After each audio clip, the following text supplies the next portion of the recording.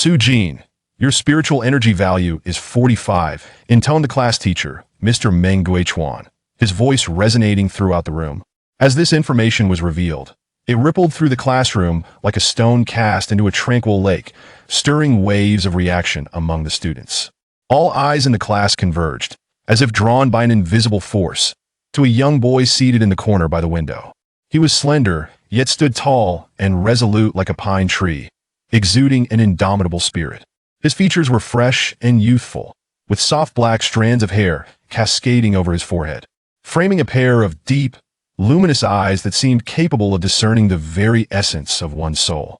In the face of his classmates' scrutiny, Su-jin's gaze remained as tranquil as a still pond, undisturbed by the commotion around him.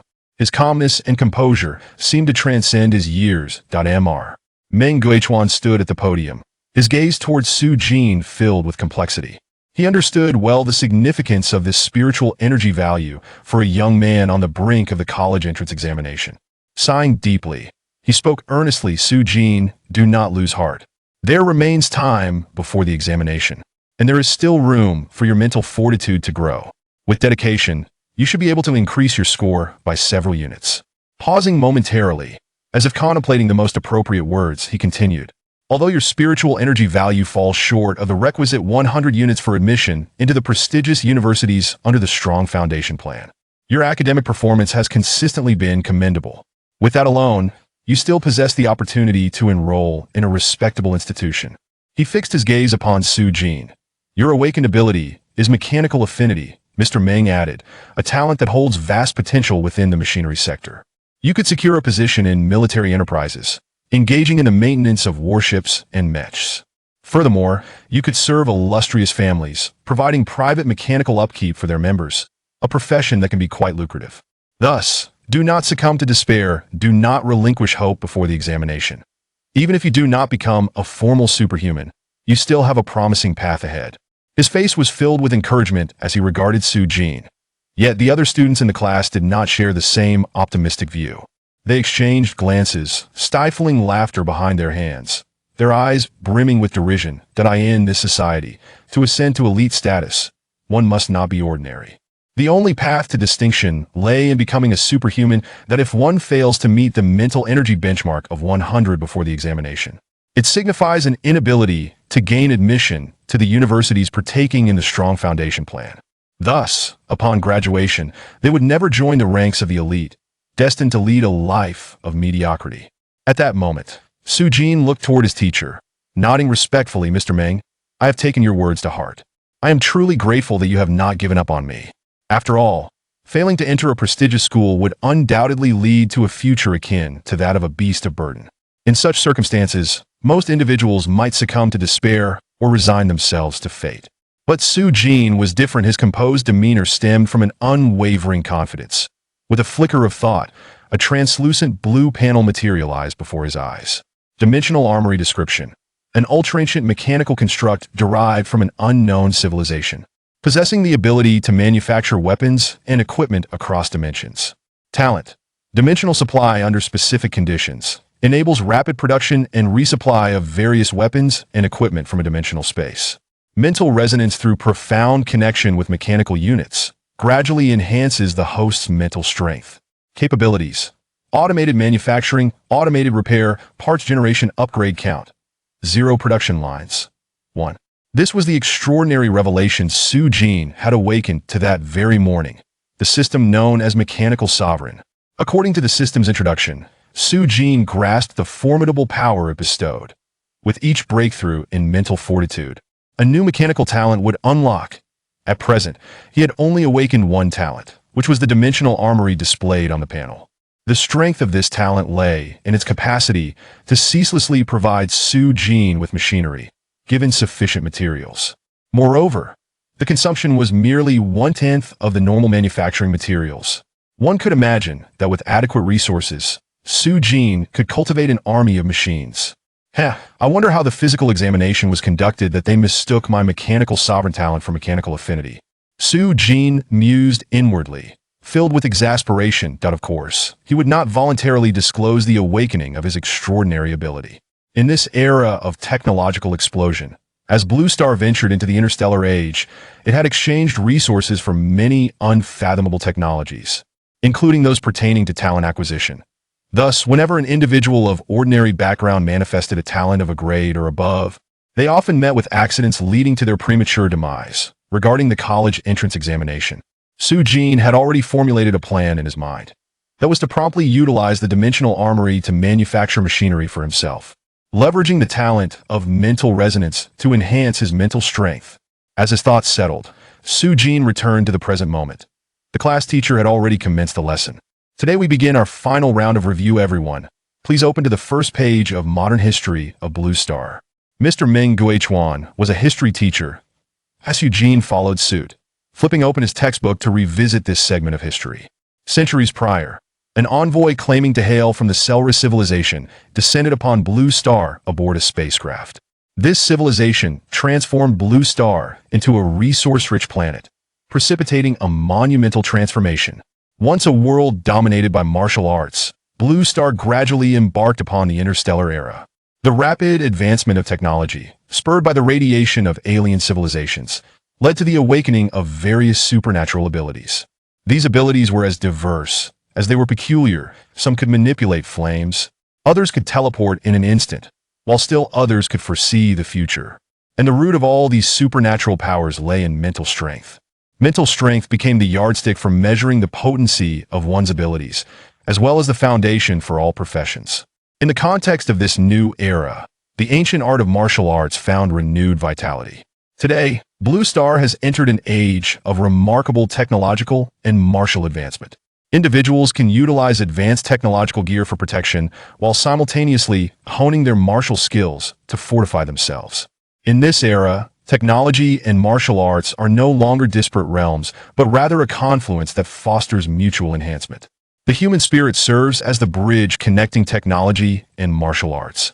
Spiritual energy, measured in units known as Jingyuan, serves as the metric of mental strength within the interstellar realm. According to the standards of mental energy assessment brought forth by the Selra civilization, an ordinary adult, untrained and devoid of awakened abilities, possesses a spiritual energy value of 10. However, through scientific training, individuals who achieve a spiritual energy value of 100 are classified as formal superhumans, their capabilities distinguished by their innate gifts and physical constitution. Chapter 2. The Mechanical Enthusiasts Club. Official superpowered individuals possessing a moderate mastery of martial arts are capable of shattering walls with a single kick.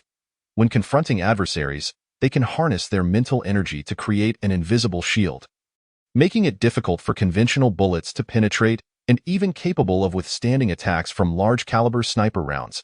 However, when faced with high-explosive, armor-piercing projectiles, their defenses appear rather inadequate. Such high-tech weaponry, with its formidable penetrating power and explosive force, can easily breach the defenses of official superpowered individuals, inflicting fatal damage upon them. Nonetheless, this is already quite impressive, granting them entry into the ranks of the extraordinary.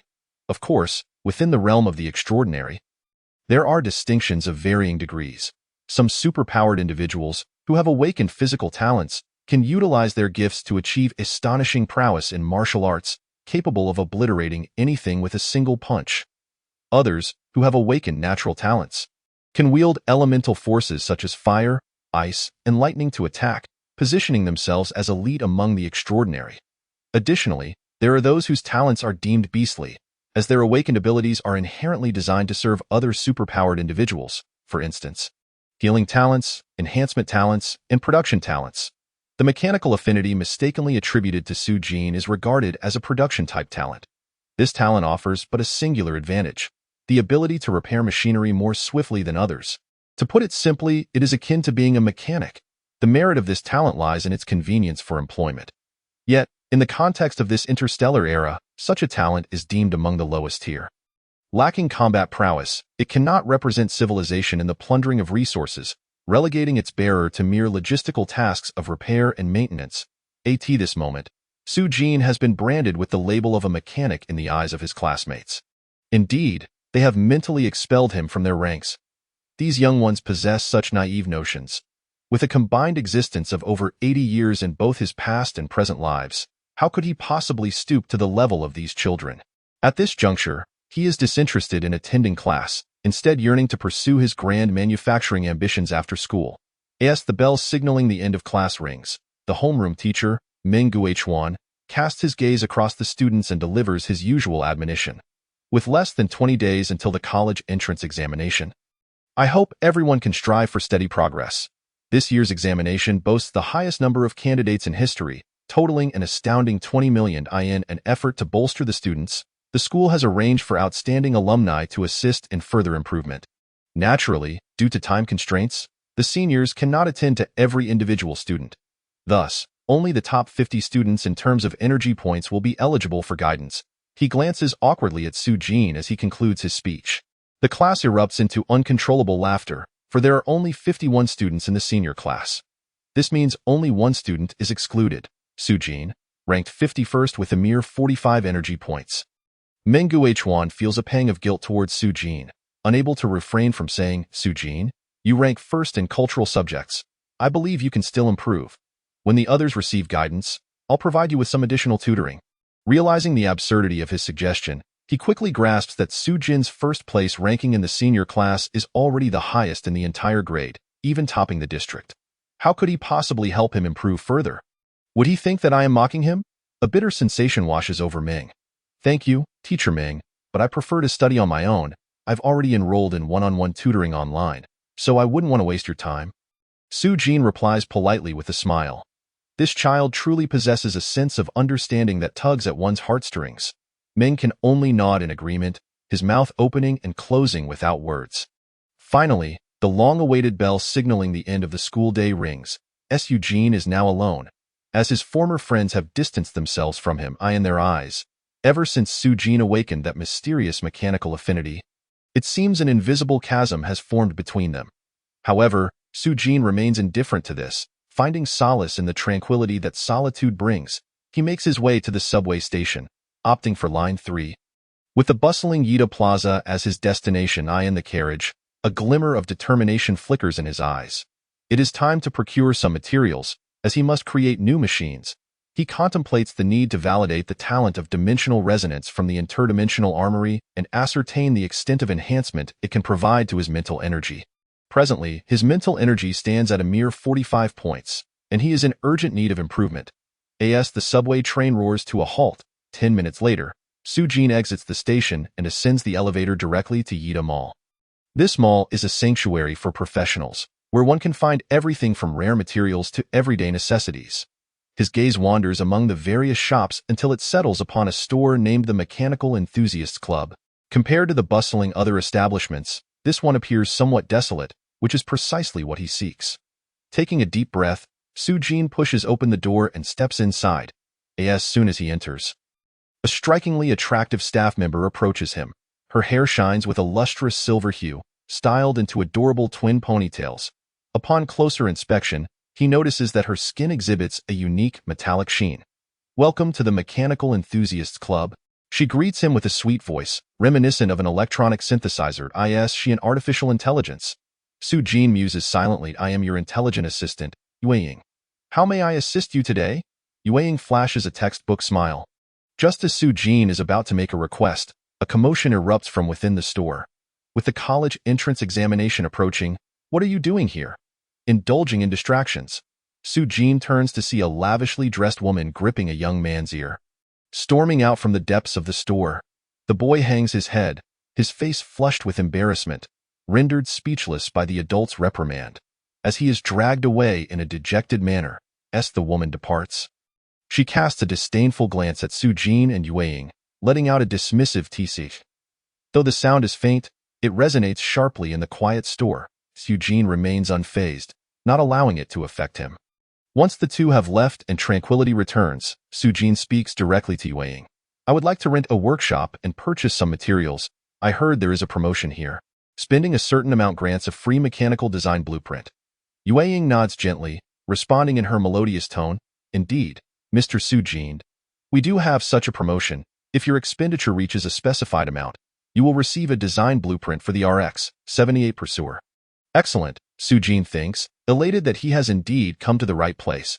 He had encountered discussions about the RX-78 Pursuer on numerous mechanical forums. The RX-78 Pursuer is a basic combat robot, and a design blueprint is worth at least 10,000 credits. Alright, based on that expenditure, please provide me with the materials to create the RX-78. Eugene remains composed, not even inquiring about the required spending amount. Chapter 3. RX-78 Pursuer. Please proceed to workshop number 9 and provide me with your identification for registration. Your design blueprint and materials will be delivered shortly, Yueying instructs, leading the way. Workshop number 9 is adorned with a modern industrial aesthetic, exuding a sense of professional order. Upon entering the studio, the first thing that catches the eye is a spacious metallic workbench, meticulously arranged with an array of professional tools, ranging from delicate screwdrivers to electric saws. In the center of the workshop sits a metallic sofa, accompanied by a simple yet functional coffee table, which holds several professional mechanical design books and magazines. After ushering Su-jin into the workshop, he hands his identification to Yueying. After she registers it, she brews him a cup of tea and gently closes the door behind her as she exits. Being a mechanic is an expensive pursuit. Not only does one need funds for materials, but mechanical design blueprints come at a price as well. Fortunately, thanks to the store's promotion, he can achieve two objectives at once, solving both the blueprint and materials issues. Su-jin gazes contemplatively at the tea leaves floating in his cup, his thoughts drifting away. 5 minutes later, a gentle knock at the door interrupts his reverie. Yueying enters, pushing a tall container. Mr. Su, here are the design blueprint and materials you requested. She places the items before him with a smile. Eugene nods appreciatively. Thank you. Wishing you a pleasant crafting experience, Yueying replies with a smile before turning to leave. Once the door clicks shut behind her, Su-jin glances at the charging display above the door. 100,000 federal credits. What on earth? Su-jin's eyelids twitch. He could never have anticipated that the minimum expenditure to receive the RX-78 Pursuer design blueprint would be a staggering 100,000. Good grief, I am merely a student. His heart races at the thought. The inheritance from his parents amounts to just 100,000. How could I squander it all so quickly? A little more and I'd have to sell the house. I wonder if this store offers educational discounts, Su-jin mutters to himself. After calming his nerves, he begins to gather his tools and opens the container filled with materials and blueprints. Eugene meticulously extracted the materials required for the construction of the RX-78 Pursuer from the towering shipping container. He first pulled out a substantial sheet of silvery titanium alloy, the fundamental component for crafting the mechanical skeleton. Next, he retrieved a bundle of fine wires and electronic components, destined to serve as the neural network of the machine. Following this, he collected an assortment of screws, nuts, and connectors of various sizes. Although these small items appeared inconsequential, they were, in fact, pivotal to ensuring the stability and functionality of the overall machine. Additionally, a set of high-precision sensors and thrusters was included. Finally, Su-jin extracted a detailed blueprint adorned with a blue background, meticulously noting the dimensions, positions, and connections of each component. This would serve as the blueprint for his forthcoming creation of the RX-78 Pursuer. Accompanied by a warning against unauthorized disclosure, without further hesitation, he resolved to commence his task. With unwavering determination in his gaze, Su-jin swiftly proceeded to assess his surroundings using his mental acuity. He employed black tape to cover all the cameras within the room, ensuring that his operations remained confidential. Upon completing this, he exhaled deeply. Subsequently, he stepped towards the valuable materials, slowly extending his right hand, palm upwards and gently resting it upon the mound of components resembling a small hill. The moment his palm made contact with the materials, a surge of thought coursed through him, and a profound black hole materialized before his eyes. This abyss spun eerily, as if it were a portal to another mysterious realm, its edges flickering with electrical currents. This was his unique ability, the gateway to the interdimensional factory. With the activation of Su-jin's power, a formidable pulling force emanated from the black hole. The materials on the ground seemed to be drawn by an invisible hand, swiftly vanishing into the void. This process occurred with astonishing rapidity, as if merely blinking would make all the materials disappear without a trace. Soon after, the sound of chains clanking resonated from within the black hole, growing louder as something gradually emerged from its depths. Su-jin's gaze remained fixed on the black hole, his heartbeat quickening in anticipation. At last, a diminutive and endearing robot emerged from the void, its large mechanical eyes brimming with curiosity, reminiscent of a child. The robot's design closely resembled a shoebox, evoking a sense of both peculiarity and charm. This was the RX-78 Pursuer. Its tracked mobility, while not swift, was decidedly stable. How adorable this Pursuer is! Could it truly be an attack robot? Su Jin's eyelids fluttered with skepticism. He found himself questioning whether it possessed the power showcased in the evaluation videos. Yet, the doubts in his heart were easily assuaged. The room was equipped with specialized testing apparatus. Su Jin advanced to the opposite side of the room, where a series of targets of various shapes and some intricate measuring instruments were arranged. He glanced back at the RX-78, and with a mere thought, the robot obediently followed him like a loyal pup. He approached a specially designed metallic target capable of precisely measuring and recording the force, speed, and accuracy of attacks. Eugene commanded with his mental prowess, prompting the Pursuer to enter combat mode, its eyes glimmering with cold light. RX-78 attacked the target.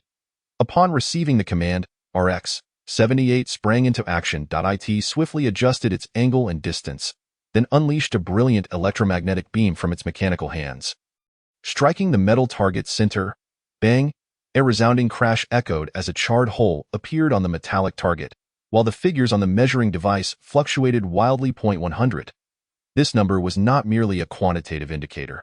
It represented the Pursuer's attack, achieving the power equivalent to a full-force strike from a bona fide superhuman. Su Jin gazed at the test results, astonished. Such data could only be produced by the most superior quality Pursuers. The literature states that the quality of mechanical creations is classified into 4 tiers: lower, middle, upper, and top tier. Although these mechanical entities may appear identical at first glance, the disparity in quality directly results in significant differences in their actual attack power, defensive capabilities, and speed. The distinctions among the 4 tiers are considerable, with top-tier products boasting twice the power of lower-tier ones. Was this merely coincidence, or were the products of the interdimensional factory all top-tier? With a quality control rate of 100%, Su Jin pondered, stroking his chin in contemplation. To validate his hypothesis, he resolved to continue issuing production commands to the interdimensional factory. After all, the 100,000 units of materials at his disposal were theoretically sufficient to manufacture 10 Pursuers. However, due to the unique nature of the interdimensional factory, he could potentially produce as many as 100 Pursuers. This was a theoretical yield tenfold that of expectations. Chapter 4. Mental Resonance, A Path to Prosperity. Time swiftly passed in a mere 5 minutes. In this modest 50-square-meter studio number 9, the adorable yet slightly clumsy RX-78 Pursuers stood in neat rows. Each one appeared compact yet formidable, impossible to overlook. With each new Pursuer that emerged from the black hole, Su Jin immediately took control and utilized professional instruments to assess their performance metrics. He remained intensely focused, his gaze fixated on the values displayed on the testing apparatus. 100, 100, 100. All of them ranked as top tier. Just as the 50th Pursuer completed its evaluation, Su Jin suddenly felt a sharp pain in his head, as if struck by a heavy hammer. Almost immediately, a blue notification box appeared before his eyes. Due to your mental resonance with the mechanical units, your mental power has increased by 10 essence points. This unexpected change left Su Jin momentarily stunned, yet a more intense sensation soon washed over him. He felt as if a hidden corner of his brain had been abruptly breached by a powerful force, causing the previously tranquil ocean of his consciousness to surge violently. Although this influx of mental energy was modest, it delivered an unprecedented shock to Su Jin.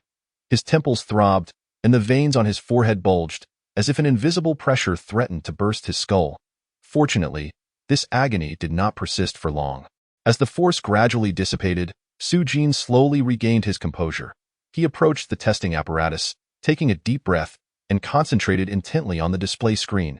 As the machine emitted a low, resonant hum, the screen suddenly revealed the number 55. The talent for mental resonance is indeed real. Su Jin's heart surged with joy. He recognized that the precision of this testing apparatus was impeccable, and the changes within his body could not be deceived. He could distinctly perceive that his perceptive abilities had significantly improved.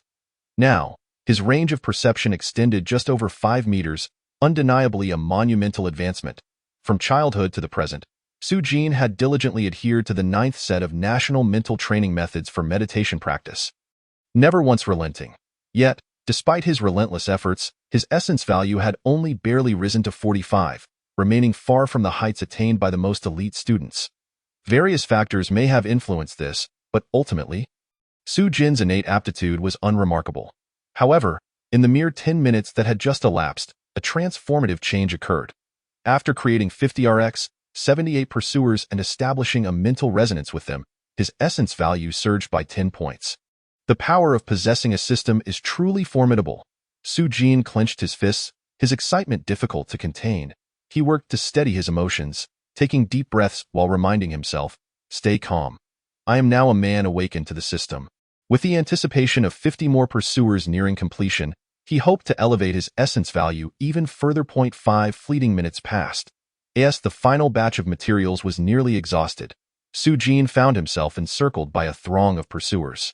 He sat on the ground, his eyes tightly closed, beads of sweat rolling down his forehead like pearls, his body trembling slightly, as if enduring an indescribable torment. Suddenly, Su Jin opened his eyes wide, a spark of electricity flashing within them.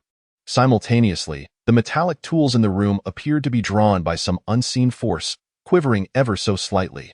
Though outwardly he remained the same Su Jin, his inner world had undergone a seismic shift. 65 essence points.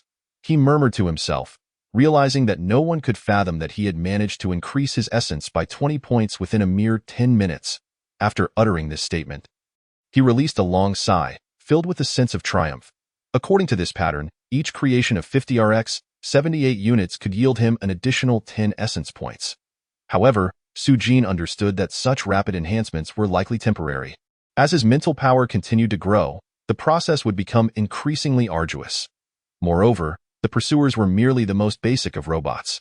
As he continued to strengthen, these machines would struggle to keep pace with his growth, diminishing the mental resonance effects they could provide. With the impending examination, I must elevate my essence value to 100 before the test, Su Jin murmured, a glimmer of determination evident in his expression.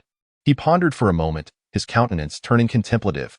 Achieving this goal, though seemingly straightforward in theory, was a daunting challenge in practice. Relying solely on his efforts for improvement would be akin to chasing a dream. The first path that came to mind was to manufacture pursuers at an accelerated rate or to purchase expensive gene modification serums. However, the success rate of gene modification serums was not guaranteed, and he was currently penniless.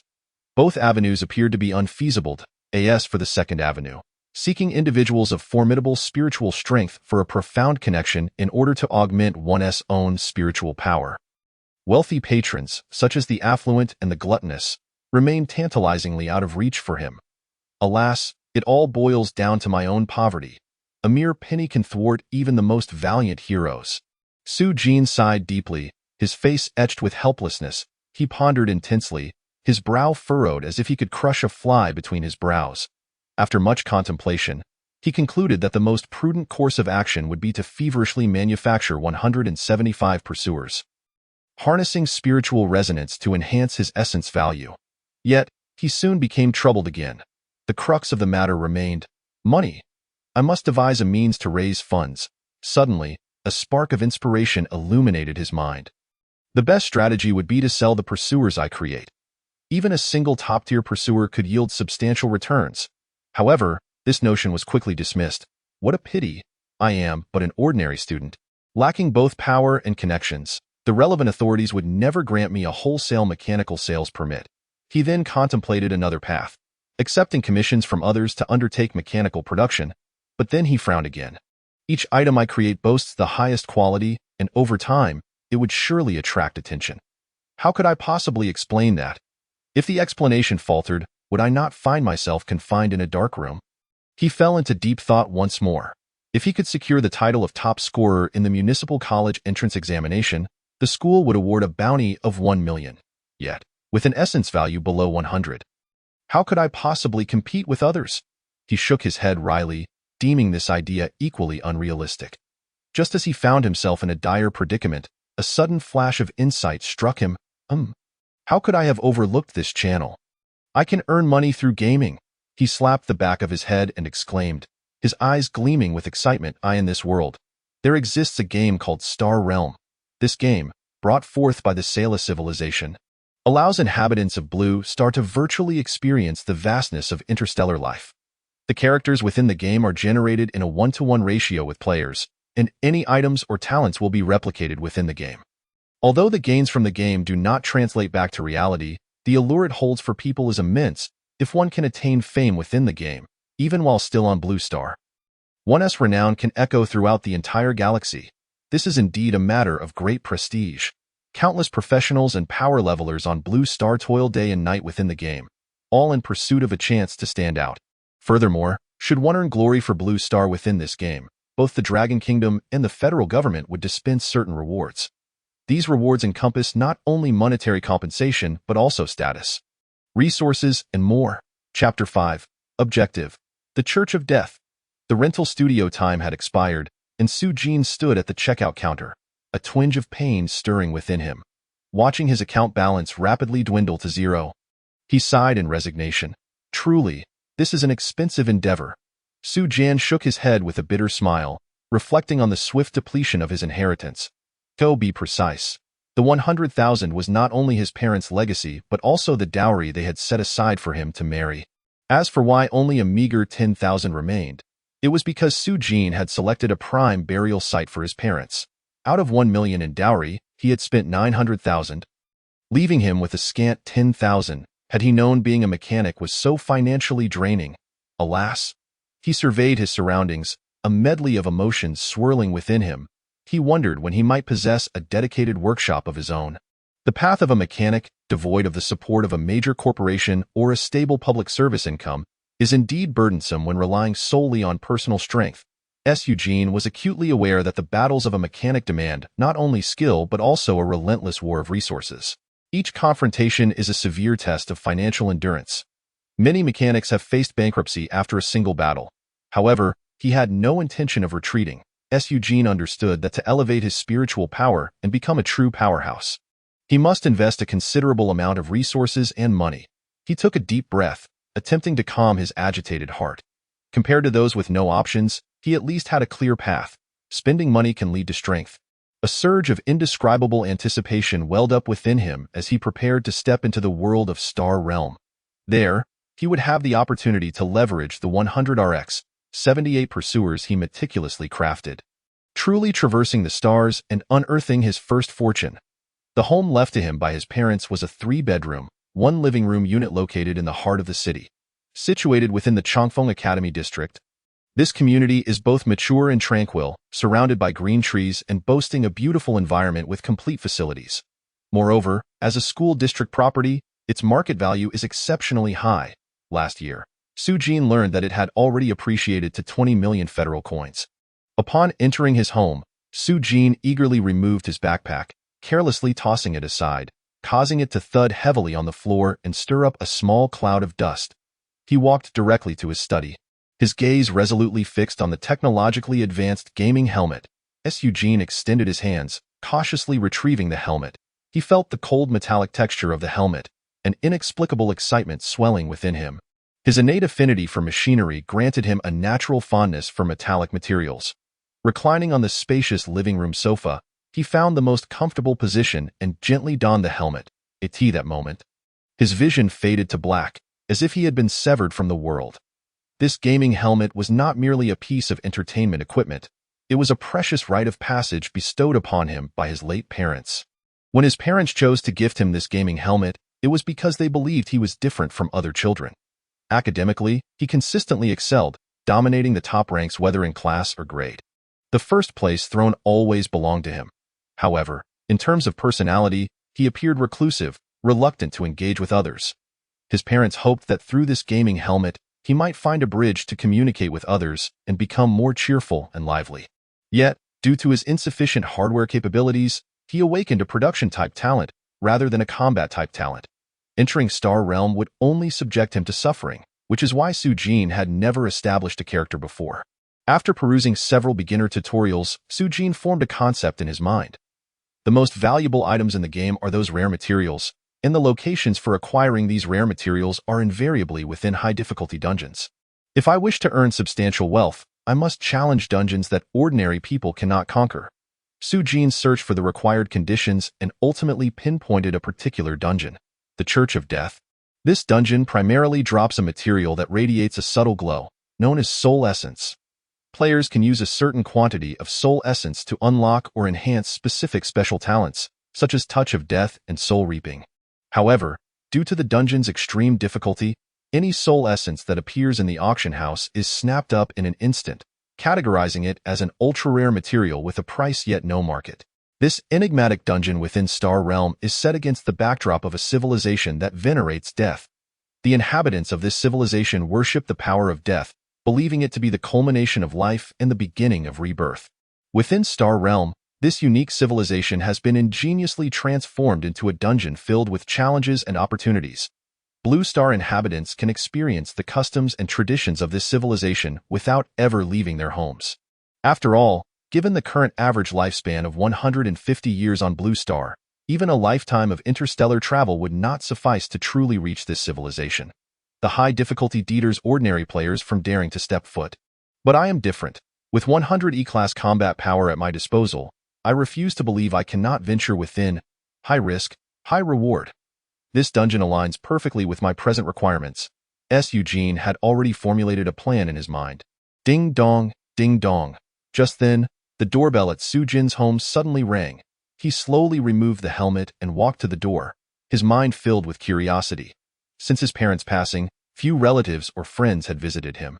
Today, he wondered who had taken it upon themselves to show kindness to this solitary soul. Upon opening the door, Sujin focused his gaze and beheld a burly middle-aged man standing at the threshold. Resembling a mountain peak, his broad shoulders and robust physique hinted at well-defined muscle contours beneath his overcoat. His face was resolute and profound, exuding an air of authority and decisiveness.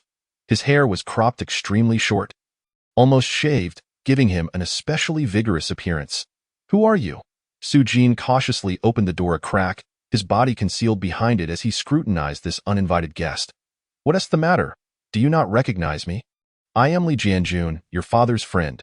We met at the funeral." The middle-aged man spoke with a deep and powerful voice, smiling. "You are Uncle Li?" Sujin furrowed his brow, recalling that indeed there was such a person. However, their encounters were few and far between. He knew little about this Uncle Li, only that he was the captain of the law enforcement team in the capital. "Will you not invite me in?" Li Jianjun inquired, observing Sujin's contemplation. "Please, come in." Sujin snapped back to reality, opening the door wider to allow him entry. He went to fetch slippers from the shoe cabinet. When he lifted his gaze again, he discovered that Li Jianjun was not alone. Beside him stood a young girl. The girl was petite and delicate, likely obscured by Li Jianjun's imposing frame moments ago. She appeared to be of similar age to him, with skin as fair as jade and eyes as clear as water, radiating a lively energy. Dressed in a pink dress, she had a finely crafted belt cinched at her waist, perfectly accentuating her figure. Her long hair flowed smoothly like silk, cascading gently over her shoulders. "Eugene. This is my daughter, Li Tingting." Li Jianjun introduced himself. "Hello." Eugene politely greeted him and turned to retrieve a pair of women's slippers from the shoe cabinet. However, she disregarded Sujin. Instead, looking up and surveying the house, Eugene furrowed his brow, wondering if Li Uncle's daughter had some hearing impairment. Chapter 6. The Unexpected Proposal. "Ting Ting, quickly greet our guests, lest they think you lack manners." Li Jianjun admonished his daughter, his brow slightly furrowed and his tone tinged with authority. Startled by her father's words, Li Tingting snapped back to reality and half-heartedly said, "Hello." Yet, her gaze remained unfocused, as if Sujin were not the center of her attention. Nevertheless, Sujin noticed a glimmer of satisfaction in her eyes. Has she taken a liking to our home decor?" Sensing this subtle disregard, a flicker of displeasure washed over Sujin. Regardless, he maintained his decorum and warmth. "Li Uncle, you've traveled a long way. Please, have a seat. I will brew you a nice cup of tea." He turned and walked towards the kitchen, meticulously preparing 2 fragrant cups of tea before bringing them to the living room. "Please enjoy." Eugene smiled as he handed the cups to Li Jianjun and Li Tingting. The three of them sat around the sofa, the atmosphere feeling somewhat awkward. Eugene observed Li Jianjun across from him, his curiosity intensifying. It was already surprising that he had come alone. Why had he brought his daughter along? There must be something more to this visit. "Li Uncle, is there a particular reason for your visit today?" Sujin cautiously inquired, keenly observing Li Jianjun's response. After a moment of contemplation, Li Jianjun fixed his gaze on Su Jin and replied, "We came primarily to see how you have been. After all, your father and I have been friends for many years." Pausing, he continued, "There's also a matter I wish to confirm. Did your parents ever mention the engagement between you and my daughter Tingting while they were alive?" Su Jin was taken aback, an unexplainable tension rising within him. Could this be the legendary start of an unexpected proposal? He silently chuckled to himself, realizing he truly was destined to be the protagonist. No wonder he had awakened the mechanical sovereign ability. Reflexively, Su Jin almost blurted out a dramatic line, but he had no desire to enact such a cliché scenario in reality. It seems, Su Jin stammered. Attempting to buy time, he felt too bashful to utter such juvenile and passionate lines in front of them. Li Jianjun noticed Su Jin's distraction and hesitation and cleared his throat, reminding him, "Su Jin, think carefully about whether this matter is true." Regaining his composure, Su Jin took a deep breath and shook his head firmly. "No, not at all. Why parents never mentioned such a thing." He decided to outright deny the existence of any engagement to avoid any awkwardness for both parties. Li Jianjun frowned slightly, as if taken aback by this answer. Meanwhile, Li Tingting wore a face of indifference, as if this matter had nothing to do with her. The atmosphere in the living room suddenly grew tense and peculiar. "Really?" Li Jianjun raised an eyebrow, seemingly surprised by this response. After pondering for a moment, he slowly said, "Since it was never mentioned, I shall officially inform you now. After you and Tingting graduate from university, I hope you can marry soon." Su Jin was stunned, staring at Li Jianjun in disbelief. "Huh? You didn't come here to break off the engagement?" His words were laced with incredulity. Initially, he had thought Li Jianjun was here to annul the engagement, only to find out he was actually urging for a marriage. "Humph!" Li Jianjun snorted, an undeniable authority emanating from him. "Do you take me, Li Jianjun, for someone who goes back on his word? My bond with your father was akin to that of brothers. How could a friend act with such treachery as to annul a marriage? I, Old Li, have always acted with integrity. The notion of breaking an engagement is utterly foreign to me. Li uncle, please don't misunderstand. That wasn't my intention." Su Jin forced a smile, trying to quell Li Jianjun's rising anger. He hadn't anticipated this elder's temperament to be so fiery, like a firecracker ready to explode. Li Jianjun, with wide eyes, stated solemnly, "Your father and I shared a life-and-death friendship. We had long arranged this union for you two. Now that I see you both have grown, I naturally wish to facilitate this match." Su Jin felt a tightening in his chest, overwhelmed by the suddenness of it all. This was too unexpected. He was utterly unprepared. He inwardly lamented that his funds for the dowry had already been squandered. "What do you mean unprepared? Once you reach the appropriate age, it's time to marry." Li Jianjun frowned at Su Jin's hesitation. Displeased, Su Jin's face contorted in discomfort as he stammered, I'm currently on my own. It's just that."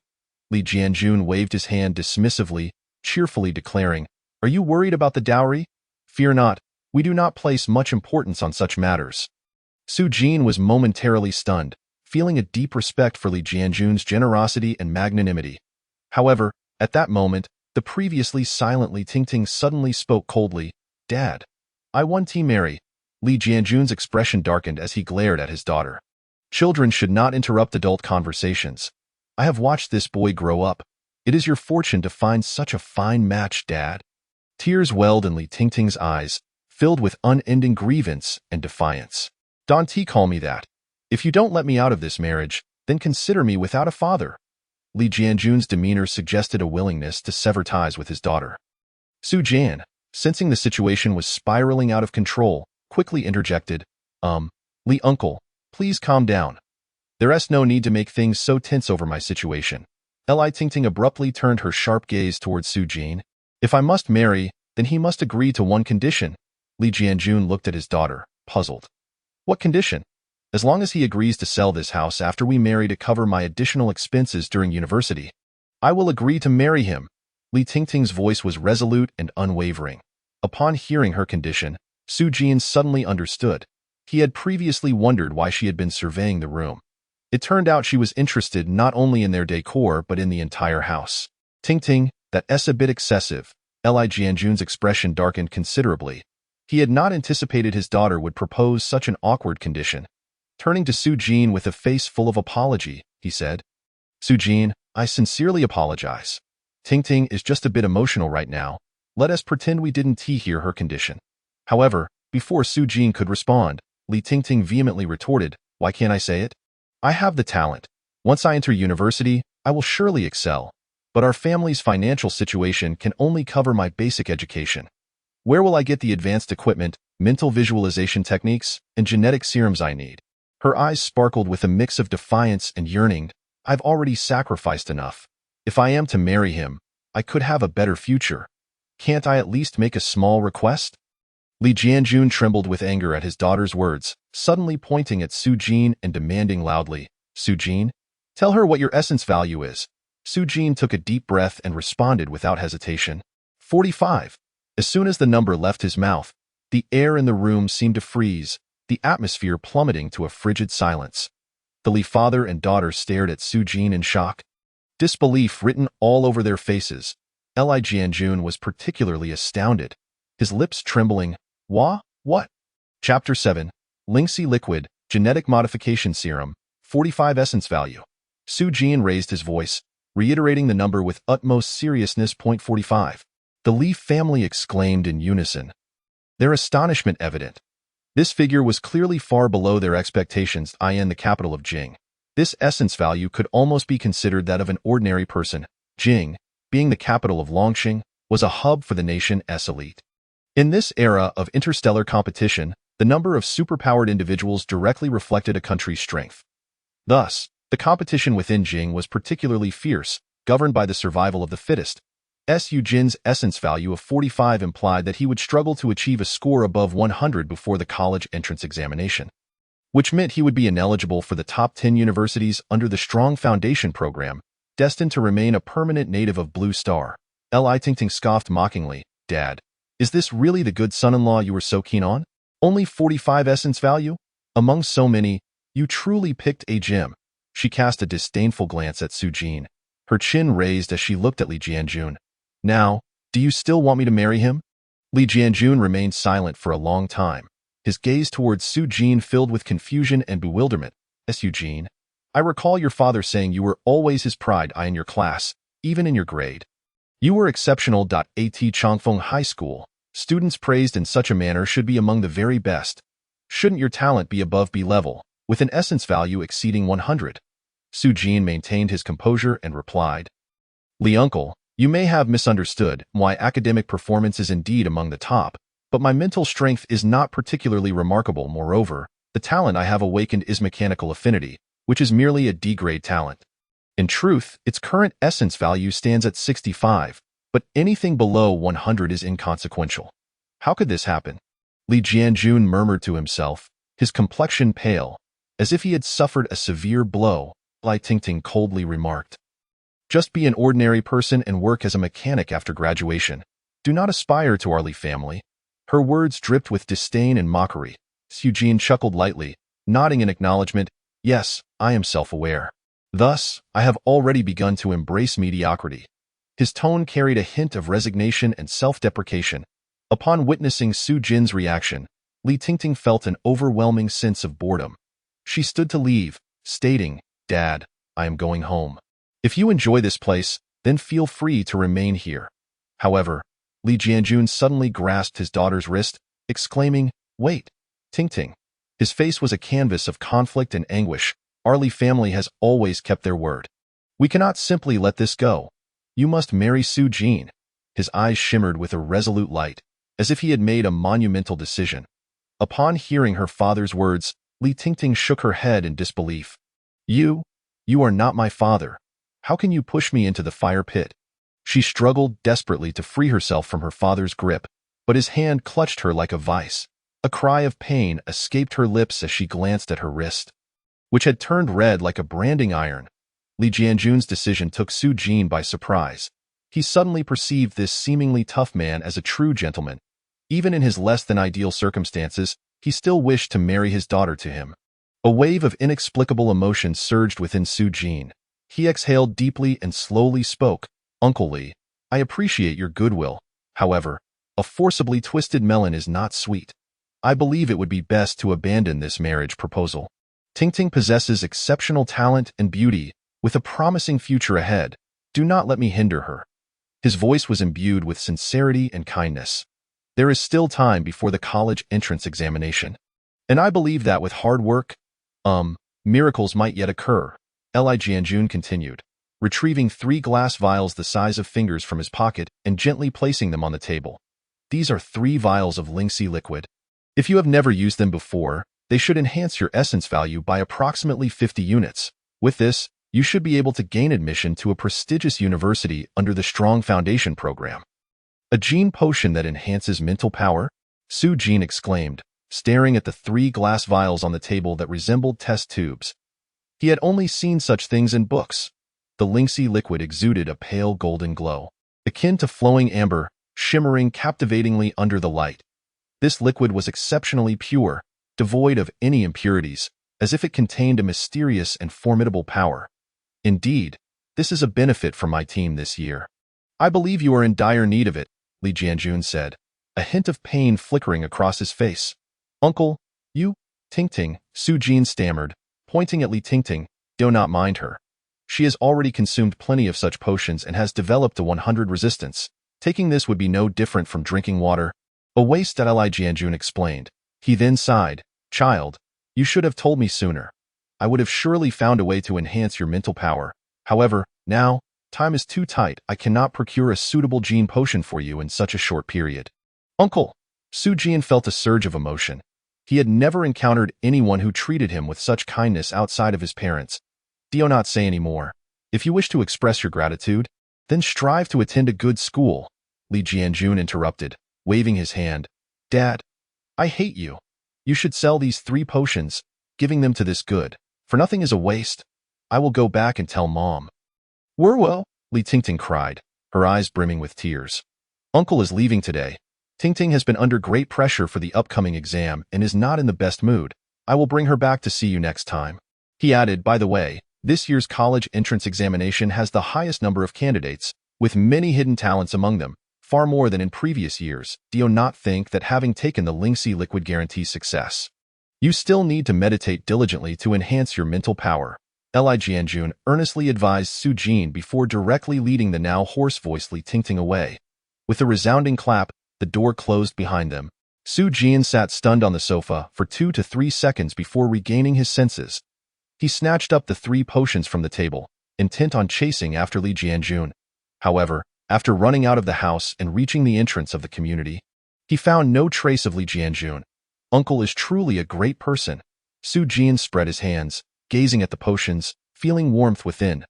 These items were beyond the reach of an average family. With a market price of at least 300,000 each, Li Jianjun had given him 3, essentially gifting him 900,000. Could this be my betrothal gift? A ludicrous thought suddenly sprang into Su Jin's mind. He understood that consuming these 3 potions would not guarantee a complete breakthrough to 100 in mental power, as everyone's physique was different, and there was always a possibility of failure with gene potions, unless they were custom-made.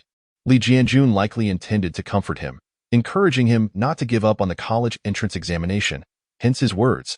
Chapter 8, A Gathering of Talents. When it comes to enhancing mental power, selling these 3 precious potions and creating pursuit seekers to generate mental resonance seemed a more profitable choice. Su Jin pondered inwardly, a glimmer of cunning flashing in his eyes, upon returning home. He walked straight into his study, gently placing the slender glass vials that resembled test tubes on his tidy desk. The pale golden liquid shimmered under the light, resembling flowing amber, emanating an alluring sheen. However, as this thought began to take root in his mind, Su Jin swiftly quashed it.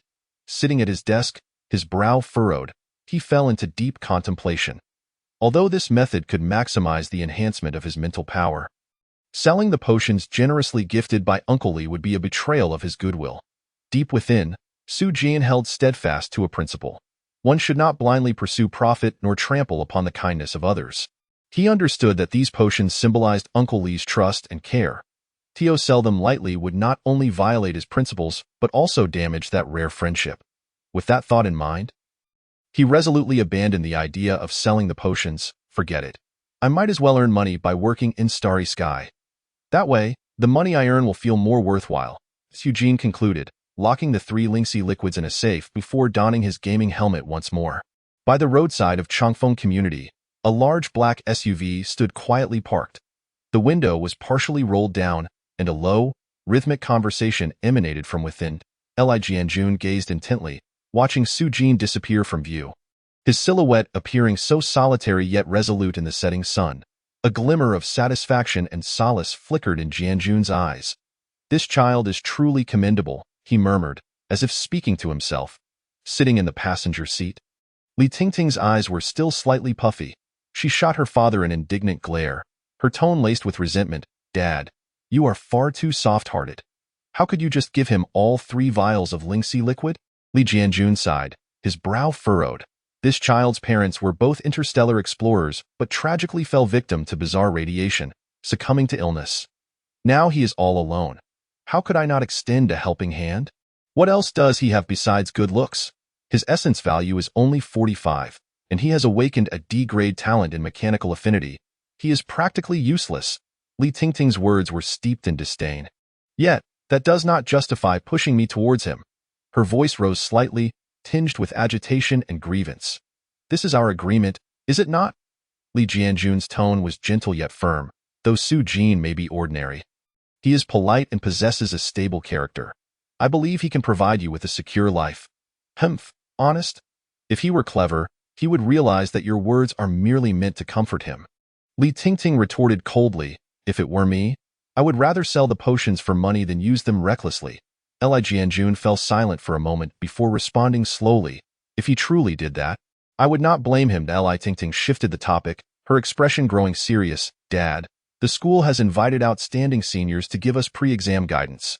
You must prepare a decent gift for me, as I do not want to lose face in front of my classmates." "Does your Qiyang High School also invite exemplary graduates back?" Li Jianjun inquired thoughtfully. "Not only us. All 8 of the top high schools in the capital do this," Li Tingting explained. "Rest assured, Dad will prepare a gift that will satisfy you," Li Jianjun promised, patting his chest. "By the way, I heard that the last year's city champion from your Qiyang High School, Chun Feiyang, will also be returning." Li Jianjun suddenly recalled something. He possesses an A-grade talent and had an essence value of 170 during the college entrance examination. If you get a chance to meet him, make sure to seek his advice. "Got it, Dad," Li Tingting replied emphatically, a hint of unusual excitement flashing in her eyes. "He possesses handsome features, remarkable abilities, and hails from a prominent financial dynasty. Naturally, I shall seek his guidance earnestly," she murmured softly, her voice barely audible to herself. What did you say?" Li Jianjun seemed to sense his daughter's unusual demeanor. "Oh, it's nothing. I merely mentioned that our training location has been set in the Death Church dungeon of the Interstellar game." Li Tingting quickly shifted the topic. "Interstellar? That exceedingly difficult dungeon?"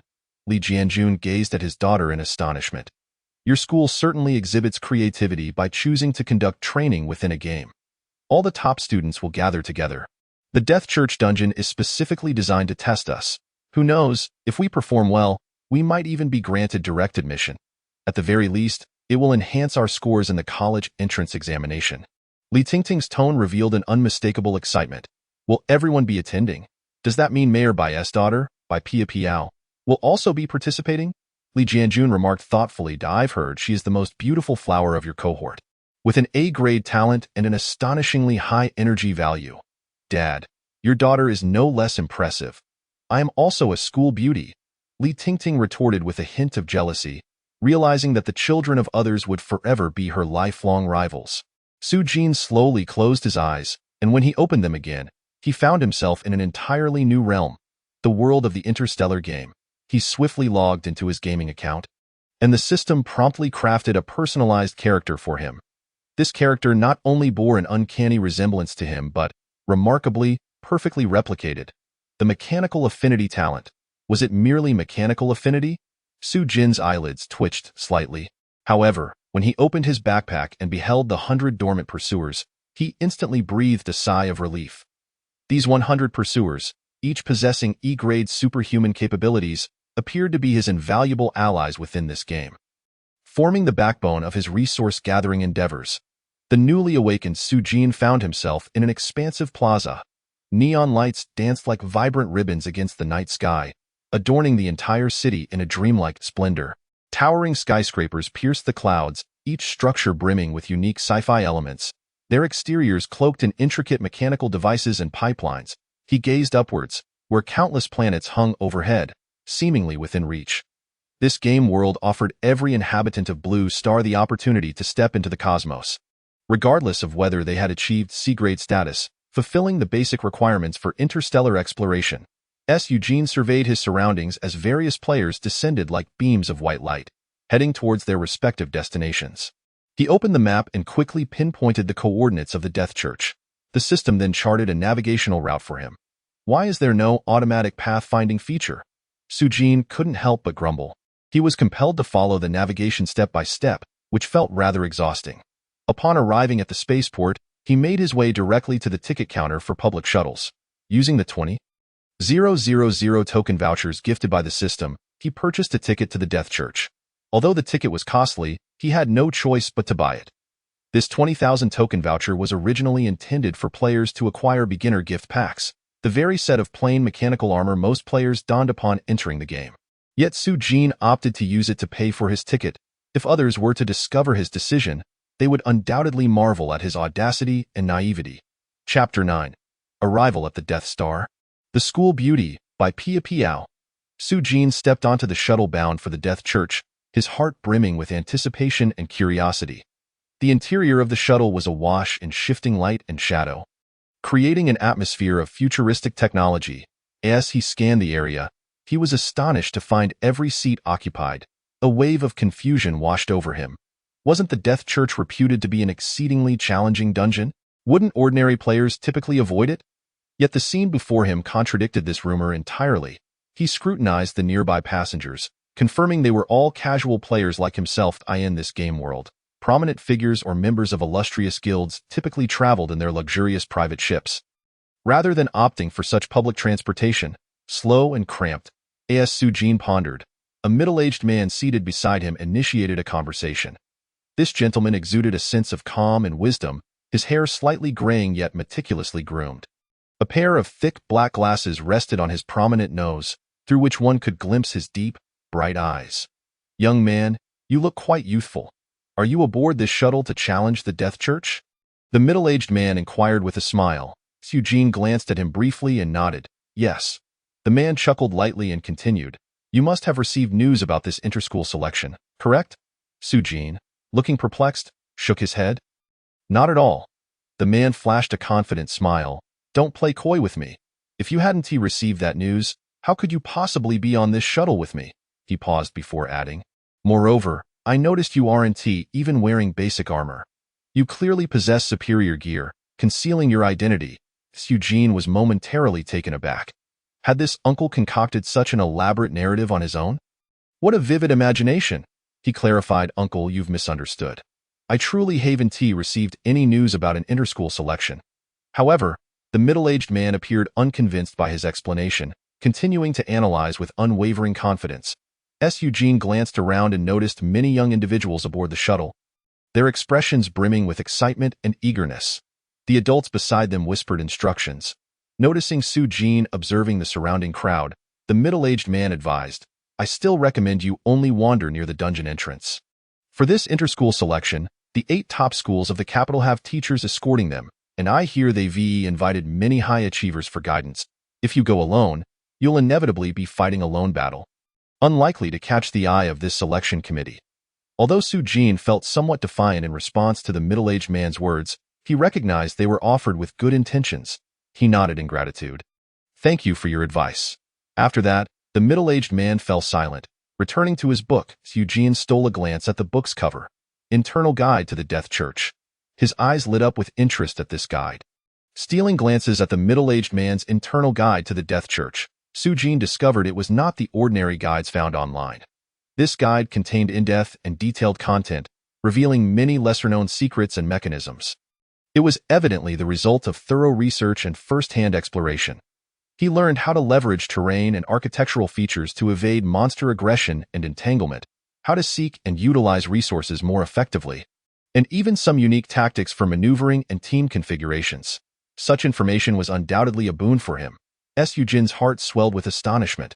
What manner of person was this middle-aged man, to share a public shuttle with him? He couldn't afford to lose focus, sitting up straight and discreetly observing the man's notes. Wherever the man turned, Soo-jin followed suit, afraid to miss any detail. The middle-aged man had, in fact, already noticed Soo-jin's subtle actions but paid them no mind.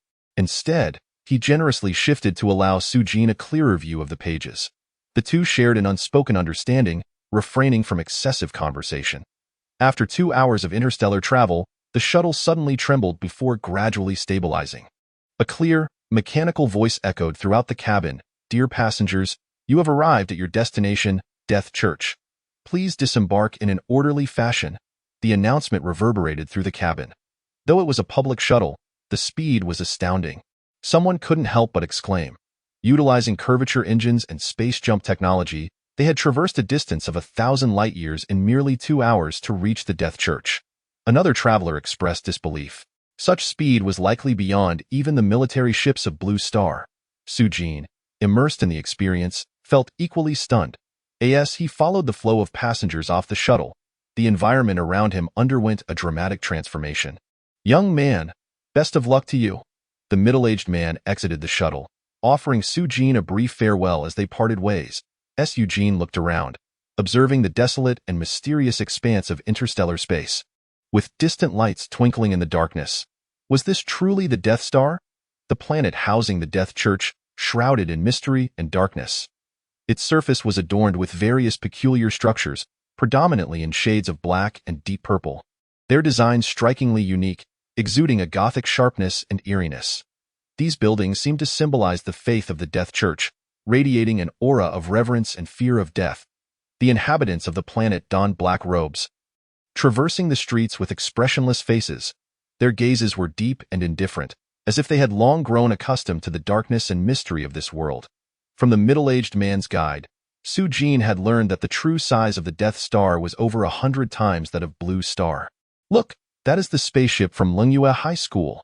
A sudden exclamation erupted amidst the crowd, akin to a droplet falling into hot oil, instantly igniting the entire scene. Soo-jin's ears caught the sound of this exclamation, and his curiosity was immediately piqued as he turned his gaze towards the source.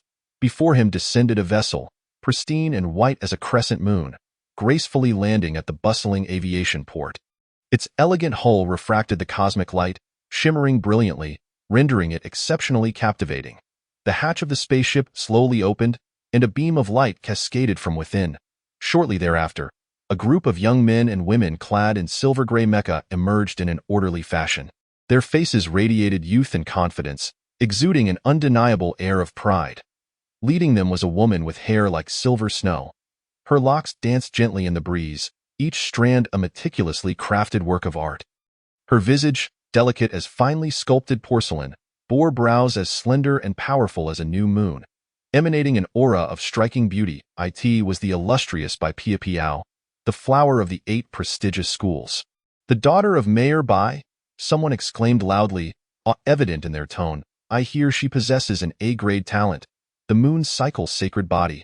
Such a rare gift." Another added, their voice laced with reverence. The crowd buzzed with conversation. Yet Bai Piao seemed to inhabit an entirely different realm, her expression consistently cool and aloof. The sunlight glinted off her silver-gray armor, which clung to her graceful form, enhancing her regal and formidable presence akin to a warrior goddess. Soo-jin gazed at her from a distance. He had heard the name Bai Piao countless times, yet had never laid eyes on her until now. Indeed, she lived up to her reputation. Her aura was powerful and distinctive, as if she were born to be the center of attention. "So, she is the renowned school beauty, Bai Piao," Soo-jin murmured, his gaze flickering with complex emotions. He sensed the barely perceptible pressure radiating from her, leading him to conclude that her essence value must far exceed 100. Chapter 10. Mecha, the Crimson Magpie. As everyone was captivated by Bai Piao's unparalleled beauty, lingering at the aviation port to admire her, Soo-jin experienced only a fleeting moment of astonishment before shifting his gaze away.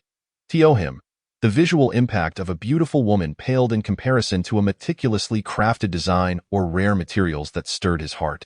Struggling to extricate himself from the throngs at the aviation port, he inhaled the fresh air outside, feeling a wave of relief wash over him. However, The street vendors and passers-by were all NPCs.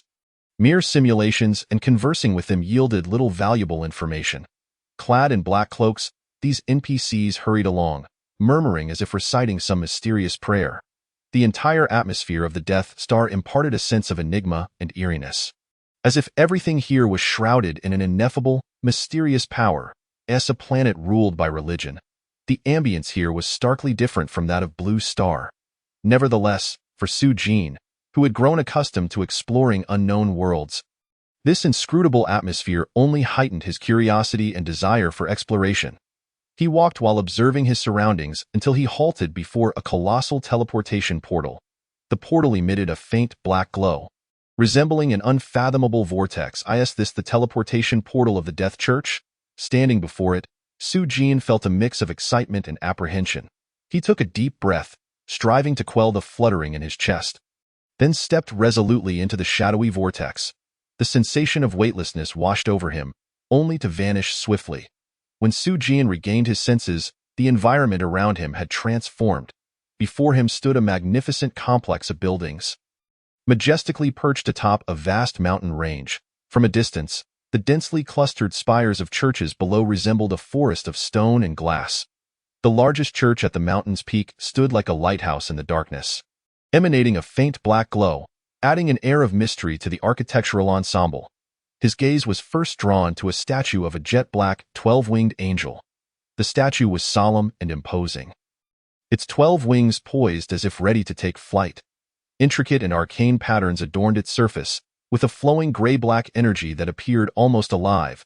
Slowly writhing, Eugene immediately discerned that this statue was not merely an artistic piece, but a mechanical puppet. The flowing gray-black energy felt distinctly different from the electromagnetic energy of Blue Star, further igniting his curiosity. As a mechanic, he yearned to conduct a deeper study of this statue. However, as he approached, the scene before him suddenly blurred, as if obscured by a mosaic. Eugene paused, then chuckled wryly, nearly forgetting that this was a game. He sighed. In reality, the Death Church might indeed possess such a secret-laden mechanical puppet statue. Yet in the game, the developers would not replicate these details in full, leaving an opportunity for players to glean secrets of the Death Star civilization. This was, undoubtedly, a disappointment for Su-Jin, who longed to explore the unknown. One day, I shall venture to the Death Star for a thorough investigation, Su-Jin silently vowed. Suddenly, a deafening sound split the sky. Su-Jin, lost in thought, was jolted by the unexpected noise and looked up sharply. A towering crimson mecha, soaring like a mythical bird from ancient legends, traced a brilliant arc across the horizon. Enveloped in crimson armor, it radiated a mysterious and regal light. The design of the mecha's head was unique, reminiscent of a phoenix's sharp beak, while its streamlined contours conveyed an aesthetic of fierce beauty. Its eyes glimmered like blazing flames. The mecha propelled fiery particles from its rear, trailing a comet-like brilliance. Growing larger as it approached, it swept past Su-Jin's head like a bolt of lightning, leaving a long red afterimage in the sky before vanishing into the distant black glow atop the mountain. Mecha? Su-Jin exclaimed, his eyes sparkling with unmistakable shock and excitement. His heart raced, and his blood seemed to boil. The interstellar warriors he had only glimpsed in anime during his past life now existed in this world, filling him with indescribable exhilaration. C-grade superhuman, Su-Jin murmured, his eyes gleaming with determination. This realm was not beyond my reach. C-grade superhumans possess essence values exceeding 1600. They wield the fundamental forces of the universe, capable of obliterating a skyscraper with a single strike. With their individual strength, they can effortlessly confront and decimate an entire army of E-grade superhumans. Even more astonishingly, they traverse the cosmos without any equipment. What Su-Jin yearned for most was the opportunity to become a mecha warrior upon reaching the C-grade superhuman level, to command those world-destroying mechas and showcase unparalleled power. In that moment, his aspirations solidified even further.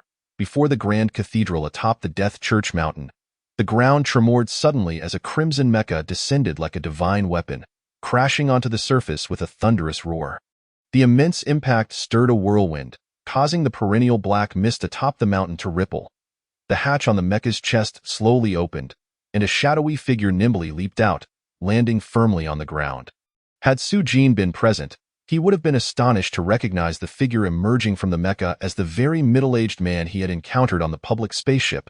As the mecha pilot appeared, 8 individuals swiftly surrounded him. They were the principals of the 8 major schools in the capital, each a D-grade superhuman. They regarded the middle-aged man before them with expressions filled with respect. Mr. Zhao, they greeted in unison, their tones imbued with reverence. Stealing glances at the crimson mecha behind Zhao Wenyuan, they marveled inwardly, so this is the legendary Crimson Magpie? Zhao Wenyuan's famed mecha truly lives up to its reputation. The crowd silently praised, envy evident in their expressions. Zhao Wenyuan smiled lightly and addressed them, "Thank you for your patience." His tone, though calm, carried an undeniable authority. The principal of Changfeng High School, Shu Junzhong, stepped forward respectfully. Replying, "Mr. Zhao, we just arrived as well." He looked up at Zhao Wenyuan, awaiting further instructions.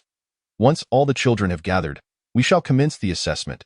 Zhao Wenyuan continued, "My purpose here is to select outstanding talents for the Federation. On my way here, I noticed many children not on the list have also arrived. We cannot let them come in vain. They deserve a fair opportunity to compete." As he spoke, Zhao Wenyuan's gaze swept over the principals, and he said slowly, "Therefore, esteemed principals, please lift the barriers surrounding the dungeon." His tone remained measured, yet it conveyed an authority that brooked no refusal. Those Shu Junzhong and the other principals felt reluctant. They had no choice but to acquiesce to Zhao Wenyuan's commanding presence. "Yes, Mr. Zhao." As their words fell, the atmosphere around them instantly became tense. Everyone was acutely aware that allowing too many outsiders to enter might lead to numerous unforeseen complications regarding the internal assessment they had publicly announced. Chapter 11. The First Battle, Death Cultists. Su Jin ventured deeper into the surroundings. Along the way, he learned from the conversations of others that the area controlled by the Death Church had been designated as an examination ground by the 8 major universities. This led him to associate the special training announced by his homeroom teacher with the current timing. Thus, he deduced that his classmates would also arrive at this location to receive guidance from those outstanding graduates. Out of the 51 students in his class, he alone was excluded. To be precise, he was now an illegal intruder in this territory. However, for Su Jin at this moment, nothing was more significant than money. He had come here solely to collect the essence of souls for profit. After a short while, Su Jin halted at a crossroad. His demeanor suddenly became taut, his gaze sharpening as he vigilantly surveyed his surroundings. Creak! Suddenly, from the right side of the street, a seemingly ordinary residential door slowly creaked open, and a towering monster clad in heavy armor, bearing a massive black cross upon its back, emerged. Its head was shrouded in a thick hood, allowing only a glimpse of its eyes, which were filled with the essence of slaughter and coldness. The eyes flickered with a ghostly blue light in the darkness, resembling 2 burning flames. Death Cultist. Level E, Essence Value 125.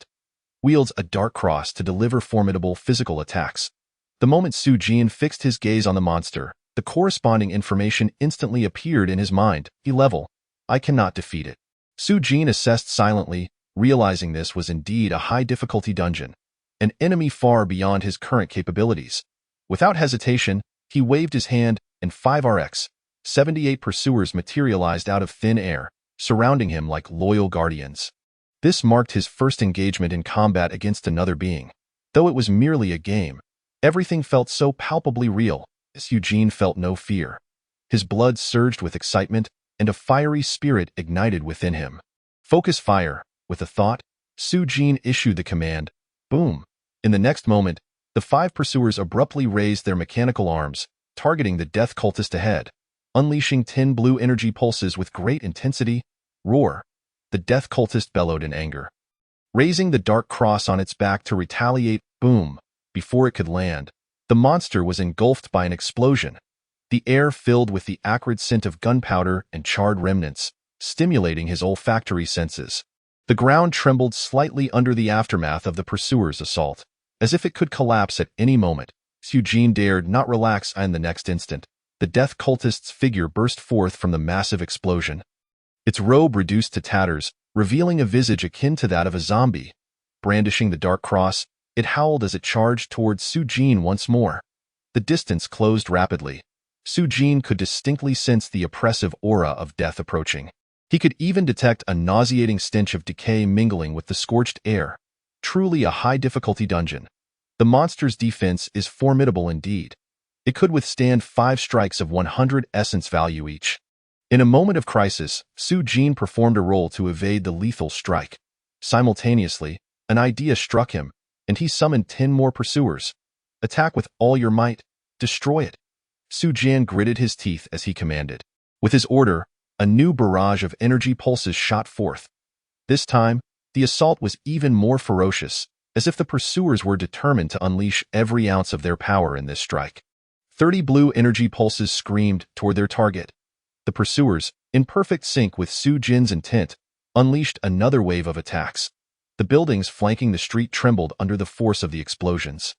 Windows shattered, and shards of glass scattered in all directions. The once smooth street was now pockmarked and engulfed in smoke. The roar of explosions resounded once more, the cacophony even more deafening, as a thick cloud of black smoke enveloped the death cultist entirely. This time, no sound emerged from the smoke. Yet, the death cultist did not burst forth from the black haze. When the smoke dissipated, the monster was frozen in a pose, its cross raised high. Cracked in the next moment. The death cultist's body began to fragment, turning into a heap of charred remains that crumbled to the ground, emitting wisps of black smoke. Puff! Su Jin exhaled deeply, realizing he was drenched in sweat. His earlier lack of combat experience had led him to underestimate the death cultist's defenses. Otherwise, had he summoned 15 pursuers from the outset, the monster could have been eliminated in an instant. Next time I encounter a death cultist, I will summon 15 right away, Su Jin reflected, subtly developing a fear of inadequate firepower. However, the energy of the pursuers was not limitless. He had to plan each use carefully, ensuring every ounce of energy could achieve maximum efficacy. Approximately 5 minutes later, Su Jin emerged from the aftermath of the battle, feeling he had gained invaluable experience from this real combat.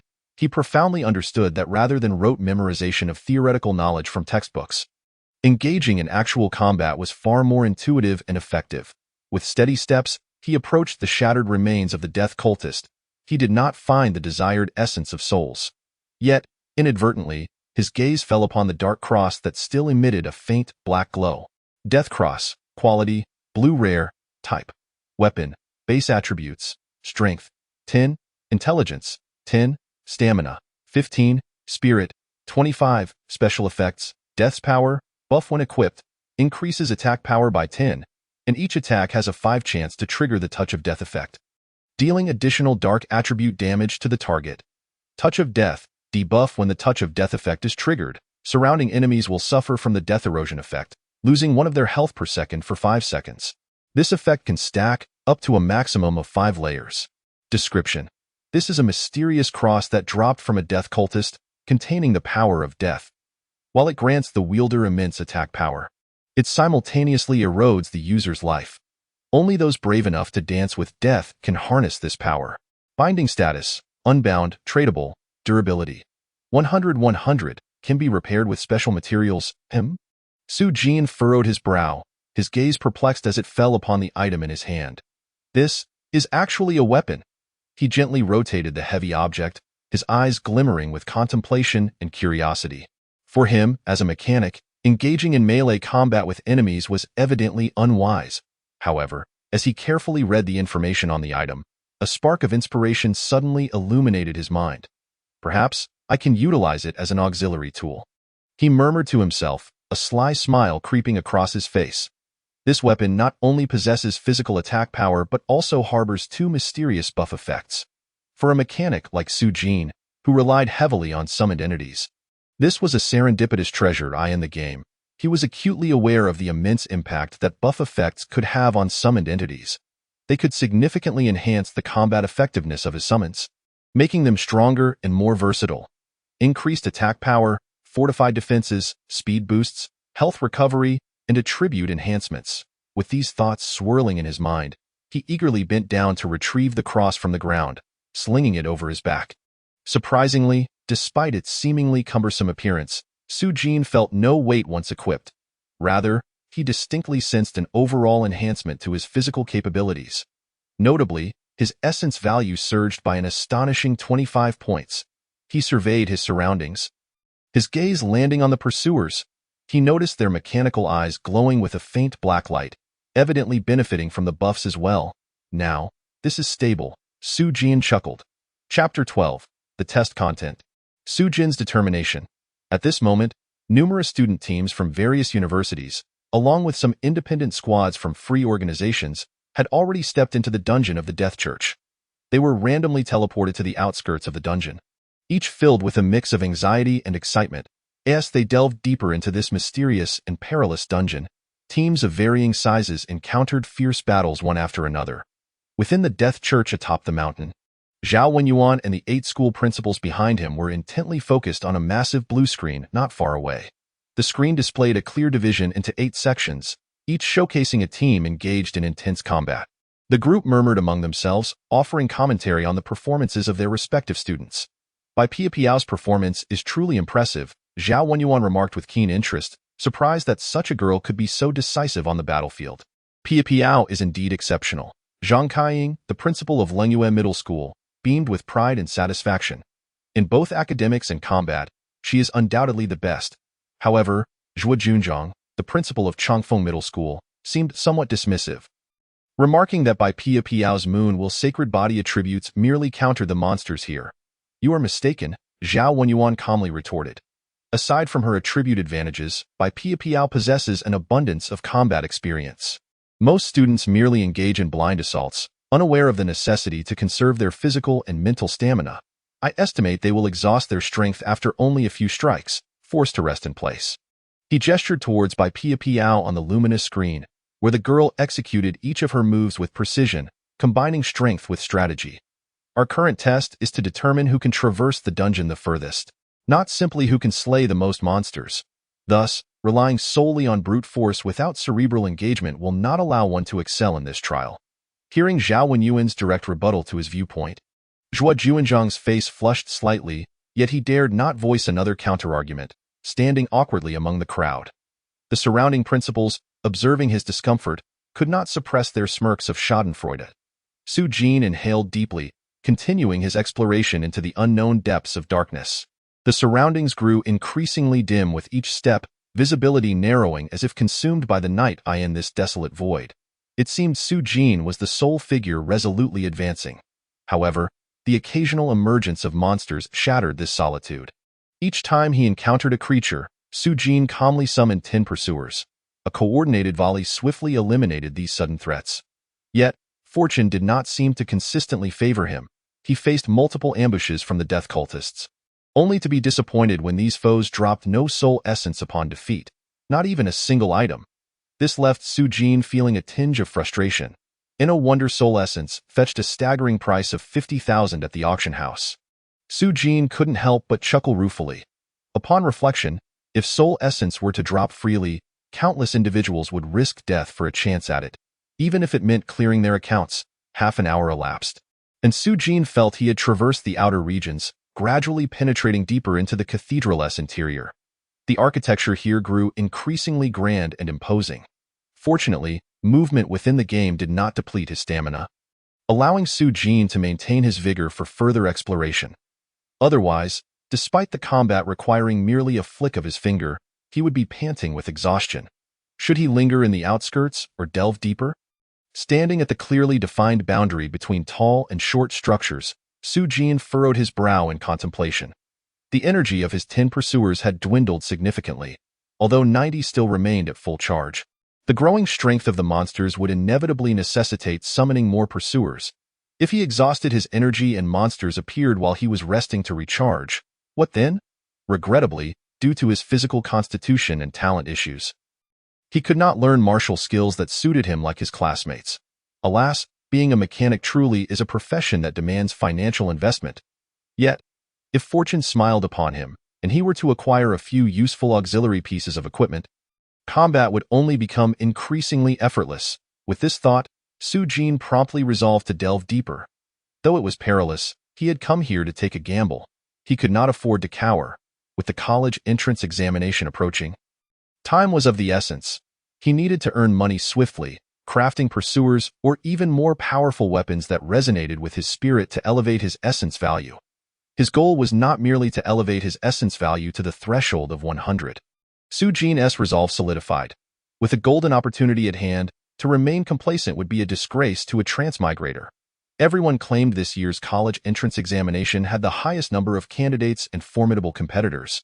He must elevate his essence value as much as possible to stand out among these exceptionally talented individuals. Suddenly, an image of Bai Piao, who loomed as a source of pressure, flashed in his mind.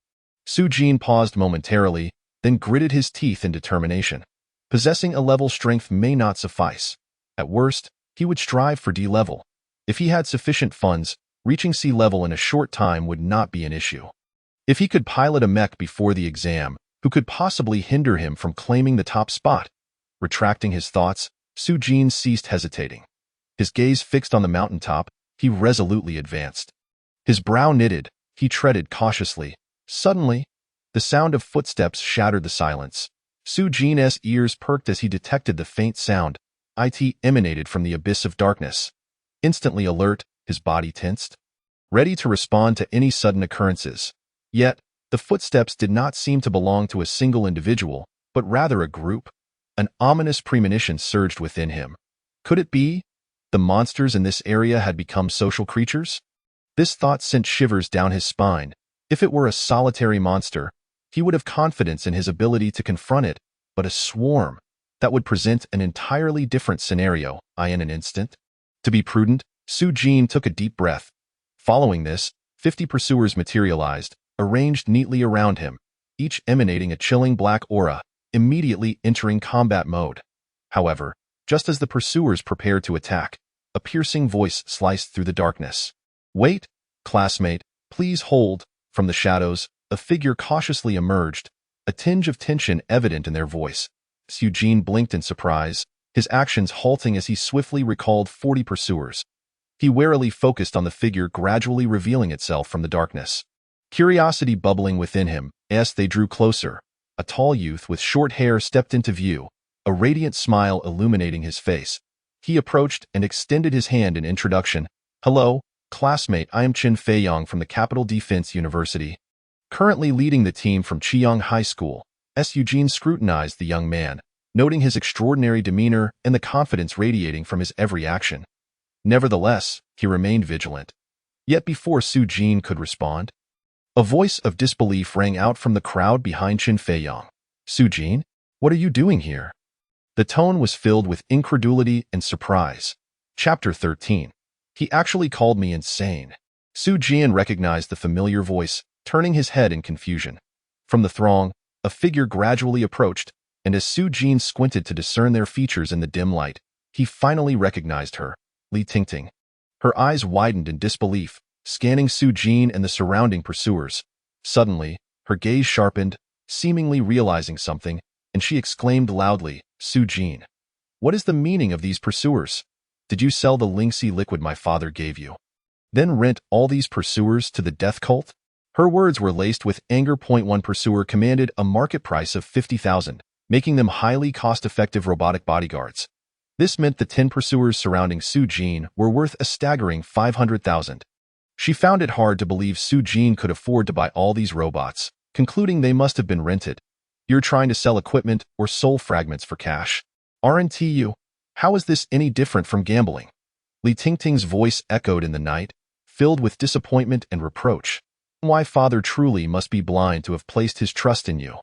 After her furious outburst, she suddenly noticed the mysterious black glow flickering behind Su Jin, as if something were concealed at his back.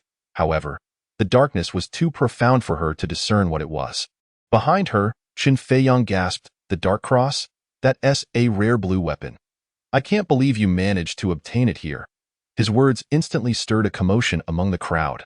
"The Dark Cross? What kind of equipment is that? I've never heard of it." Regardless of its nature, if it was indeed classified as a rare blue item, it would certainly fetch at least 1 million at the auction house. After deducting the fees, he would still pocket over 900,000. His luck was astonishing. Moreover, it appeared that he and Tingting were acquainted. Realizing something, Li Tingting hurried back to the group, eagerly asking Qin Feiyang, "Brother Feiyang, what is this dark cross he mentioned?" Qin Feiyang's gaze remained fixated on the mysterious item behind Su Jin, his eyes glued to it, oblivious to the soft figure leaning against him. That is an exceptionally rare blue gear, possessing 2 powerful enhancement effects. Whoever equips it will not only greatly amplify their own strength, but also boost the entire team's combat power by at least double. As he spoke, an idea struck him, and he turned to Li Tingting, his voice gentle. Tingting, it seems you know him. Why not ask him if we could borrow that equipment for our team for a while? We will certainly express our gratitude afterward. Li Tingting met Qin Feiyang's expectant gaze, her heart racing. With unwavering confidence, she replied, "All right, leave this to me." In her eyes, since Su Jin had accepted the 3 vials of Lingxi liquid gifted by her father, he should have no reason to refuse her request. With a tone bordering on command, Li Tingting addressed Su Jin, "Lend me the cross behind you for a bit. After all, it was acquired with money from my father." "Don't be so stingy," as she spoke. Her fingertips pointed towards the enigmatic cross that Su Jin bore upon his back, her face adorned with an expression of undeniable certainty. Slowly, Su Jin turned around, his penetrating gaze locking onto Li Tingting, a flicker of displeasure flashing in his eyes.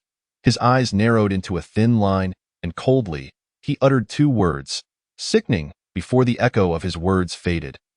He resolutely turned away, opting for another dimly lit passage. Continuing deeper within, Li Tingting stood frozen in place, evidently taken aback by Su Jin's unexpected reaction. A blend of astonishment and indignation crossed her face as she exclaimed, I didn't let you leave. Stop right there." Regaining her composure, she nearly shouted in desperation, her usual elegance and grace utterly vanished. She turned to Qin Feiyang with urgency, as though clinging to a final lifeline. "Feiyang Gu, quickly, stop him. He stole something from our home." Her voice trembled with urgency. Qin Feiyang smiled faintly, a hint of amusement in his expression. "Is that so? If that's the case, I must certainly assist Tingting." He spoke leisurely, unfastening the broken stick at his waist. With the infusion of his mental energy, the ordinary stick transformed into a shimmering blue lightsaber. Wielding the weapon, the air crackled with sharp electric sounds as he bellowed, "Kid, stop right there," attempting to intimidate Su Jin. However, Su Jin seemed oblivious, steadfastly advancing without even glancing back. Qin Feiyang's expression darkened in an instant, feeling his authority challenged. The smile on his face faded, replaced by a sinister grimace. "You choose to ignore my warning?" he roared, charging at Su Jin with the lightsaber in hand. Just then, Su Jin snapped his fingers sharply. This time, 10 more pursuers materialized from thin air, aligning themselves beside the previous 10. A total of 20 pursuers turned to aim at Qin Feiyang, their mechanical arms crackling with ominous electric energy. Qin Feiyang was stunned by the sight before him, abruptly halting his advance, his menacing expression shifting to one of awkwardness. "Brother, this is all a misunderstanding. We are all classmates. No need to escalate things."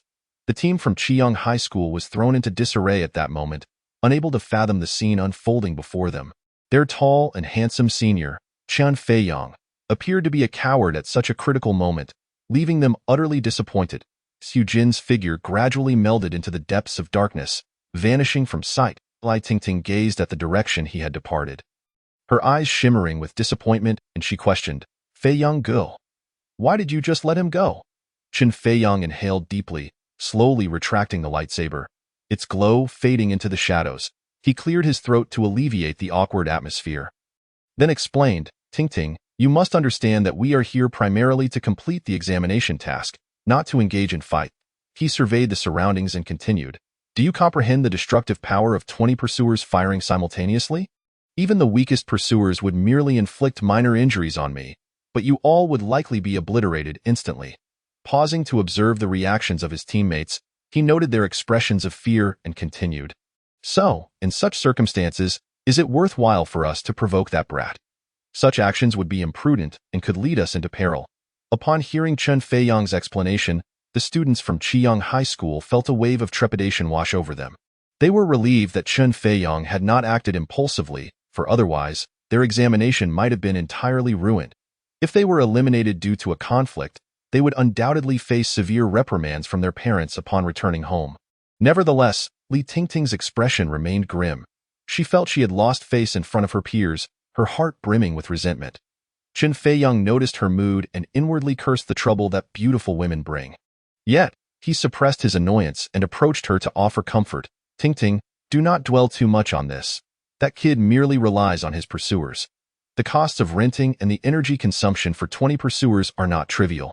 If he survives this instance, it would be his gain. There's no need for us to quarrel with a fool. After hearing Qin Feiyang's words, Li Tingting felt somewhat reassured. She offered him an apologetic smile. Feiyang go, I'm sorry for wasting everyone's time. Qin Feiyang waved his hand dismissively, indicating that he bore no ill will. Do not say such things. We are a team, and there is no concept of one person delaying another.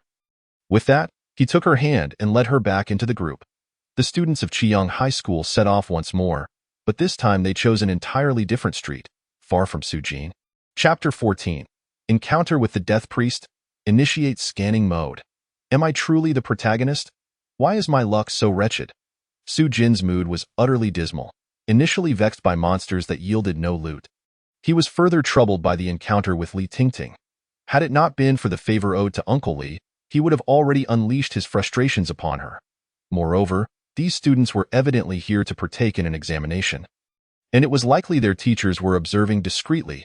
If he were to act against these individuals, he would undoubtedly face significant trouble upon logging out, just as he dwelled on his displeasure. Whispers surrounded him, the crowd discussing the dark cross upon his back, rumored to fetch a staggering price of 1 million at the auction house. Contemplating this, his spirits lifted slightly.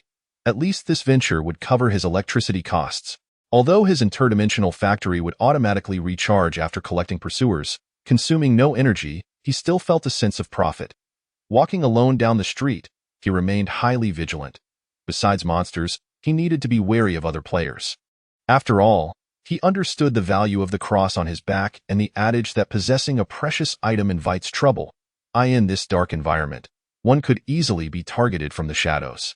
It seemed that next time he came here, he would need to equip a radar for added security.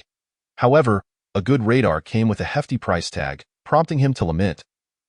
It all comes down to money. Su Jin sighed deeply, his heart a tumult of emotions. Suddenly, a chilling, malevolent wind swept towards him, carrying the heavy stench of decaying corpses. Instantly alert, he braced himself. Sure enough, it wasn't long before a pair of cold, burning lantern-like eyes emerged from the darkness, drifting slowly towards him. As the creature's form became clearer, Su Jin beheld its entirety. Clad in a black robe and wielding a short staff, the creature floated above the ground. The expansive robe billowed as though inflated, rustling ominously in the air, emanating an aura of unparalleled malevolence. Death Priest? Su Jin blurted out. This marked the second type of monster he encountered, aside from the death cultists. He had seen mention of this creature in the internal strategy manual, which described it as a particularly troublesome high-level foe. The Death Priest served as a core member of the Death Church, wielding dark magic capable of summoning skeletal warriors. Clad in black robes and bearing staves, these warriors not only boasted formidable attack power but also possessed certain healing abilities. With his knowledge gleaned from the system information and strategy, Su Jin understood the Death Church's monsters better than most. Gazing at the high-level creature before him, a fervent gleam sparkled in his eyes. He licked his lips, secretly anticipating. Since it's a high-level monster, it should drop some valuable loot. For him, this monster posed no threat. In comparison to fearing ghosts, he feared poverty even more. Focus fire. Su Jin's gaze was sharp and resolute as he snapped his fingers, summoning 25 pursuers that appeared as if summoned by thunder, brimming with energy. Upon witnessing this sudden mechanical army, the Death Priest immediately raised its staff, a wave of sinister power coalescing in the darkness. In an instant, skeletal warriors emerged, wielding rusted weapons, forming a defensive line before the priest. Yet, Su Jin's expression remained unchanged. He was acutely aware of the power his summoned pursuers wielded, enhanced by the Dark Cross. With a command, the 25 pursuers unleashed a barrage of fire, scorching energy beams pouring forth like a torrential downpour, striking their target. These beams carried a devastating force, ripping through the surrounding stone walls, shattering the ground and sending dust and debris flying. The air was thick with the acrid scent of scorched earth and the pungent odor of ionized ozone, sharp and jarring. Su Jin inhaled deeply, relishing the intoxicating aroma of battle and destruction. He reveled in this sensation. The heat radiating from the pursuer's attacks felt as if it could singe his skin, making the hairs on his arm curl slightly. This was destined to be a battle of overwhelming dominance. The Death Priest and its skeletal warriors stood no chance of resistance. The onslaught from the pursuers engulfed them. In an instant, both the priest and the 4 skeletal warriors were reduced to ashes by the searing energy beams. Without even a flicker of resistance, could I really obliterate even the Death Priest? Su Jin swallowed hard, astonished by his newfound strength. He recalled watching a video online of a 5-player team battling a Death Priest. The priest could summon skeletal soldiers from thin air and possessed a healing ability that made it and its minions exceedingly difficult to defeat. In nearly every video, the encounters stretched into 2.5 hours of drawn-out skirmishes. In the players' forum, the Death Priest within the Death Church dungeon is even regarded as comparable to the Lord bosses found in other dungeons, infuriatingly difficult to defeat. Stealing her resolve, Su Jin approached the spot where the Death Priest had turned to ash, and after a brief glance, she immediately spotted 5 fist-sized black multifaceted crystals on the ground, the essence of souls. Su Jin broke into a grin, exclaiming with delight, "I never expected to find 5 all at once. Truly, I am the protagonist. What is this?" Su Jin's gaze was drawn to a piece of black cloth on the ground. Shadow Cloak, quality, blue rare, type, cloak, base attributes, defense, 10 agility, 20 evasion rate, 30. Special effects, invisibility, active skill upon activation. The player enters a blurred state for 5 minutes with a cooldown of 10 minutes. High evasion, passive skill increases evasion rate by 30. Description: this is a mysterious cloak imbued with dark power, allowing the wearer to conceal their form in shadows. The cloak's unique material and design not only provide exceptional defense, but also significantly enhance evasion, making it an ideal piece of equipment for explorers and warriors alike. Binding status: unbound, tradable, durability 100/100, can be repaired with special materials. This item is quite impressive. Su Jin's eyes lit up as she immediately donned the cloak. Adorned with the Shadow Cloak, it billowed around her like the deep hues of night, seemingly capable of swallowing the surrounding light. At that moment, with the dark cross upon her back and cloaked in shadow, Su Jin resembled a true follower of death. Continuing deeper, when Su Jin encountered the Death Priest again, she couldn't be bothered to conceal herself with the cloak, directly reducing the number of pursuers to 20. The Death Priest didn't even have time to react before being swiftly dispatched. Reluctantly, she diminished the number by another 5, which prevented the Death Priest from being obliterated instantly.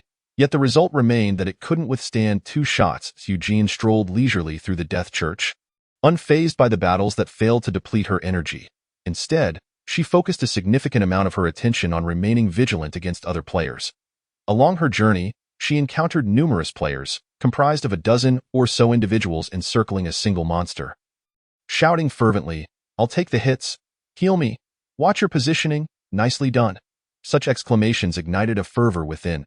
Upon encountering other players, Su Jin cleverly utilized the Shadow Cloak and the surrounding environment to avoid any direct confrontations. In pursuit of greater riches, she slightly altered her route from a straight line to a more serpentine path, activating a map-sweeping mode, thoroughly pillaging the dungeon's cardinal directions. Even when confronted by the formidable combination of the Death Priest and Death Cultists, she effortlessly crushed through them as if they were mere trifles. For her, it was but a snap of her fingers. 2 hours later, her inventory was brimming with 20 essence of souls. Although these essences were valued at 1 million gold coins, Su Jin's appetite was far from satiated. Taking a deep breath, she set her sights on the summit where the Death Church awaited. Chapter 15. Ascend the mountain together. Have you not become a widow? At the foot of the Death Church, the exploration team from Lengyue High School stood in perfect formation, each member's gaze firmly fixed on the mist-shrouded peak. Bai Piao, as the team leader, radiated a resolute gleam in her eyes. "Sister Piao, we must be the first team to arrive here, right?" One team member could not contain their excitement and inquired. "Need I even say? Sister Piao's prowess is undoubtedly the strongest I have seen among high school students. Even in university, only those seasoned juniors might dare to compare." Bai Piao nodded slightly, acknowledging her teammates, yet her voice remained as cool as ever. "Sister Cici, thank you for your guidance. Without your help, we would not have reached here so smoothly." Sister Cici, flustered by the praise, blushed slightly and waved her hand, saying, "Sister Pia Piao is far too polite. I really did nothing. Along the way, it was thanks to your protection that I managed to persevere." Indeed, Sister Cece clearly remembered several perilous encounters whereby Pia Piao had come to her rescue. Otherwise, she might have abandoned the expedition long ago. Sister Pia Piao is the best. She is the pride of our Lungyue High School. The team members echoed in unison, their eyes filled with admiration and respect for Bai Pia Piao. "All right, let us set forth." Without further ado, Bai Pia Piao turned and began her ascent, with the others closely trailing behind. However, just as they stepped into the mountain range, each of their visions was interrupted by a system notification. "Warning! Danger ahead. Players, please assess your capabilities. If your essence value is below 500, do not attempt to challenge alone." This warning sent a jolt of anxiety through the group. An essence value of 500. That was nearly the threshold for D-class powerhouses. Most of them had just barely surpassed 100, scarcely qualifying as E-class superhumans. An atmosphere of panic quickly enveloped the team. Aside from Bai Pia Piao, who remained calm, even the guiding sister, Cece, displayed signs of nervousness. "Pia Piao, we've gained a lead. Should we reconsider and not proceed up the mountain?" Sister Cece tentatively suggested. Yet Bai Pia Piao seemed to disregard her words, resolutely continuing forward. Her voice remained as cool as before. "If you are afraid, you may stay here and wait for me."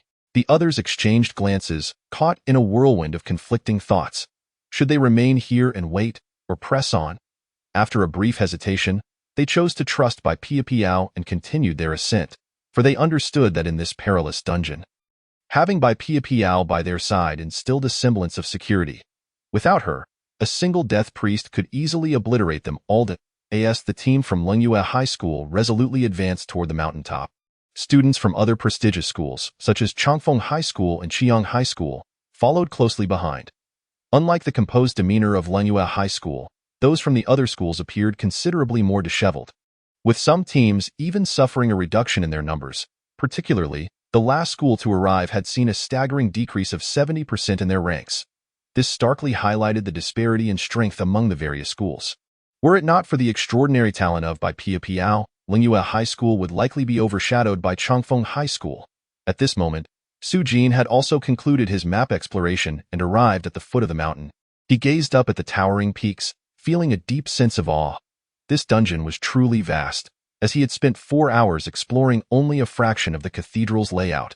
What a daunting endeavor. He mused aloud, a hint of exasperation gracing his features. His patience for the repetitive task of monster hunting had begun to wane. Otherwise, he estimated that even with another 10 hours, he could barely finish scouring all the areas at the mountain's base. He resolved to challenge more formidable foes, thus unhesitatingly commenced his ascent. The system's warning was something he chose to disregard entirely, even finding it too bothersome to read. He was acutely aware that his capabilities transcended mere levels. After a self-assessment, he concluded, with 100 pursuers, the Dark Cross, and the Shadow Cloak, his combat power exceeded 7 million. The power of wealth cannot be measured by essence value. As he drew closer to the mountaintop, he noticed a throng of students gathered ahead, forming 8 distinct factions based on the varying colors of their battle armors.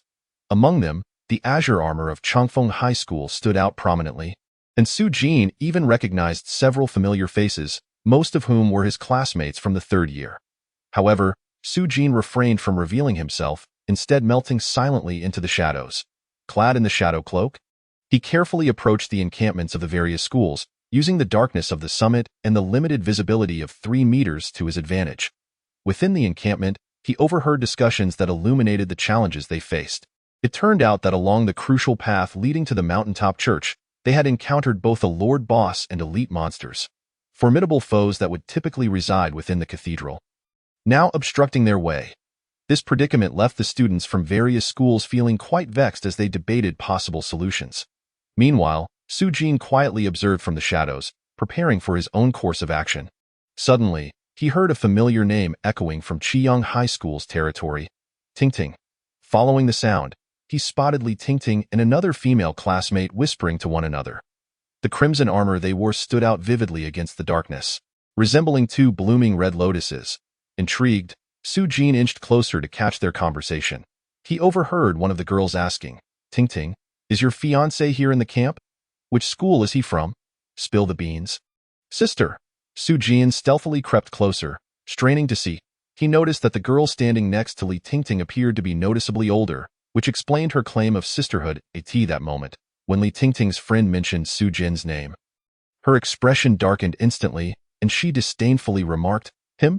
A waste with an essence value of only 45. How could he possibly have the courage to set foot on this mountain?" Her words dripped with contempt and derision.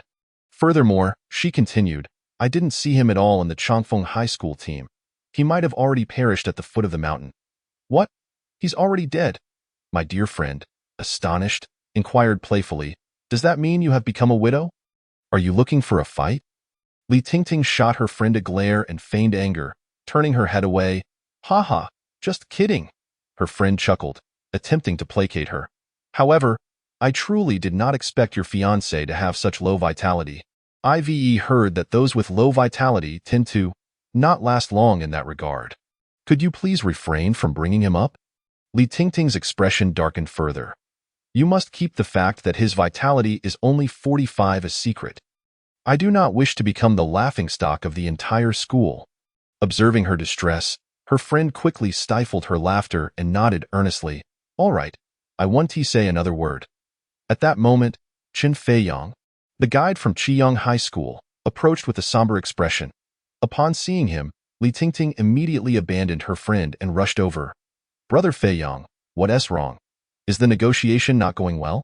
Chen Feiyang replied in a deep voice, "We, the guides, have gathered to discuss and decided to join forces for the ascent. However, that woman, CCC, disagrees. She claims that if we don't unite, Bai Piao could lead them up the mountain herself. If Lengyue High School wishes to collaborate with us, they demand that we yield over 70% of the profits as Bai Piao's reward for her efforts." He furrowed his brow, clearly displeased with CCC's proposal. Chapter 16. The Awakened Dreamer. Embrace eternal death. "What? Their demands are so outrageous?" Li Tingting's friend exclaimed, her voice filled with disbelief. "Those spoils were earned with our very lives. Why should we give them 70%? Li Tingting declared indignantly, her brow knitted in discontent. "We absolutely cannot accept such terms." Without hesitation, Li Tingting made her decision, her face radiating determination. She was resolute in her vow to resist and would never acquiesce to such humiliating demands. Yet, Chen Feiyang did not share her optimism. With a subtle shake of his head, he thought to himself, "Truly, a woman of modest intellect." Clearing his throat, he said softly, Tingting, to be honest, Bai Piao's strength is indeed crucial for our ascent. Her actual capabilities are slightly inferior to mine, cough, cough. But you must understand, for this examination, we can only provide guidance and cannot engage directly. Thus, to conquer the Lord Boss and the elite monsters, we must rely on her." Upon hearing Chen Feiyang's words, Li Tingting was momentarily taken aback. She felt her decision may have been hasty and turned her head away in regret. Stomping her foot, she gritted her teeth and amended, "Brother Feiyang, let us just concede. After all, passing the level is of utmost importance. Money is merely a trivial matter."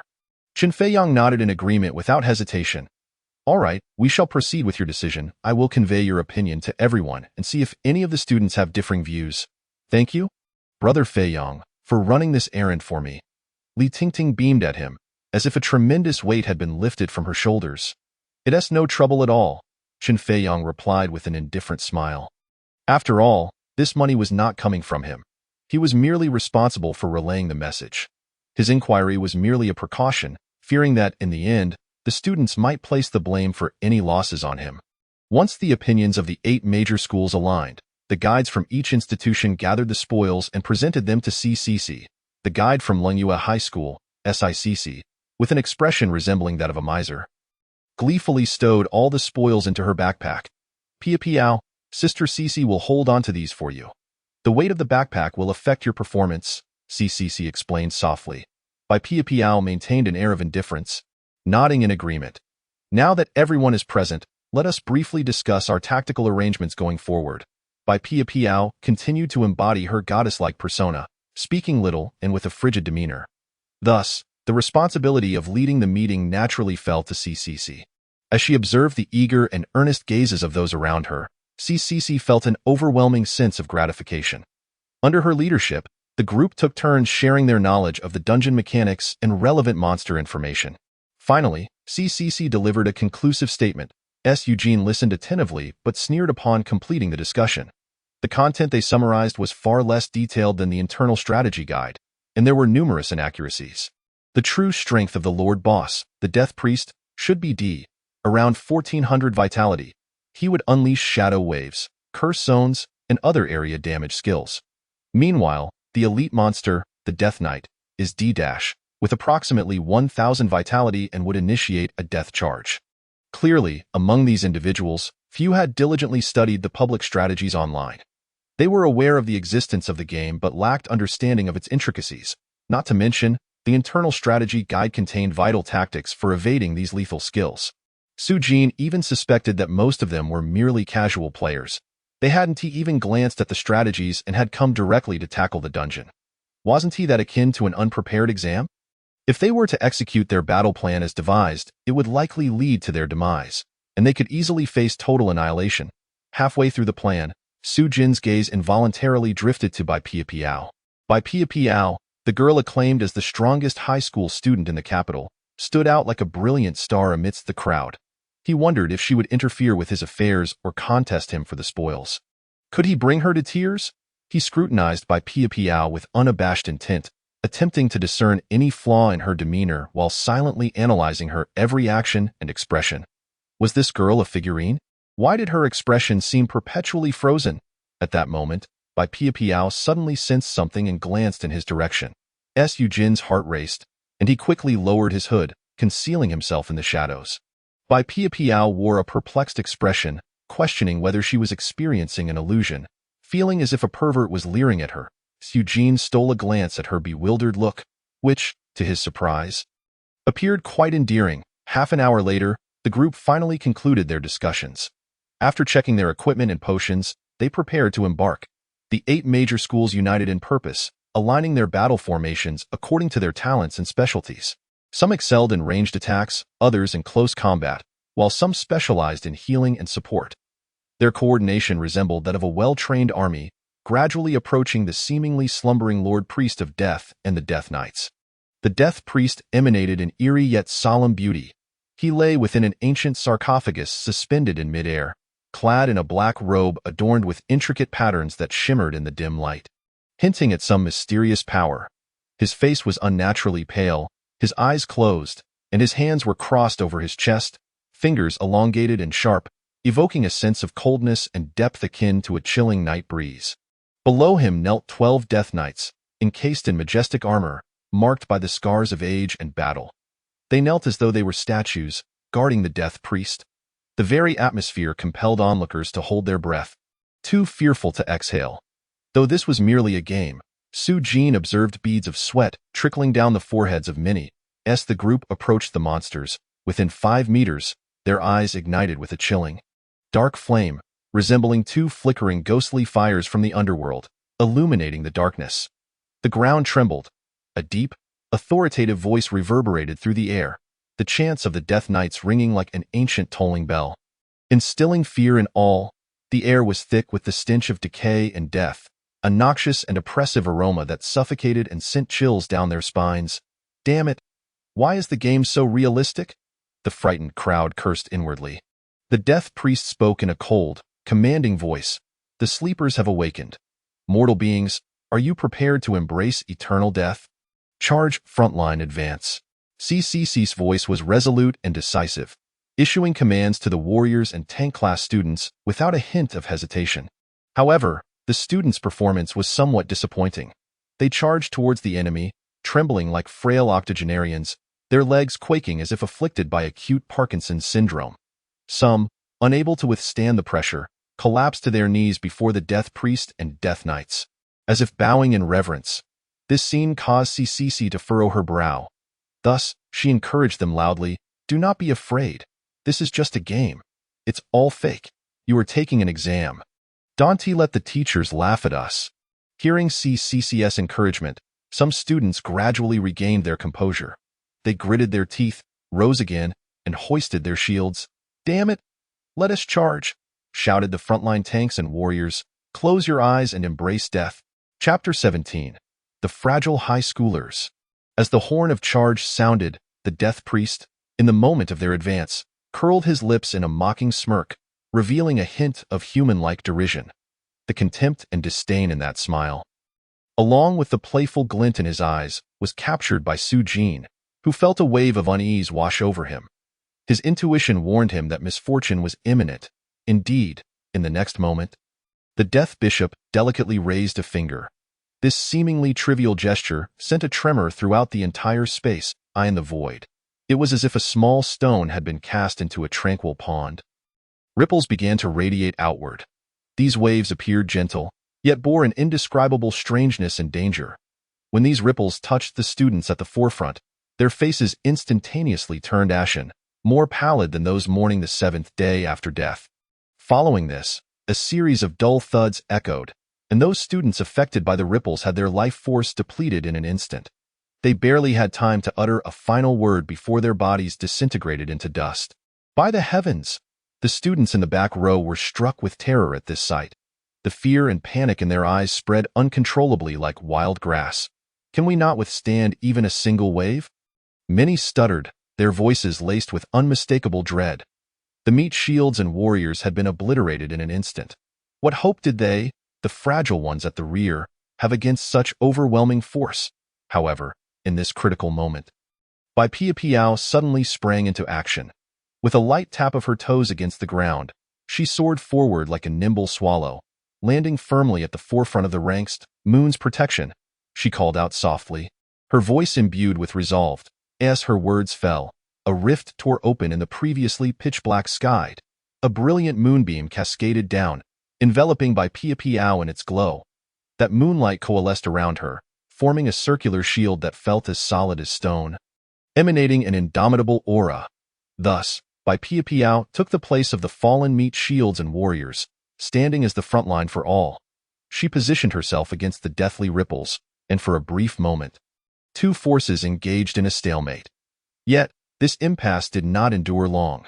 Merely 10 seconds later, the moonlight shield shattered with a resounding crash, unleashing a powerful tidal wave of lunar energy. This tide collided with the deathly ripples, ultimately neutralizing each other. Leave the Death Bishop to me. You all concentrate your efforts on attacking the Death Knight. I can only hold out for 20 minutes if you do not eliminate the Death Knight within that time. The chill and resolve in Bai Piao's words were unmistakable. Her sentence trailed off, but the implication was clear. Everyone understood that failure to conclude the battle within 20 minutes would spell their doom. Without further ado, Bai Piao dashed toward the Death Bishop. In that moment, she seemed transformed, all her strength converging into this singular instant. In the darkened sky, a full moon suddenly appeared, its radiant light illuminating Bai Piao like a divine herald.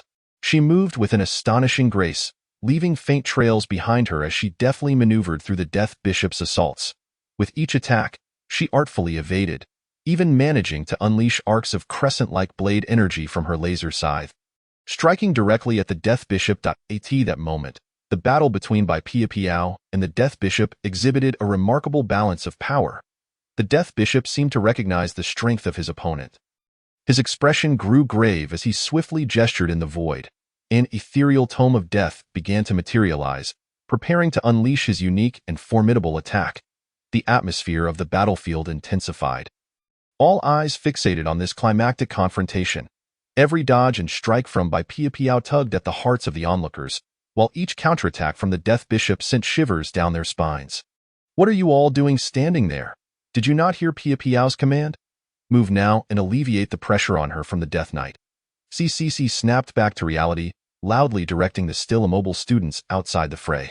This is not only her examination but yours as well. I implore you, muster some courage. Her voice brimmed with urgency and anxiety. But we can't possibly win. The students lamented, their faces contorted in despair, their bodies trembling with fear. Though this was merely a game where death would only lead to temporary withdrawal, the pain felt within the game was undeniably real. You pathetic lot. CCC scolded furiously. Your current performance will be recorded as part of your evaluation. Do you not desire the opportunity for a direct admission? Hearing this, The students bristled with indignation. In that instant, a surge of determination welled up within them, and they resolved to charge toward the Death Knight en masse. Wielding their weapons, they conjured a spectacular display of elemental attacks, flames, frost, and lightning weaving together in a breathtaking spectacle. However, while courage may provide a temporary boost, their combat prowess could not be instantaneously augmented. The Death Knights formed a phalanx, braving the deluge of assaults to launch a nightly charge in but a single onslaught. Many students were sent hurtling away, crashing to the ground. Though they were not instantly annihilated, their health was depleted to a mere fraction, writhing in agony upon the ground. Those fortunate enough to evade the charge trembled in terror. Paralyzed by uncertainty, should the Death Knights charge again, annihilation awaited them. Nearby, the 8 instructors turned pale, clearly shaken by the brutal scene before them. To be candid, even if they entered the fray, their chances of faring better were slim. After all, the might of the Death Bishop and the Death Knights exceeded their capacity to combat. The situation was dire, but for me, it was the perfect opportunity. Hidden in the shadows, Su-jin murmured to himself, stroking his chin, a glimmer of cunning in his eyes. The students on the front lines were drawing enough firepower, creating an exceptional moment for him. Su-jin snapped his fingers, and in an instant, 50 pursuers materialized around him. Without hesitation, the pursuers unleashed a relentless assault on the Death Knights, who were in the midst of casting their skills. Boom! The energy beams shot forth like lightning, accompanied by a deafening shriek. The entire sky lit up. The onlookers squinted, feeling their vision threatened. Tears involuntarily streamed down their faces. When the energy beams struck the Death Knights, they erupted with a thunderous explosion, echoing like thunder across the battlefield. Simultaneously, a stench of charred flesh and molten metal filled the air, inducing nausea. 12 Death Knights were knocked askew by this overwhelming force, their armor melting under the intense heat, producing a cacophony of crackling sounds. A vast, charred crater was left in their wake, the soil blackened and emitting wisps of smoke. The crowd was left in stunned silence, utterly awestruck by this sudden assault. Who initiated this attack? Such terrifying power. Has someone brought in a mech? By Pia Piao, engaged in fierce combat with the Death Bishop, also sensed the overwhelming energy behind her. She involuntarily shuddered, goosebumps prickling her skin. In that moment, her heart filled with trepidation and fear. The magnitude of such an attack was enough to make even her heart race. Unable to resist, she turned to glance back at the commotion.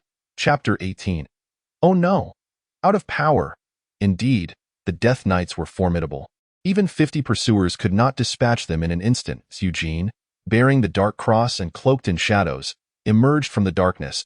He stroked his chin, observing the significant depletion in the health of the Death Knights. Moreover, the lost health bar was gradually replenishing. This was the troublesome aspect of facing a boss and elite monsters in a dungeon. If one could not deal a massive amount of damage quickly, defeating them in one fell swoop was a daunting task. Engaging in a war of attrition was exceedingly unwise. Su-jin assessed internally. Data was merely data. It was only through first-hand experience that he realized the Death Knight's defensive capabilities were indeed formidable. Given the current circumstances, unless he could deploy 100 pursuers simultaneously, it would be impossible to eliminate the Death Knights within 5 rounds. However, the pursuers had a 3-second attack cooldown. Though this seemed brief, it was ample time for the Death Knights to recover a significant portion of their health. Nonetheless, the pursuers were simply low-cost robots. No matter how powerful they were, their capabilities were limited. If only he could replace them with something even stronger. Su-jin understood that the pursuers were ultimately standard models. Once he had the funds, he would undoubtedly upgrade to more powerful variants. As he awaited the cooldown of the attack, the Death Knights had already reformed their ranks.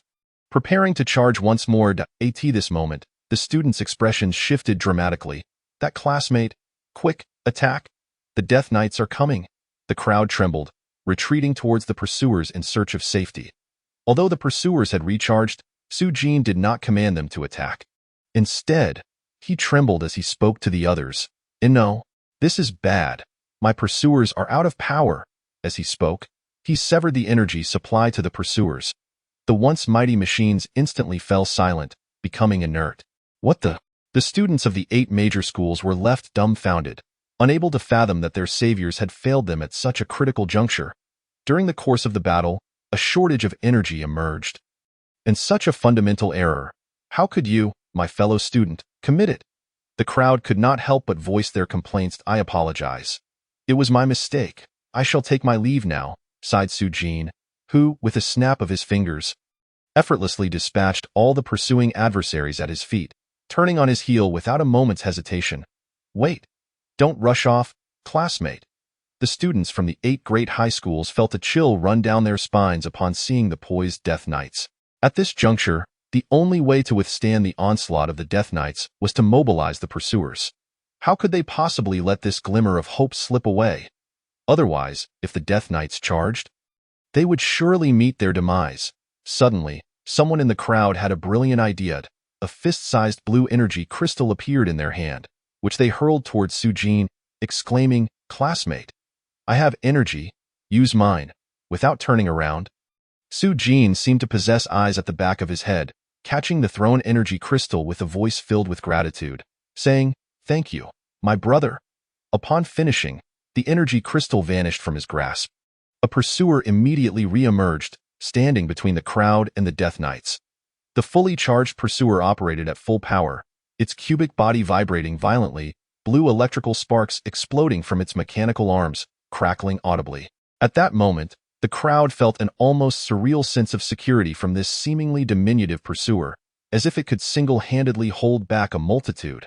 However, one pursuer was evidently insufficient. More were needed. "Yes, you have no energy, but we still possess some. Use ours." Many in the crowd followed suit, pulling energy crystals from their backpacks and tossing them towards Sujin. Soon, a small mountain of energy crystals, numbering over 200, amassed before him. Energy crystals are a vital resource, whether in games or reality. They far surpass traditional batteries in energy storage, capable of powering weapons, robots, and mechs, among other large devices. Students from the 8 great high schools relied on energy crystals to activate laser weapons and deploy mech defensive barriers. "Classmates, you are truly my timely reign.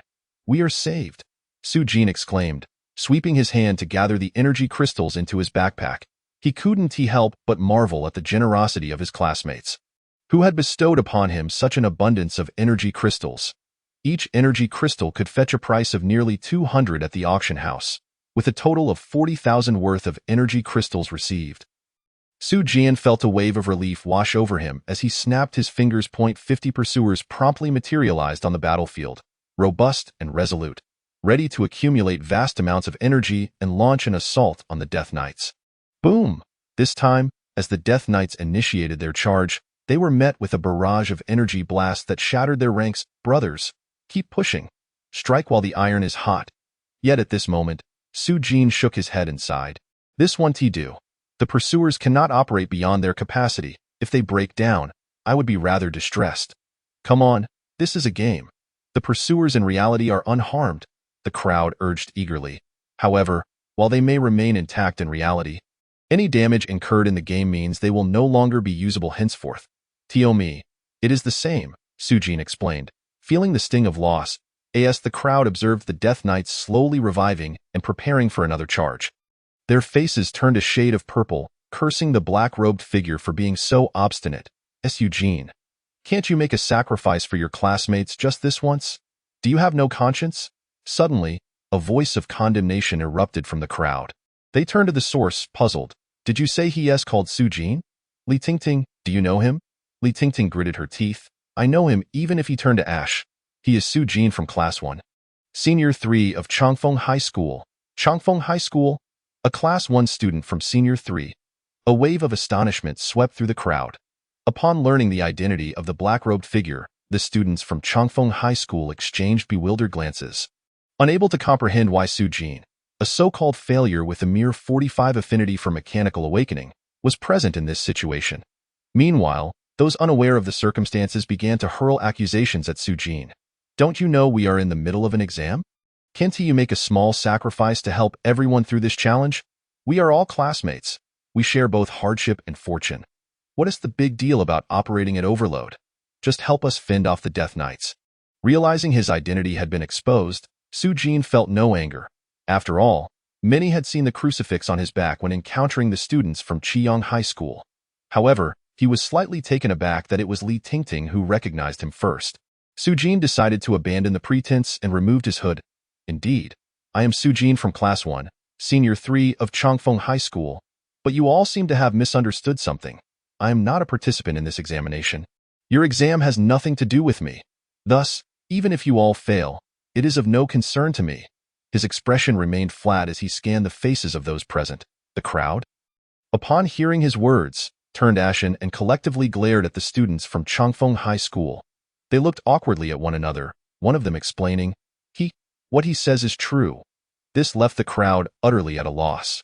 Sujin, since our lives are of no concern to you, why do you choose to intervene now? Li Tingting shouted at him. The crowd perked up, realizing the validity in her words. 200 energy crystals for one shot. 500 energy crystals for 2 continuous shots at Overlord. Those without energy crystals could barter with tradable equipment and items. Sujin laid out his terms. It was at this moment that the crowd grasped that this fellow had suddenly appeared to profit from the chaos. Chapter 19. As long as the money is in place, everything will be taken care of.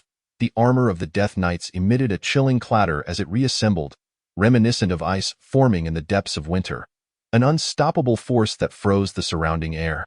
A shiver ran through the assembled crowd, who understood that this was a signal that the Death Knights were preparing to charge once more. Instinctively, the students huddled together, their bodies trembling in fear, resembling startled quails. Not far away, the instructors overheard Sujin's demands. Upon hearing Sujin's terms, their expressions twisted into a mix of anger and confusion.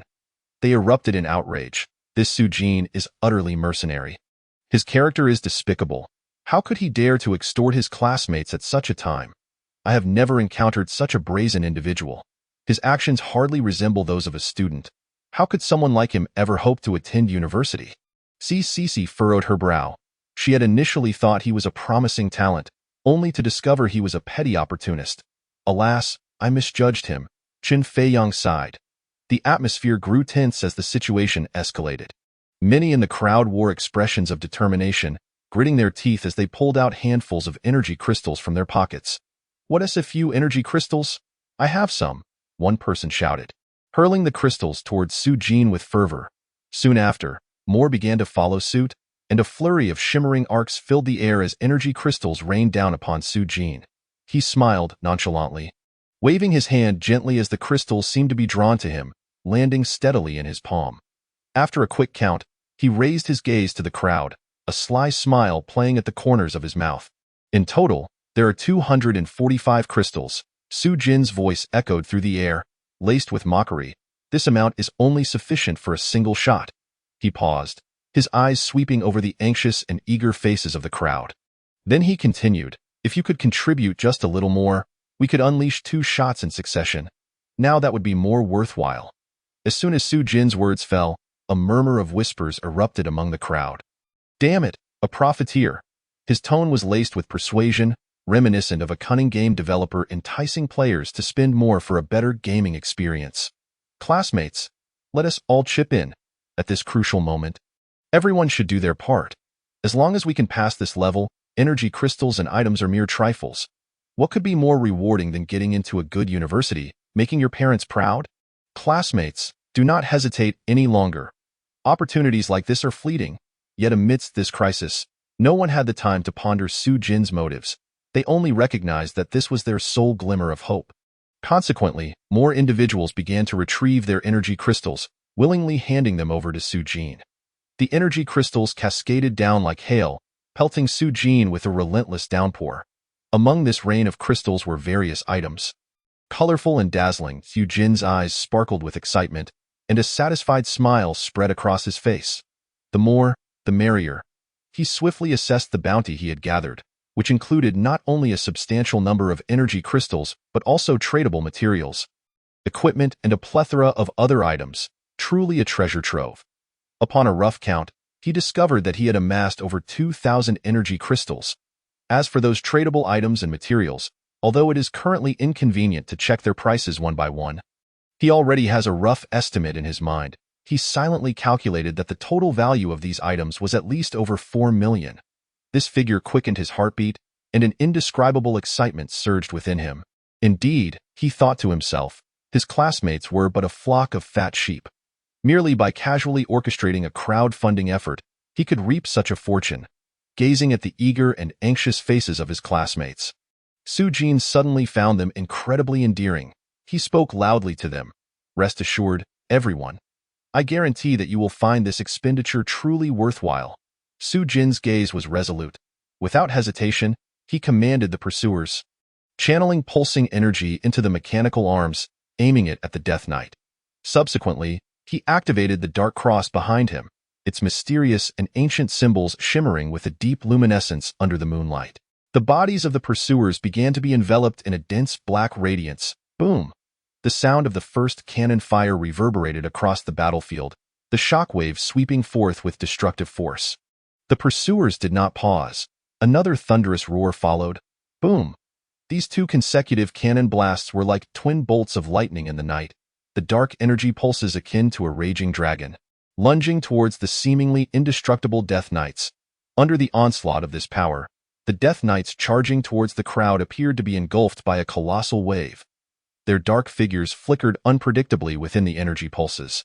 Soon, a massive mushroom cloud erupted above the battlefield, consuming everything in an endless cloud of dust. As the dust began to settle, a gigantic pit, 5 meters in diameter and 3 meters deep, emerged on the battlefield. The once troublesome Death Knights had vanished without a trace. As Eugene stood at the spot, his expression devoid of any surprise or joy, as if all of this had been within his expectations. He was well aware of the power contained within the Dark Cross, even though the special effect buff, Death Touch, had an extremely low activation frequency. However, under the concentrated fire of these 50 pursuers, its effect was magnified countless times. Faced with this astonishing result, everyone fell into a brief silence. Their astonishment swelled within them like a tide, yet words failed to express it.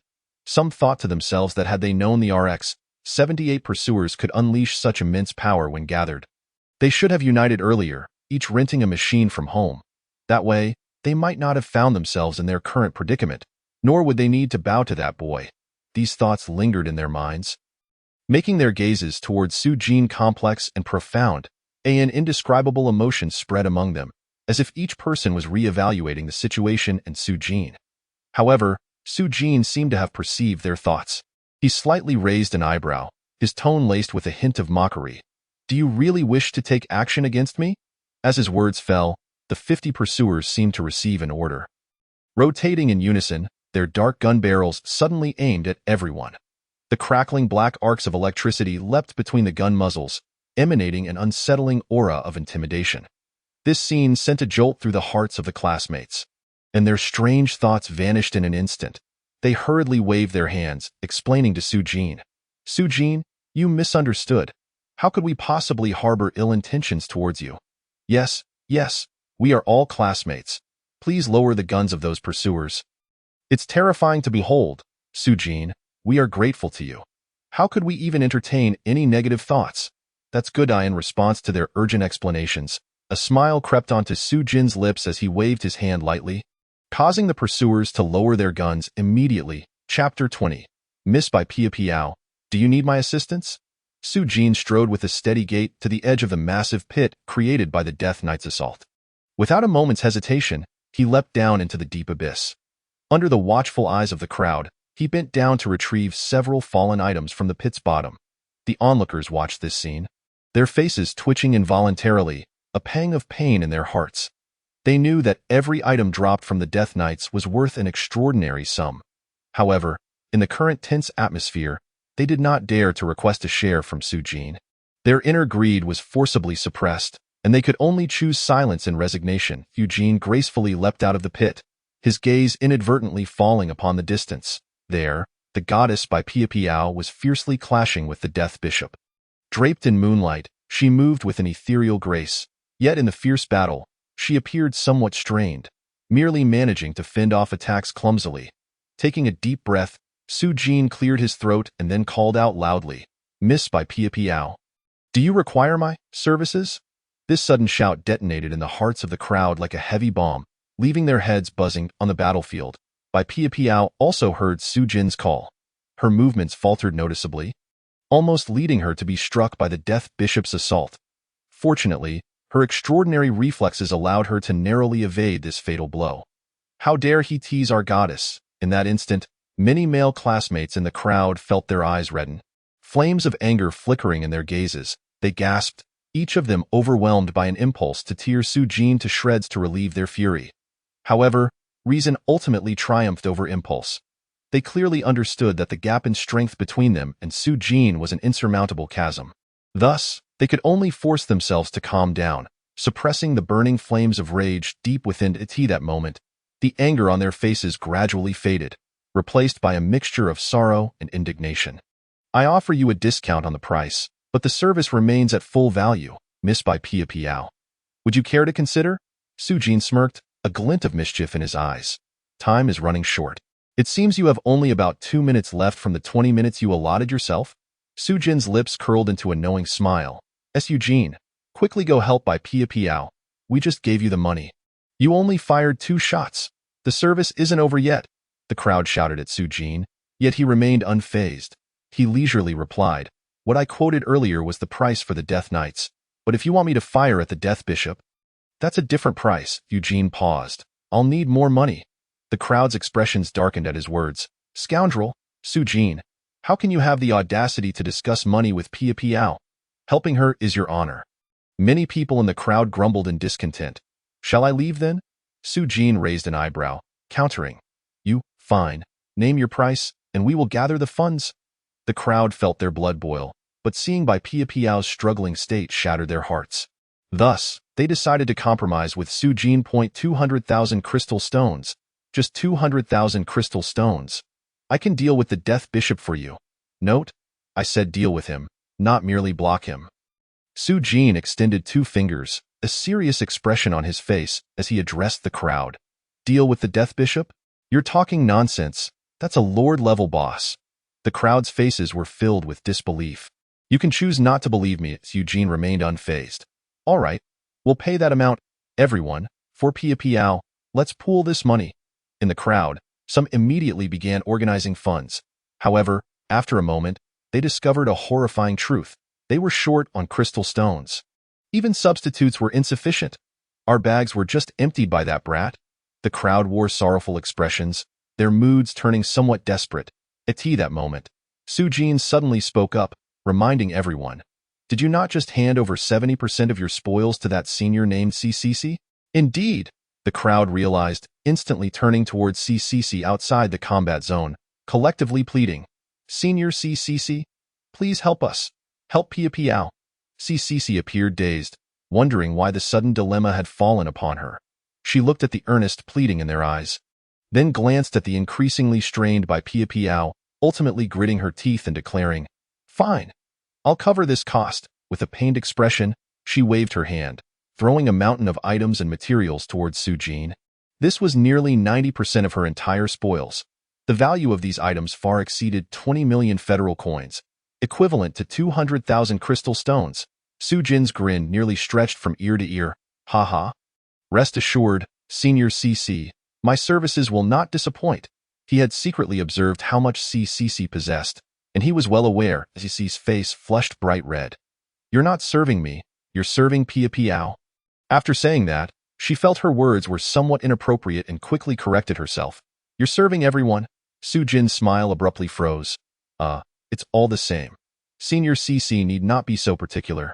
He slowly turned around, fixing his gaze on by Pia Piao, and then spoke in an undeniable tone. By Pia Piao, you may step aside. By Pia Piao was taken aback by his words, a hint of bewilderment flashing in her beautiful eyes. She looked at Su-jin, her heart filled with confusion. Let me step aside. How should one respond to the formidable Death Bishop before us? If she truly steps aside, I fear the next skill unleashed by the Death Bishop could annihilate everyone present. We are not in a team. Observing by Pia Piao still standing in place, Su-jin once again issued a warning. If you do not move aside, and my attack inadvertently affects you, I shall not bear responsibility for your demise. His voice was cold and resolute, as if he were speaking of matters entirely unrelated to himself. Having said this, he ceased further conversation and made a decisive gesture. With that motion, hundreds of RX 78 pursuers materialized around him. Arranged in perfect formation, their dark gun muzzles all aimed at the Death Bishop, preparing to charge energy. This spectacle left all present utterly speechless, as if they were rendered mute by the sheer shock of the scene before them. Hundreds of RX-78 pursuers. What a magnificent sight! Though the pursuers were merely the most basic class of combat robots, the expense of renting such a multitude was undoubtedly staggering. Yet, the rental fee was merely a fraction of the total cost. Contemplating the energy consumption and maintenance expenses associated with these pursuers, the crowd could not help but gasp in astonishment. They had never witnessed an individual possessing such a vast number of pursuers. It was simply beyond belief. Could it be that Su-jin was the illegitimate child of an arms dealer? Some whispered among themselves. Even the wealthiest individuals could not possibly acquire hundreds of pursuers. Such devices belong to the realm of armaments, strictly regulated by the Federation. It is inconceivable to allow transactions of such magnitude in the market. No wonder he, with only a 45 essence value, possesses the audacity to venture into this instance. Another murmured, eyes shimmering with envy and a W as the saying goes. Quantitative changes lead to qualitative changes. Everyone understood that the combined assault of hundreds of pursuers was certainly not to be underestimated. Chapter 21. By Pia Piao's Shock, Alien Technology? The hundreds of RX-78 pursuers stood in formation around Su-jin, resembling a legion of iron, quietly awaiting the command to attack. Under the Dark Cross's buff, these robots, originally possessing only basic combat capabilities, seemed infused with a mysterious power, radiating a dim black light that enhanced their imposing and enigmatic presence. Bai Pia Piao's expression shifted, and she transformed into a white shadow, swiftly retreating to a place of safety. Damn, there is no time. Bai Pia Piao's beauty paled, forcing her to take refuge behind a nearby boulder. Su-jin inhaled deeply, his clenched fist suddenly sweeping outward as he commanded, "Attack." With his order, hundreds of pursuers sprang into action simultaneously, their gun muzzles gleaming with a fierce light, the accumulated energy resembling a raging beast poised to be unleashed. Following this, a deafening roar reverberated across the battlefield, as hundreds of energy beams shot forth almost simultaneously, converging into a devastating force that struck violently towards the distant Death Bishop. The shadowy cloak draped over Su-jin billowed wildly in the wind. The Death Bishop sensed an unprecedented threat of death, frantically flipping through the Book of Death in its hands.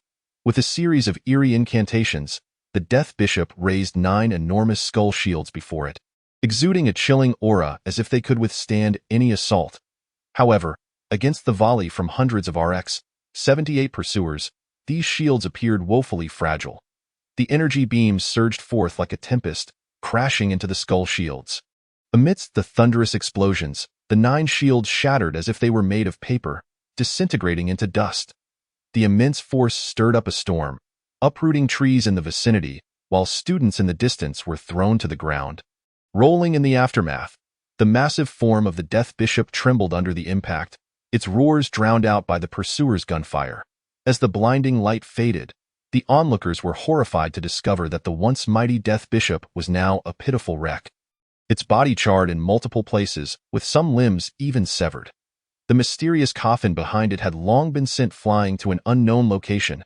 The astonishing scene left every individual present in shock. They had never witnessed such terrifying power from hundreds of pursuers. Even the university instructors could not help but gape in disbelief, rendered speechless as this. The power of hundreds of pursuers combined with the Dark Cross buff? Someone stammered. Yet, no one could provide an answer, as all were enveloped in an unprecedented sense of awe. Bai Pia Piao gazed at the massive boulder, now partially molten, her heart surging with overwhelming shock. She realized that she may have underestimated this youth named Su-jin. Reflecting on the terrifying attacks launched by the pursuers, she began to reassess Su-jin. From her expert perspective, the quality of those pursuers was undoubtedly of the highest grade. This realization filled her with disbelief and dread. She recalled her father once telling her that the machines circulating in the market were all of mediocre quality. The upper tier, especially the highest tier machines, were strictly prohibited from circulation. Where could Su-jin have obtained such high-quality machines? This was a grave offense that could cost him his head. Bai Pia Piao's gaze flickered with complex emotions as she regarded Su-jin, her eyes filled with astonishment and confusion. This young man had become increasingly enigmatic and unfathomable in her mind. Yet, Su-jin seemed entirely unfazed by it all, unaware that he had shouldered the risk of severe consequences. He calmly approached the center of the battlefield to collect the precious spoils dropped by the Death Bishop. His expression devoid of pride or boastfulness, as though everything had unfolded precisely as he had anticipated. During his path, he unexpectedly encountered by Pia Piao, who approached him. Though her once jade-like skin appeared slightly fatigued from the intense battle, she remained as striking as ever. Her hair was slightly disheveled, adding an unruly beauty to her appearance. Bai Pia Piao slowly walked closer, tilting her head slightly, her gaze meeting Su-jin's. Her ruby lips parted, and her voice flowed like a mountain stream. "Thank you." Eugene merely responded with a casual acknowledgement, hastily continuing on his way in that fleeting moment as they brushed past each other. Bai Pia Piao's lithe form trembled slightly, as if momentarily lost in thought. She gradually regained her composure, her delicate brows furrowed, an inexplicable sense of grievance swelling within her. That feeling of grievance was like rippling waves stirred by an autumn breeze upon a lake. Throughout her life, no one had ever dared to treat her in such a manner. Su-jin eagerly approached the corpse of the Death Bishop, meticulously searching the mountainous remains. Before long, he extracted a dark, metallic stone tablet from beneath the body. "What is this?" Su-jin stared at the intricate lines and the incomprehensible, winding script inscribed upon it. However, the tablet was obscured by a mosaic that concealed critical information. He could not help but furrow his brow. Logically, after defeating a monster, the system should provide a prompt upon the player's interaction with the dropped items. Yet now, after holding it for so long, there had been no response whatsoever. Moreover, the obscured information seemed perplexing. "Is my game helmet outdated? Is it lagging?" Su-jin mused, giving his head a light pat, when the sound of clanging metal suddenly echoed from behind him. In that moment of confusion, a gasp erupted from behind him. "Heavens! This is an alien technology design blueprint." Su-jin turned to find Bai Pia Piao standing behind him, her small mouth covered in astonishment, her expression adorably surprised. She was so close that it felt as if she would lean against Su-jin, a faint scent wafting into his nostrils. He frowned slightly, maintaining a suitable distance before inquiring, "Bai Pia Piao? Do you recognize this?" Bai Pia Piao nodded, her eyes sparkling with excitement. "I do. Did you not know? The operator of this game, Star Realm, is not from our blue star, but from a powerful and mysterious civilization. They have embedded some of their technological advancements within the game as gifts. This is also why Star Realm is highly valued by the Federation." She continued, explaining that within this game, players could potentially acquire items far surpassing blue star technology for monsters. The design blueprint in Su-jin's hands was among the rarest of such items. Upon hearing this, Su-jin's expression shifted slightly. He quickly flipped the metallic plate into his personal space. This action elicited a laugh from Bai Pia Piao. Her smile as enchanting as the melting glaciers. "What are you laughing at?" Su-jin asked, puzzled. "I laugh because you are truly ignorant," Bai Pia Piao replied with a chuckle. "Tio truly see the entirety of the design blueprint in your hands. It must be brought into reality." "Brought into reality? Isn't Star Realm just a game? How could one possibly materialize items into the real world?" Su-jin found himself perplexed. "I've already mentioned that the developers of Star Realm belong to a powerful and mysterious civilization," Bai Pia Piao patiently explained. "For them, the technology to manifest virtual items into reality is not a challenge at all. However, the cost is far beyond what an individual can bear. Only the Federation government possesses such capabilities. Thus, your efforts to conceal it are futile." Chapter 22. Bai Pia Piao took the initiative to speak to him. "Even so, I have an ungracious request. Could you, Miss Bai Pia Piao, please keep this a secret for me?" Su-jin gazed earnestly at Bai Pia Piao. "This design blueprint, even if it must be submitted to the state, I wish to present it at the moment I desire," he continued, his eyes resolute. "I certainly do not wish to find relevant personnel waiting at my doorstep when I go offline," he added half-jokingly, attempting to alleviate the tense atmosphere. Bai Pia Piao remained silent, merely observing Su-jin, her eyes shimmering with an inscrutable light. Her silence caused Su-jin to feel an involuntary tension as he speculated about her thoughts. Were it not for the fact that they were in a virtual world where killing was not easily permitted, he might have succumbed to the impulse to silence her. However, He recognized that such notions were impractical and suppressed the agitation within him. Finally, Bai Piao narrowed her brilliant eyes, and after a considerable pause, she spoke slowly. "Very well, I shall help you keep it confidential, but I have a small request." Sujin's heart skipped a beat as he hastily inquired. "What is it?" "As long as it does not involve money, I am open to negotiation." Upon hearing this, Bai Piao immediately broke into a radiant smile, as if sunlight had flooded the entire world. She gently shook her head and replied, "Why are you so mundane, always talking about money like a miser?" After a brief pause, she continued, "My request is quite simple. Let us become friends, so we can communicate more and team up for leveling, enhancing our intimacy." Taken aback by this unexpected request, Sujin paused for a moment before exhaling in relief. "Ah, so it is this. This is simple, I agree. As long as we don't discuss money, everything is negotiable." Yet, he couldn't shake the feeling that behind Bai Piao's bright smile lay some ulterior motive. But then he thought, it is merely adding a game friend. What more could she be scheming? He decided to agree for now. After they added each other as friends, Bai Piao's smile grew even more brilliant. "Now we are good friends, and I have the responsibility to keep your secret." Sujin responded with a smile and nodded in agreement. What exactly is this alien technology? Is it a weapon or something else? He could not help but voice his curiosity. Upon hearing this, Bai Piao's delicate face took on a serious expression as she explained.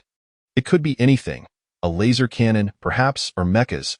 It may even be the latest technology. A toothbrush. In short, everything is possible. What technology lies on that metallic slab is all a matter of luck." A glint of cunning flashed in Sujin's eyes as he pressed on. If the state does not accept this alien technology, would anyone in the market dare to take it? He privately calculated how to maximize its value if he could not utilize it himself. The thought of possibly receiving a mere 200 coins and a symbolic banner made him grimace. Such rewards were clearly insufficient to meet his expectations. Bai Piao, noticing his expression, suddenly turned serious and advised, "I strongly advise against harboring such dangerous thoughts. Even if someone in the market were to dare accept this kind of alien technology, they would certainly not risk revealing themselves Iron Blue Star. Alien technology is regarded as a contraband of the highest order. If discovered, the death penalty is the only outcome. Oh, is that so?" Sujin's tone revealed a hint of disappointment. Bai Piao keenly sensed the shift in his emotions. Her curiosity ignited, and she could not resist asking, "Do you truly need money that desperately?" Without hesitation, Sujin nodded vigorously, his eyes brimming with a yearning for wealth. "Yes, I need it terribly. I have endured enough of a life of poverty. What I lack most now is money." Bai Piao regarded Sujin, her mind filled with confusion. It was hard for her to fathom how someone with 100 pursuers at their disposal could be so financially strained. Yet, she refrained from directly questioning him, aware that everyone harbors their own secrets, and she did not want to pry further. Unbeknownst to her, Sujin remained oblivious to the subtle shifts in her expression. Driven by intense curiosity, he was eager to uncover the mysterious contents inscribed on the metallic design blueprint. At that moment, students from the 8 major schools began to gather, their attention fixated on Sujin. Curious about what treasures the Lord Boss had unveiled, Sujin turned to face the crowd, his gaze sweeping over them as he perceptively caught the unusual glimmer in their eyes. "I have collected these items. Does anyone have any objections?" Although the students were filled with dissatisfaction, they chose silence rather than voicing their grievances. "Since you remain silent, I shall assume your acquiescence," Sujin continued, his tone carrying an air of undeniable authority. He smiled slightly and added, "This collaboration has been quite pleasant. I hope we can work together again in the future." Despite the students' internal grumbling, they were forced to wear smiles, echoing Sujin's words. After more than 10 minutes, they tallied the losses from this encounter. The toll had been severe. Nearly 1,000 students from the 8 major schools had participated in the assessment, and now only 48 remained. The rest had been eliminated. As for those lone players who had arrived with Sujin via the public airship, their fate was even grimmer. They likely struggled to breach even the periphery of the instance. Let alone ascend the mountain, Sujin understood that this was the harsh reality brought about by disparities in talent and educational resources. "We must continue our ascent." "What about you, Sujin?" Bai Piao inquired, taking the initiative to engage him. The crowd was astonished. They had never expected the usually aloof and icy beauty to initiate a conversation. As Eugene gazed at the church atop the mountain, perpetually shrouded in dark mist, I too wished to ascend and take a look. It would be a pity not to see the grandest church on this rare trip, he remarked, his gaze never leaving the majestic structure. Bai Piao beamed in response, then let us ascend together. The sight of her tender smile directed at a man stirred an indescribable sense of loss among the multitude of males present. As if their hearts had shattered, the daughter of Mayor Bai, an A-level talent and formidable in her own right, had always been an unattainable figure in their eyes. Yet now, she was willingly drawing close to a man. A sight that left them in disbelief, tinged with jealousy and envy. A glimmer of longing flickered in their eyes, wishing to replace him and stand beside Bai Piao. Among the crowd, Li Tingting appeared somewhat dazed. She had never anticipated that the man she once looked down upon would now capture Bai Piao's favor. The stark contrast left her with mixed feelings. At this moment, her surviving friend could not help but murmur, "Tingting, is your fiancé cheating? Or do I sense that Bai Piao is trying to steal your thunder?" Li Tingting felt a surge of irritation but was at a loss for words. Her friend seemed oblivious to her emotions and continued, "Are you mistaken? Is Su Jin really the waste you described? He possesses 100 pursuers. How can he be an ordinary person? Perhaps he is the illegitimate son of some military bigwig." As she spoke, she scrutinized Su Jin anew and added, "Now that I think about it, Su Jin actually looks more handsome. A man like that, you cannot let slip away easily." Her friend's words only intensified Li Tingting's frustration, causing her to frown involuntarily. Yet, her friend remained oblivious, excitedly continuing, "If you don't want him, can you introduce him to me? I could use a man who provides a sense of security." Suddenly, her friend paused, deep in thought, and added, "Women like Bai Piao, with their aloof demeanor, are often quite dull for men. Perhaps Su Jin prefers someone a bit more flirtatious." Before she could finish, she noticed Li Tingting's unusual silence and turned to ask, "Tingting, why are you so quiet? Does Su Jin really favor more flirtatious women?" Chapter 23. "This lad is playing the fool. Enough. Stop talking." Li Tingting erupted, her anger akin to a volcano, cutting off her friend's incessant chatter. "I know nothing about him." Her expression was as dark as water, clearly having reached her limit. Her friend was momentarily taken aback, her face a mix of grievance and confusion. "I was just concerned for you." "Why are you so upset?" The group pressed on toward the mountain's peak. Bai Piao seemed increasingly intrigued by Su Jin, continuously probing and questioning him along the way. Su Jin, bombarded by her inquiries, grew somewhat impatient, feeling as though his ears were about to develop calluses. Behind them, the crowd's gaze remained fixated on Su Jin, filled with envy, jealousy, and resentment. What was this man's true identity that could transform the usually aloof Bai Piao into such a chatterbox? Li Tingting's friend watched this unfold, feeling anxious, and urgently pulled Li Tingting aside, saying, "Tingting, look at how eager Bai Piao is. She is practically glued to Su Jin. You cannot just stand by and let your fiancé be taken." Li Tingting's face darkened further, yet she pressed her lips tightly together, choosing silence. The fury within her coiled together, rendering her expression increasingly somber. At the rear of the group, several instructors, CCC, Chen Feiyong, and others, silently observed the unfolding scene. Their gazes lingered on Su Jin's silhouette, their faces betraying a mixture of astonishment and uncertainty. A wave of confusion swept through their minds. Who exactly is this young man? Could he be the illegitimate child of a military magnate? How did he acquire such a formidable entourage of pursuers? 100 pursuers equate to an army composed of 100 E-class superpowered individuals. Such combat prowess should not be underestimated, regardless of the context. With such resources at his disposal, why would he even participate in this endorsement examination? It seemed akin to using a cannon to swat a mosquito. After half an hour of arduous trekking, the ominous Death Cathedral finally unveiled itself before the crowd, its visual and psychological impact far exceeding their expectations. This cathedral was not a traditional religious edifice. It resembled more a monument constructed from colossal stones and dark artistry. To Su Jin, it appeared as an enormous tombstone. Its exterior exhibited a grotesque and eerie style, instilling a sense of awe at first glance. The towering spires seemed poised to pierce the heavens, their apex vanishing into the dense fog, lending an air of inscrutable mystery. The walls of the cathedral were adorned with intricate and complex reliefs, which deviated from conventional religious motifs, depicting a series of chilling death scenes, skulls, phantoms, gravestones entwined with serpents, and countless souls seemingly writhing in agony. Every detail exuded an aura of death and decay. The stone steps before the entrance were cloaked in moss, evoking an ancient and desolate ambience. Standing before the cathedral, one could almost feel the coldness emanating from its depths, accompanied by an indescribable sense of oppression. They couldn't help but speculate that entering through the grand doors might transport them into a realm of true death. Su Jin's gaze flitted across the cathedral's reliefs, where he discerned some peculiar details, mechanical beings and extraordinary artifacts. These mechanical creations were carved with such lifelike precision that the intricate details left one in awe. Yet, the technological sophistication they exhibited was beyond Su Jin's comprehension. Neither the design nor the energy activation was familiar to him. As he scrutinized these reliefs, ripples of thought surged within him. The existence of these mechanical entities and artifacts undoubtedly confirmed that the civilization of the Death Star not only wielded mysterious powers, but also possessed technological capabilities far surpassing those of Blue Star.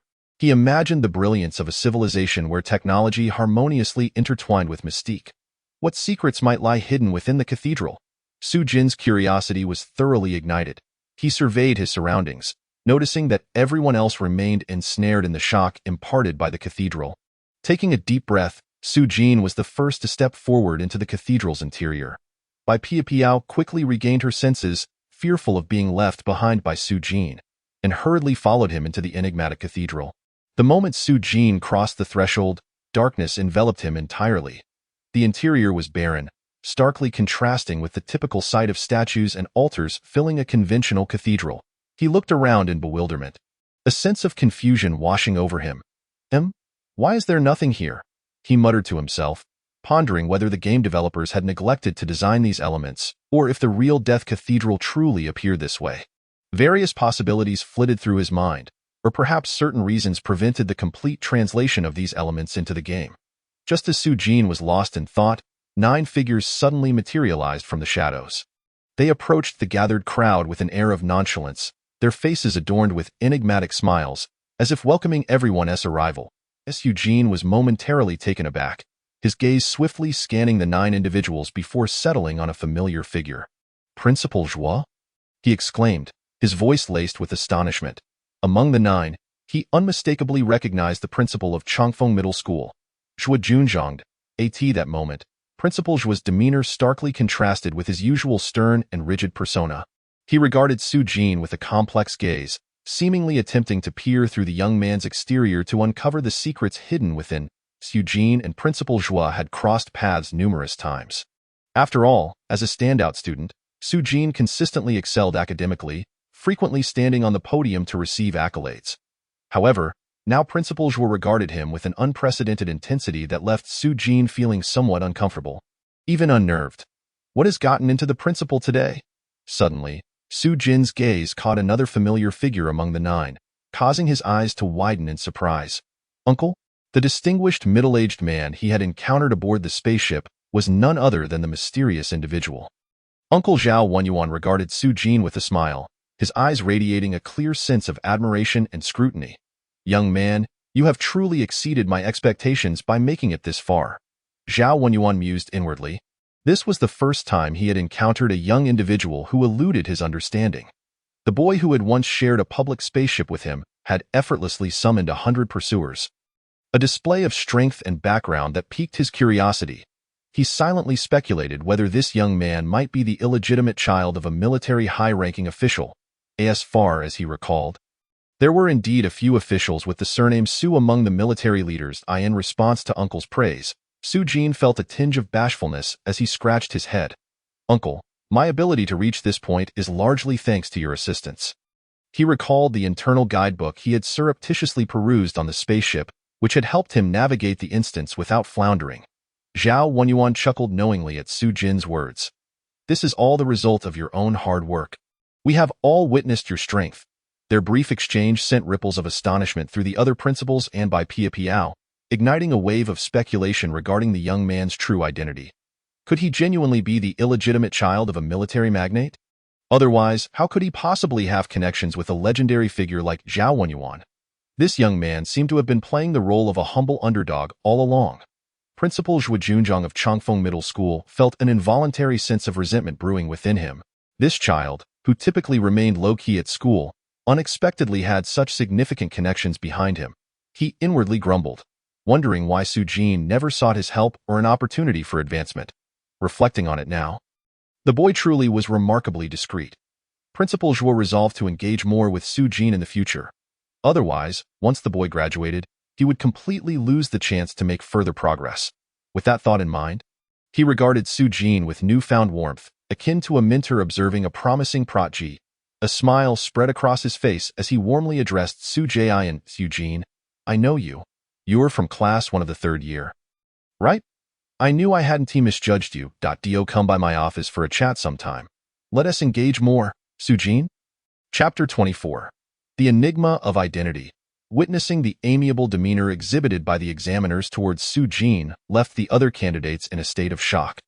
As though struck by lightning, they had assumed this would be a fair competition, only to discover that Su Jin was, in fact, a privileged individual. A wave of indignation surged within them, arriving with 100 pursuers to participate in the examination. Wasn't that a blatant case of cheating? In an instant, a torrent of complex emotions surged through them. Envy, jealousy, anger. A cacophony of feelings threatened to overwhelm their rationality. So, this kid had taken the back door to get in. Someone muttered in frustration. If he had connections, why not simply take the back door? Why compete against us and steal our thunder? By Pia Piao.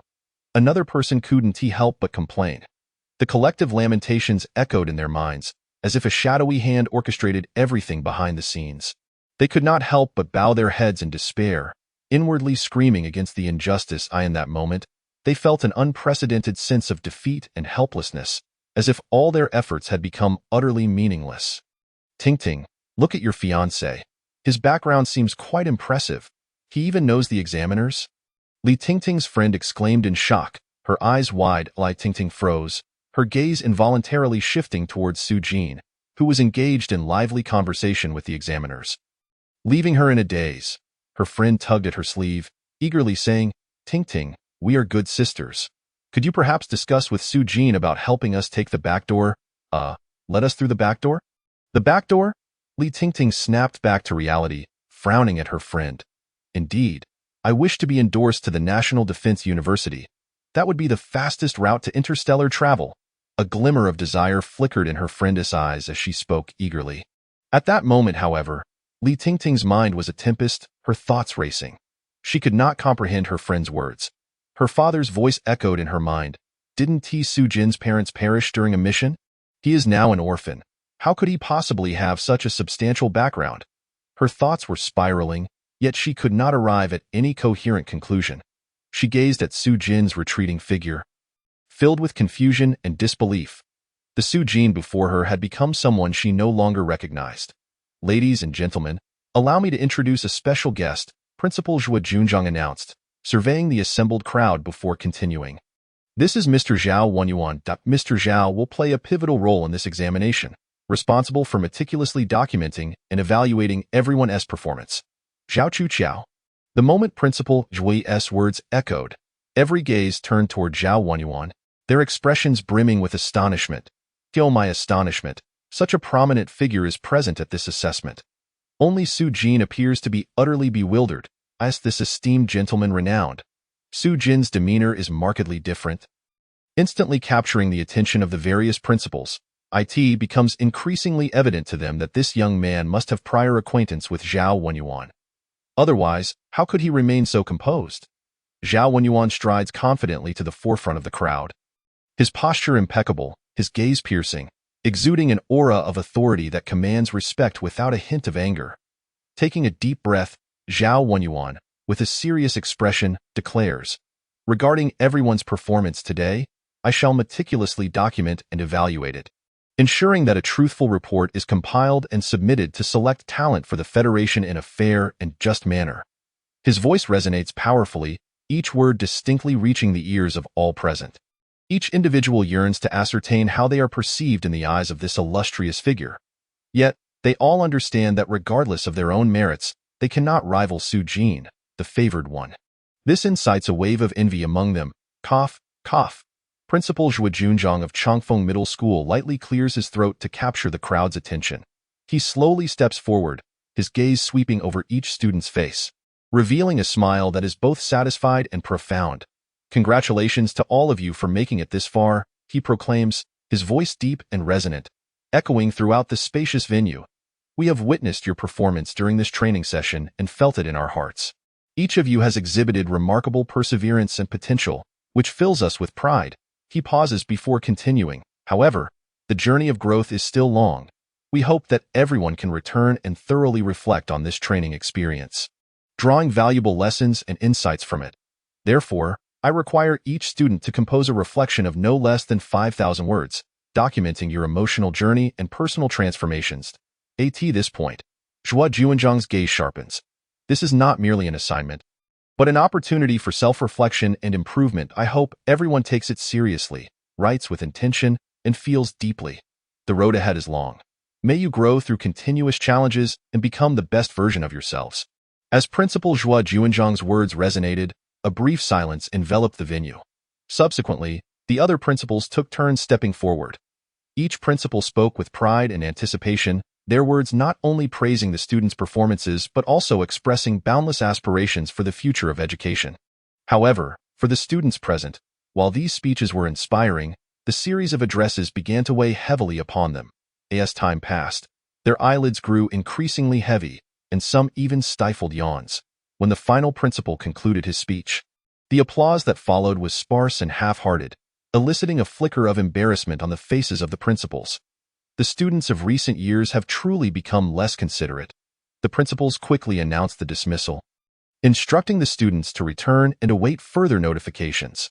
This news brought a collective sigh of relief among the students. Thankfully, they hadn't announced anything on the spot, allowing for the possibility of parental intervention later on. However, just as the students were about to log off, their gazes converged on Su Jin. They speculated in hushed tones, fearful that Su Jin might engage in some clandestine discussion with the examiners after their departure. They hesitated, treading carefully. Su Jin sensed the unusual stares around him and felt a wave of exasperation. He had no time to waste here. In a flash, he vanished from the spot, leaving behind a sea of astonished and perplexed expressions. Observing Su Jin's sudden exit, Bai Piao felt that remaining here was pointless as well. She shook her head and chose to log off.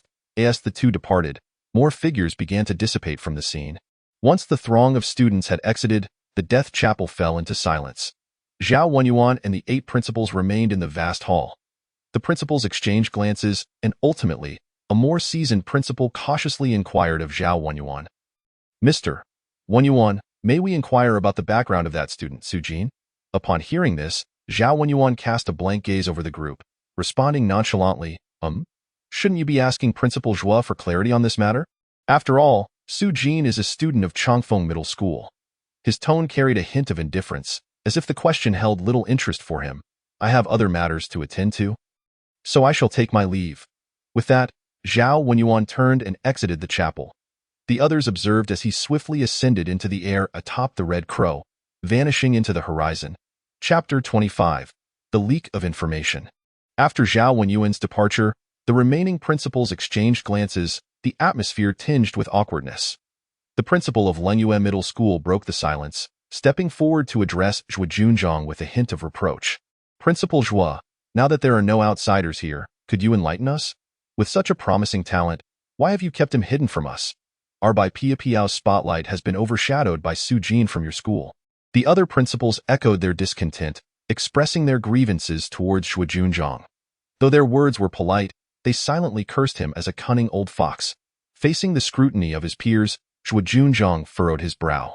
After a moment of contemplation, he slowly replied, You ask me? I wish I knew as well.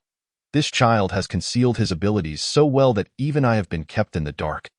He paused before continuing, however, regardless of the circumstances, this is not a concern for a single principal like myself. Let us all focus on our own duties. No sooner had he spoken than Zhuo Junzhang's figure vanished into thin air. Logging off, the remaining principals stared at each other, bewildered. Both Zhao Wenyuan and Zhuo Junzhong had been evasive. Yet, they were increasingly convinced that Su Jin's background was anything but ordinary. After logging off, Su Jin slowly removed his gaming headset, a hint of fatigue evident in his eyes. He made his way to the bathroom, turned on the faucet, and splashed cold water on his face in an attempt to awaken himself. He lifted his gaze to the mirror, his bloodshot eyes reflecting his exhaustion. Taking a deep breath, he lamented, "This game is truly draining, and no wonder there's a system in place to prevent addiction. It's practically designed to prevent players from collapsing." He recalled having seen reports online about players who had suddenly perished while playing StarCraft, the tragic tales sending shivers down his spine. One particular video left a lasting impression on him. A disheveled young man, gaunt and haggard, clinging tightly to his mother and crying out, "Mom, I can't differentiate. I really can't differentiate." The despairing cry echoed in his ears. The young man ultimately ended up in a psychiatric hospital, undergoing a prolonged treatment for internet addiction. These individuals had become so engrossed in the game that they lost sight of reality, forgetting the passage of time and ultimately succumbing to hunger and exhaustion. Consequently, the Federation had to implement an addiction prevention system on the gaming headsets to avert similar tragedies from reoccurring. Su Jin snapped back to reality, gazing at his reflection in the mirror as memories of the game flooded back to him. A moment of realization struck him, recalling a pivotal statement made by the principal during his address. "We have seen your performances with our own eyes." This statement stirred a tempest of thoughts within him. Could it be that all their actions during the ascent were under surveillance? Did that mean the moment I acquired the metal design blueprint was also witnessed by the esteemed gentlemen and the principals? Furthermore, I seem to have uttered some rather audacious remarks at that time. Su Jin gasped, sudden dread washing over him as he stared at his reflection. A myriad of potential severe consequences flashed through his mind. Cold sweat trickled down his back. Perhaps tonight, while lying in bed, relevant authorities would burst in to apprehend him. Forget it. If they truly have me in their sights, I wouldn't even have time to escape. It's better to enjoy a good meal and a restful sleep while I still can. Su Jin resolved to simply relax. Given his current capabilities, should the authorities take notice of him, he would stand no chance of resistance. It was already half past midnight. Su Jin retrieved some genetically modified pre-prepared meal from the fridge, heating it briefly before hastily consuming a few bites. Though he was only half satiated, his fatigue left him no room for further concern. Lying on his bed, he closed his eyes and swiftly succumbed to a deep slumber. In the capital, within a lavish villa on the outskirts, Qin Feiyang reclined on a plush sofa, a bottle of premium whiskey in hand. He took a hefty swig, fury glimmering in his eyes as he muttered under his breath, "Damn that kid, what a show-off. Isn't he just a backdoor student relying on connections?" With that, his eyes reddened, and he spat vehemently. Suddenly, the phone on the table emitted a series of beeps. Qin Feiyang glanced over to see a message from an unknown number. Frowning, he wondered if it was just spam. However, he swiftly dismissed the notion. His mobile number was unique, specially arranged for him by a relative within the telecommunications company, ensuring he rarely received any nuisance calls or spam messages. Filled with curiosity, he opened the message. After a brief glance, his eyes widened in astonishment, his face a canvas of shock.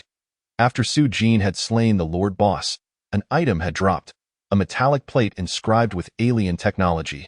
Qin Feiyang abruptly rose from the sofa, rereading the message repeatedly, fearful of missing a single word. Once he confirmed its accuracy, he began to pace within the room. After a moment of contemplation, he opened his contacts and dialed a number. "Hello, Uncle? This is Feiyang." His voice was low and subdued. After a brief silence on the other end, a steady voice responded, "Feiyang, is there something urgent at this late hour?" "Uncle, I've received a message stating that Su Jin has obtained a metallic plate inscribed with alien technology in the game. As the principal of Chiyoung High School, you must have witnessed the entire process on the monitors. I wish to inquire if this matter is true." Qin Feiyang's tone betrayed his barely concealed excitement. Another silence ensued on the line. Qin Feiyang continued, "Uncle, this matter is of immense importance to our Qin family. Could you please verify its authenticity?" His voice brimmed with urgency. After a prolonged silence, although there was no response from the other end, Qin Feiyang felt he had already received his answer. He smiled as he hung up the phone, his eyes shimmering with an unusual light. It seemed that Su Jin's acquisition of the alien technology metallic plate was indeed true. Though his uncle did not explicitly state so, his silence spoke volumes. He hurriedly exited his home, not even pausing to change out of his pajamas, and directly retrieved his vehicle from the garage. Driving towards the city, it was already 2 in the morning, yet his heart brimmed with anticipation and excitement. Half an hour later, he parked his car in front of another villa's gate. Soon, the doors swung open, revealing an elderly servant. "Young master, what brings you back at this late hour?" the servant inquired, a hint of surprise in his tone. "Zhong Shu, I apologize for the trouble," Qin Feiyang replied respectfully. Although Zhong Shu was a servant, he had been a comrade-in-arms of his father in his youth, remaining at home to enjoy his retirement after sustaining serious injuries. Qin Feiyang had always held this elder in the highest regard. "The master has been waiting for you in the study," Zhong Shu said quietly. Qin Feiyang nodded, handed over the car keys, and hurried into the villa. He opted for the side entrance to avoid disturbing the others in the household. In the dead of night, it seemed only his father and this loyal servant were aware of his return. Chapter 26. Just a bastard. Qin Feiyang pushed open the study door, his steady footsteps echoing in the tranquil corridor. Inside, soft light bathed a large desk where his father, Qian Hui, sat quietly, his gaze piercing. Observing his father, Qin Feiyang felt a surge of respect. Qian Hui was like a middle-aged version of himself, his features chiseled from the same mold. Yet his father's eyes held a depth and wisdom that surpassed his own. Time had etched lines on Qian Hui's face, yet it also bestowed upon him a unique charm. He exuded an air of authority. Forged through years of holding high office and weathering storms, sitting upright, he resembled a mountain, steadfast against the winds and rains. That calm demeanor in the face of turmoil made Qin Feiyang regard his father as an idol.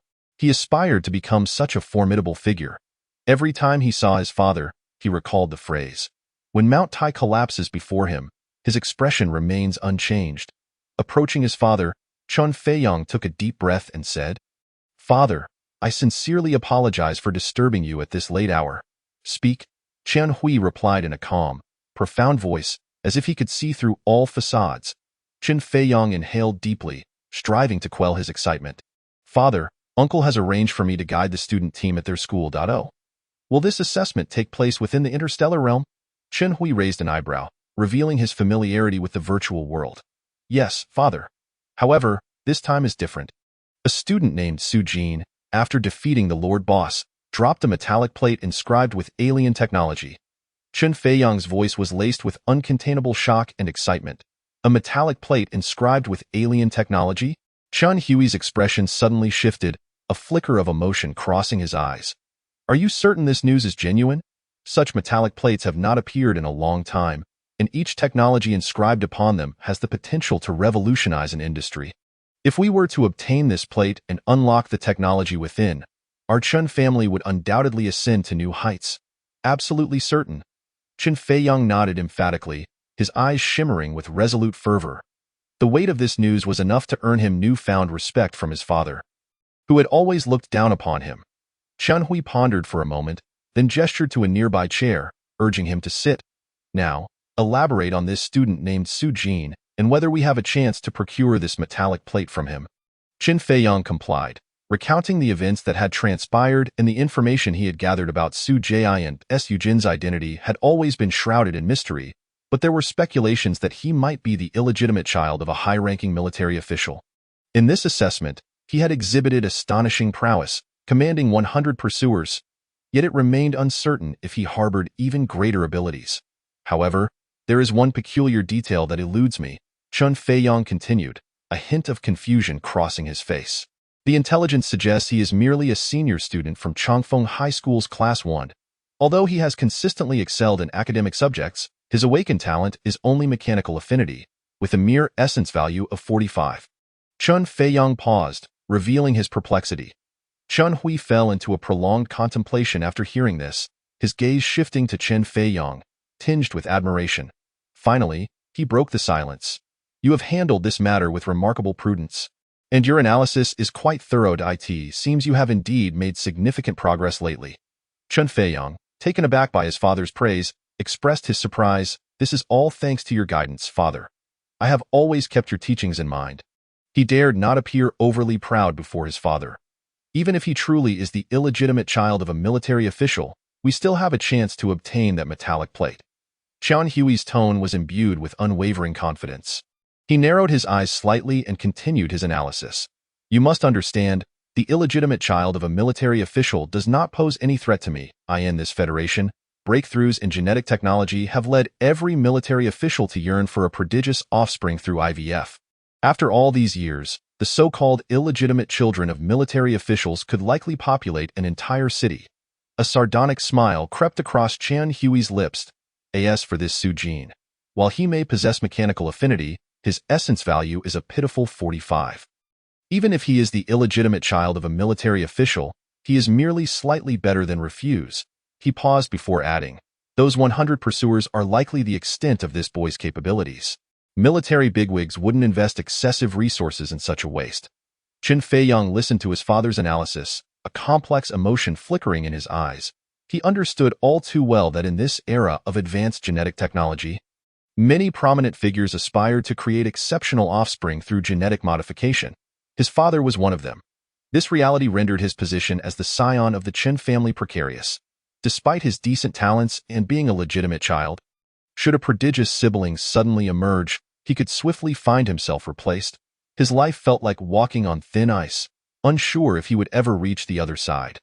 This was the true reason he had always appeared so anxious in front of his father. He recognized that to solidify his position, he must continually strive, elevate his abilities, and achieve significant accomplishments. Qin Feiyang took a deep breath, attempting to calm the tumult within. He gazed at his father, his tone resolute as he declared, "Father, I will certainly retrieve that metallic plate for you." Qian Hui raised an eyebrow, scrutinizing him with profound intensity. "Do you intend to take matters into your own hands?" "Yes, father," Qin Feiyang replied without hesitation, determination gleaming in his eyes. "This matter must remain confidential." Qian Hui narrowed his eyes. "Rest assured, father, I will personally handle this matter and ensure that the aftermath is flawlessly managed, leaving no trace for anyone to detect." His face was etched with determination, as if he were already prepared for every eventuality. Qian Hui regarded him, a glimmer of satisfaction flashing in his eyes, slowly nodding. "Very well, since you are resolute, I shall entrust this task to you. I hope you will not disappoint me." As he exited the study, the cold wind greeted him, and it dawned on Qin Feiyang that his back was already soaked. He silently thanked his father for not noticing his nervousness. He took the car keys from Zhong Shu and quietly departed the Chen residence. Once inside the car, he gripped the steering wheel tightly, his eyes sparkling with determination. "Eugene, you have truly shown in this assessment. It seems you have lived a life without regrets," he murmured to himself, as if engaged in a dialogue with a non-existent entity. "This metallic plate, inscribed with extraterrestrial technology, may be a treasure to you. But to me, it represents a once-in-a-lifetime opportunity." Taking a deep breath, his gaze became resolutely steadfast. "I must acquire it. Do not blame me, Su Jin, if there is a next life. I hope you can reincarnate on a better planet." With that, he slammed down the accelerator, and the sports car shot forward like an arrow released from a bow, swiftly vanishing into the vastness of the night. Chapter 27. I am your exclusive customer service. Longfeng Academy. The morning sun cast its golden rays. Eugene awakened from his slumber, rubbing his hazy eyes and gazing out at the bright sky. Stretching his limbs, he muttered to himself, "It seems I have been overly anxious. I fretted all night, yet no one came looking for me." He chuckled self-deprecatingly, pondering who would notice a trivial character like him. After rising, Su Jin commenced his daily routine of grooming. Standing before the mirror, brushing his teeth, he contemplated whether he might be too sensitive. After all, he was merely an inconspicuous student among many. Once he finished brushing, he tidied himself up briefly before heading to school to sign in. However, after signing in, he did not proceed to class like his peers, but chose to skip it instead. During this crucial period leading up to the college entrance examination, the teachers adopted a lenient attitude towards students' truancy. After all, the pressure of the exams was immensely heavy, and it was understandable for students to occasionally escape to unwind and relieve stress with a quick meal.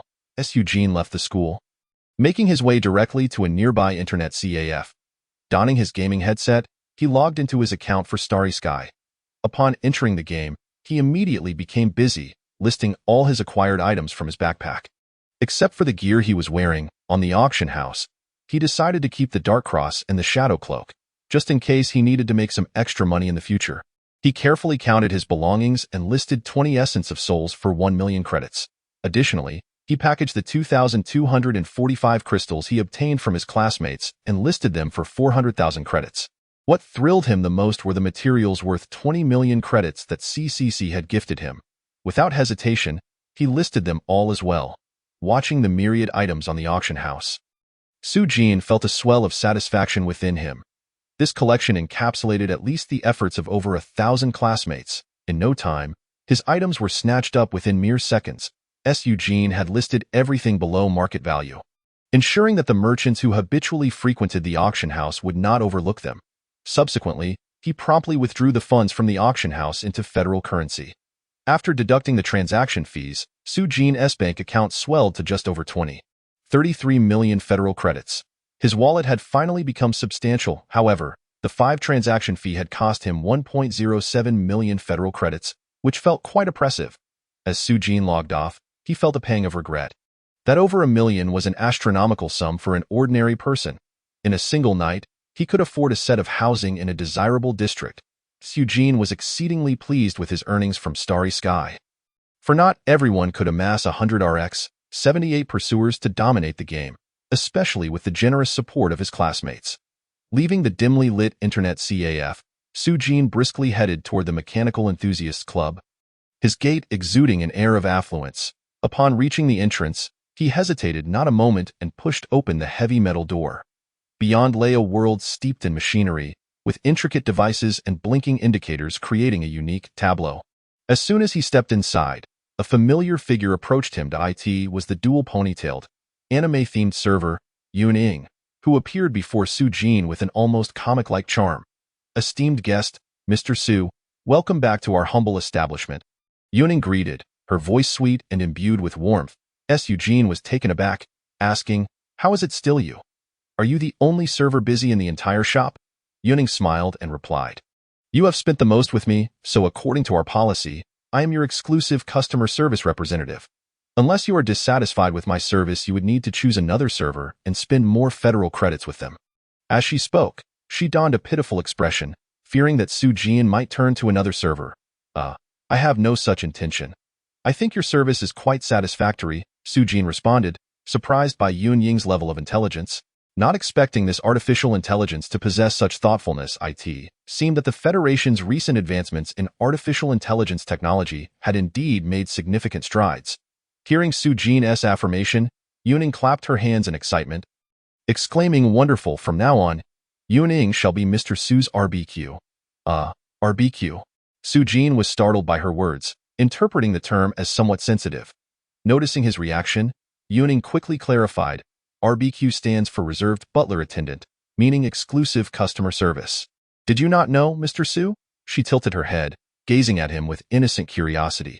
"Apologies, it seems I was rather uninformed," Su-jin replied sheepishly, realizing that RBQ merely referred to exclusive customer service, and he had misinterpreted it as something inappropriate.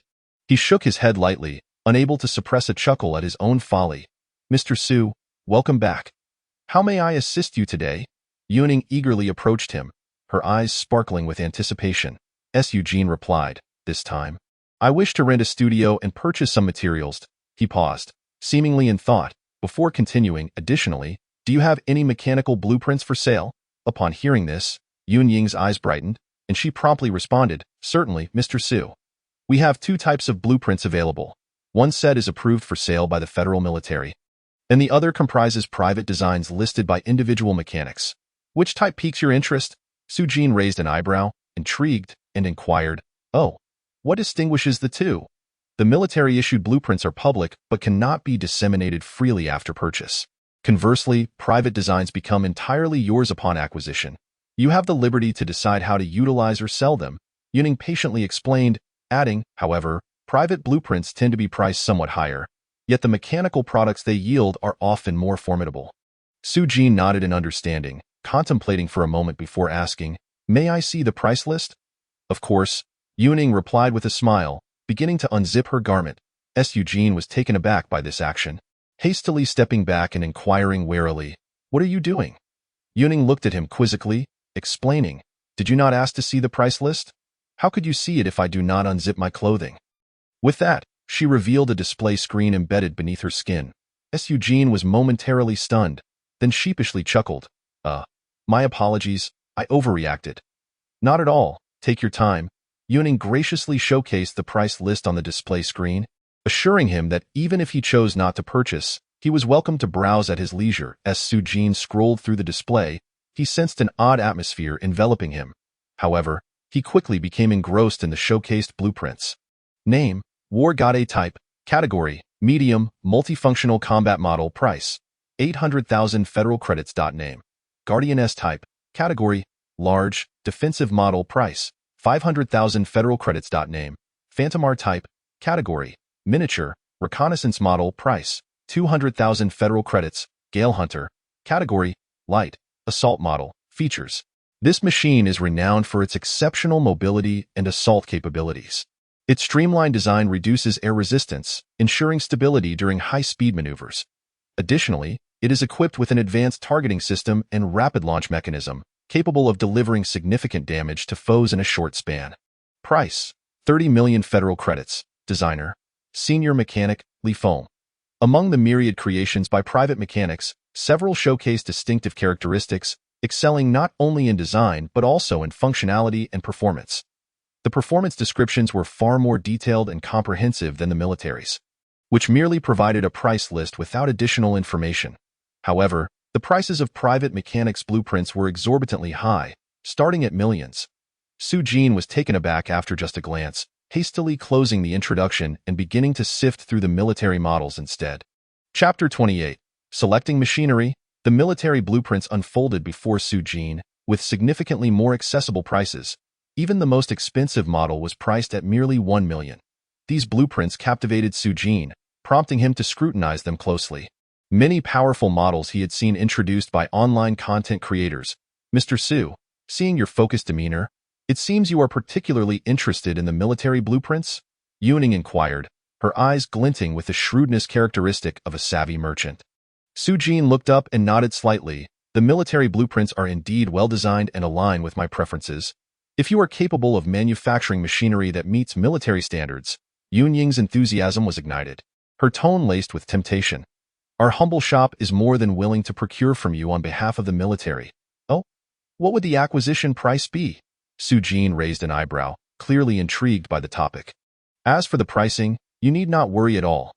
Yunying's smile grew even more radiant, assuring him that they would ensure his utmost satisfaction, rendering him unable to refuse. "Do you also accept machinery for recycling?" Eugene felt a stir within. This indeed presented a viable avenue for profit. After all, the success rate of his interdimensional factory's manufacturing was a staggering 100%, and the materials consumed were merely a tenth of the design. Should he venture into the machinery business, he could swiftly ascend to become the wealthiest individual in the Federation. All those surnamed Ma could step aside. Yet, he understood the necessity of restraint when it came to selling his manufactured machinery in bulk. The quality of products produced by his interdimensional factory was exceptional, all of the highest caliber, with nothing below that standard. Selling in large quantities would inevitably draw the attention of relevant authorities, and he pondered how he would explain such a sudden technological breakthrough. Surely, he could not claim to have awakened some mysterious system. "Indeed, we do accept machinery for recycling," Yuning replied with certainty, finding it somewhat amusing that MRSU appeared rather youthful and was oblivious to the extensive time required to fabricate military-grade machinery. For an ordinary individual, producing a machine of acceptable quality in 1 to 2 months would be quite commendable. And even then, there was no guarantee of absolute success. This MRSU had not even commenced production yet was already fretting over sales issues. What an amusing predicament. Eugene nodded slightly, indicating his understanding. "Yes, I comprehend." With that, he resumed his concentration on selecting blueprints. It was at this moment that he finally grasped why military machinery blueprints were sold at such a modest price. It was to encourage civilian manufacturing. He began by selecting several blueprints for offensive machinery, as offensive capability was paramount for ensuring one's own safety. Following that, he chose a few defensive machinery blueprints, for he was well aware that in real life, Adversaries would not simply target the individual with the highest damage output, as one might expect from game monsters. Instead, they would devise means to directly strike at him, the commander. Additionally, reconnaissance machinery blueprints caught his eye. As the brain of his mechanized army, he required these machines to provide him with broader visibility and more accurate intelligence. Lastly, he selected blueprints for machinery that could enhance personal prowess, such as mechanical arms, battle armor, and laser swords. These weapons would not only augment his combat strength, but also provide necessary self-defense capabilities in the event of an assassination attempt. He would not want to be left helpless, merely staring in shock at his impending demise. Ultimately, Su Jin selected the following designs, ensuring the total cost remained within 10 million. Beyond that, he feared the materials might exceed his budget. Thunderclap Battle Wolf Offensive Machinery. Price: 2.5 million Federation currency. Features: equipped with high-energy ion cannons and precision guidance systems, capable of remote, precise strikes while possessing high-speed mobility, suitable for assault and guerrilla tactics. Guardian Shield Defensive Machinery. Price: 3 million Federation currency. Features: boasting a powerful energy shield and multi-layered armor, effectively resisting various attacks, equipped with jammers and anti-missile systems to protect the commander from enemy long-range assaults. Phantom Reconnaissance Drone Reconnaissance Machinery. Price: 1.5 million Federation currency. Features: utilizing invisibility technology and super-quiet propulsion systems, capable of gathering intelligence without detection, equipped with high-definition cameras and multiband sensors, providing comprehensive battlefield information. Gale Wing Mobile Support Machinery. Price: 2 million Federation currency. Features: exhibiting high mobility and flexibility, capable of rapid deployment to any location on the battlefield, providing urgently needed supplies and medical assistance, while equipped with small weapon systems for self-defense. Commander S. Blade Personal Combat Suit. Price: 1 million Federation currency. Features: this is a combat suit tailored for individual commanders, including mechanical arm enhancers, laser swords, and energy shield generators, significantly boosting the Commander's close combat capabilities and defensive strength. Very well, I shall choose these. Eugene calmly marked the selected blueprints into his shopping cart, then set down his hand, turning his gaze to Yuning, his eyes shimmering with anticipation. Upon viewing the order in the shopping cart, Yun Ying's eyes widened in astonishment, a string of garbled characters flashing rapidly before her. Eugene sensed her unusual reaction and felt a surge of curiosity. Yuning, are you all right? Is there a malfunction with your system? Yun Ying's eyes returned to normal, and she offered an awkward smile that Mr. Su, I am perfectly fine. Your order amount has taken me by surprise, but I have now self-repaired. The items in your cart represent the largest order our humble shop has ever encountered. What? Do you think I cannot afford it? Su Jin frowned. She glanced at the blueprints in the cart and whispered for confirmation. Mr. Su, are you truly intending to place an order for these blueprints? Our store policy does not accept refunds for orders placed by minors. Eugene's expression darkened slightly. Yuning, you should recall that you checked my identification last time that I am an adult and can take responsibility for my actions. Yun Ying's face reflected a look of concern. Mr. Su, while you are indeed of age, you may still be a student. According to my system settings, I cannot directly place an order for customers who may lack the financial means. You may call a parent to complete the order in the presence of a guardian. Eugene's brow furrowed tightly. He disliked the feeling of being questioned, especially when it involved his parents. Taking a deep breath, he endeavored to keep his tone calm. Yuning, my parents are no longer with us. Do you believe I could possibly resurrect them to accompany me shopping? Yun Ying's expression turned apologetic. I am truly sorry, Mr. Su, it was not my intention to touch upon your sorrowful matter. However, this is mandated by my programming. I must ensure that every transaction is valid. After a moment of silence, Su Jin retrieved a bright silver Federation Bank card from his pocket. This card can verify my financial capability. You may directly check the balance. Yuning accepted the card, her expression finally relaxing somewhat. Very well, Mr. Su. I will verify it immediately. Please hold on for a moment. Upon completion of the verification process, a figure materialized clearly in Yun Ying's mind. The sum of 20.33 million Federation currency. To her. This number was nothing short of astronomical, nearly causing her advanced artificial intelligence to short-circuit. Yun Ying's voice synthesizer emitted a sweet, yet slightly trembling tone. Mr. Su, your wealth is truly astonishing. I have never encountered such a wealthy member. Her mechanical eyes sparkled as if imbued with starlight, her admiration for Su Jin evident. She continued in a tone of reverence, "Mr. Su, your wealth and strength are profoundly impressive. It is my honor, Yuning, to serve you. If there is anything you require, please do not hesitate to command. I do not require your service at this moment. I merely need you to expedite my order and convert all remaining funds on the card into materials," Su Jian said, rubbing his temples, feeling somewhat exasperated. After much persuasion, he had finally managed to convince the artificial intelligence. Chapter 29. The treatment of a VIP worth millions. "Mr. Su, please proceed to the VIP lounge and await a moment. I shall prepare the necessary arrangements for you." Yuning inclined her head slightly, her tone filled with respect and humility, gracefully gesturing towards the lounge at the end of the corridor. Su Jin nodded slightly in agreement. Under Yunying's guidance, he began to walk toward the lounge. As they traversed the elegantly decorated corridor, they arrived at the entrance of a lavishly appointed lounge. Yuning gently pushed the door open, stepping aside to invite Su Jin in. Inside the lounge, the soft, comfortable sofas, exquisite coffee tables, and elegant artworks adorning the walls all exemplified the opulence and prestige of the space. Su Jin settled himself on the sofa. Surveying his surroundings with a hint of satisfaction, Yuning stood quietly nearby, awaiting further instructions. Throughout the entire process, her gaze remained fixed on Su Jin, as if he were the center of her world. "Go ahead, Yuning, and remember to enhance efficiency." Su Jin reclined comfortably on the sofa, enveloped in its softness and support, as though wrapped in a warm cloud. He gently closed his eyes and instructed Yuning. "When you return, if I happen to be asleep, please awaken me." "Yes, Mr. Su," Yuning replied, her voice imbued with unwavering obedience and respect. "I have arranged a wake-up service for you." She confirmed once more, then respectfully nodded her head. Yuning slowly retreated, quietly closing the door behind her, striving to make no sound so as not to disturb Su Jin's rest. Su Jin lay on the sofa, relishing the plush comfort it provided. In but 2.5 minutes, he felt as though he were floating on clouds, his mind becoming hazy before descending into a deep slumber. Uncertain of how much time had elapsed, Su Jin was gently roused from his slumber by Yunying's soothing voice. "Mr. Su, everything you requested has been prepared. Please receive it." Slowly opening his eyes, Su Jin's vision transitioned from a blur to clarity.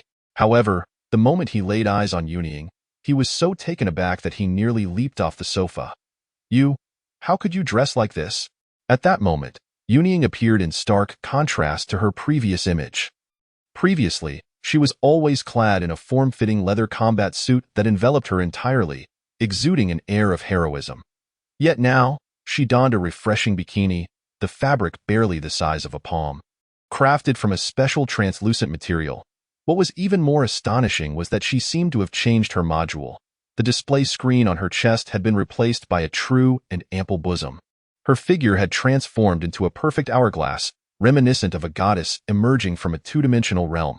Even as Su Jin gazed at her, the ethereal fabric appeared to gradually become more transparent under his gaze. This high-tech responsive material seemed to read his thoughts. Feeling a wave of embarrassment, Su Jin tactically cleared his throat, ahem, and quickly diverted his gaze, attempting to mask his flustered state. He slightly furrowed his brow and inquired, what about the items I requested? After all this time, you haven't prepared just these, have you?" Yunying cautiously extended a delicate key with both hands, speaking softly. "Mr. Su, due to the vast quantity of items you purchased, we have secured everything in a warehouse located in the suburbs. You will need to personally go and retrieve them." She paused slightly, a glimmer of anticipation flashing in her eyes before she continued. "Mr. Su, do you not like my appearance now? This special outfit can only be unlocked for esteemed clients who spend over 10 million. A hint of human-like grievance appeared on Yunying's face, and her eyes conveyed a faint sorrow, akin to a forsaken kitten, evoking sympathy. It's not that I don't like it, it's just that the change in style is too abrupt, and I'm a bit unaccustomed to it," Su Jin awkwardly replied. "Next time, I'll be sure to choose a more conservative style." Upon hearing this, Yunying's gloom lifted, replaced by a face full of excitement and anticipation. "Skin?" Su Jin's eyelids twitched. Yunying eagerly explained, "Mr. Su, from now on, Yunying will be your exclusive RBQ. Besides you, I will not serve any other members." As she spoke, her eyes sparkled with determination, As if proud of her new identity, I have upgraded to the latest technology module from the Federation. Yunying continued, now, both in touch and feel, I have achieved the most perfect state of a human girl. Her words brimmed with confidence, while also revealing her deep anticipation for Su Jin. Mr. Su, from this moment on, should you have any requests, do not hesitate to command Yunying. I will do my utmost to fulfill all your wishes. Her voice was infused with passion, resolve, and allure. As Su Jin gazed at Yunying's enchanting form, he couldn't help but feel a flush creep up his cheeks, his heart racing quietly. Having lived 2 lifetimes, he had never experienced such a scene, nor enjoyed such special treatment. He cleared his throat again, attempting to mask his embarrassment at him. Let's discuss those matters later. He swiftly adjusted his mindset, resolving to become serious once more. The most pressing issue at hand was the business at hand. Regarding the items I need to collect, are there any particular points I should pay attention to? Yunying softly replied, shortly, I will send you the specific location of the warehouse. In addition to this key, you will also need to undergo iris and fingerprint verification to gain access. She continued to elaborate, as for the items inside, if there are any issues, you may request a return without reason within 7 days. If you do not raise any concerns within those 7 days, it will automatically be considered as your acknowledgement of receipt, and a 5-star review will be granted. Yunying meticulously detailed the information for Su Jin, but by the end, he had become somewhat distracted. These were standard regulations set by the Federation, and there wasn't much he needed to pay special attention to. All right, then we shall meet again next time, Su Jin said as he took the key from Yunying's soft hands and turned to leave the club. Yunying waved her small hand with tearful eyes, leaning against the club's entrance, resembling a wife eagerly awaiting her husband's return. I will be here waiting for you. Passers-by, upon seeing Yunying in her pool party attire, cast envious glances at Su Jin. What a fortunate guy. Su Jin lowered his head, his pace involuntarily quickening. I'm just here for a normal purchase. Why does it feel like I'm sneaking a fast food meal? He internally scoffed at his employer's thought process. Attempting to retain high-end clients in such a manner was truly awkward for someone as bashful as himself. Choosing the familiar subway as his mode of transportation, not only for its convenience but also due to his ingrained philosophy of frugality, he believed that money should be meticulously spent where it mattered most. His funds were nearly entirely invested in acquiring precious design blueprints and high-end materials. Now, his bank card was nearly empty, leaving only the balance in his citizen transit card, barely sufficient for public transport.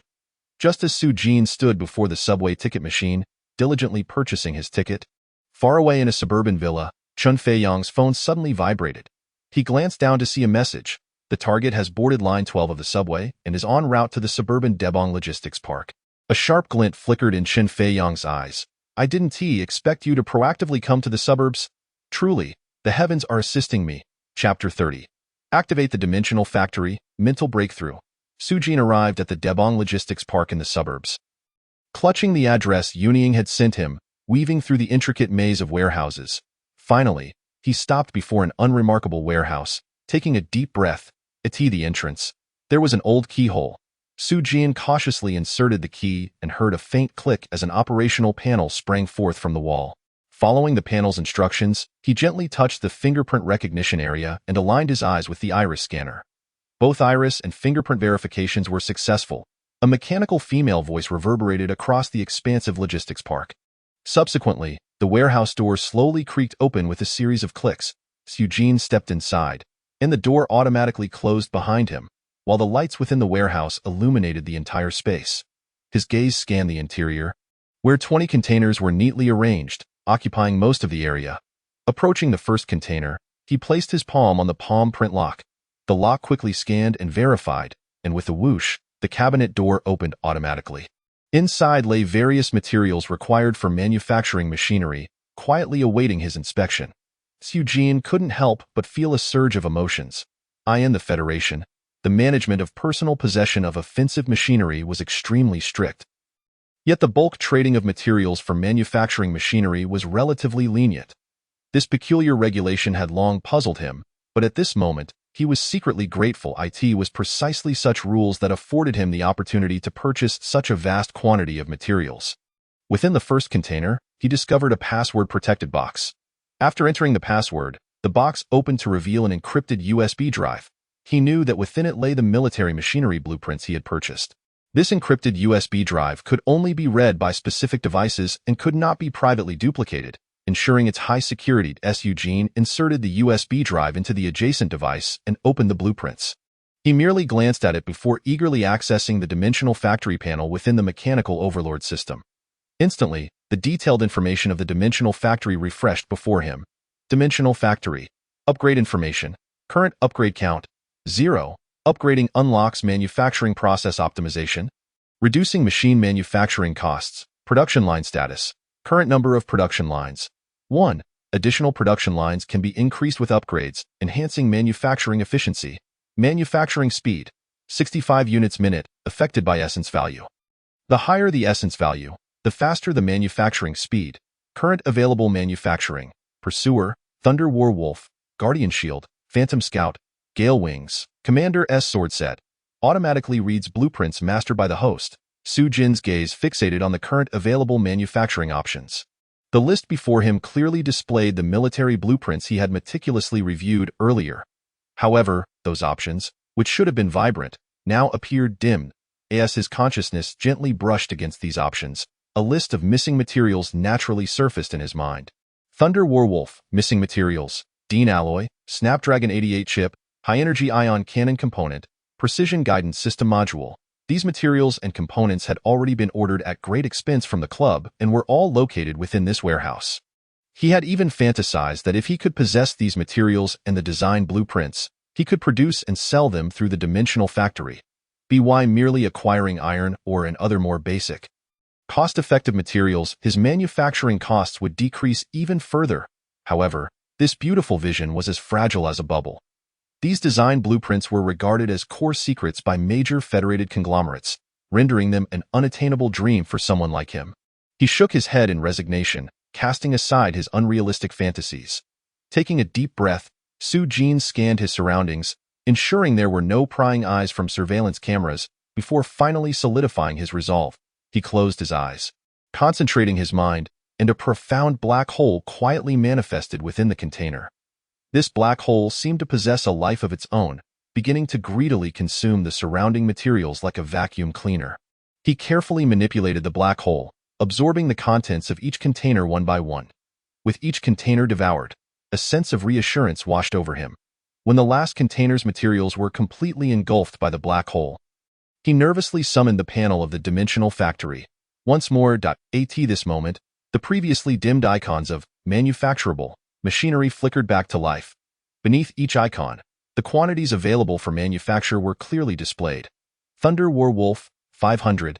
Guardian Shield, 400. Phantom Scout, 400. Gale Wings, 300. Su Jin silently recited each number, feeling an exhilarating surge within. He inhaled deeply, as a sudden roar resonated in his mind, akin to the sound of power surging and gears turning. With a mere thought, he awakened the slumbering behemoth, dimensional factory. Yet, in an instant, the roaring sound vanished without a trace, as if it had never existed.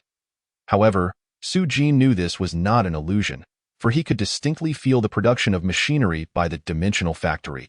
At that moment, droplets of potent mental energy materialized within his spiritual sea, continuously augmenting his psyche. A resonance of spirit. The machinery produced by the dimensional factory was establishing a connection with him. Suddenly, Su Jin's complexion flushed crimson, blood rushing to his head, veins bulging on his forehead, and his temples thumping violently. He felt the droplets in his spiritual sea rapidly converge, transforming into streams, then brooks, rivers, and ultimately surging fiercely into his spiritual sea. What was once a mere puddle in his spiritual sea had now burgeoned into a vast pool, incessantly expanding. Su Jin sensed he was undergoing a profound metamorphosis. His perception range expanded exponentially, from 5 meters to 10, then 50, culminating at an astonishing 120 meters. Even with his eyes closed, he could discern the intricate patterns on surrounding objects. But the transformation was far from over. Simultaneously, the growth of his mental power fed back into his physical body. He felt his genetic chains snapping and reconfiguring, cells incessantly dividing and proliferating, with the newly formed cells growing ever stronger. Crack, crack, crack. Suddenly, a series of sharp, Crisp sounds erupted from deep within Su Jin's bones, as if a multitude of firecrackers were detonating within him. The abrupt agony caught him off guard, his body racked with excruciating pain. As though it were being torn asunder, he felt like a seedling being forced to grow.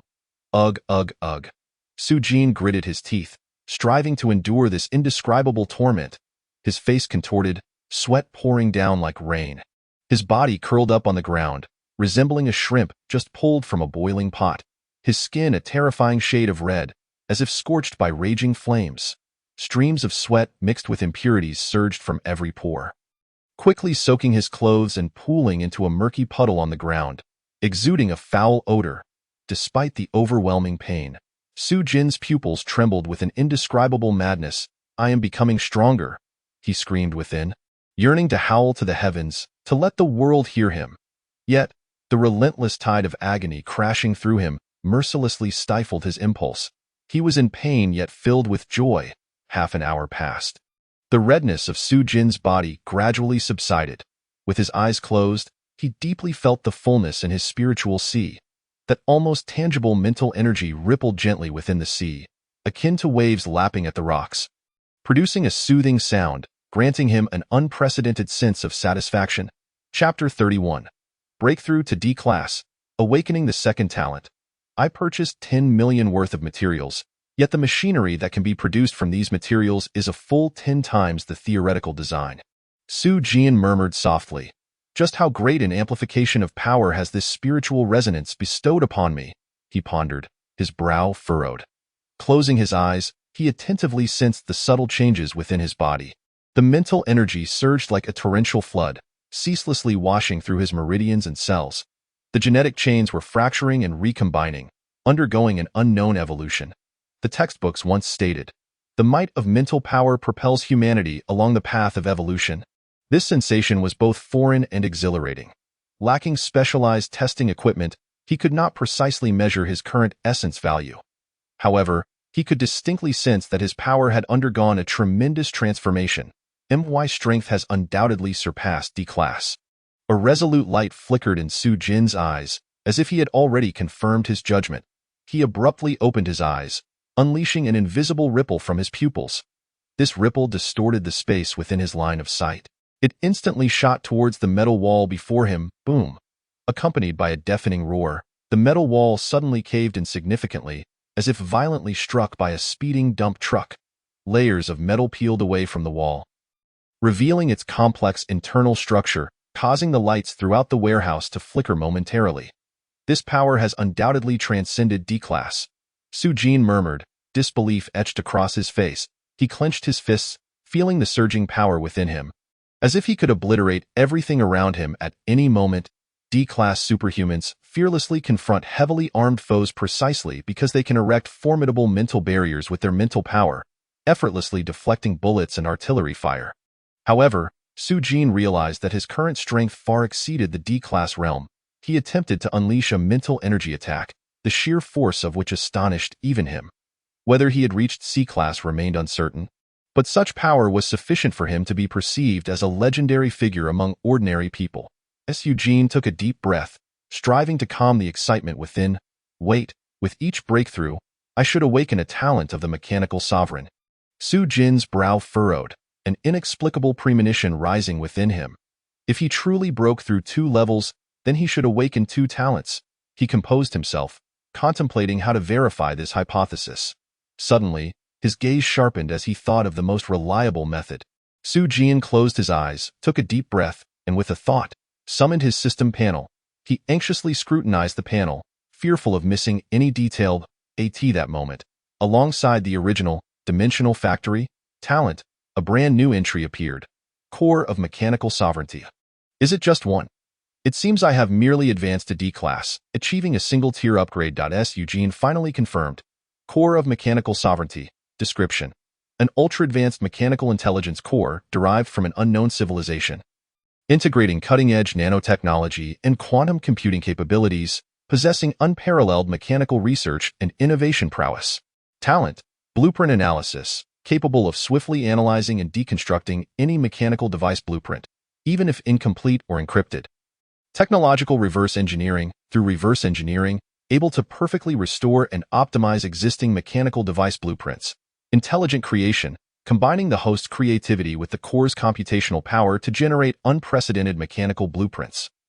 Abilities. Automatic blueprint development. Automatically develops suitable mechanical blueprints based on the host's needs and input parameters. Material optimization configuration. Intelligently calculates and optimizes the required material ratios and inputs based on the selected blueprints. Mastery of technology. The host can rapidly grasp all technological knowledge within the blueprints through the core of mechanical sovereignty. Cross-dimensional technology development, combining cross-dimensional technological concepts to create unique mechanical technologies. Note: the core of mechanical sovereignty is not only a valuable assistant for the host, but also the key to mastering mechanical technology. As the host's integration with the core deepens, more unknown functions and potentials will be unlocked. The core of mechanical sovereignty. Su-jin's heart raced suddenly. This awakened second talent of mechanical sovereignty is simply monstrous. Though it may not directly enhance Su-jin's combat ability, its significance to him is akin to an unparalleled cheat. In the moment of awakening the talent, the technologies utilized in the blueprints he had already mastered, such as Chaser, Thunder Werewolf, and Guardian Shield, were all analyzed by the core of mechanical sovereignty, allowing Su-jin to automatically master them. At this moment, Su-jin, an ordinary high school student, found his mind suddenly brimming with many of the Federation's core technologies. He possessed a familiarity that surpassed even those scientists who had dedicated decades to their fields. Su-jin even felt that he could effortlessly write 10 SCI papers at this very moment. Automatic development, blueprint simulation, and even technology analysis. This was simply extraordinary. Su-jin's eyes widened in disbelief, his face awash with incredulity, as tumultuous waves of excitement surged within him, rendering him nearly speechless in expressing his current emotions. For a mechanic, being far ahead is the most intuitive evaluation of their strength. As long as your technology is more advanced than others, and your power exceeds that of others, you can rise above all and become the unquestionable master of machines. When the artillery of others appears so trivial in comparison to your own, you become the one standing atop the pinnacle of power. As such, a spark of inspiration flickered through Su-jin's mind, and he excitedly pondered whether he would no longer need to expend vast sums to acquire blueprints. However, upon deeper reflection, he swiftly dismissed this notion. Although the mechanical sovereign core possessed the capability of independently developing blueprints, the process was fraught with uncertainty. Attaining blueprints that fully aligned with his expectations relied not solely on technology, but also on a dash of fortune. After all, he could not ascertain whether he was blessed with the luck of the gods, possessing the potential to be an emperor of fortune. Moreover, he would still need to purchase blueprints, potentially in substantial quantities. This was due to another formidable function of the mechanical sovereign core: the ability to reverse engineer blueprints, thereby mastering the technologies contained within. The more blueprints he held, the greater the array of technologies the mechanical sovereign core could harness, thus enhancing his capacity for independent development. Ultimately, a significant financial investment remained imperative. Su-jin shook his head with a wry smile. Yet, he resolutely declared, nevertheless, all of this is worth it. For the technology of the Federation and the major conglomerates also commenced with a grasp of fundamental principles, evolving through generations of research and innovation to attain the advanced stage they now occupy. As long as I master sufficient foundational technologies, Su-jin's eyes gleamed with fervor, perhaps I too can independently develop advanced or even ultimate technologies.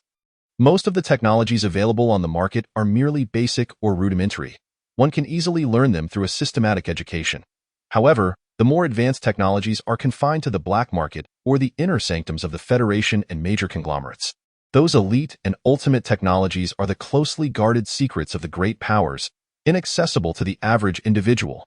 The profundity of this mechanical sovereign core talent was truly overwhelming. Su-jin furrowed his brow and rubbed his temples. He realized he needed to study it diligently. His mind felt as though it were on the verge of exploding, not due to a lack of intelligence, but because the knowledge encompassed by this talent surpassed his comprehension. It was akin to a primitive man suddenly stumbling upon a smartphone, leaving him utterly bewildered. Boom. Just as Su-jin was immersed in profound contemplation, a deafening roar shattered the silence. The entire warehouse seemed to tremble, and the sensation of the earth shaking jolted him back to reality. Chapter 32. Sujin, stop hiding. The surroundings plunged into darkness, the only light filtering through the cracks of fallen debris, casting a faint glow. Boom! A massive concrete block crashed down not far from Sujin. His heart sank as he realized the dire situation. The structure of the warehouse might no longer be tenable.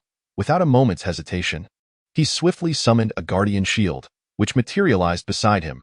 As Sujin's thoughts surged, the guardian shield activated its defensive mode, enveloping him in a robust energy barrier.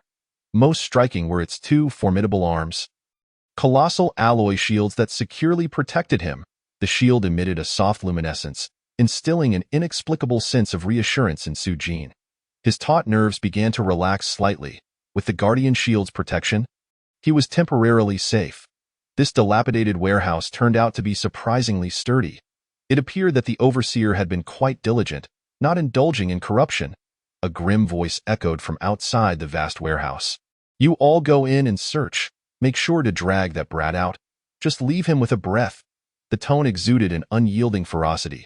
Sujin's ears caught these distant voices, and his heart raced. He immediately recognized one voice as belonging to Chen Feiyang. They had met just yesterday, and Sujin had a vivid recollection of his voice. Chen Xiao, the ceiling is about to collapse, brothers. Entering now poses considerable risk. You see, a hoarse voice interjected, revealing cunning and treachery. Is it just about wanting more money? I understand the rules of your dark web. Chen Feiyang impatiently interrupted. As long as you can find him, I will increase your commission by 10. Chen Xiao is indeed a generous man. Another voice exclaimed, followed by a chorus of agreement. Everyone, be careful. Don't assume that wearing armor means you can be careless. The place is about to come down. A cautious voice warned. Yes, boss. The crowd responded in unison. As the voices drew nearer, Sujin gradually discerned the sounds of stones being shifted and the clanging of metal. His heart began to race. These individuals were evidently coming for him. Could this sudden earthquake have been orchestrated by them? A flash of insight struck Sujin, and he began to connect the dots. They must be after something on him. Could it be that metal plate or the extraterrestrial technology blueprint? How did Chen Feiyang find out? Yet, at that moment, Sujin had no time for further contemplation. These intruders were clearly up to no good. He needed to act immediately. Instantly alert, he flipped his hand, revealing a neural receiver. He swiftly affixed the receiver to the nape of his neck and summoned 4 freshly crafted ghost recon units, initiating their ascent to survey the surroundings. These ghost recon units floated like phantoms in the air, nearly transparent, as they ascended silently, beginning a meticulous scan of the environment. Through the efficient neural receiver, Sujin could receive real-time high-definition images and analysis transmitted from the reconnaissance units, granting him a godlike perspective. 12E level, 3D level. Sujin mentally calculated, clearly grasping the distribution of strength among the 15 intruders. Chen Feiyang, a university student, with a mere 450 vitality points. Sujin couldn't help but chuckle derisively. How could an insignificant E-level, barely qualifying for D-level, dare to ambush him? Did he truly consider him a mere plaything? At that moment, Chen Feiyang appeared utterly inconsequential to Sujin, barely able to withstand even a glance from him. Is that brat crushed? Why can't the instruments detect his vital signs? A scar-faced, short man beside Chen Feiyang questioned with a perplexed expression as he waved his device. That kid isn't an ordinary high school student. He could be the illegitimate child of a powerful figure, surely possessing something to ensure his survival. Chen Feiyang replied darkly, lift those heavy stones and see if he is trapped beneath. He then turned to the scar-faced man, boasting, I've already purchased this place, and it's been reported for demolition. And no matter how much noise we make today, no one will come to disturb us. We have ample time. The scar-faced man looked at Chen Feiyang in astonishment. Curiosity piqued about what such a large warehouse could be used for. But as dark web mercenaries, they were simply there to follow orders for money without prying into their employer's affairs. However, upon hearing Chen Feiyang's words, Sujin's eyes flashed with murderous intent, and his expressions turned colder. No matter how much noise we make, no one will come? Chen Feiyang, you're digging your own grave, Sujin. Come out! Stop hiding! Chen Feiyang shouted impatiently. You, a mere F-level waste with only 45 vitality points.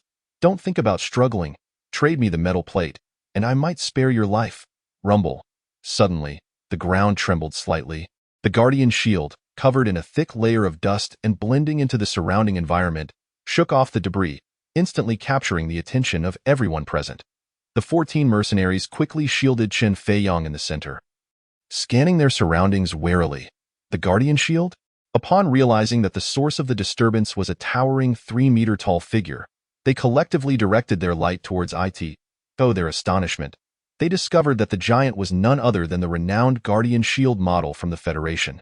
This well-known defensive type was designed to ensure survival under sudden circumstances, holding out until reinforcements arrived. A single Guardian shield was worth at least 3 million, highly favored by Federation officers and major tycoons. I never expected you to be hiding a Guardian. A glimmer of shock crossed Qin Feiyang's face, but it was swiftly replaced by a ruthless glare. He turned to the scar-faced man, contemptuously commanding, "It's just a Guardian. Have your men smash it to pieces." The scar-faced man's eyes sparkled with greed at the words. "Chun Shao, if we destroy this Guardian, can it belong to us?" He inquired tentatively. "We might be able to sell it for a good price after some repairs." All right, it's yours."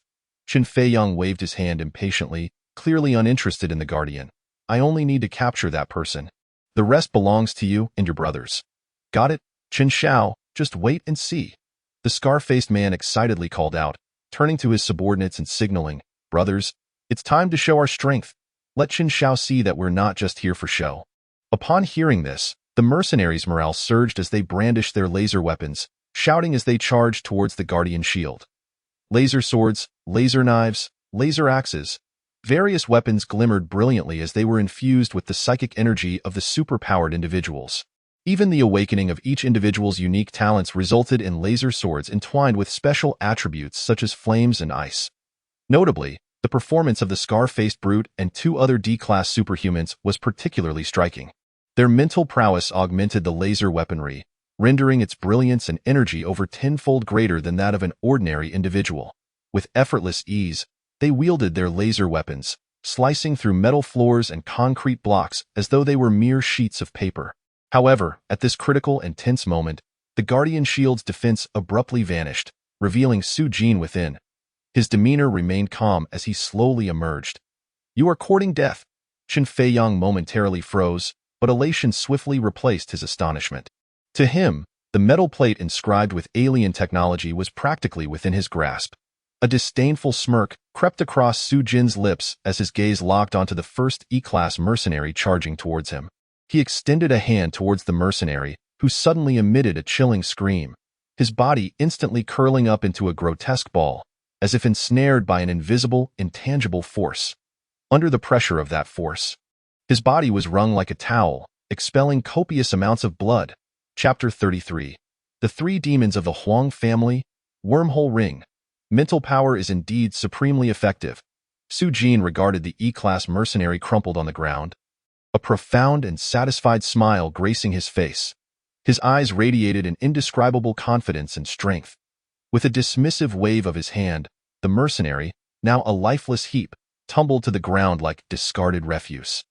Stirring up a small cloud of dust, he is a D-class superhuman. The scar-faced brute howled in terror, his voice echoing through the vast warehouse, halting all who had rushed towards Su Jin, compelling them to retreat. The crowd turned to the scar-faced man, fear etched across their faces. Their eyes widened in horror, fixated on Su Jin, beads of cold sweat trickling down their foreheads betraying their inner dread. They feared becoming the next victims of Su Jin's mental prowess. As had the E-class mercenary, Qin Feiyang's complexion turned ashen, his eyes bulging in disbelief as he stared at Su Jin. "How is this possible? How could you possess D-class strength? You are merely a high school student." Su Jin let out a cold laugh, offering no reply to his inquiry. Slowly, he raised his hand, fingers outstretched towards Qin Feiyang, his pupils glowing with an ominous light. Witnessing this movement, Qin Feiyang's expression shifted dramatically, and he shouted urgently, "Quick, stop him. Do not let him launch an attack." The brutal fate of the previous E-class mercenary had already showcased the terrifying nature of Su Jin's mental power. They knew all too well that should Su Jin unleash an attack, those below D-class would stand no chance of resistance. "Qin Shao, do not fret. Although he is a D-class superhuman, he is but one man. The scar-faced brute's eyes widened as he fixated on Su-jin, his hands shimmering with green light, as if conjuring a formidable assault. I will increase the payment. I promise to triple it. No, quintuple it. If you can leave him with but a breath. Qin Feiyong cowered at the back of the group, terrified of being discovered by Su-jin. With only E-class powers, should Su-jin seize an opportunity, it could very well mean his demise. Regret gnawed at him for his impulsive decision to confront Su-jin directly, plunging himself into such peril. However, these mercenaries were all skilled individuals he had sourced from the dark web. Initially, he thought capturing this boy would be overkill, but now it seemed utterly appropriate. Heaven bless. Heh, young man. Achieving D-class status at such a tender age, you must possess extraordinary gifts, the scar-faced brute sneered, his eyes glinting with a cruel light. Our brothers take great pleasure in extinguishing prodigies, he continued, a sinister grin spreading across his face. Remember, it is the 3 demons of the Huang family who will end your life. With a thunderous shout, the scar-faced brute signaled to the 2 D-class superhumans beside him. The second and third immediately understood, and the 3 of them surged forward, flanking Su-jin in a pincer formation. Their movements were swift and ruthless, imperceptible to the naked eye of an ordinary person. The green light in the scar-faced brute's hand suddenly surged underground, slithering silently towards Su-jin like a cunning serpent. The second and third brothers mirrored this action, 3 streaks of green light rapidly encroaching upon Su-jin. Just as the green light was about to reach him, the Huang brothers shouted in unison, "Viper's embrace." In an instant, vines as thick as an adult's thigh erupted around Su-jin, writhing like a horde of frenzied snakes, their tips gaping open like fearsome jaws, gleaming with ethereal blue venom, ready to strike at Su-jin. Should these venomous tendrils make contact, the consequences would be dire. The scar-faced brute gazed at Su-jin ensnared by the vines, sneering, to perish beneath the venomous vines of the Huang brothers. Young man, consider it a stroke of fortune. Qin Feiyong, witnessing Su-jin's perilous predicament, secretly rejoiced. He called out loudly, "Huang Laoda, do not strike too hard, leave him with a breath." Clearly, he still hoped to obtain the metal plate from Su-jin. "Do not worry, Qian Shao. Our trio's talent, Viper's Embrace, allows us to unleash as much venom as we desire. To life or death, we decide." Huang Laoda laughed maniacally, envisioning Su-jin's agonizing struggle beneath their venomous vines. Yet, in the face of this sudden assault, Su-jin remained unfazed. With a snap of his fingers, a guardian materialized before the astonished crowd, resembling a deity, steadfastly shielding Su-jin. The guardian's arms converged, forming a shield akin to a small mountain, thoroughly protecting Su-jin. Though the venomous vines were ferocious, they could only helplessly coil around the guardian, unable to lay a finger on Su-jin. Subsequently, Su-jin let out a cold huff. Buzz. The guardian instantly activated its energy shield. Crackling, the energy shield emitted electric sparks, severing the venomous vines that had ensnared the guardian, which fell lifelessly to the ground. The severed vines writhed momentarily before losing all vitality, becoming mere withered tendrils. Su-jin crossed his arms, the guardian's colossal form erecting an impenetrable barrier behind him. His gaze was icy, peering through the guardian's energy shield, indifferently scrutinizing the astonished onlookers. "Wormhole ring?" Qin Feiyong and the 3 demons of the Huang family exclaimed in unison. Disbelief etched across their faces. The wormhole ring, a marvel crafted using nanotechnology, was a miniature wormhole generator capable of housing objects within a specific subspace.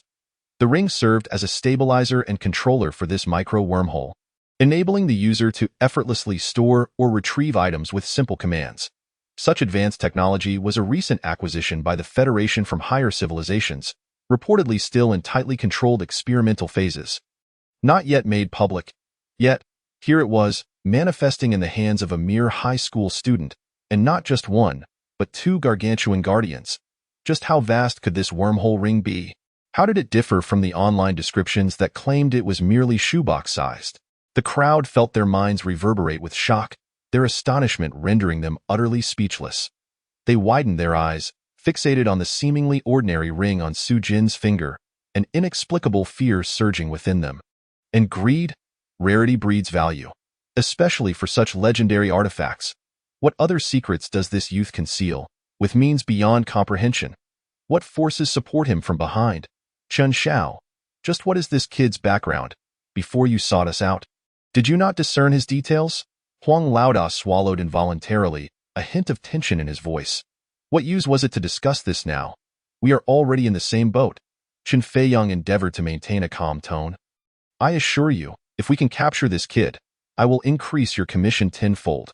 Once we seize him, everything he possesses will be yours. I only want him alive. Chen Feiyang's voice grew increasingly fierce. Tenfold commission? And the Guardians and Wormhole Ring? Huang Laoda's eyes sparkled with greed.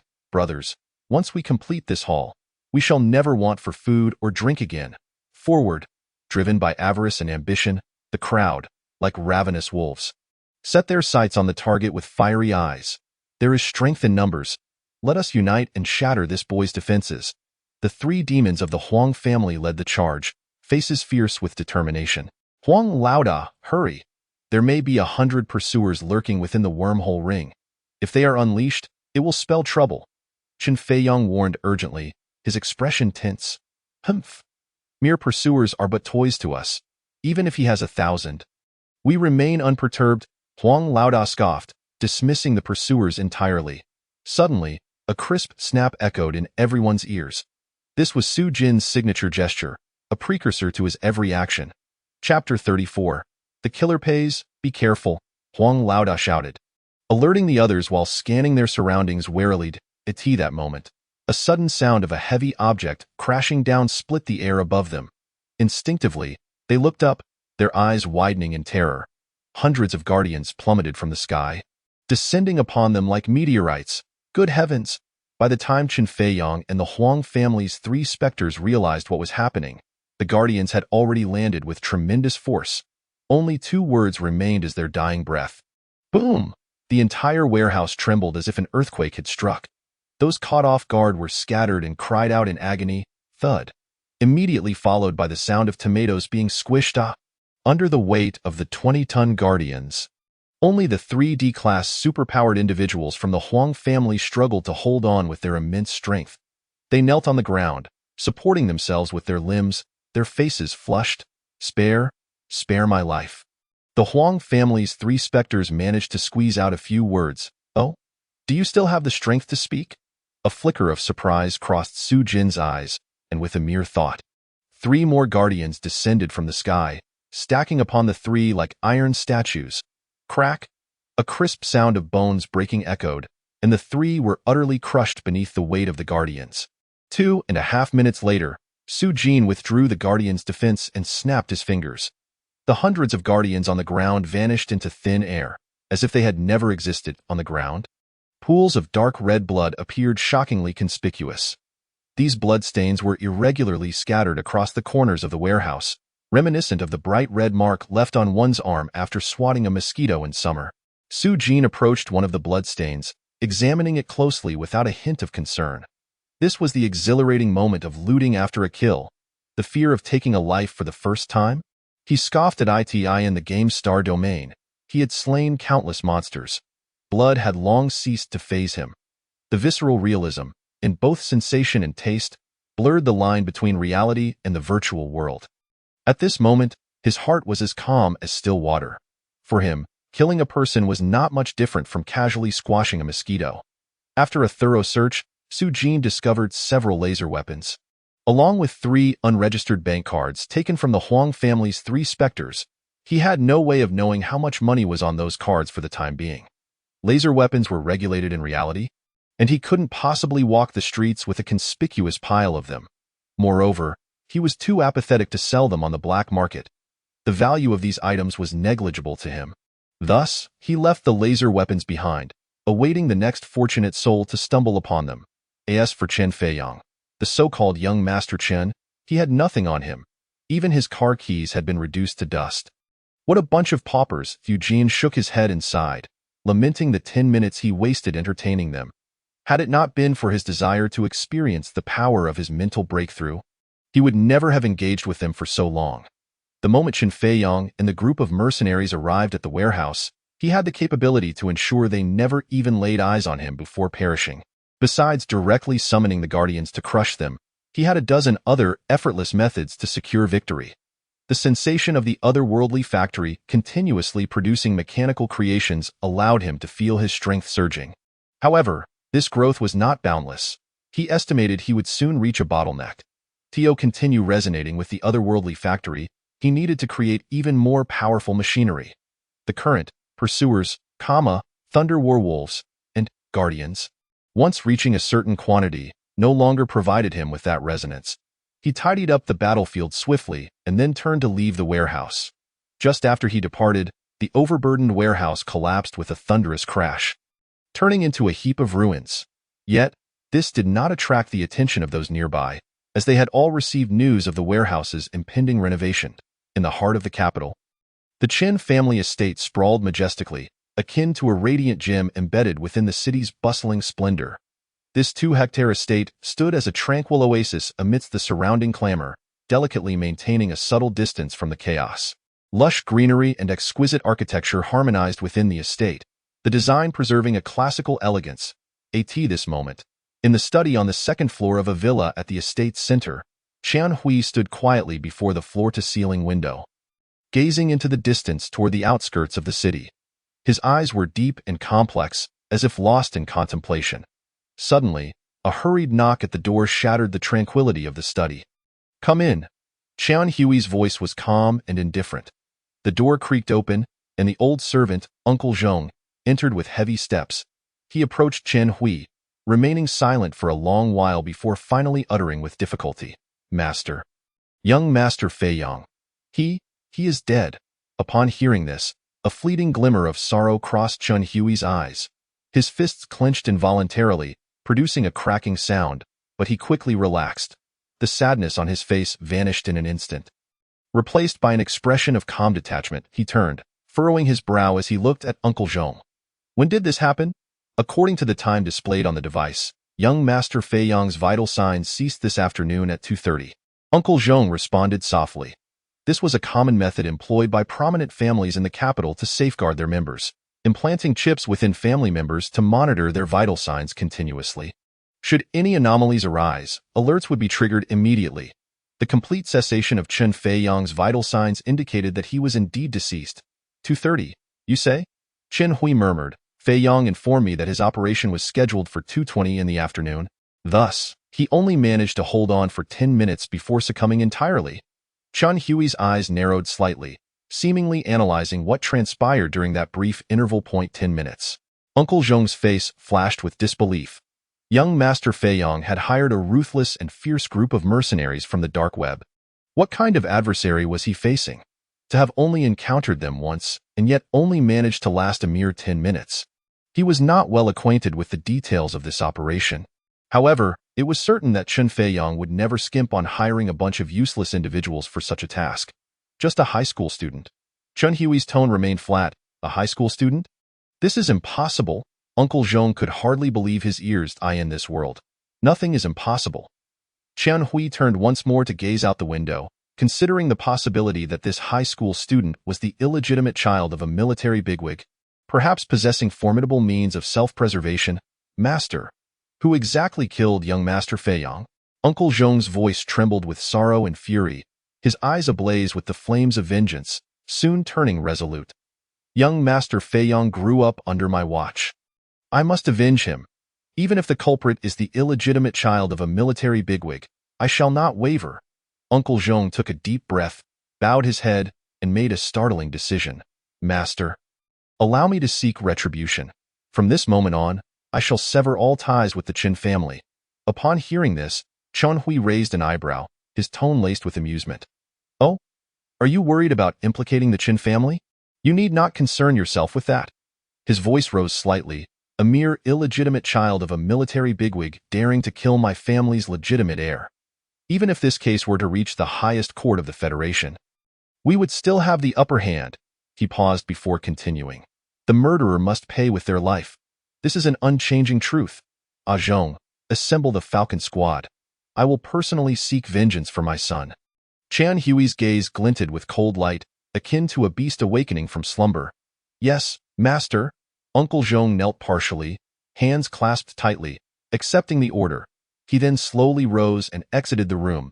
As he closed the door, a hint of confusion flickered in his eyes. He couldn't help but wonder. Master, could it be that young Master Fei Yong was sacrificed merely to maintain a facade of righteousness? His heart was filled with doubts and perplexities. What could possibly compel the master to heartlessly use his own flesh and blood as a pawn?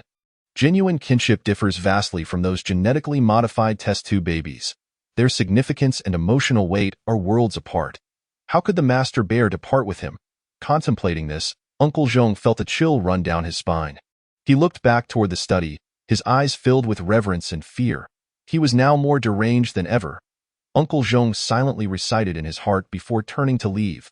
Chapter 35. Rebirth truly requires skill. Su Jin emerged from the suburban Debong Logistics Park as if nothing had transpired, stepping onto the subway bound for home.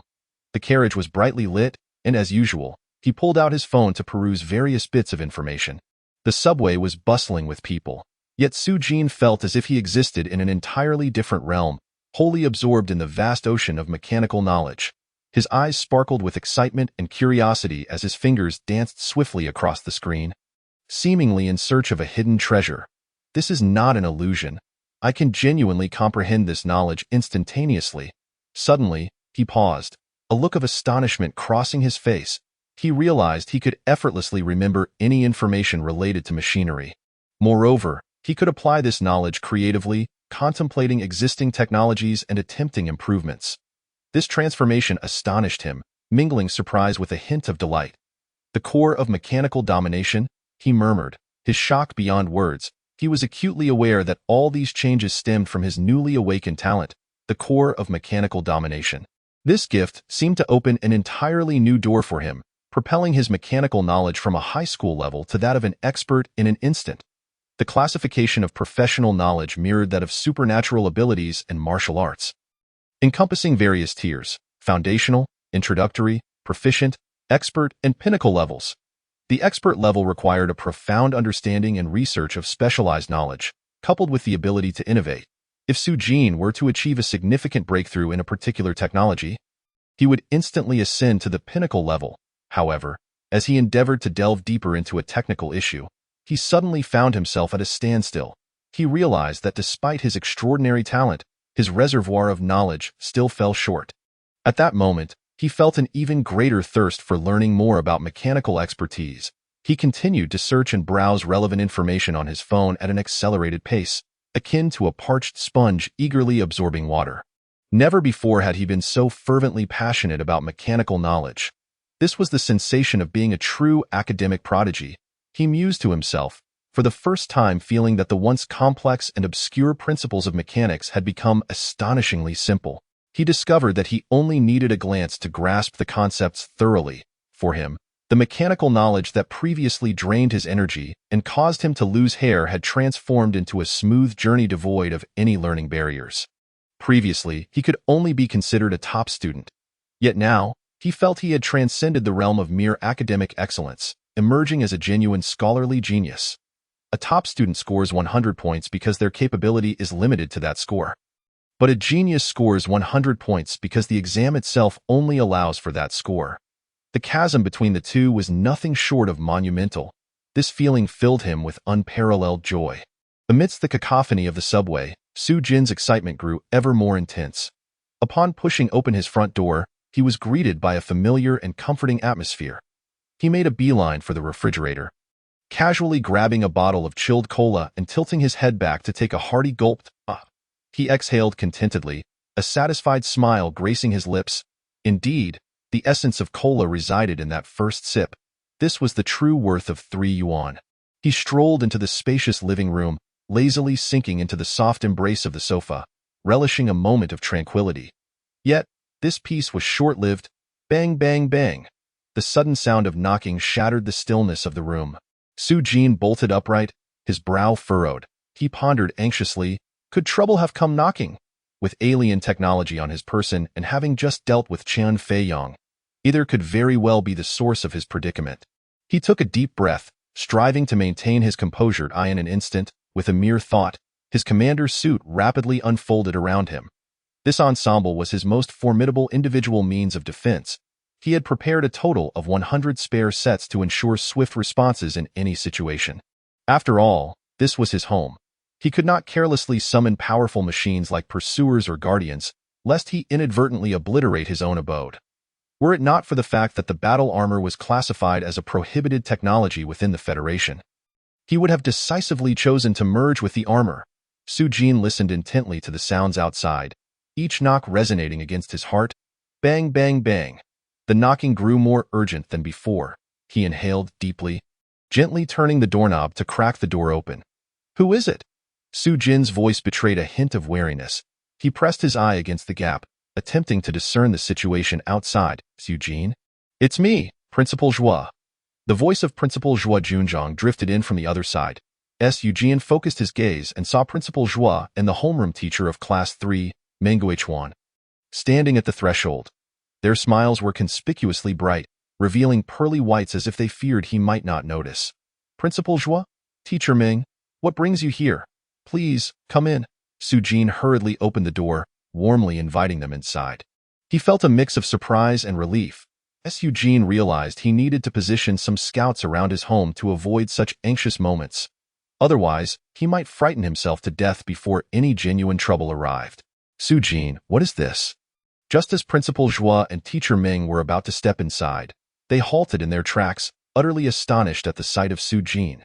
He was clad in an ebony commander's sword battle armor, wielding a laser sword in his left hand and an energy shield in his right, with mechanical arms adorning both limbs. This intimidating display startled both Principal Zhua and Teacher Meng. They gazed at Su Jin with dazed expressions, their minds momentarily unable to process the scene before them. They could sense an almost imperceptible aura of mental pressure emanating from Su Jin, causing them to tense up as if facing a formidable adversary. Why does this kid exude an air of menace? They were internally astonished. Could this young man, whose essence value appeared to be only 45, truly exert such overwhelming pressure on them? It seemed his prowess must surely place him among the elite of the E grade, possibly even brushing against the threshold of D grade. In the entire capital, aside from Bai Piao, there seemed to be no other high schooler as formidable as him. This implied that Longfeng High School might stand a chance of outshining Lingyue High School in the upcoming college entrance examination.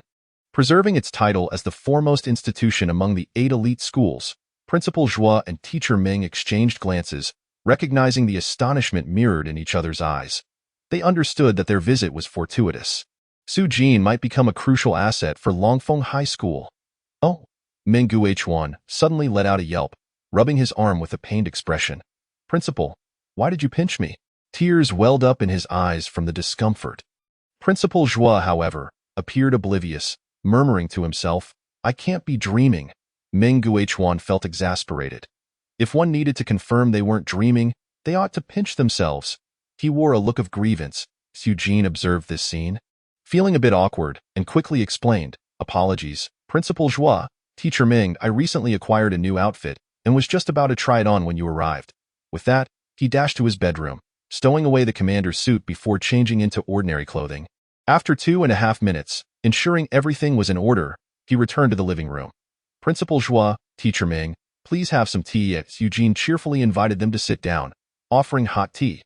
Principal Zhua and Meng Guichuan exchanged glances, unsure how to comment on Su Jin's attire. They were acutely aware that this was no ordinary outfit, but rather a battle suit of considerable value. "Su Jin, your outfit is truly..." Principal Zhua hesitated, at a loss for words. "Please excuse my attire. It's merely an ordinary outfit," Su Jin explained somewhat bashfully, not wishing to create any misunderstanding that he might have intended to intimidate his teachers. Principal Zhua and Meng Guichuan nodded, yet they couldn't suppress a multitude of thoughts. They understood that such a combat suit, if not procured through military channels, would likely cost a staggering 2 million. That equated to 5 years' worth of their combined salaries and bonuses. Moreover, one would require a purchasing quota. It wasn't simply a matter of having the money to buy it. The envy in their gazes towards Su Jin was unmistakable. The equipment that would take them 5 years of frugal living to acquire was effortlessly within Su Jin's grasp. This prompted them to reflect. Being born into the right family truly is an art. Mastering mathematics and science pales in comparison to having a powerful military father. Chapter 36. The exceptionally enthusiastic Principal Zhua. Principal Zhua, Teacher Ming, what brings you this unexpected visit? Su Jin inquired, furrowing his brow slightly. Perplexed by their sudden arrival, Principal Zhua wore a warm smile as he gently explained, Su Jin, I, along with Teacher Ming, have come for an impromptu home visit. A hint of embarrassment crossed Su Jin's face as he murmured, Principal Zhua, Teacher Ming, my parents have passed away. His voice trailed off, seemingly reluctant to delve into the topic. In his understanding, his circumstances had long been documented by the school. As an orphan, he was alone in his household. Such a home visit seemed unnecessary. Surely, Principal Zhua and Teacher Ming were aware of this, so why the deviation from their usual protocol today? Yet, Principal Zhua spoke with a more serious tone, Su Jin. Precisely because of your situation, we feel it is imperative to conduct this home visit.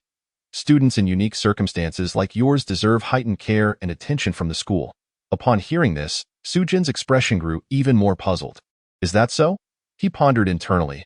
If the school genuinely cared for him, why had they never conducted such a visit before? As if sensing Su Jin's doubts, Principal Zhua hastily clarified, Su Jin, please don't worry. The school is well aware of your situation. This is merely a precaution as the college entrance examination approaches. Teacher Ming and I decided to come personally to ensure your well-being. He paused before continuing. If you encounter any difficulties, please do not hesitate to let us know. We will do our utmost to assist you, safeguarding your path to success in the examination. Principal Zhua's tone was imbued with sincerity and resolve. Yet, Su Jin remained puzzled as to why the two would suddenly show up. Both parents deceased, yet possessing considerable strength, Principal Zhua contemplated. This was the quintessential illegitimate child archetype. He imagined the military bigwigs who might be backing Su Jin. Figures so elevated that they were beyond his reach. With merely a word from that esteemed individual, the future of the venerable Lao Zhu could instantly illuminate. Consequently, Changfeng Middle School would garner an even greater favor from the federal military resources. Such advantages are truly countless. He couldn't help but sigh, realizing that it was due to this young man's prior concealment of his identity as the illegitimate offspring of a military magnate that he had remained undisclosed. Now, seizing the moment while he is still a student and has yet to graduate, he must strive to foster a closer bond between them. This opportunity is one he cannot afford to miss. Su Jin, do not be so reserved, Mr. Ming interjected enthusiastically, urging him to express himself freely.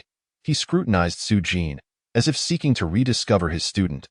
The usually reticent young man had unexpectedly revealed such a remarkable background, even accompanied by the principal for an official visit. However, Mr. Ming couldn't help but feel a twinge of anxiety. Would this not come across as excessively obsequious? Did it portray them as sycophants? After all, their past attitude towards Su Jin, who excelled only in academics yet was deemed lacking in mental fortitude, had been rather indifferent. He worried that Su Jin might harbor grievances against him as the homeroom teacher. A flicker of unease crossed Meng Guichuan's eyes, yet he maintained a smile, striving to bridge the gap with Su Jin. Meanwhile, Principal Zhu looked on with eager anticipation, hoping Su Jin would provide an opportunity for him to showcase his capabilities. Su Jin observed the two before him, unable to suppress a chuckle at their apparent misunderstanding. Their sudden shift in demeanor, bordering on flattery, struck him as amusing. However, he did not intend to clarify, as such misconceptions might inadvertently yield unexpected benefits for him. Thus, he simply smiled lightly and began to ponder how he could leverage their interest in him. I do have a question I wish to consult with you, principal and teacher, Su Jin mused after a brief moment. A glimmer of depth flashing in his eyes. Su Jin, please feel free to voice your concerns. Principal Zhu and Mr. Ming gazed intently at Su Jin, their faces alight with expectation. Taking a deep breath, Su Jin slowly spoke. Principal Zhu, you are aware that during the incident at the Death Church's dungeon, I unexpectedly acquired a metallic plate, AT that time. The only ones present were the uncle and several of you esteemed principals. He paused, locking eyes with Zhu Junzhong. I wish to inquire, hypothetically speaking, would you contemplate eliminating me to obtain this metallic plate? Su Jin's tone was earnest and resolute, as if this inquiry had long been brewing in his mind. Zhu Junzhong's heart leapt at the directness of Su Jin's question. He had not anticipated such a forthright inquiry. Beside him, Meng Guichuan, though unaware of the plate's specific value, sensed from Su Jin's demeanor and Zhu's reaction that it was anything but ordinary. Zhu Junzhong found himself momentarily at a loss for words. Meanwhile, Meng Guichuan's complexion turned ashen, fearing he had stumbled upon knowledge better left undiscovered, potentially courting disaster. Observing their reactions, Su Jin offered a gentle smile to ease the tension. Principal Zhu? There is no need to be alarmed. I was merely hypothesizing. Regaining his composure, Zhu Junzhong lightly nudged the still-dazed Meng Guichuan. Xiao Meng, I wish to have a private conversation with Su Jin. Why don't you step outside for a smoke? Meng Guichuan, snapping back to reality, nodded vigorously. All right, of course, Principal. You and Su Jin take your time. I'll step out for a smoke. With that, he hurriedly exited Su Jin's residence, as though fleeing from calamity. Once Meng Guichuan departed, Zhu Junzhong let out a long sigh. He shifted closer to Su Jin, lowering his voice cautiously. Su Jin?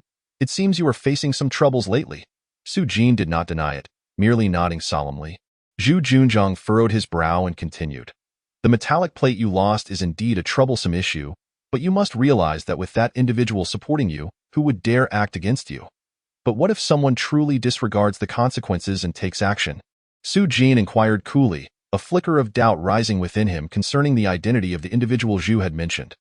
Zhu Junzhong pondered for a moment, thoughtfully analyzing, if someone were to truly target you, the few of us present at the time would certainly not intervene directly. More likely, they would employ others to achieve their aims. Su Jin remained silent for a long while, contemplating Zhu Junzhong's reasoning, which bore merit. Among the suspects, he first ruled out the uncle named Zhao Wenyuan, whose demeanor and gaze did not suggest he was the type to strike from the shadows. As for Principal Zhu, Su Jin chose to place his trust in him, as he had shown persistent eagerness to please. Showing no inclination to harm him, Principal Zhu, Su Jin suddenly spoke up, I wish to inquire about someone. Do you know Chen Feiyang? Chen Feiyang? Zhu Junzhong fell into thought. Yes. I recall hearing the principal of Lengyue Middle School mention him. He seems to be the team leader from Qiyang Middle School, and I believe the principal there, Hao Fuguwei, is his uncle. An image of a sturdy, good-natured middle-aged man flashed in Zhu's mind. Upon hearing this, Su Jin's expression sharpened, as many previously puzzling matters suddenly became crystal clear. Do you suspect him? Zhu Junzhong tentatively inquired, noting the change in Su Jin's demeanor. However, I find it unlikely. He is known to be amicable and harbors no grudges against anyone. Moreover, I've heard that he only became principal of Qiyang Middle School after marrying into the Chen family. He is timid and cautious, unlikely to jeopardize his promising future. There is no need for concern. Principal Zhu, I was merely inquiring out of curiosity, Su Jin replied with a smile. However, his tone grew suddenly icy nonetheless. If someone truly dares to act against me, I would not flinch. After all, I am alone at home, with little to fear. Upon hearing Su Jin's words, Zhu Junzhong couldn't help but feel a chill run down his spine as he gazed into Su Jin's profound and indifferent eyes. Chapter 37. Awaiting Fate? Fishing. Su Jin now deduced that Chen Feiyang's approach was undoubtedly influenced by the principal of Qiyang Middle School, Hao Fuguwei. After all, only a handful were privy to the revelation of the metallic plate. Otherwise, how could Chen Feiyang have brazenly demanded the plate upon arriving at the warehouse? What remained uncertain for Su Jin was whether Chen Feiyang's actions had the tacit approval or instigation of his family. This distinction was crucial. Should this merely be a reckless personal endeavor by Chen Feiyang, any ensuing misfortune might be dismissed by the Chen family as an unfortunate accident. However, if the Chen family was complicit and supportive, the situation would be drastically different. Should anything happen to Chen Feiyang, his father, grandfather, great-grandfather, or even the entire ancestral lineage of the Chen family would likely not rest until they sought retribution. Su Jin was acutely aware of this reality. Having been well-versed in fantastical literature in his past life, the adage striking the young invites the old resonated deeply with him. Should he strike first or eradicate the root of the problem to prevent future troubles? Su Jin contemplated this, inadvertently revealing a flicker of murderous intent that sent shivers down Zhu Junzhong's spine. Was this young man truly just a high school student? The aura of lethal intent emanating from him was utterly disconcerting, akin to a harbinger of doom descending upon the earth. No wonder the phrase heavenly calamity solitary star often intertwined in people's minds. Zhu Junzhong felt this sentiment acutely at that moment. Su Jin, if there is nothing further, I believe our home visit has reached its conclusion. Zhu Junzhong sensed he had achieved his purpose, and Su Jin's current emotional state seemed precarious. Thus, he resolved to leave while the going was good. intending to return on a day when Sujin's mood was more favorable. Wait. Sujin suddenly rose, calling out to the departing Zhu Junzhang. Principal Zhu, do you have anything else you wish to inquire about? Zhu Junzhang asked nervously. For reasons unknown, the more he sought to understand Sujin, the more apprehensive he felt toward this student. Principal Zhu, I have heard that the school will establish an outstanding student scholarship before the college entrance examination, amounting to around 100,000 yuan. Might it be? Sujin's sentence trailed off with a blink, yet the implication was unmistakably clear. Zhu Junzhang immediately grasped the intention. Rest assured, Sujin, I will arrange this matter as soon as I return. The scholarship was merely a matter of his word. Although Sujin did not lack for 100,000 yuan and did not require such accolades to enhance his reputation, witnessing Sujin's satisfied smile instilled a sense of inexplicable reassurance in him.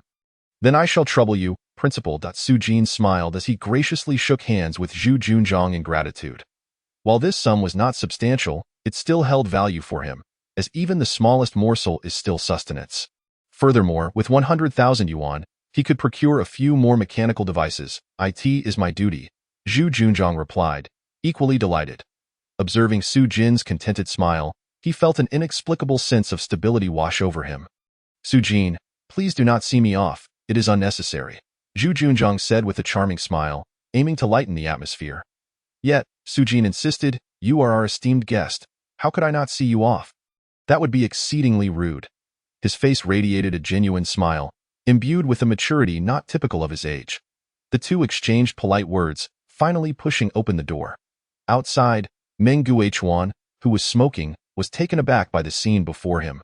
His mouth agape, causing the cigarette to slip from his lips, he fumbled to catch it, but inadvertently burned his hand, letting out a yelp of pain. Ouch, hiss, Meng Guichuan observed Sujin, who was usually quiet and obedient in class.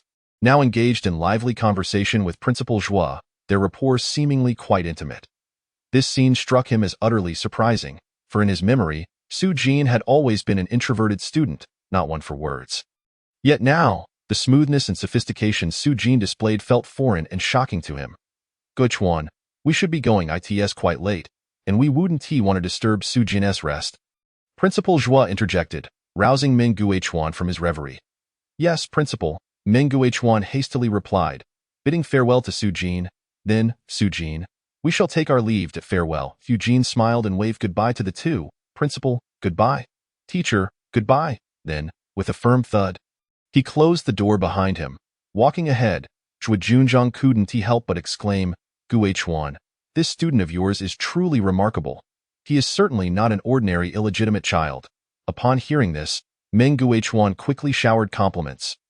Principal, your insight is unparalleled. Without your guidance, I would still be left in the dark. I hope you will continue to mentor me in the future. Though he felt awkward flattering a young student, flattering his superior came effortlessly, without any psychological barriers. Ha, well said. Zhu Junzhang laughed heartily, as they departed the neighborhood together. Sujin stood by the window, watching the figures of Principal Zhua and Teacher Meng fade into the distance. Once they vanished from sight, he slowly turned around and settled back onto the sofa. With his hands clasped under his chin, a glimmer of contemplation sparkled in his eyes. Eugene took out his phone and began to search for information on the Chen Group online. In the commercial landscape of the capital, the Chen Technology Group shone like a dazzling star, having risen from obscurity to become an industry giant in just a few years.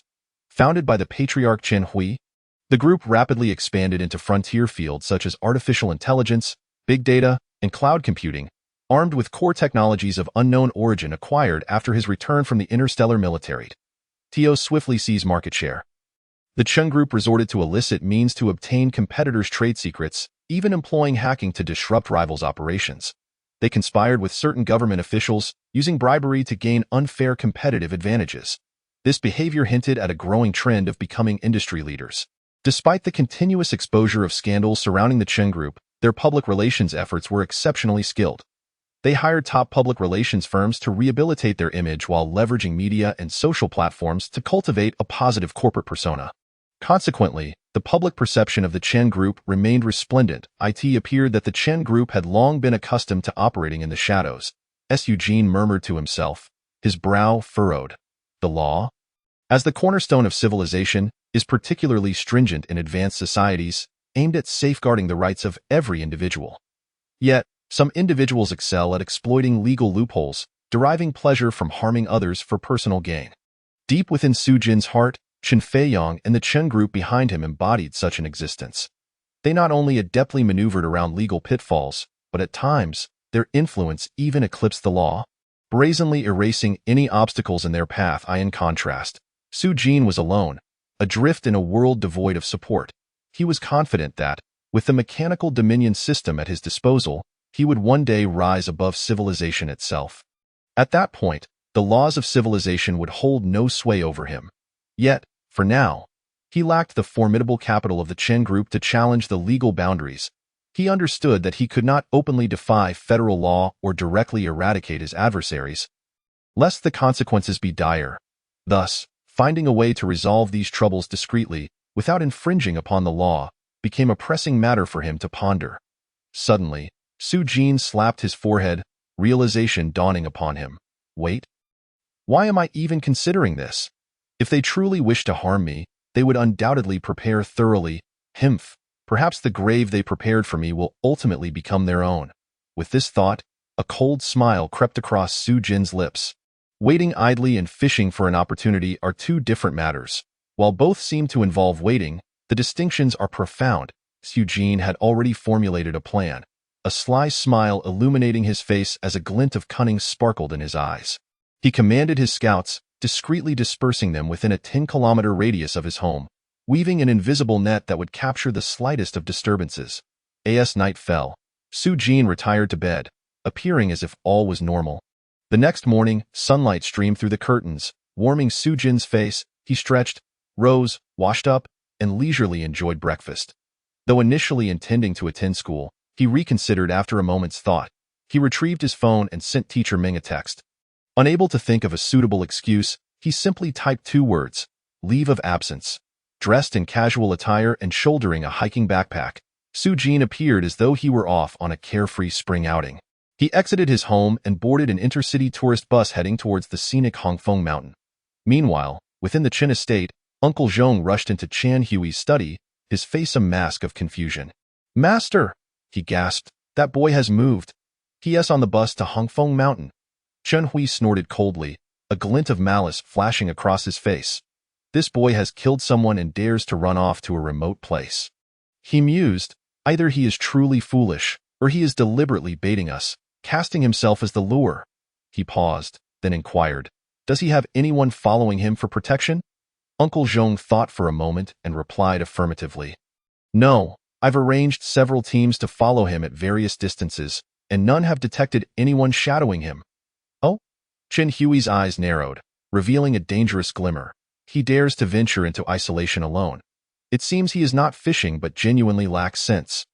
"Heaven is aiding me."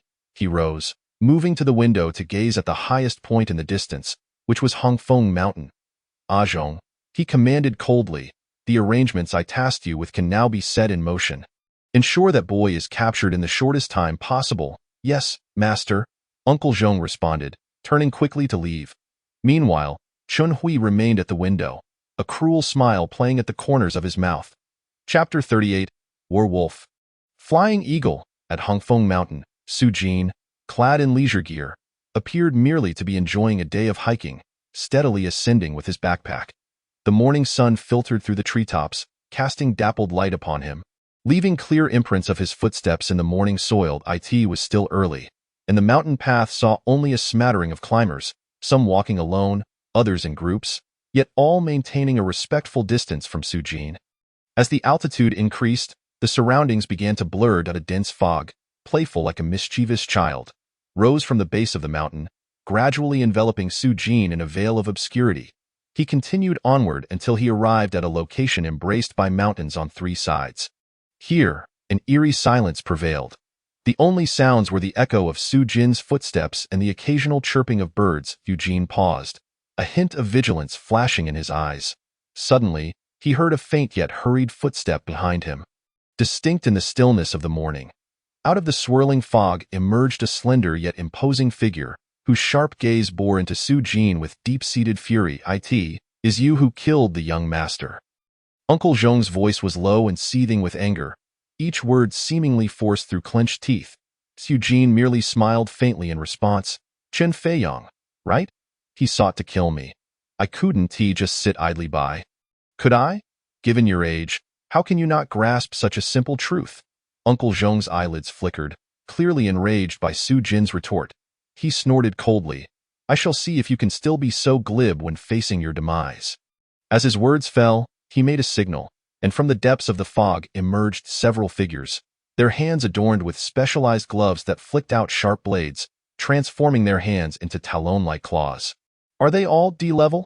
Su Jin sensed the overwhelming mental pressure emanating from them, as if it sought to drown him. Yet, with a mere thought, he effortlessly countered their pressure. Uncle Zhong stared at Su Jin in astonishment. As if seeing him for the first time, he muttered, You are also D-level, and not just newly initiated. Your essence value is quite substantial. A flicker of realization crossed his eyes, as if he understood something. This works out well. I want to have to hold back, fearing you might accidentally perish. However, this revelation did not deter Uncle Zhong. Instead, it ignited an even fiercer desire to kill within him. A cruel smile curled at the corners of his mouth. And the 13 figures behind him suddenly erupted with a formidable aura, the eagle claw technique. Su Jin's gaze sharpened as he recognized the move he had once encountered online. It was a martial art exclusive to those who had served in the Federal Army, the eagle claw technique. The figures surged forth with the ferocity of hawks, their claws tearing through the dense mist, emitting piercing cries. Amidst the fog, the 13 figures approached stealthily like phantoms, their claws glinting with a cold light. Each strike capable of rending the air, radiating a chilling, murderous intent. Their movements were swift and elusive, resembling malevolent spirits clawing their way from the depths of hell, instilling a sense of dread in onlookers. With a calm demeanor, Su Jin snapped his fingers lightly, and a resounding wolf howl suddenly echoed through the air, causing the surrounding mist to tremble. Immediately, 26 thunder wolves materialized from thin air. Standing at a height of 1.5 meters, their sleek forms shimmered with the brilliance of lightning, as if they were mystical beings birthed from the storm. The eyes of these thunder wolves sparkled with a frigid blue light, revealing sharp mechanical teeth that clicked ominously with each bite. Sending shivers down the spine, the crackling electricity that surrounded them added to the eerie atmosphere. Upon witnessing this, the eagle team swung their claws to confront the threat. However, the thunder wolves showed no fear. They nimbly evaded the attacks while launching rapid counterstrikes. One thunder wolf leaped fiercely, sinking its teeth into an enemy's arm, its sharp mechanical fangs effortlessly shredding through specialized combat gear, blood gushing forth. Another thunder wolf charged in synchrony, colliding with the same adversary and sending him flying. The thunder wolves, working in pairs, engaged in a fierce struggle with the 13 members of the eagle team. Yet, Su Jin remained cautiously optimistic. The foes utilizing the eagle claw technique had merely been caught off guard by the sudden appearance of the thunder wolves. They quickly regained their composure and entangled themselves in combat. Still possessing ample strength, observing the battlefield coolly, Su Jin noted Uncle Zhong standing at the periphery, his gaze dark as he scrutinized Su Jin. When he saw the thunder wolves appear, a flicker of surprise crossed his eyes. He was no stranger to these mechanical wolves. They were high-tech products of the military, each boasting substantial combat capabilities, with a price tag of 300,000 each. 2 thunder wolves working in tandem could contend against a D-class superhuman. Yet regrettably, they faced the eagle team wielding the eagle claw technique. Thunder wolves? Uncle Zhong scoffed. It seems your benefactor truly values you, having arranged for so many thunder wolves to protect you. But do you really think these mechanical wolves can withstand our eagle team? How naive. The members of the eagle team executed their eagle claw technique with relentless precision, and the battlefield erupted with the sounds of fierce combat. The thunder wolves howled in response. 2.5 minutes later, the thunder wolves found themselves gradually dismantled by the onslaught of the eagle team's techniques, eventually collapsing to the ground with a whimper in the end. Only the eagle team remained standing amidst the scattered remnants of the thunder wolves. However, the eagle team was not unscathed. The bites and electric assaults from the thunder wolves exacted a considerable toll on them. Their specialized combat suits were torn, exposing charred skin beneath, emanating wisps of smoke and presenting a gruesome sight. Uncle Zhong observed the injuries of the Eagle team with a flicker of concern. His expression darkened as he glared at Su Jin, as if he wished to devour him whole, yet Su Jin, in contrast, clapped his hands in apparent amusement. The combat prowess of these Thunder Wolves is indeed commendable, he remarked. I never anticipated that just two could engage a D-class superhuman and inflict injuries. Truly, a testament to military craftsmanship. Uncle Zhong, unable to grasp the underlying implications of Su Jin's words, retorted coldly, naive boy. Do you truly believe the Thunder Wolves can ensure your safety? Dismantling Thunder Wolves is a training exercise within the military. The Eagle team's Eagle Claw users are perfectly suited to counter the Thunder Wolves. Did you not foresee this? Indeed, I did not. Su Jin nodded, a peculiar smile gracing his lips. However, I am exceedingly curious. How swiftly can they dismantle them? No sooner had he spoken than a multitude of blue eyes ignited behind him. No, it can't be. Where did you acquire so many Thunder Wolves? With such numbers, how could they have silently followed you up the mountain? Uncle Zhong exclaimed, his face a mask of shock and disbelief. They had surveillance teams all around, confirming that this boy had no protection before launching their assault. But now, over 26 Thunder Wolves had appeared out of nowhere. He could only assume it was a premeditated ambush, yet the countless blue eyes now gleaming behind Su Jin numbered in the hundreds. Such a plethora of Thunder Wolves could easily fill this space. How had they not detected it sooner? Was their intelligence team collectively blind? These blue eyes emerged like apparitions, encircling Su Jin protectively. They glimmered with a chilling light, reminiscent of a gaze from the abyss. This spectacle sent a wave of dread through Uncle Zhong and the members of the Eagle team, causing them to instinctively take a step back, their resolve wavering in the face of such overwhelming numbers. Chapter 39. Moment of despair? Thinking of retreating? A cold smile crept across Su Jin's lips as he let out a soft huff, and the air behind him erupted with a cacophony of electric bursts. Lightning danced like serpents, accompanied by the roars of the Thunder Wolves, as over 100 of them surged forth from all directions, enclosing Uncle Zhong and the Eagle team in an impenetrable circle. The eyes of the Thunder Wolves glimmered with a frigid blue light, their roars revealing sharp mechanical fangs, as if eager to rend their prey into shreds.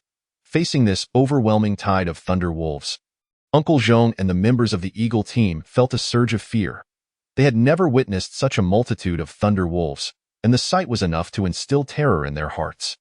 A thought flashed through Uncle Zhong's mind. Such strategic weapons should have mostly been deployed to the interstellar front lines, with only a handful remaining in the capital as symbolic remnants. How then had this young man acquired so many Thunder Wolves? Could they have been reassigned from the interstellar front? Or was his benefactor a high-ranking official within the military-industrial complex? The members of the Eagle team exchanged glances, inwardly cursing their misfortune. They had anticipated this mission would be a straightforward task, only to encounter such a formidable challenge. This boy must have an extraordinary lineage. He could not merely be a bastard. He was likely the legitimate son, enjoying privileges beyond imagination. Yet now was not the time for such contemplations.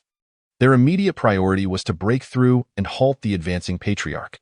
Originally, they had intended for the patriarch to assess their accomplishments, but it now appeared that if they did not escape soon, he might arrive to collect their corpses instead. Let us do this. Uncle Zhong gritted his teeth and issued a fierce command. We will risk our lives to carve out an escape route. His skin suddenly hardened, transforming into a granite-like texture. This was his affinity, B-class petrified skin. Yes. The members of the Eagle team replied in unison, their eyes shimmering with unwavering determination. I in the face of peril. Their potential surged forth as the light emanating from their claws intensified, seemingly transforming them into indomitable forces. Kill. They brandished their claws, launching a ferocious assault on the Thunder Wolves. Such aspirations, however, were met with the harshness of reality, leaving them in despair. Uncle Zhong sighed inwardly, observing the chaos of battle with a furrowed brow. The members of the Eagle team had exerted their utmost efforts, pushing their limits to the brink, each displaying an extraordinary performance of 200%. Yet even so, they could barely fend off the fierce assaults of 3 or 4 Thunder Wolves at a time. More would come, the 4th and 5th, relentlessly charging forth. Uncle Zhong watched as one team member, unable to withstand the onslaught of a Thunder Wolf, was viciously bitten, blood staining his uniform. Another member narrowly escaped the jaws but was struck hard by a thunder wolf's metallic tail. Grimacing in pain as he struggled to stay upright, a scream erupted as yet another member was thrown to the ground, the metallic head of a thunder wolf crashing into his chest, rendering him nearly breathless. Amidst the overwhelming assault of over 100 thunder wolves, the Eagle team found themselves embroiled in a brutal struggle. Though valiant, they were outmatched by the sheer numbers. This cannot continue. Uncle Zhong's anxiety escalated. We must devise a means to break free. We need to report to the Patriarch. Yet, breaking through was far from simple. The thunder wolves seemed endless, surging from all directions, each attack capable of tearing away substantial flesh. The members of the Eagle team were battered and bruised. Uncle Zhong understood that if this continued, they would inevitably succumb. Capture the leader first. We will combine our mental energies to suppress him. Uncle Zhong shouted, blood still fresh at the corners of his mouth, his eyes gleaming with a fierce light as he concentrated all his strength into this moment. Upon hearing this, the members of the Eagle team straightened their postures. Determination etched on their faces. They followed Uncle Zhong closely, gathering all their mental energy into a formidable, invisible pressure that surged towards Su Jin like a colossal wave. SSS-class superpower user. Their mental force had become tangible enough to shatter steel alloys. Faced with such an assault, Su Jin was acutely aware of the danger and dared not underestimate it. However, he chose not to withstand this overwhelming mental force head-on. With a flicker of thought, a guardian robot swiftly converged its arms to form a massive shield, positioning itself in front of him. Yet that was not sufficient.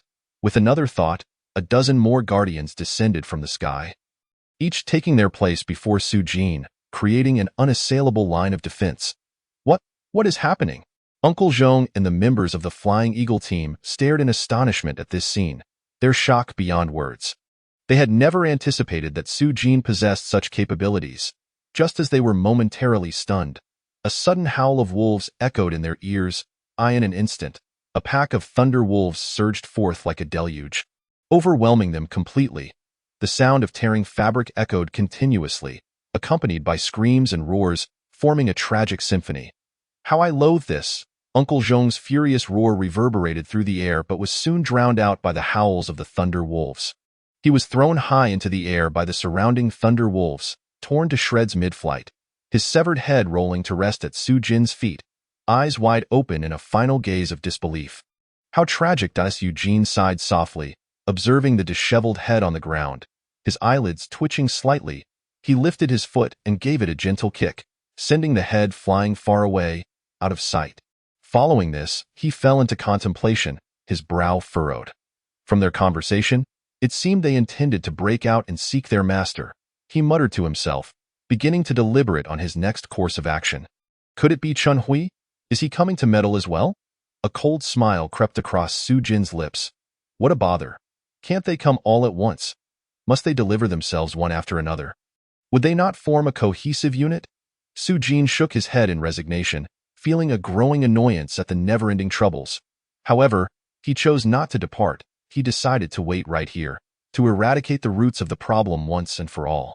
He selected a large stone to sit upon, preparing to patiently await the next prey. Just as he was about to retract the thunder wolves and guardians, he inadvertently caught sight of the two guardians positioned directly in front of him. Their bodies had twisted into a helix shape, as if a tremendous force had contorted them into heaps of scrap metal. This was the handiwork of Uncle Zhong and the Flying Eagle team. 13 D-class superpower users, unleashing their mental force in a final desperate strike. How terrifying, alas! This all amounts to money. Su Jin could not help but sigh, glancing at the scrap metal, feeling a pang of regret. As a mechanic, he understood the value of these machines and was well aware of the money and time required to repair them. For him, selling the scrap was evidently more profitable than repairing. He wondered if there was a place to recycle this junk for a refund. He murmured to himself, a flicker of helplessness and concern crossing his eyes, setting aside whether anyone would dare to collect it. Merely transporting this heap of military-grade scrap out of the mountains would be a troublesome affair. Though the profession of a mechanic can be exhilarating, it also incurs significant costs. Zhong, have the matters been resolved? The commotion here is rather substantial. I could hear the sounds of battle from afar. A steady voice emerged from the mist, accompanied by footsteps, as a tall figure gradually came into view. The owner of that figure frowned, surveying the surroundings, and when his gaze fell upon the scattered mechanical parts and the mangled remnants of bodies, his expression instantly turned grave. He crouched down, meticulously examining the torn fabric and broken limbs. An ominous premonition rising within him. It appears that the lad has indeed set a trap here, he muttered. Suddenly, he crouched down to inspect several areas on the battlefield. His eyes widened in shock as if they might pop from their sockets. He recognized the owners of the dismembered bodies. Qian Hui's roar pierced through the thick fog, his eyes instantly bloodshot, revealing a frenzied intent to kill. His body trembled with rage, resembling a wild beast on the verge of losing control. What did you say? You are Qian Hui. Su Jin rose leisurely, ambling towards the middle-aged man. Chapter 40. A family must be complete. Upon hearing the sudden voice, Qian Hui's figure momentarily halted, his previously bloodshot eyes locking onto the source of the sound. He slowly turned around, his gaze piercing like a blade aimed at Su Jin, as if he intended to see through him. Each word dripped with intense hatred and fury as he asked through gritted teeth. You are Su Jin? You are the one who killed my people. Every word oozed with profound animosity and rage. Su Jin nodded expressionlessly, his voice calm yet imbued with strength. Yes, not only them, but your son as well. They were all killed by me. The middle-aged man before him was, without a doubt, the older version of Qin Feiyang. He was Qian Hui, and Su Jin could not be mistaken at this juncture.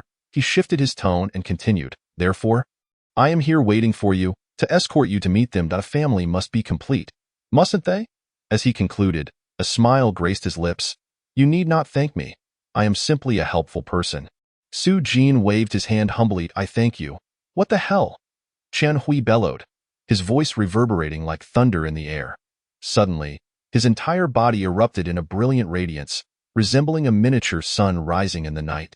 Blindingly bright. His fingers curled like eagle talons, swiftly reaching out towards Su Jin with a lethal precision. As he moved, a resounding eagle cry echoed across the sky, golden light coalescing in his hand, gradually forming a lifelike eagle. This eagle, wings spread wide, darted towards Su Jin like a bolt of golden lightning. What the hell? SSS-class. Su Jin exclaimed in surprise, instantly recognizing this as an attack method combining mental force and innate talent. Far more sophisticated than a mere mental force attack. Such an offensive could only be mastered by a C-class superpower user. C-class superpower users like Qian Hui fuse their mental force with their innate abilities. Their attacks akin to golden eagles, sharp and enigmatic, much like celestial beings from myth. Meanwhile, D-class superpower users could only wield pure mental force, their methods crude and their power limited. The disparity between the two was glaringly evident. Su Jin's heart sank, recalling the information he had found online, which indicated that Qian Hui was a retired soldier from the interstellar frontlines. He had initially thought Qian Hui was merely a researcher focused on scientific endeavors, especially since he had founded a tech company upon returning to Blue Star. However, it now appeared that Qian Hui was a genuine soldier who had fought valiantly on the front lines. Faced with the mythic attack style displayed by Qian Hui, Su Jin's heart surged with tumultuous waves. A flicker of surprise and seriousness crossed his eyes. Such power indeed exceeded his expectations. He took a deep breath, attempting to steady the shock within him. Today, he had truly broadened his horizons. Soon, he adjusted his state of mind. Raising a finger slightly, he snapped it crisply, the sound resonating in the air with the snap. The hidden mechanical beasts in the factory began to stir restlessly in an instant. The sky above Qian Hui darkened ominously.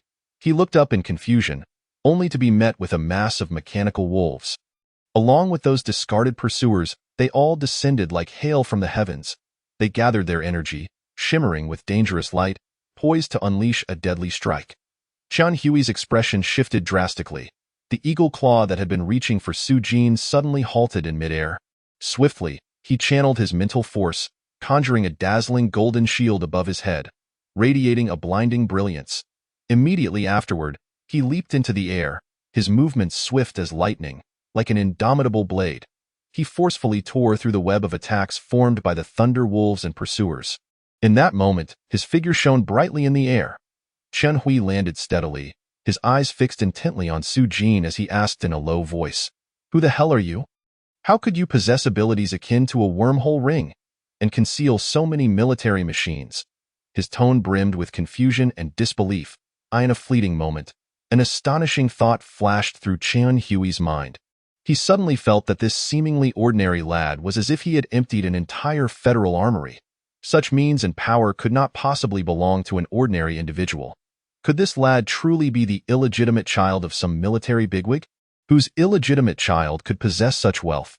Su Jin did not respond, his eyes deep and resolute, fully concentrated on directing his mental force.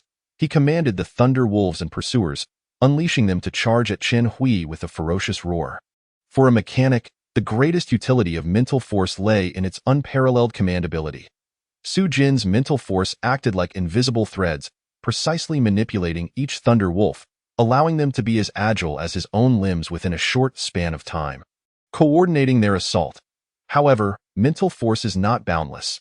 Despite Su Jin's formidable mental strength, he understood that he could not simultaneously command countless machines in prolonged combat. At this moment, his mental power was operating at full capacity, his eyes shimmering with a blinding brilliance that was almost terrifying. The immense strain caused blood to seep from his 7 orifices, yet he remained utterly oblivious, fixated on Chen Hui as if he intended to annihilate him. Die! Su Jin roared, his voice brimming with resolute determination and ferocity. He seemed to transform into a wolf king, commanding his pack to rend their prey before them. Each thunderous war wolf appeared to sense their master's murderous intent, howling and charging toward Chen Hui. Chen Hui dared not slacken his resolve. He swiftly reined in the radiance emanating from his body, concentrating it all into his hands, forming indomitable claws of light. His counterattack was both rapid and decisive, as if he wielded 2 colossal spheres of light. Each thunder war wolf that lunged at him was forcefully struck aside upon contact with his luminous orbs. However, Chen Hui's martial prowess had yet to reach the pinnacle of invulnerability. Even though he had momentarily repelled 6 or 7 thunder war wolves, in the next instant, 4 or 5 cunningly seized the opportunity, viciously biting into his body. Chen Hui cried out in agony, feeling as though he were being torn to shreds. He bit down hard on his tongue, using the pain to regain his senses, then suddenly turned to face Su Jin. Capture the king to catch the thief. This was the sole thought occupying Chen Hui's mind at that moment. He was acutely aware that while the mechanic's machines were formidable, the mechanic himself was alarmingly fragile. Thus, his eyes shot forth a beam of golden light, striking directly at Su Jin. Su Jin reacted with remarkable speed. With a mere thought, dozens of guardians swiftly descended from the sky, forming a solid barrier before him. Pooh, pooh, pooh. Although the golden light Chen Hui unleashed was exceedingly fierce, it merely pierced through 3 guardians before exhausting its energy and dissipating into the air. Chen Hui's eyes widened in disbelief as he beheld the scene before him. Filled with shock, where on earth did this kid conjure up these dozens of pursuers? In that moment of distraction, he was struck by several more attacks from the thunder warwolves. At this juncture, the once suave and commanding Chen Hui found himself utterly disheveled. His body bore the marks of electric shocks, a patchwork of bruises, and his former authority evaporated in an instant. Realizing he had underestimated his foes, he felt an overwhelming sense of regret. Not only had he placed his son in peril, but he had also endangered his loyal subordinates. Now, his own survival seemed bleak. Yet, his heart brimmed with unwillingness and struggle. As a dignified C-class superhuman, he had scarcely brushed against the enemy's outermost layer. Anger and despair intertwined within him. Chen Hui abruptly drew forth a long tubular object filled with a purple-black liquid from his bosom. His gaze turned fierce as he glared at Su Jin, roaring, "Let us die together." Just as he was about to press the deadly red button with his thumb, a thunder warwolf suddenly sprang from the shadows, striking with lightning speed. It bit off the hand that clutched the long tube. Chen Hui screamed in agony, helplessly watching as his severed limb was swiftly snatched away by the thunder warwolf. Vanishing into the chaos of battle, in that moment, despair surged within him like a tidal wave. He closed his eyes, surrendering to the inevitable. As the onslaught of thunder warwolves intensified, the golden light surrounding Chen Hui gradually dimmed until it was extinguished entirely. It was as though he had been swallowed by the dark tides, unable to resurface. When the tempest of thunder warwolves finally receded, leaving only Chan Hui's severed limbs scattered across the battlefield. Su Jin exhaled a long sigh of relief. His weary yet relieved expression bore a hint of victorious joy. With a mere thought, a thunder war wolf swiftly approached him, dutifully dropping the severed limb it had clutched in its mouth. Su Jin observed that the limb still gripped a long tubular object. He cautiously picked up this mysterious item, scrutinizing it carefully. Suddenly, his expression shifted dramatically. A plasma fusion bomb. This was a weapon capable of triggering controlled nuclear fusion using high-energy plasma. Its destructive power was astounding. Once detonated, it could unleash widespread devastation in an instant. Su Jin weighed the amount of the substance. The explosive force could potentially obliterate an area of at least 2 hectares. His hand trembled slightly as he gripped the long tubular device tightly, inhaling deeply before solemnly stating, "This must not be carelessly discarded." His eyes narrowed, gleaming with sharp intensity, as if contemplating a matter of great significance. Suddenly, a glimmer of cunning crossed his gaze, suggesting he had conceived a brilliant idea. Humph, he chuckled softly, a strange smile creeping across his face. "I know precisely where to deliver this bomb." Chapter 41. Burning the house down for you. After dispatching Chen Hui, Su Jin swiftly departed the scene of the incident. The commotion here was too great. He understood that it would soon attract the attention of relevant authorities, making it unwise to linger. The fog on the mountain was thick, and there were no surveillance cameras Su Jin left unnoticed. He quickly consulted a map on his phone and soon pinpointed the location of the Chen family estate. The Chen family's manor was quite renowned online, even dubbed an internet celebrity estate, with numerous travel bloggers having visited and produced explanatory videos, thus rendering its location almost common knowledge. This saved Su Jin a considerable amount of trouble in his search. He hurried down the mountain and paused at a rest area within the scenic zone. Reluctantly, he summoned a taxi. Though he wished to take the subway, carrying a plasma bomb would likely thwart him at the security check. The taxi sped Su Jin back to the city. Upon reaching his destination, he chose to walk to the Chun residence. Standing before the grand gates of the Chun family manor, even glimpsing just a portion of the estate was sufficient to evoke admiration for the family's immense wealth. "Hey, you there! What are you gawking at? This is private property. Don't loiter here, move along." A guard at the entrance, accompanied by a fierce dog, approached Su Jin menacingly, issuing a loud warning. Su Jin said nothing, merely shook his head and turned to leave. He slipped into a secluded corner and carefully retrieved the plasma bomb from his coat. Then, with a thought, he summoned a ghost reconnaissance drone, cautiously attaching the bomb to it. The family should be whole. It was a shame for such a vast estate to remain unoccupied. Since that was the case, he would deliver them a grand gift. Let it burn down and accompany them to the afterlife. Su Jin chuckled coldly, his eyes flashing with determination and ruthlessness. A good deed deserves a proper send-off. This way, he could ensure that the Chen father and son, along with their loyal servants, would be left homeless, while simultaneously disposing of the troublesome plasma bomb. It was truly a plan that served 2 purposes. He glanced down at the bomb in his hand, the purple-black liquid swirling gently within, seemingly exuding an aura of death. Su Jin's palms began to sweat involuntarily. The nearly invisible ghost reconnaissance drone, under his mental control, began to ascend slowly, like a silent specter, steadily soaring above the Chun family estate. Unbeknownst to those within the manor, a legendary plasma bomb was on its way above them. Su Jin took a deep breath and hurriedly exited the vicinity of the Chen estate. He dared not linger for even a moment. Although the Chun family manor was situated in the city center, it was separated from the urban area by a wide isolation zone spanning several dozen meters. This was also why Su Jin felt emboldened to drop the plasma bomb on the Chen estate. He believed that the explosion would not endanger innocent civilians, but would hold the Chen family accountable for their actions. After Su Jin had distanced himself sufficiently, he focused his thoughts, and the ghost reconnaissance drone immediately self-destructed. Pooh! The insignificant explosion resulted only in a small burst of flames, but what followed was truly the main event. As the bottle containing the plasma bomb shattered, a terrifying energy detonated above the Chen family estate. The surrounding space collapsed into a small blact. Immediately afterward, the tiny blact began to expand. The surrounding air was instantaneously compressed and then rapidly released, creating an invisible storm. The purple plasma surged like a raging fire dragon, its searing brilliance outshining the sun. The sky above the Chen estate, even in broad daylight, suddenly darkened. Boom! A thunderous roar reverberated. In an instant, everyone in the capital city experienced a ringing in their ears. The shockwave from the explosion radiated outward at supersonic speed. The structures within the estate crumbled like mere paper, easily torn apart and destroyed by the immense force. The exquisite architectural details and meticulously landscaped gardens were reduced to dust under the plasma's onslaught. Even the sturdy walls melted under the intense heat, transforming into flowing lava. Everything at the epicenter of the explosion was vaporized.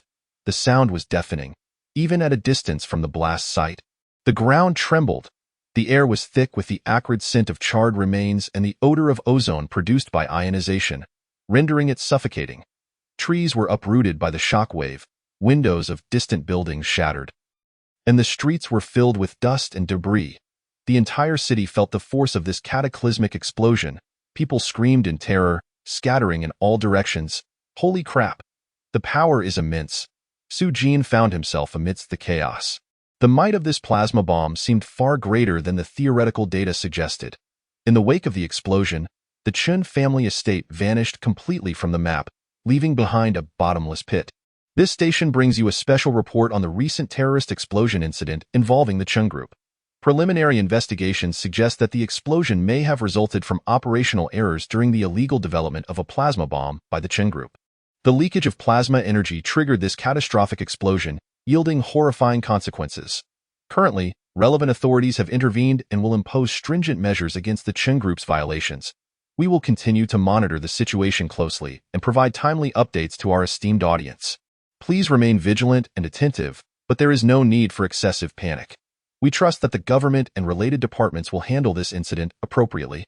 At home, Su Jin slowly closed his phone, his gaze fixed on the news report playing on the screen. He realized that the unfolding events seemed to surpass his expectations. At that moment, he had acted impulsively, seeking swift vengeance without contemplating the potential repercussions. Alas, he hoped that the investigation team would uncover something significant. Su Jin rubbed his temples, a sense of worry creeping in. To speak frankly, the thrill of revenge was exhilarating, yet he held no regrets. A flicker of resolve crossed his eyes. Even if he were to be apprehended, he must first eliminate his enemies entirely, lest he find no peace of mind. A singular thought lingered in his mind. His enemies were not limited to the Chen father and son. There was also the principal of Chiang Middle School, Hao Fugui's. Eugene had long suspected that if it weren't for Hao Fugui's leak, how could the Chen father and son have known he obtained the metal plates? Though he had his doubts, he needed further confirmation, as he was reluctant to wrongfully accuse an innocent person. As evening approached, signifying the end of the school day, Su Jin stepped out of his home. The discussion surrounding the Chen Manor plasma bomb explosion filled the air, yet his expression remained unchanged, as if this matter had no bearing on him.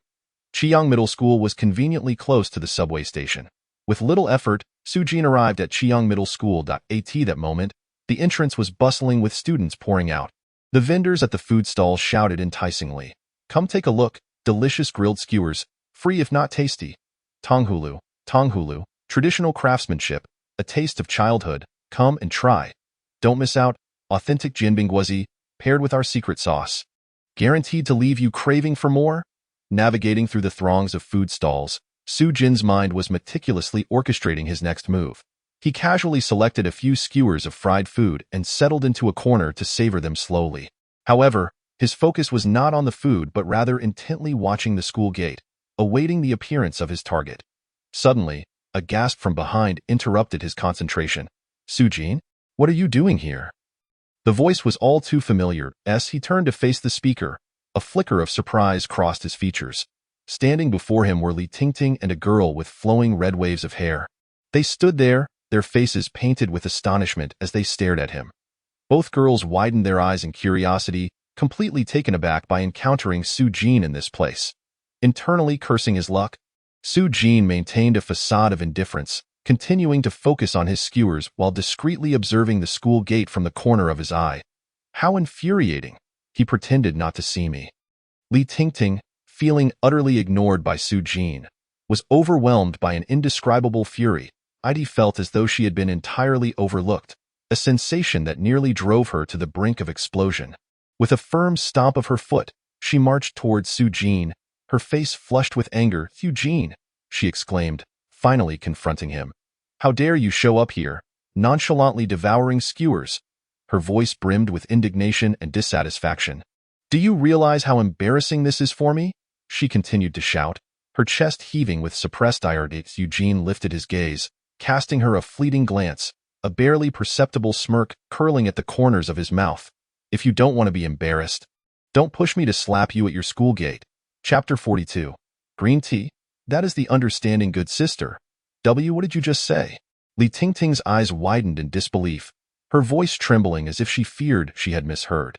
She fixed her gaze on Su-jin, hoping for affirmation. Su-jin met her stare with an impassive expression, his tone flat yet resolute.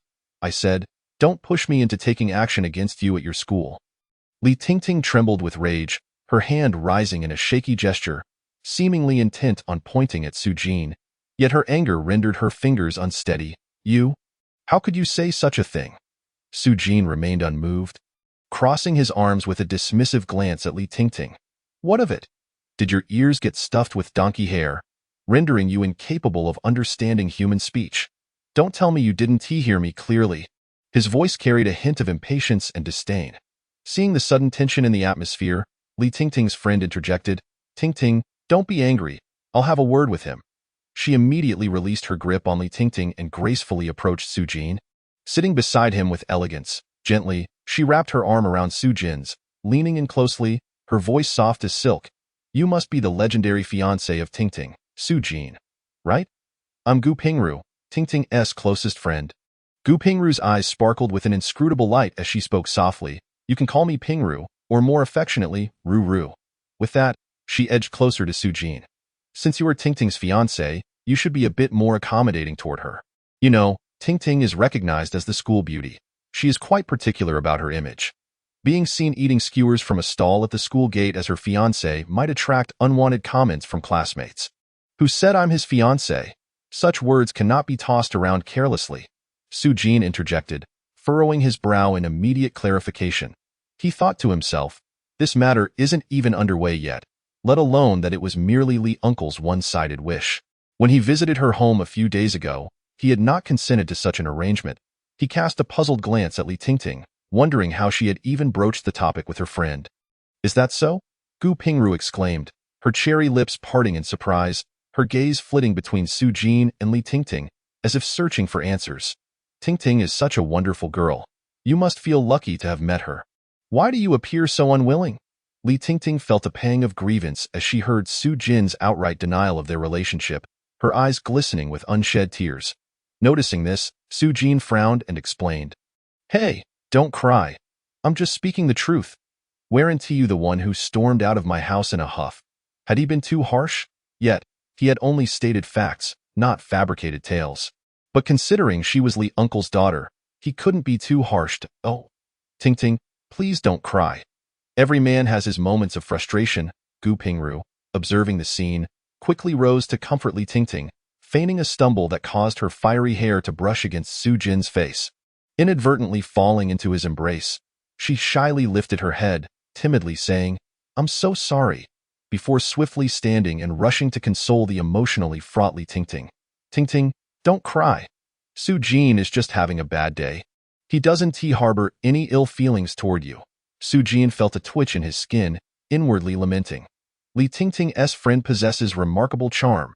He was neither dense nor naive. He was well aware of Gu Pingru's intentions.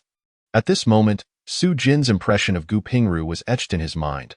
Large, soft, and with hands that felt unusually enticing, it was indeed quite alluring. Who would have thought that Li Tingting had such a bewitching friend? However, Su-jin did not find her unlikable. As the saying goes, in this world, there are no true green teas, only understanding and considerate sisters. Far better than the fiery-tempered Li Tingting. Was she truly the school beauty? It seemed the students at Chiyang Middle School hadn't experienced much quality meat. Li Tingting's eyes shimmered with tears, her jaw clenched in fury as she reprimanded Su-jin. "Su-jin? You heartless fiend! I'll tell my dad that his precious linksy liquid has been fed to the dogs." Before her words had fully dissipated, she whirled around and stormed off, not sparing a glance back. Ting, wait. We can discuss this calmly, Gu Pingru exclaimed, hastily raising her hand to stop her, only to be pushed aside by Li Tingting. Ouch, Gu Pingru yelped, her delicate brows knitting together, her face contorted in a pained expression. She gently pouted her lips, blowing softly onto her wrist where she had been shoved, attempting to alleviate the discomfort. Stealing a glance at Su Jin, she found him entirely oblivious to the unfolding drama. Still engrossed in devouring the skewers in his hand, a wave of disappointment washed over her. Was this lad truly as dense as a block of wood? No wonder Tingting found him so insufferable. She mused silently, her gaze reflecting a flicker of disappointment. Eugene, Tingting is quite emotional. I'll go after her.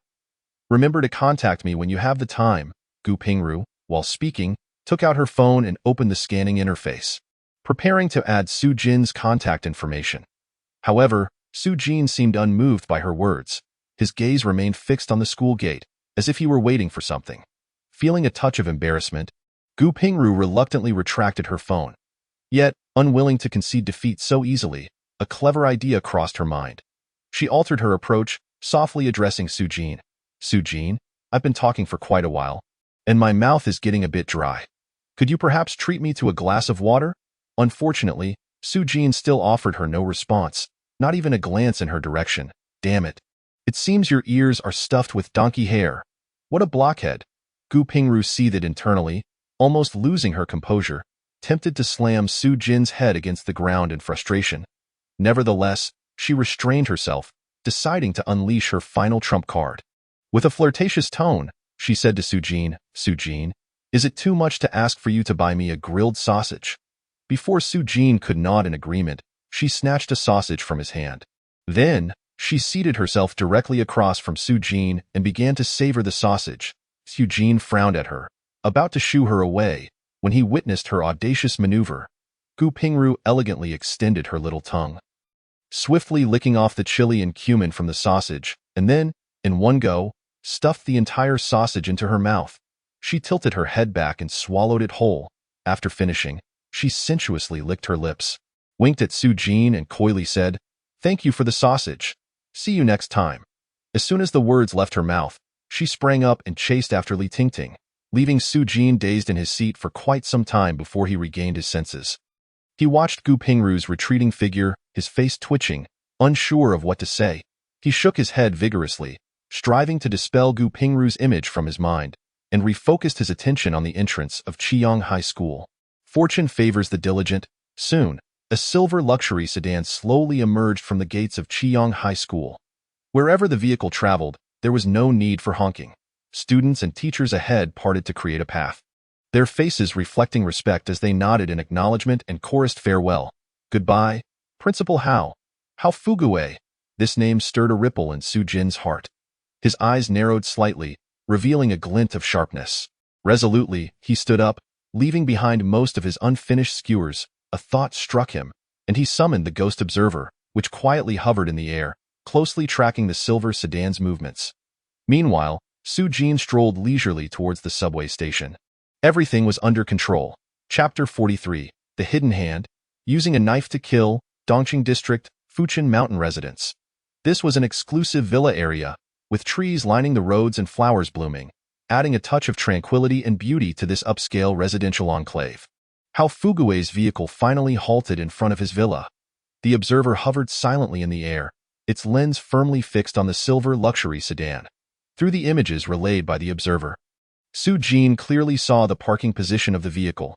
Number 6, row 3. Oblivious to any scrutiny, Hao Fuguwei adjusted his attire, a smug smile playing on his lips, humming a little tune as he strolled toward his villa. His gait appeared somewhat light, as if he were anticipating a momentous occasion. Watching Hao Fuguwei's rotund figure disappear behind the villa's grand entrance, Su Jin couldn't help but feel a flicker of curiosity. What could possibly bring him such joy? Had he been promoted, or perhaps enriched? Or had his wife passed away? He shook his head, concentrating on maneuvering the observer. He carefully lowered the device onto the villa's rooftop to ensure capturing every sound and image within the room. He then summoned 10 additional observers, distributing them throughout Hao Fuguwei's residence, ensuring no surveillance blind spots remained. Once satisfied with the setup, Su Jin nodded approvingly. He focused intently, using the footage and audio from the observers to closely monitor every movement within the room. "Honey, I'm back!" How Fugue exclaimed jubilantly as he rushed upstairs, his footsteps echoing with excitement. He finally found his wife in the master bedroom, where she sat by the bed, clutching a family portrait. Tears streamed down her face like pearls from a broken string. Her sobs incessant. "Big brother." Chen Yao's eyes were already swollen from crying, squinting into narrow slits, her voice choked with emotion. Dressed in black as if mourning, she was enveloped in profound sorrow. The tight-fitting black dress accentuated her graceful figure. And through the observer, Su Jian instantly recognized her widow's attire. Hao Fugue, however, burst into laughter, approaching the bed and wrapping his arms around Chen Yao's shoulders, exclaiming excitedly, "Yao Yao, don't be sad anymore. Chun Hui is dead. You are now the sole heir of the Qin family corporation. We are about to prosper. Aren't you happy?" His smile grew ever brighter. Yet, Chun Yao turned her head in anger, breaking free from Hao Fugue's embrace. Her exquisitely sculpted face was filled with shock. Trembling, she pointed at Hao Fugue and scolded, "Hao Fugue, are you even human? Chun Hui was my brother. How can you be so happy about his death? Do you have no humanity left?" At her words, Hao Fugue's expression darkened, his eyes widening as he bellowed, "You say I lack humanity. Have you ever seen how Chen Hui treated me? I married into your Qin family, but I did not come to be your family's dog." Chen Yao was momentarily stunned by Hao Fugue's roar, then began to comfort him. "My brother has that temper, but he really has a heart of gold. Don't take it to heart." In another corner of the room, Su Jin observed quietly through the observer. He noted the juxtaposition of Hao Fugue's rotund figure and Chen Yao's enduring beauty, filled with doubt. He pondered what special trait Hao Fugue possessed that allowed him to marry such a stunning wife. A heart of gold. Hmph. Speaking of your brother, didn't he establish the Qin Family Corporation after returning from the army by stealing our couple's technology? Yet, in the end, he callously expelled us from the corporation. Hao Fugue's eyes glistened with unshed tears, panting heavily, clearly agitated. "It's not like that," Chen Yao said, her face tinged with guilt, quietly defending, at that time, the company was struggling, and we voluntarily withdrew. Besides, didn't my brother compensate us later? He gives us a substantial dividend every year. Chen Yao attempted to quell Hao Fugue's fury, but her tone lacked conviction. That was all a trap. Every bit of it was his meticulously crafted scheme. "Do you understand?" Hao Fugue shouted furiously, suddenly seizing a vase from the room and smashing it against the floor, shards scattering everywhere. Chen Yao trembled in fear, softly retorting, My brother didn't mean it. You two siblings are indeed cut from the same cloth. If it weren't for my remaining usefulness, I would have been long gone." Hao Fugue scoffed derisively. "No. Fugue, you misunderstand. I truly love you." Chen Yao suddenly lunged at Hao Fugue, tightly embracing him as tears streamed down her face. However, Hao Fugue forcefully pushed her away, his expression turning frenzied. "Ha ha ha, you all don't know. Do you? The deaths of Qin Hui and Qin Feiyang, that father-son duo, are inextricably linked to me." He laughed triumphantly. "I informed Qin Feiyang about the whereabouts of the metal plate containing alien technology. That's why they provoked the wrong people and ultimately lost their lives. No? That's impossible. How could you do such a thing?" Chen Yao fell to the ground, her eyes wide with disbelief as she stared at Hao Fugue. "Why is it impossible? Qin Hui and Qin Feiyang are so greedy. How could they not take the bait?" Hao Fugue sneered, a cruel smile creeping across his face. "Why did you tell me all this?" Chen Yao covered her ears in agony, shaking her head desperately as if wishing to awaken from this nightmare. Hao Fugue's expression turned cold as ice. "Seeing how heartbroken you are over your brother, I think I'll send you to join him. Your Qin family should be together. Being the last one left, all alone, is rather pointless, don't you think? With Chen Hui dead, what did he have to fear?" With that, he shot Chen Yao a fierce glare. Suddenly, Chen Yao levitated off the ground, her neck turning an ominous shade of purple, clearly constricted by some invisible force, on the verge of suffocating to death. At that moment, Su Jin, observing from the shadows, wore a grim expression. The feeling of being manipulated filled him with displeasure. Indeed, it was this rotund fool pulling the strings from the shadows, using a knife to kill. He cursed inwardly, a glint of cold light flashing in his eyes. Su Jin cautiously scanned his surroundings. Then, with a sudden thought, commanded dozens of observers to swiftly converge. Creating a concealed isolation space, he leaped lightly. Stepping into this unique space, it was as if he melded into the air, vanishing without a trace. As he maneuvered, the observers silently ascended into the air, resembling a host of silent phantoms. Perhaps even the designers of these machines never envisioned they would be employed in such a manner. This covert space constructed by the observers became an unparalleled sniping point. Within this secluded area, Su-jin elegantly waved his arm, and a cyan box, matching his height, suddenly appeared before him. The Windstorm Wings. A highly mobile support weapon system, capable of swiftly delivering any required armament and supplies on the battlefield, can truly be likened to a treasure chest of warfare. Su-jin lightly tapped the azure box atop the wings of the Gale, and it immediately responded. Accompanied by a faint whir of mechanical operation, a heavy azure sniper rifle gracefully emerged from within. This sniper rifle, boasting a profound azure hue, measured approximately 1 meter and 3 in length. Its muzzle was adorned with intricately crafted grooves, tight and exquisite. Most striking was the rifle's lustrous azure sheen, resembling a work of art rather than an instrument of death. Su-jin steadied the sniper rifle with fluid grace, first gently pulling back the bolt. Next, he firmly positioned the rifle on a deliberately opened aperture. His gaze, penetrating the scope, swiftly locked onto the target. How Fu Gui that moment, How Fu Gue was squeezing Chen Yao's neck. His face contorted in a grotesque grin, utterly oblivious to the icy aura of death creeping in from outside the window. Su-jin inhaled deeply, calibrating his breath and heartbeat. His fingers lightly rested on the trigger, poised to act at any moment. With a natural affinity for machinery, Su-jin possessed complete mastery over his creations, wielding them with the precision of an extension of his own body. Empowered by this innate talent, he appeared to be a born sniper.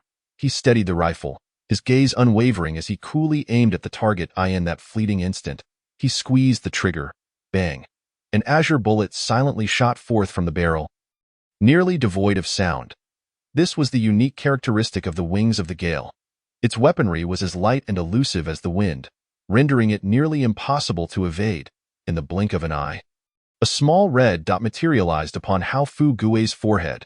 The light in his eyes gradually dimmed, yet the maniacal laughter upon his face seemed frozen in that very moment. Thud! How Fu Gue's body suddenly slackened, collapsing to the ground alongside Chen Yao. Chen Yao gasped, greedily inhaling the fresh air. Confused, she gazed at How Fu Gue, unable to comprehend why he had suddenly fallen. She turned him over and beheld the red on his forehead. Her heart skipped a beat. Trembling, she reached out to touch his nostrils, only to find he had ceased to breathe. In that instant, it felt as though she had been struck by a heavy blow, and she staggered back, her back pressing against the wall, leaving her with no retreat. She finally broke down in tears, unable to accept this cruel reality. Outside the window, the stars twinkled in the night sky. Su-jin's figure materialized mid-air before landing gracefully on the ground. Work concluded. How refreshing! He stretched lazily, his tone imbued with a sense of ease and delight, his spirits soaring as the one who had plotted against him was eliminated. His thoughts clearer than ever. However, this joy did not linger for long. A faint sigh suddenly emanated from behind him. You little rascal, what a harbinger of doom! Upon hearing that voice, Su-jin's body tensed suddenly.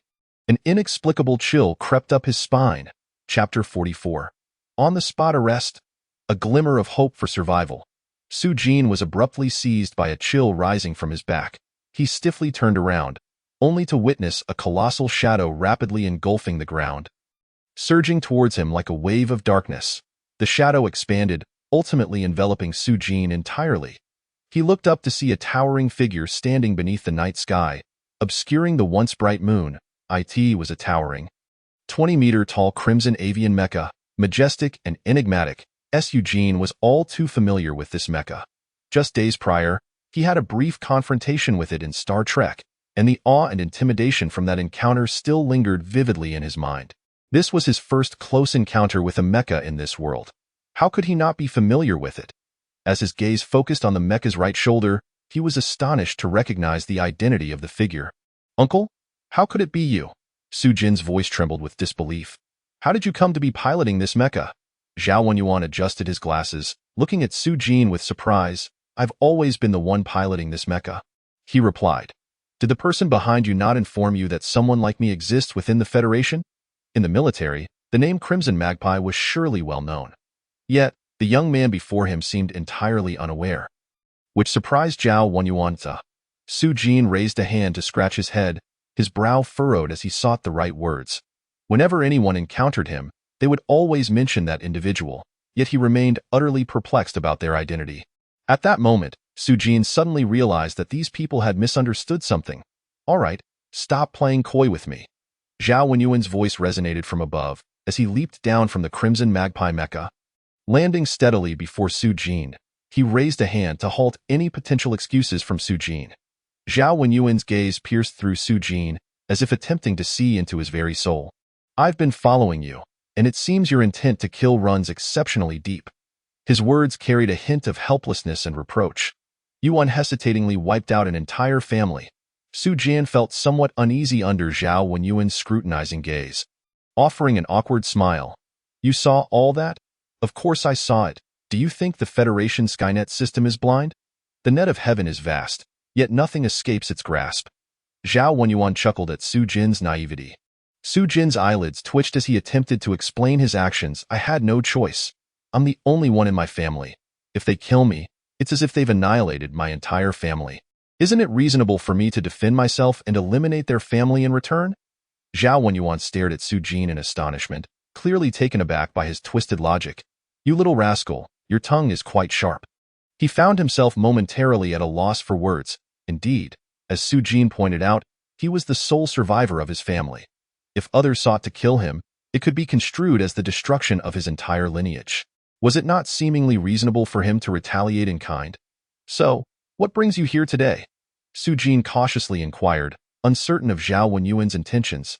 I am now in charge of security for the entire capital. Zhao Wenyuan replied with a bemused expression, and you just blew a massive hole in the city.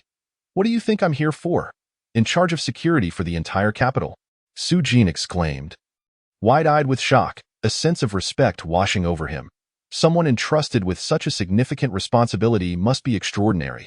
You guessed correctly, Zhao Wenyuan confirmed with a nod. I am currently the Deputy Director of the Capital Defense Office. Deputy Director of the Defense Office? Su Jin was taken aback. This position held substantial power within the military. He had never anticipated that his uncle would possess such prominence. Su Jin's expression turned to one of resignation. Internally calculating the gravity of his situation, faced with such an enigmatic and formidable figure, being apprehended today could spell dire consequences. I never expected you to stir up such a tremendous mess. Zhao Wenyuan remarked softly, his gaze sweeping over Su Jin as he reevaluated this seemingly innocent high school student. Su Jin swallowed hard and tentatively asked, So, what do you think should be done with me? What do you think? Zhao Wenyuan countered. You've created a massive hole in the capital. This is tantamount to a terrorist attack. You should be well aware of the Federation's stance on terrorists. The death penalty? Su Jin lowered his head, fully cognizant of the potential consequences, yet still unwilling to accept it. Is there truly no glimmer of hope? Uncle, you know this was self-defense. Zhao Wenyuan pondered for a moment before responding seriously. A turning point? There is indeed one. Either the influential figure behind you intervenes and uses their connections to mitigate the situation, or, he paused, you achieve a significant meritorious act. Su Jin furrowed his brow. Both options seemed daunting. He couldn't even ascertain who that influential figure was, let alone summon them to his aids for achieving a significant meritorious act. Suddenly, a flash of inspiration struck him, and he clapped his hands excitedly. Looking at Zhao Wenyuan with anticipation, Uncle, if I surrender the metal plate containing alien technology, would that count as a significant meritorious act? Zhao Wenyuan narrowed his eyes, scrutinizing Su Jin. You're referring to the metal plate that fell from you in Star Trek? If you were to submit it to the Federation, it would indeed count as a significant meritorious act. But are you truly certain you want to do that? Can you bear to part with it? If my life is at stake, what use is a mere piece of metal? Su Jin thought to himself, yet he understood why Zhao Wenyuan might think that way. He quickly added, I can part with it. I haven't handed the metal plate over to that person yet. I'm going to use this plate to exchange for my life. Zhao Wenyuan fixed his gaze intently on Su Jin, as if trying to discern some hidden truth. However, he found no signs of deceit etched upon Su Jin's face. Slowly, he spoke, "The plate is still with you. That truly surprises me. Such a crucial item, and the person behind you hasn't retrieved it immediately. It's quite unexpected." "He trusts me completely," Su Jin replied vaguely. Following Zhao Wenyuan's lead, "I advise you to think carefully," Zhao Wenyuan said sternly, his brow furrowed. "Even if you surrender the metal plate to seek self-preservation, the influential figure behind you is unlikely to let you off easily. In that case, your predicament may become more unbearable than death." Without a moment's hesitation, Su Jin replied, "I'll deal with that when the time comes. But now, if I do not utilize this metal plate to exchange for a chance at survival, will you let me go?" He inhaled deeply and continued, "I am someone who treasures life. The value of the metal plate is beyond my estimation, yet if it grants me an additional hour of existence, then it is priceless." Zhao Wenyuan fell into contemplation, and for a moment, the air seemed to solidify. After a prolonged silence, he finally spoke.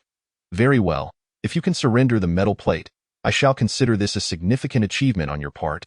He shifted his tone and added, "However, this is contingent upon the alien technology inscribed upon the plate possessing genuine value to the Federation. After all, if the technology it bears is already within the Federation's grasp, then its significance diminishes considerably." Upon hearing this, Su Jin's previously uplifted spirits plummeted once more. A bitter smile crept onto his face. "Ah? There are such additional conditions. Now, I can only pray that my luck is sufficient, and the technology on the metal plate remains undiscovered by the Federation. Perhaps that might save my life." Zhao Wenyuan sighed. "Let us hope so." In truth, he held Su Jin in high regard. The lad was both courageous and resourceful, clever and quick-witted, with considerable talent, albeit excessively audacious. Nevertheless, it was undeniable that he possessed remarkable abilities. Throughout all the combat, he had witnessed Su Jin's extraordinary skill in operating machinery, truly a natural mechanical virtuoso. It was precisely for this reason that he was willing to engage in such lengthy discourse with Su Jin. Had it been anyone else, he would have already taken decisive action to apprehend them and confine them to a federal prison. As for the fate of the other party, he had never shown excessive concern. He merely fulfilled his duties. He believed that Su Jin's survival would be of greater utility than his demise. "So how shall we conduct the transaction for the metal plate?" Su Jin inquired eagerly. "Follow me." Zhao Wenyuan glanced at him, then leapt into the cockpit of the Crimson Magpie. Chapter 45. The Military's Secret Base. Su Jin gazed at Zhao Wenyuan's composed and carefree silhouette, envy practically radiating from his face. This was a mech, a manifestation of masculine romance. Who wouldn't he desire to truly possess one? He looked up at Zhao Wenyuan, curiosity and confusion mingling in his expression as he asked, "Uncle, how am I supposed to accompany you? I have never heard of a mech having a co-pilot seat." Zhao Wenyuan turned around, observing Su Jin's earnest demeanor, and couldn't help but chuckle. Where would a mech have a co-pilot seat? He shook his head with a smile, and then with a flicker of inspiration, issued a command to the mech. The colossal Crimson Magpie immediately responded. Extending a massive mechanical arm, fingers splayed, and steadily halting before Su Jin, Su Jin stared at the giant hand, gulping nervously. "I understand your intention now." He cautiously stepped onto the enormous palm, silently lamenting, "At this moment, my life truly rests in the hands of another." Zhao Wenyuan, noticing Su Jin's slight tension, chuckled, "Don't be afraid, kid. If I truly wished to kill you, I could simply squash you with a single slap. Why go through all the trouble of engaging in this lengthy conversation?" Upon hearing Zhao Wenyuan's words, Su Jin hastily clarified, "Uncle, you misunderstand. How could I not recognize your kindness towards me?" He understood clearly that, despite their brief acquaintance, he could discern whether Zhao Wenyuan treated him sincerely. "All right then, just stay still. We shall arrive shortly," Zhao Wenyuan declared, as he maneuvered the Crimson Magpie to cradle Su Jin within its palm. Then input a coordinate into the system. With a soft hiss, the back of the Crimson Magpie unleashed a torrent of crimson particles, resembling unfurling wings. The mech ascended into the air, transforming into a streak of light that vanished into the horizon. Su Jin stood within the massive palm of the mech, experiencing an unprecedented sensation of awe and exhilaration. As the Crimson Magpie took flight, A powerful thrust propelled him back, a feeling far more exhilarating than any roller coaster. The air was filled with sharp sonic booms, as if thunder were exploding in his ears. Each sonic boom quickened Su Jin's heartbeat, sending his blood racing. This sensation felt akin to standing at the eye of a storm, both perilous and irresistibly thrilling. Yet the palm shielded him, and the fierce winds posed no harm. He clutched the edge of the mech's hand tightly, his eyes gleaming with excitement and anticipation. What a thrill! Su Jin trembled with exhilaration.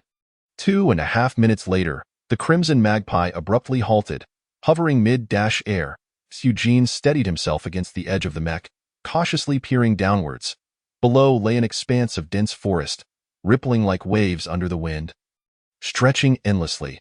Due to the sheer speed of their flight, he found the surrounding environment had blurred into a haze of light and shadow, rendering him unable to discern how the Crimson Magpie had brought him to this location.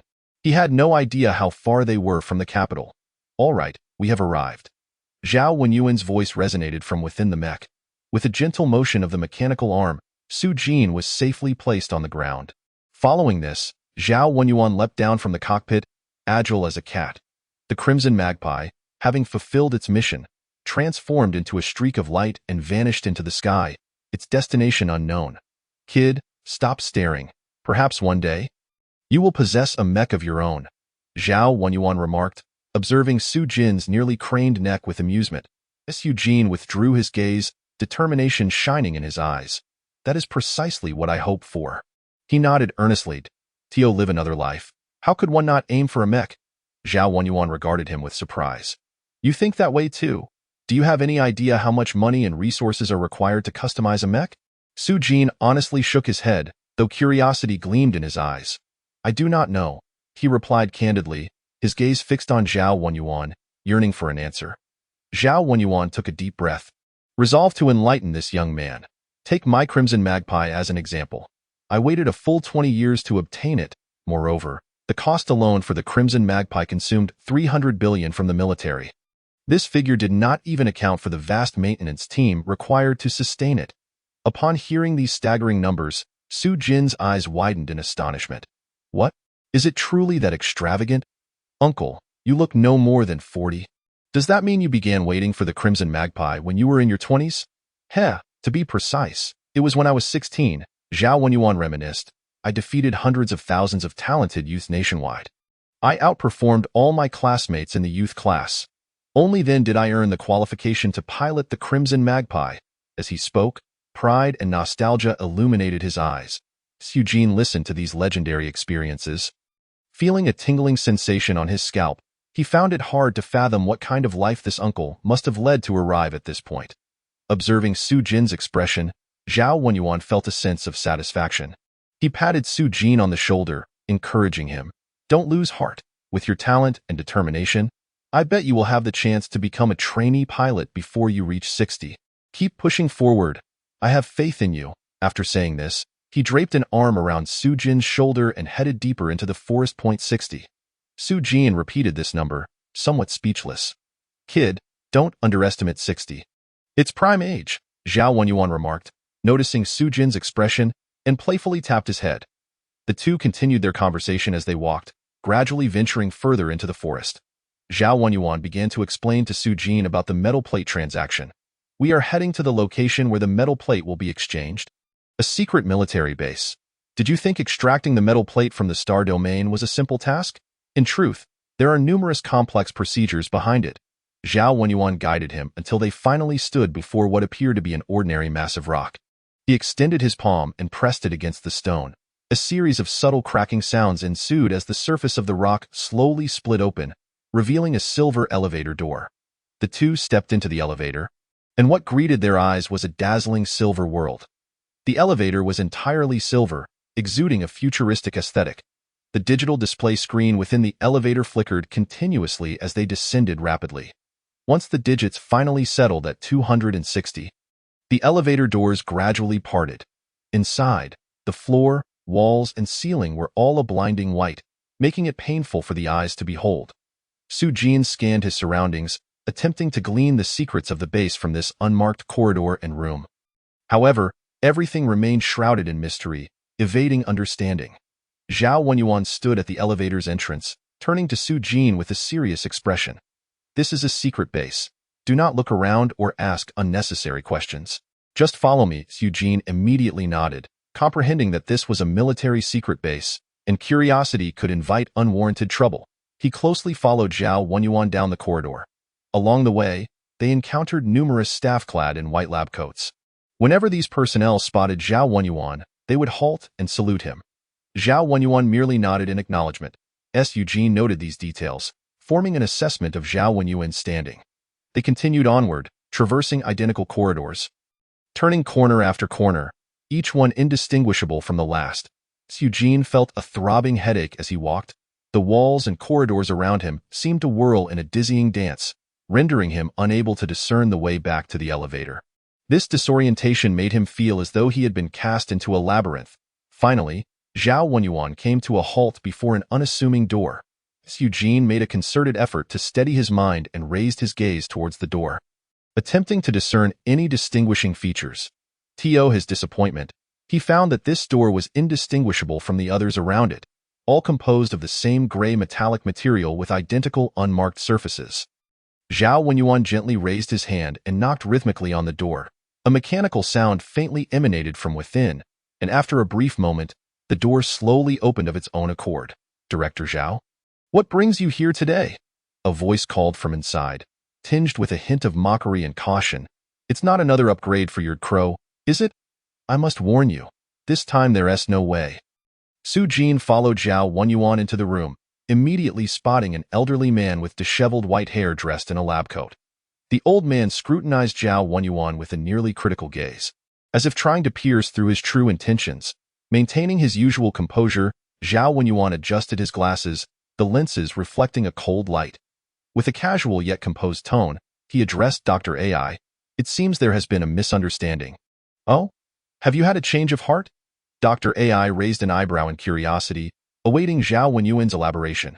Zhao Wenyuan's expression darkened slightly, yet he retained a smile as he continued. I am not here to discuss the configuration upgrade of the Red Crow. In fact, I have a more pressing matter that requires your assistance. Dr. AI's curiosity was piqued, and he leaned forward eagerly. Oh? What could possibly be more significant than your crow? Zhao Wenyuan took a deep breath and slowly uttered 4 words. Help me extract something from Starfield. Extract something from Starfield? Dr.AI echoed incredulously, his face betraying disbelief. Are you saying you wish to retrieve items from that holographic simulation game Starfield? Is it an extraterrestrial technology metal plate? Where on earth did you acquire such a valuable item? Zhao Wenyuan nodded affirmatively. Aside from that Starfield, which other Starfield could I possibly mean? Dr. AI's eyes, somewhat clouded, suddenly lit up with an intensity akin to discovering treasure. He rubbed his hands together in excitement, beaming with a smile as he approached Zhao Wenyuan, exuding a sense of eagerness. Leave it to me, but once extracted, you must allow me a month of research, Dr. AI declared enthusiastically, the wrinkles on his face deepening with his smile. Chapter 46. Spy Particles. A look of confusion shadowed Zhao Wenyuan's face, as if he were grappling with a dilemma. What's the matter? You can't possibly be refusing such a trivial request. Dr. AI's eyes widened, his displeasure evident. Zhao Wenyuan inhaled deeply and replied, It's not that I am unwilling, but rather that someone is in dire need of this item to save their life. His tone conveyed a sense of helplessness. Who? Dr. AI inquired, momentarily taken aback, curiosity etched across his features. His gaze involuntarily drifted to Su Jin behind Zhao Wenyuan, lingering between the two for a moment. An inexplicable intuition told him that this young man seemed intricately linked to the matter at hand. Suddenly, Dr. AI asked, his expression turning peculiar. This lad wouldn't happen to be the one you went to find? The one who blew half of Beijing to bits, would he? His tone was laced with a teasing undertone. Simultaneously, he postulated, the metal plate is with this young man, and if he hands over the plate, it would be a significant contribution. Hence he could evade the death penalty? In an instant, a flurry of thoughts raced through Dr. AI's mind. Zhao Wenyuan nodded affirmatively, stating, Indeed, you have guessed correctly. Truly, you are the most astute individual in this base, Dr. AI disregarded Zhao Wenyuan's flattery, instead maneuvering around him to stand before Su Jin. He scrutinized the young man from head to toe. his gaze revealing both scrutiny and curiosity. Then, he patted Su Jin on the shoulder and half-jokingly remarked, "You reckless fellow. You are indeed fortunate. You possess a metal plate that serves as your get-out-of-jail-free card." With a playful smirk, he added, "However, what that metal plate can unlock and whether it can indeed save your life will depend on your luck." His words were imbued with a sense of amusement and anticipation. Su Jin could only manage a resigned smile, muttering, "May heaven bless me, at this moment." All he could do was pray that his fortune would be sufficient to yield something life-saving. "Professor AI, if the technology on this metal plate is something the Federation has yet to grasp." Zhao Wenyuan looked at Professor AI, his tone laced with a hint of testing. A cunning glint flickered in Professor AI's eyes as he interjected, "Let me study it for a week. That should suffice. Right? After all, the deadline for your case is also a week." He paused before adding, "At that time, we can synchronize our efforts, thus accomplishing the task while also granting this young man a chance to survive." Turning to Zhao Wenyuan, his demeanor became serious. "What do you think, Director Zhao?" Zhao Wenyuan furrowed his brow, weighing the pros and cons in his mind. After a brief moment of contemplation, he finally nodded. "Well, that seems acceptable." "Rest assured," Professor AI exclaimed excitedly, "I'll start preparing immediately. I promise I won't delay your matters." He rubbed his hands together, his enthusiasm palpable. Observing Professor AI's fervor, Zhao Wenyuan couldn't help but cast a wry smile at Su Jin, who returned the gesture with a bittersweet grin, sensing that this Professor AI was rather unreliable. Professor AI led Su Jin and Zhao Wenyuan into a glass chamber. In the center of the room stood a silver-gray metallic recliner. Its lines sleek and fluid. "Su Jin, come, lie down on this chair." Professor AI beckoned. Su Jin complied, reclining on the chair and gazing up at the bright lights above, feeling a twinge of anxiety. Professor AI began to connect numerous electrode wires to Su Jin. His movements gentle yet practiced. With each wire he attached, he meticulously checked to ensure stability. "Su Jin, are you ready?" Professor AI's tone turned serious. "Once you enter the game, open your backpack and locate that metal plate. Gaze at it for 15 seconds. At that point, a special option will appear. Simply confirm it." "Professor AI, I understand." Su Jin nodded, his eyes resolute. Professor AI moved to the operation platform on the other side of the room, his fingers dancing rapidly across the keyboard, producing crisp, tapping sounds. Subsequently, a mechanical claw extended from the ceiling, grasping a small glass vial. Inside the vial swirled emerald green particles that shimmered with a mysterious glow. "These are the spy particles," Professor AI explained. Su Jin stared curiously at the glimmering particles. "Professor, what exactly are these spy particles?" Professor AI pondered for a moment before responding. "The rarity of spy particles surpasses your imagination. We exchanged vast resources, worth hundreds of billions, with higher civilizations to obtain this special particle." He paused, then continued, "Currently, Blue Star's technology is incapable of producing such particles. They can construct a stable wormhole channel that disregards distance, disassembling items on one end and reconstituting them on our end without damage." Constructing a wormhole channel for item transfer? How extraordinary. Su Jin realized, understanding why Bai Piao had mentioned that only the Federation could extract the metal plate from the game. He accepted the game helmet handed to him by Professor AI. Inhaling deeply before re-entering Starfield, his consciousness gradually blurred until he was fully immersed in the virtual world. Zhao Wenyuan and Professor AI fixated on the screen, watching the scene unfold as Su Jin donned the game helmet. The room fell into a brief silence, punctuated only by the faint sound of electric currents in the game. Su Jin slowly opened his eyes, the cross hanging on his back and the shadowy cloak billowing gently. He surveyed his surroundings, discovering himself in a discreetly furnished room. This was the exclusive space for Starfield players, where they would return each time they logged in anew. Upon exiting this room, he would step into the city on the planet where he last logged off. With a thought, Su Jin reached into his pocket and retrieved the metal plate. It was still obscured by pixelation, preventing him from discerning its secrets. Furrowing his brow, he felt a pang of frustration. Without clarity, "I cannot determine the utility of this metal plate." It seemed that only by bringing the plate into the real world would the pixelation dissipate. Yet, even if he could view its contents, his current knowledge would not suffice to assess its value, for it was the technology of an advanced civilization. Recalling Professor AI's words, Su-Jin focused on the metal plate, silently counting to 15. Sure enough, a system prompt suddenly appeared in his vision. Do you wish to confirm the extraction of the item? Note: the extraction process is irreversible. Without hesitation, Su-Jin clicked to confirm.in. The next moment, a black hole the size of a basin materialized before him, deep and enigmatic, its destination unknown. He heard Professor AI's urgent voice urging, "Quick, toss the metal plate into it." Su-Jin promptly complied, suspecting that any delay could lead to significant trouble. As the metal plate was cast into the black hole, it vanished in an instant. As if it had never existed, Su-Jin swiftly disconnected from the online realm, regaining control over his corporeal form as he removed the gaming headset from his head. Chapter 47. From Hope to Despair? At the very moment he lifted the helmet, he caught sight of a black hole identical to the one in the game, appearing on the ceiling of the glass chamber. Dr.ai and Zhao Wenyuan stood beneath the black hole, arms outstretched, their faces alight with anticipation. Suddenly, a sound of something cascading from the black hole reached their ears, followed closely by a metallic plate tumbling forth. A glimmer of excitement flashed in Professor AI's eyes as he swiftly reached out to catch the plate, his speed astonishingly surpassing that of Zhao Wenyuan.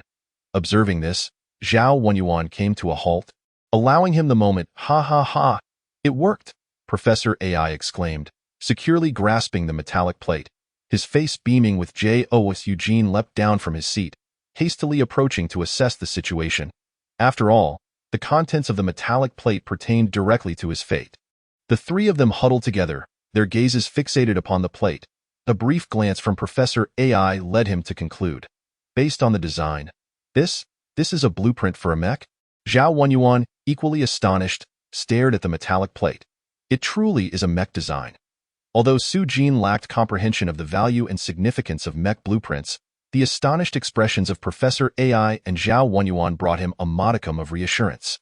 Tentatively, he inquired of them, "Dr.ai, Uncle Zhao, can the contents here absolve me?" His voice carried a note of anxious hope. Professor AI and Zhao Wenyuan exchanged a glance, their faces reflecting deep contemplation. IT was certain that the technology inscribed on the metallic plate was related to a type of mech. However, its exact value was currently elusive. Professor AI spoke gravely, his brow furrowed, indicating that he too was uncertain. Why? Su-Jin was momentarily taken aback, the relief he had just felt dissipating once more. The value of a mech largely hinges on the conditions required for its operation. Professor AI elaborated, explaining that certain specialized mechs necessitate specific individuals to pilot them, with stringent requirements regarding the pilot's race, aptitude, and physique. Conversely, standard mechs impose no such restrictions, allowing anyone to operate them. At this juncture, Professor AI paused, seemingly deliberating on how best to articulate his subsequent point. Should this design pertain to a specialized mech, it may not yield substantial assistance given our current technological capabilities on Blue Star. However, if it is a standard mech, the implications would be entirely different. The federal military would gain access to a novel mech suitable for warfare, undoubtedly constituting a monumental contribution. Zhao Wenyuan furrowed his brow, adding, "If we cannot ascertain the classification of this metallic plate immediately, it presents a significant dilemma. So, is this mech blueprint a specialized one or a standard one?" Su-Jin pressed urgently, anxiety gnawing at him. He had not anticipated that the situation would reach such a critical juncture without confirmation of his survival. Professor AI sighed, stating, "This remains beyond our current capacity to determine. The inscriptions on the metallic plate belong to an extraterrestrial civilization. We must first translate them into a universal language, and then into the common tongue of Blue Star. This process will require at least a month. Damn it." Upon hearing this explanation, Su-Jin felt as though struck by a thunderbolt, a wave of unbridled fury surging within him. Zhao Wenyuan had only a week to deliver results, yet translating the contents of the metallic plate would take a month. Did this not imply his certain demise? "Su-Jin, do not despair too deeply," Zhao Wenyuan said, stepping closer and placing a steady hand on his shoulder in a gesture of comfort. "We may still have a chance." Su-Jin looked up, his eyes shimmering with confusion and unease. "A chance? What kind of chance do I still have?" Zhao Wenyuan took a deep breath. "What if we manage to find an expert fluent in the language of this extraterrestrial civilization?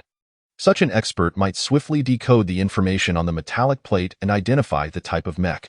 Upon hearing Zhao Wenyuan's suggestion, a fleeting flicker of hope ignited in Su Jin's eyes. Only to vanish in an instant, he lowered his gaze and murmured, "A language expert? Where could one possibly find such an individual in this day and age? In this era, all of Blue Star revered martial prowess. Even the college entrance examinations ranked individuals based on mental acuity and practical combat skills. Each person aspired to become an interstellar warrior, basking in the glory and status of the Starry Age. In stark contrast, the field of linguistics appeared increasingly incongruous within this world that idolized strength. It neither conferred extraordinary power nor yielded significant wealth or societal standing. Consequently, few chose to embark upon this academic path.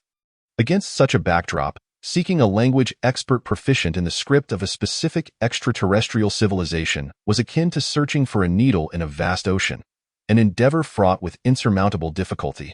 Su Jin could not help but chuckle bitterly. Unwilling to resign himself to inaction, he pondered for a moment before raising his gaze to Professor AI, determination glinting in his eyes. "Professor AI, do you possess a dictionary of the Death Civilization?" Professor AI's face registered surprise as he regarded Su Jin, slowly inquiring, "Are you planning to learn it on the spot?" Su Jin nodded earnestly, "Yes, I intend to give it a try." Professor AI wore a half-amused expression. "Do you truly believe yourself to be a rare linguistic genius?" Zhao Wenyuan, observing Su Jin's steadfastness and reluctance to concede, interjected, "Professor AI, if there is a dictionary, let him have a go at it." After a moment of contemplation, Professor AI nodded, "Indeed, I have a dictionary pertaining to the Death Civilization. This particular dictionary was fortuitously acquired by someone during a game, and I happen to possess a backup." He paused, fixing his gaze on Su Jin. "But are you certain you wish to see it? I fear that after viewing it, you may fall into a deeper despair." "I want to see," Su Jin replied without hesitation. Professor AI regarded him with a penetrating gaze before turning to the control panel within the chamber. As he manipulated the controls, a mechanical apparatus on the ceiling sprang to life, slowly lowering a metallic cabinet that settled firmly in the center of the room. Professor AI approached the 2-meter-tall square cabinet, verified his palm print, and with a click, the cabinet opened to reveal a plethora of paper documents crammed inside. Upon witnessing the sheer volume of documents, Su Jin's eyelids involuntarily twitched. Professor AI chuckled apologetically, "I regret to inform you that such confidential materials cannot be stored electronically and must be preserved in paper form." He gestured invitingly, "Go ahead. Within the week, you may peruse as long as you wished out, of course. This does not preclude the possibility of Director Zhao being pressed by higher-ups to expedite your capture." Zhao Wenyuan nodded at Su Jin. "I shall advocate for you." "Thank you, Uncle." Su Jin inhaled deeply before making his way to the metallic cabinet. Chapter 48. Quantum Reading, Mech Death Angel. Su Jin casually extracted a hefty tome from the cabinet. Its cover boldly emblazoned with the title Introduction to the Basic Language of Death Civilization. He settled onto the floor, immersing himself in the text with unwavering focus. As the pages turned, his expression gradually deepened in intensity. Professor AI and Zhao Wenyuan observed Su Jin's remarkable reading speed, their eyes widening in astonishment, struggling to contain their expressions. They witnessed Su Jin's fingers gliding swiftly across the pages, barely lingering on any single page before flipping to the next. His pace akin to the wind rustling through the leaves. Such a reading velocity was simply beyond the realm of the ordinary. Su Jin's pupils darted with inhuman rapidity, though he kept his head bowed, rendering it invisible to Professor AI and Zhao Wenyuan. Professor AI's eyelids twitched involuntarily as he could not help but inquire, "Have you, by any chance, attended a class called quantum reading in your youth?" Recently, a method of reading known as quantum reading had gained popularity online. Professor AI, familiar with it, regarded it as a pseudo-scientific concept. Its claims of rapid reading and photographic memory lacked empirical support. He had merely encountered it in short videos, dismissing it as a joke. Yet today he found himself witnessing such a reading technique firsthand. Su Jin offered no response, maintaining his absurd method of reading. Zhao Wenyuan gazed at Su Jin, a mixture of resignation and pity in his eyes. He sighed, feeling that Su Jin's mental state was deteriorating, tinged with a hint of compassion. Professor AI turned to Zhao Wenyuan, his brow furrowed. "Let us depart, Director Zhao." This young man may be grappling with the reality of his situation, teetering on the brink of a psychological collapse. Zhao Wenyuan nodded gravely, replying, "We should allow him some solitude. You have done your utmost. At least you have secured him an additional week, have you not?" Professor AI silently nodded, patting Zhao Wenyuan's shoulder, conveying a wordless comfort. The two exchanged a glance before turning to exit the glass chamber. Inside, Su Jin remained seated in solitude, the empty glass room echoing with his lone figure. Engrossed in his peculiar reading, as the door closed behind them, the entire space fell into a profound silence. The following morning, Zhao Wenyuan and Professor AI walked side by side, greeted respectfully by the staff along their path. The two merely nodded in acknowledgement, each lost in their own thoughts. After a night had passed, it was time to check on that young man. Concern etched on Professor AI's face as he recalled the morning guard's report that Su Jin had not touched the food and drink delivered to him. He hoped nothing dire had occurred. Zhao Wenyuan nodded in agreement indeed. "We should see how he is faring. If all else fails, let us endeavor to help him fulfill the regrets of his life in these few days. After being confined in this secret base for 7 days, he must surely have many regrets," Zhao Wenyuan added, his tone betraying a mix of helplessness and sympathy. The two approached the laboratory door, and after verifying their palm prints, the door slid open automatically. As they entered the room, they were greeted by the sight of untouched food at the entrance of the glass chamber, prompting them to shake their heads in disbelief. "Where is he?" Professors AI and Zhao Wenyuan exchanged puzzled glances as they stepped into the glass chamber, yet they did not immediately spot Su Jin. A sudden, unsettling thought flashed through Professor AI's mind. Could he have lost hope and taken his own life in a corner? Zhao Wenyuan's expression also shifted. Perhaps. There are far too many tools for self-harm in this laboratory. Without hesitation, he and Professor AI began a frantic search throughout the room. After a tense search, they finally caught sight of Su Jin, sprawled across a metal bed, sound asleep. Both men sighed in relief. "This fellow nearly scared us to death," Professor AI remarked, taking a deep breath. "Given his current state, it seems he has come to terms with things." Zhao Wenyuan nodded, the tension in his face gradually dissipating. They then noticed the scattering of books across the floor. Professor AI's eyelids twitched. "This kid really knows how to make a mess. It appears his mental state has collapsed. With such a chaotic scene, cleaning up will be a hassle." Hearing the commotion, Su Jin rubbed his eyes groggily and awoke, greeting them with, "Professor AI, Uncle Zhao, you finally arrived. I fell asleep waiting for you." He yawned and stretched, adding, "I've finished reading the books." Zhao Wenyuan looked at Su Jin in exasperation, while Professor AI could not help but burst into laughter. "You didn't read them in your dreams, did you?" Su Jin maintained a straight face, a hint of a provocative smile at the corners of his mouth. "Dr. AI, if you don't believe me, why not test it for yourself?" Professor AI raised an eyebrow, his voice laced with surprise and indignation.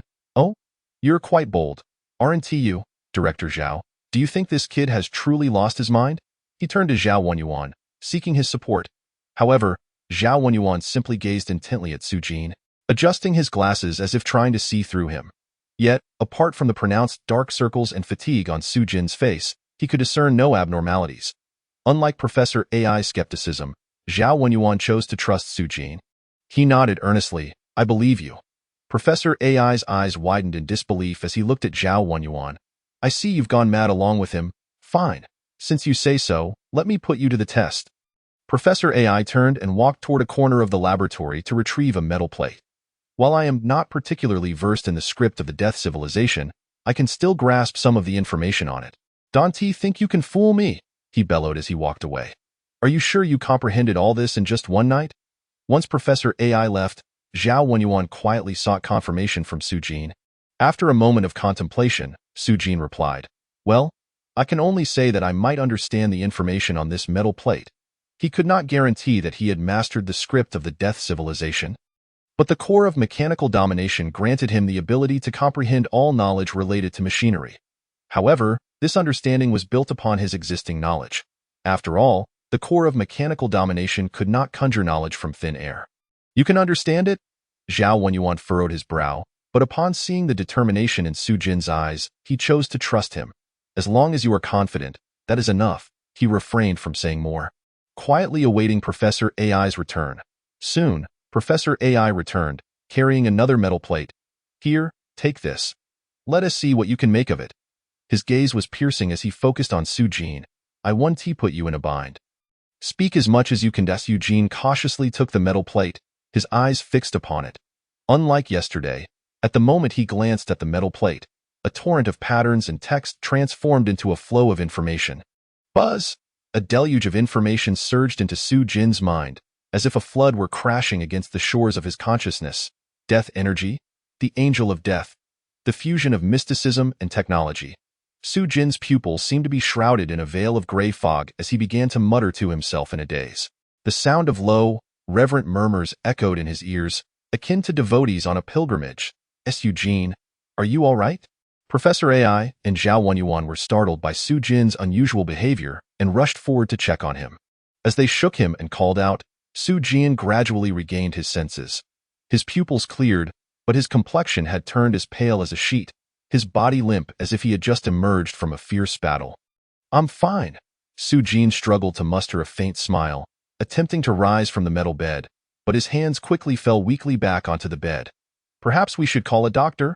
You don't look well at all," Zhao Wenyuan said, concern etched on his face. "Uncle, I assure you, I'm truly fine." Su-jin shook his head and took a deep breath. "I have comprehended the information on the metal plate." His fatigue stemmed from the sudden influx of knowledge and information far exceeding that of Blue Star civilization. What shocked him was that the core of mechanical domination not only assisted him in deciphering the information on the metal plate, but also reverse-engineered many advanced technologies of the Death civilization. However, the sheer volume of information nearly overwhelmed his consciousness. At that moment, he felt a splitting headache, as if countless needles were piercing his mind. Yet he persevered to stay awake, fearing that if he closed his eyes, he might miss the 7-day deadline. "What? You understood it?"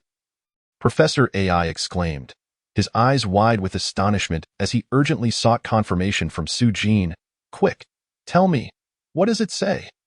The metal plate documented the production methods of a basic combat mech from the Death civilization, the Angel of Death. Excitement was palpable in Su-jin's voice. Professor Ai and Zhao Wenyuan exchanged astonished glances, each reflecting the other's surprise. "This is the manufacturing method for a standard mech," Su-jin continued. "It is not limited by talent or race. Anyone can operate it." At this point, a relieved smile graced his face. He was certain he would survive this time. Professor Ai furrowed his brow, skeptically asking, "You're being too vague. Are you trying to deceive me to save your own skin?" Su-jin smiled slightly, gently shaking his head. He pointed to a specific area on the metal plate and began to elaborate.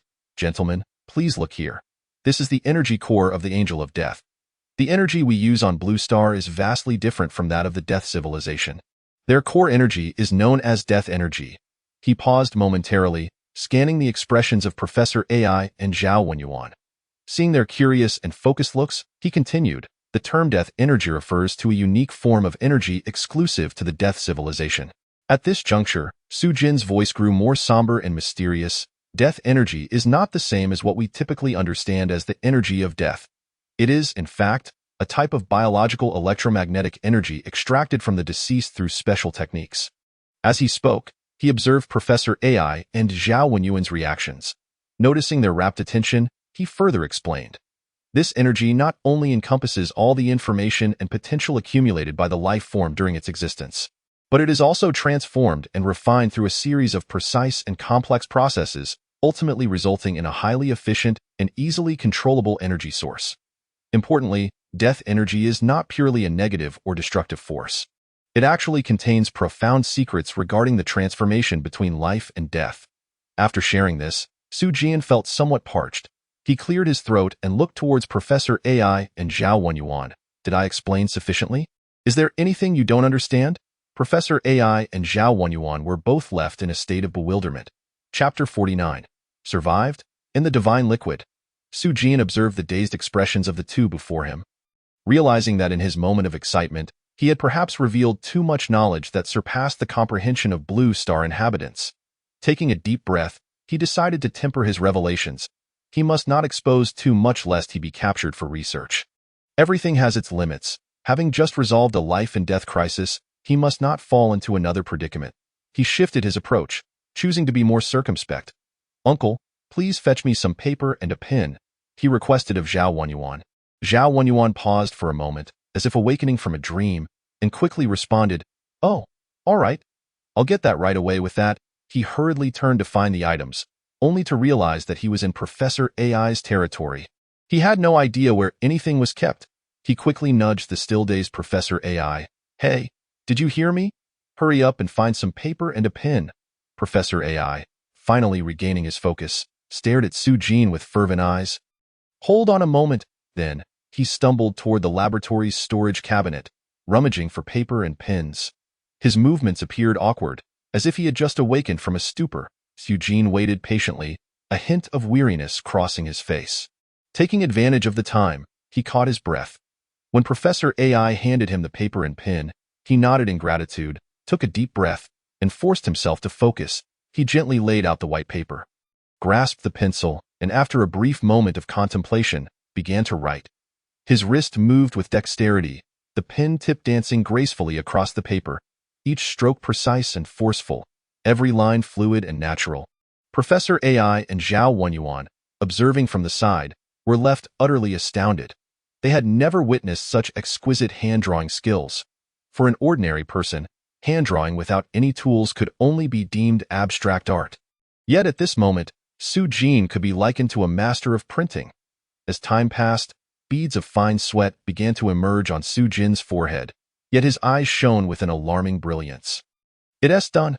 Upon completing the final character, Su Jin's body seemed to expend its last ounce of strength as he collapsed once more onto the metallic bed. His face turned a pale shade, yet the corners of his mouth curled into a satisfied smile. "Now you should be able to comprehend this." Professor AI eagerly snatched the drawing, cradling it with utmost care as if it were a priceless antique. Zhao Wenyuan leaned in for a closer look, marveling at Su Jin's talent and perseverance, while simultaneously being deeply captivated by the content of the drawing. The Death Angel mech, with its unique and striking design, boasted smooth lines and compact structure in its initial form, adorned with deep colors and etched with religious motifs, evoking a profound sense of destiny. Its head, shoulders, elbows, and feet were equipped with protruding spikes, rendering it a true machine of slaughter. The design also indicated that the Death Angel possessed two forms. This was merely the normal form. When the mech transformed into the angel form, its appearance became even more breathtaking. With its massive wings fully unfurled, it resembled a celestial being descending upon the earth.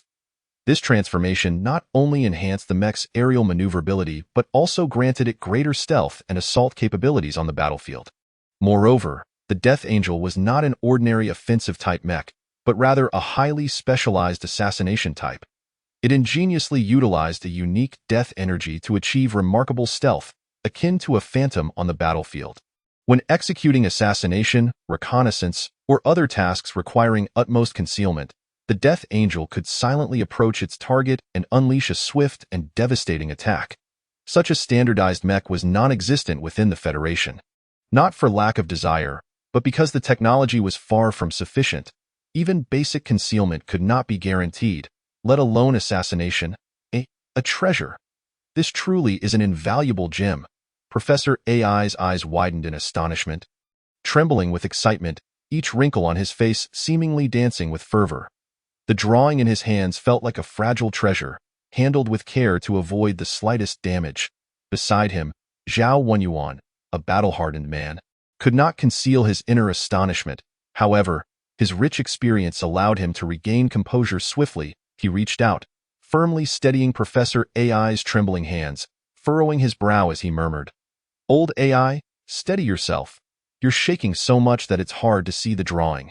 Awakened from his reverie, Professor AI quickly laid the drawing flat on the table, gently smoothing out every corner as if fearful of causing any harm. Then, he stood still, closed his eyes, and took several deep breaths, allowing his heartbeat to gradually return to normal. Uncle Zhao, Professor AI, and Su Jin's eyes glimmered with anticipation. "Surely, the contents on this metal plate could save my life now, right?" Zhao Wenyuan gazed at Su Jin, a flicker of determination crossing his eyes as he solemnly nodded. "It's sufficient. I assure you, it will suffice to absolve you." Upon hearing this, Su Jin appeared to shed a monumental burden, feeling considerably lighter. However, The extreme relaxation made his eyelids feel as heavy as lead, and gradually, he could no longer hold on, slowly closing his eyes. Little Sue, I have several questions to ask you. Please explain. Professor AI turned urgently to Sujin, only to find him lying on the bed, enveloped in a deep slumber. A chill ran down Professor AI's spine as he exclaimed, He can't possibly be dead. Can he? Zhao Wenyuan frowned slightly, then utilized his mental energy to examine Su Jin's condition. After a brief moment, he let out a sigh of relief. He is fine. He is just exhausted and has fallen into a deep sleep. Allow him to rest well. What? Just fatigue? Professor AI's eyes widened in disbelief. It was merely one night. How could he be so fatigued? Professor AI paced anxiously around the laboratory, filled with questions he longed to ask Su Jin. Yet he could only watch him sleep. This sensation nearly drove Professor AI to madness. When will this young man awaken? Unable to contain his curiosity, Professor AI turned to Zhao Wenyuan. Zhao Wenyuan shook his head. It's uncertain. It likely depends on his individual constitution. He could sleep for 3 days and nights. What? 3 days and nights? This kid is truly delicate. He collapsed after just one night. I once stayed in the laboratory for 7 days and nights. Sleepless yet still vibrant, Professor AI wore an expression of disbelief. So, are you saying you're bald now? Zhao Wenyuan shot an exasperated look at Professor AI. Nonsense. At my age, baldness is natural. Professor AI weakly defended himself, then immediately turned to the ceiling and shouted, Moss, quickly summon the medical center. Calling for you now. A mechanical and impersonal voice emanated from the ceiling. 2.5 seconds later, a respectful voice rang out, Hello? Professor AI, I am Director He from the Medical Center. It is my pleasure to serve you. Spare me the pleasantries. Professor AI interrupted impatiently. Hurry and bring your team to my location, laboratory on the 260th floor. Yes, Professor AI, Director He's voice immediately turned serious. Just 2.5 minutes later, Professor AI heard footsteps gradually echoing in the corridor outside. He could hardly contain his excitement as he opened the door in anticipation. Cardiac monitors, respirators, and various precision medical devices were carefully wheeled in by the medical staff. The once empty laboratory was suddenly filled with doctors in white coats, each appearing vigorous and standing as straight as pines. The entire team operating in perfect order. He Guang, the head of the medical center, stepped forward from the crowd, approaching Professor AI and Zhao Wenyuan. His expression was grave, his gaze unwavering. He saluted them with a standard military gesture. His voice booming. He Guang of the medical center, leading the entire medical team, stands ready for your orders. Professor AI nodded slightly in acknowledgement. Quickly, use the fastest and safest method to awaken this young man. We guarantee task completion. Chapter 50. How should I thank you? He Guang led several key members of the medical team, hastily approaching the metallic bed. They skillfully utilized various instruments to conduct a thorough examination and scan of the sleeping Su Jin. Data flickered on the instrument screens, and everyone's gaze was fixed on the curves and numbers. After meticulous examination, He Guang turned to Professor AI, his expression respectful as he reported, Professor AI, this young man is indeed suffering from extreme fatigue. Currently, the best course of action is to allow him to rest fully in a quiet environment, ensuring he gets ample sleep. We do not need to undertake any additional medical measures. He Guang couldn't help but wonder why Professor AI was making such a fuss, merely to wake a young man. Upon hearing He Guang's report, Professor AI furrowed his brow, evidently displeased with the outcome. He abruptly pointed at He Guang, raising his voice. Am I not aware that he is currently asleep? That he will awaken once he has rested enough? Professor AI's tone was rife with dissatisfaction, and the atmosphere in the laboratory instantly grew tense. Everyone fell silent, fearful of incurring the ire of this titan of science. He Guang, steeling himself, nodded in response. Yes, Professor AI, if we wish to expedite and safely restore him. There is another method, the injection of a revitalization serum. However, upon mentioning the revitalization serum, He Guang's tone grew hesitant. The revitalization serum was an exceedingly rare genetic agent, hailed as a mysterious treasure within the realm of technology. It was incomparable to traditional medications, having been developed through the integration of cutting-edge genetic science and the elusive bioactive components found in the deep sea. After countless experiments and refinements, it emerged as a high-tech product. Due to the complexity of its development, the rarity of its required materials, and the stringent production standards, the yield of the revitalization serum was extremely limited, rendering each vial extraordinarily precious. Its efficacy was nothing short of astonishing. Its primary function was to restore an individual to peak physical condition within a year. With a stroke of luck, the body might even accept it without developing resistance, to some extent, with annual injections. One could even achieve immortality. Use it. Deduct it from my quota. Professor AI's tone was resolute and brooked no dissent. His words fell like a bombshell, creating a commotion within the laboratory. Every person present turned in shock, their gazes converging on Su-jin. Who was this young man that compelled Professor AI to utilize the incredibly valuable revitalization serum to rouse him from slumber? He was merely asleep. The revitalization serum was renowned throughout the Federation as a top-tier genetic agent. Even someone of Professor AI's esteemed status could only gain access to a single vial every 5 years. For ordinary individuals, the revitalization serum was more akin to a legendary existence, a distant dream beyond reach. At this moment, Dr. He Guang was engulfed in a whirlwind of emotions. He stared blankly at Professor AI, his voice trembling slightly. "Are you absolutely certain about this?" Without a hint of hesitation, Professor AI replied with resolute conviction. "I am certain. Go and fetch it immediately. I shall sign for you right now." With that, he urged He Guang with palpable impatience. Taking a deep breath to steady his racing heart, He Guang turned and led a group of medical team members hastily out of the laboratory. "Old AI, is it truly worth it? To awaken a single individual, you resorted to the revitalizing elixir?" Zhao Wenyuan gazed at Professor AI with a complex expression, utterly perplexed. Surely, allowing Su-jin to rest would suffice for him to awaken. Why go to such great lengths? His heart brimmed with astonishment and confusion. The revitalizing elixir was not mere water to quench thirst, to rouse a weary soul. Utilizing such a precious resource felt akin to using a nuclear weapon to swat a fly. "You do not understand," Professor AI sighed, shaking his head. Before long, He Guang returned to the laboratory, carrying a small, enigmatic box that exuded a mist of cold vapor. After obtaining Professor AI's signature, He Guang cautiously opened the box. Instantly, a refreshing aroma wafted forth, revealing a golden liquid nestled within. "Quickly, do not dawdle. Inject it into that young man," Professor AI urged, his face alight with urgency. He Guang gingerly took up the revitalizing elixir and carefully administered it to Su-jin. As he watched the golden liquid gradually disappear into Su-jin's body, a tumultuous blend of admiration and envy surged within him. Who was this young man that could compel Professor AI to so eagerly employ such a precious genetic remedy? Not even a biological son would receive such treatment. After all, this was a life-extending genetic agent, long reigning at the top of the black market's bounty list, an invaluable commodity. One could easily fetch 100 billion for a single vial. With eager buyers lining up, as the revitalizing elixir coursed through Su-jin's veins, subtle changes began to manifest in his physique. His complexion grew increasingly rosy, and his breathing became steadier and more robust. Remarkably, even before the entire dose had been administered, he slowly opened his eyes, his pupils shimmering with a golden hue, as if harboring some arcane power.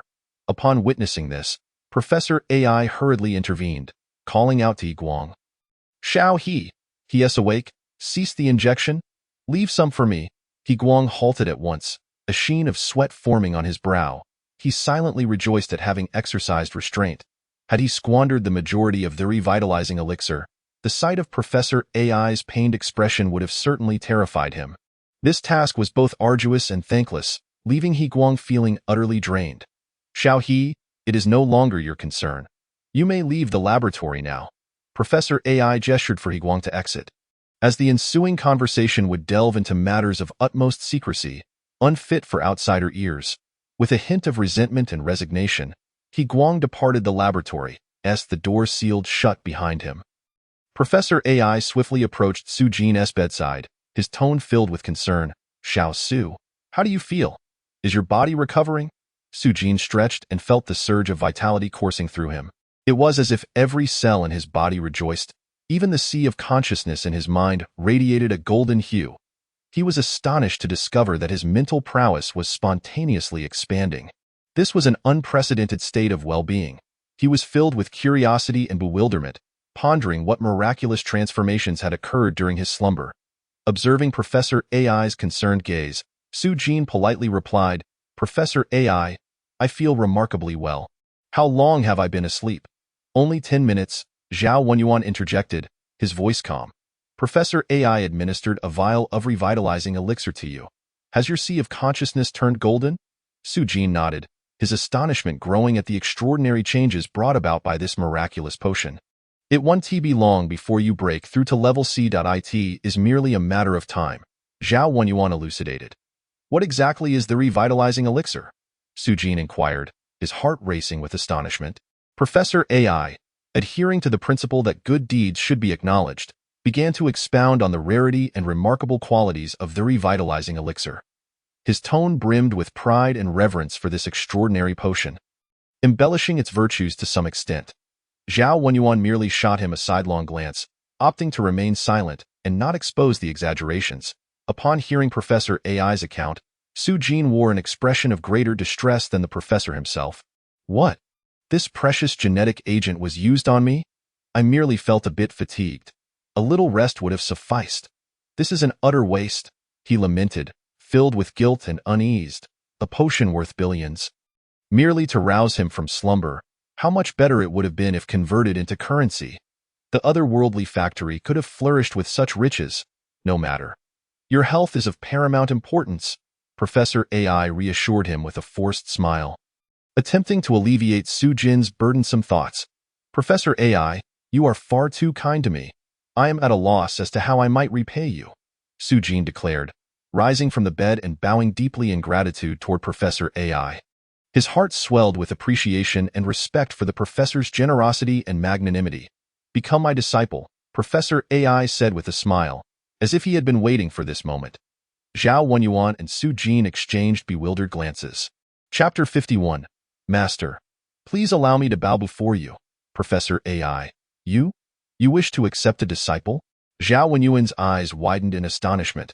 He had not anticipated that Professor AI would extend such an offer to Su Jin. Su Jin stood by, at a loss, his mind a tumult of confusion. Their brief acquaintance had left a profound impression of the professor's eccentric temperament. Had it not been for Professor AI's recent use of the precious revitalizing elixir to save him, Su Jin would have likely dismissed such a proposal outright. Yet now, hesitation and contemplation stirred within him. Professor AI frowned slightly, his voice tinged with evident displeasure. "What, do you believe I, AI, am unworthy of accepting a disciple?" "That is not the case," Zhao Wenyuan replied, furrowing his brow. "It is simply that Su Jin is still just a high school student, while you are a renowned scientist in the Federation. The disparity in status." "A distinguished scientist in the Federation?" Su Jin's heart surged with tumultuous waves. He understood that this title represented the pinnacle of scientific achievement, a leading figure within a particular technological sector of the Federation. Such an eminent individual desired to take him as a disciple. The distinction between becoming a disciple and merely a student was profound in Su Jin's mind. To become a disciple implied the establishment of a deeper, more intimate master-disciple bond, a relationship transcending mere knowledge transfer, akin to familial ties. In contrast, being a student was more objective and rational, focusing primarily on the impartation of knowledge and skills. Professor AI. Su Jin inhaled deeply, striving to quell his excitement. "I am merely an ordinary high school student. If you were truly to accept me as a disciple, I would feel as though I am reaching beyond my means." Professor AI waved his hand dismissively, his demeanor earnest. "As long as you are willing, this is a mutual decision. It cannot be deemed reaching beyond your means. My criterion for accepting disciples is potential and affinity, not status or rank. I believe we share a significant connection." "Affinity?" Su Jin paused, surprised to hear such a term from a scientist of Professor AI's stature. After all, affinity bore a somewhat mystical connotation that seemed incongruous with Professor AI's identity. He turned to Zhao Wenyuan, seeking clarity and guidance. "Uncle, what?" Zhao Wenyuan regarded Su Jin with a solemn expression. "This is your own decision. You must choose for yourself. I cannot assist you. However, if Professor AI truly intends to accept you as a disciple, I believe it would be a remarkable opportunity for you." Professor AI, pleased with Zhao Wenyuan's support, shot him a knowing glance. "As for your crow upgrade, I will take care of it." Zhao Wenyuan shook his head in resignation, aware that he could not make this decision for Su Jin. The scales of Su Jin's judgment began to tip, and he hesitated, uncertain how to proceed. Observing this, Professor AI seized the moment to apply further persuasion. He stepped closer to Su Jin, his enthusiasm palpable. Su Jin, just become my disciple. I assure you, you will want for nothing and live a life of luxury. As he grew increasingly animated, Professor AI envisioned the bright future awaiting Su Jin as his disciple. And you know about mechas, right? Just like Zhao Director's Red Crow? When you reach level C and can pilot a mecha, I will even customize one for you. I promise it will surpass his. Zhao Wenyuan stood by. Dumbfounded, he had often sought Professor AI's assistance in upgrading his own mecha, only to be met with prolonged delays. Now, the professor was proactively offering to design an even better mecha for Su Jin. Leaving him incredulous, as if that were not enough, Professor AI continued to embellish his offer. Wasn't there an incident in the capital where you caused an explosion? In the future, should such an event arise again, there is no need for panic. If you become my disciple, I can protect you under the guise of legitimate experimentation. You may blast wherever you please, and let me tell you, the power of my failed experiments was far greater. As I began to speak, Professor AI's eyes sparkled with enthusiasm, and his tone was laced with temptation. Upon hearing this, Zhao Wenyuan could no longer contain himself. He cleared his throat twice and, with a somewhat grim expression, cautioned, "Old AI, mind your words. Don't lead the children astray." As the deputy director of the Capital Defense Bureau, he found it extremely awkward and disconcerting that someone would audaciously plot a terrorist attack in front of him. Does he not see me as a person?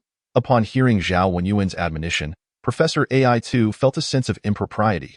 He leaned closer to Su Jin and whispered, "There are many more benefits to discuss. I shall explain further in private."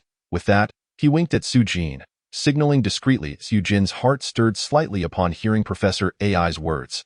He realized that becoming Professor AI's disciple not only meant securing a robust ally, but also offered a safeguard for any potential reckless actions he might undertake in the future.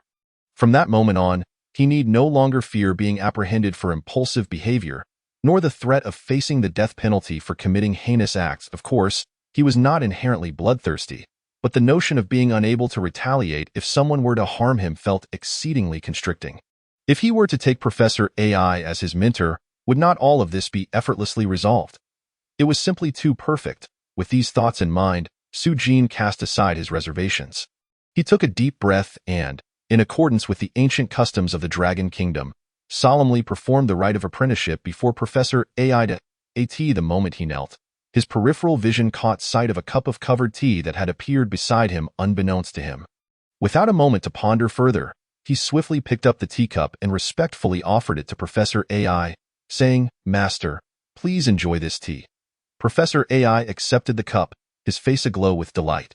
After a hearty laugh, he took a small sip and promptly set the cup aside, hastily helping Su Jin to his feet. "Good disciple, rise. With me as your master, you shall never suffer the slightest grievance." Su Jin stood tall, thumping his chest with unwavering confidence, declaring, "Rest assured, master. How could I ever bring trouble upon you?" However, Zhao Wenyuan, observing the harmonious interaction between master and disciple, felt a twitch beneath his eyelids. He knew this troublesome star all too well. This lad was inherently trouble-prone. Decisive in nature, he could easily resort to extreme measures at the slightest provocation. Could he truly be considered an innocent child? "Ah, what a splendid disciple I have!" Professor AI grew increasingly pleased with his newly accepted disciple. Suddenly recalling something, he smiled warmly and retrieved the drawing Su Jin had sketched. "Disciple, there are certain aspects of this blueprint that elude my understanding. Would you kindly elucidate?" He then bombarded Su Jin with a flurry of questions. "How is this death energy extracted? Why is this translated as hinge link? We have never encountered such a connection method on Blue Star. And what about this part?" Su Jin, still reveling in the joy of becoming a disciple, was momentarily taken aback by the barrage of inquiries. He suddenly realized that he might not be the one benefiting from this arrangement after all. It seemed he had fallen into the old man's trap. Zhao Wenyuan observed Professor AI, who was scratching his head in eager confusion, and his understanding deepened. This old fellow had never made a bad bargain, which explained his eagerness to take Su Jin as a disciple. He was clearly waiting for this moment. While he might have felt hesitant to directly inquire from a stranger, the dynamic of a master-disciple relationship allowed for such dialogues to be framed as academic exploration. Goodness, old AI's tactics are truly cunning. Zhao Wenyuan couldn't help but inwardly admire his shrewdness, giving a silent thumbs up for his astuteness. The extraction of this death energy necessitates a specialized device. Furrowing his brow, Su Jin pondered.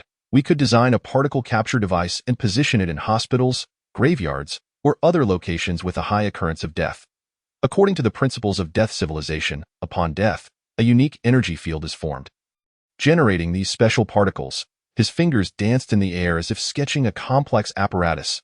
Professor AI listened with rapt attention, his pen flying across the pages of his notebook, eager to capture every detail.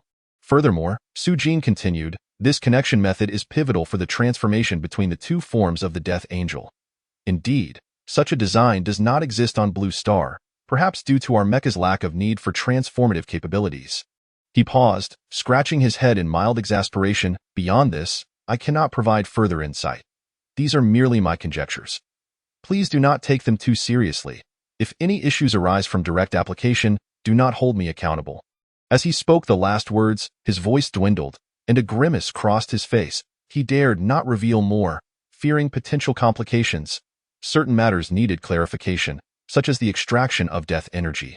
Without this energy as a driving force, the Death Angel would be nothing more than a heap of scrap. He had no desire to be summarily expelled from the mentorship by Professor AI if he were to discover the truth. Su Jin had a gut feeling that this old man was entirely capable of such an action. Yet, Professor AI appeared exceedingly exhilarated. He looked up at Su Jin, his eyes gleaming with fervor. "Oh, I see.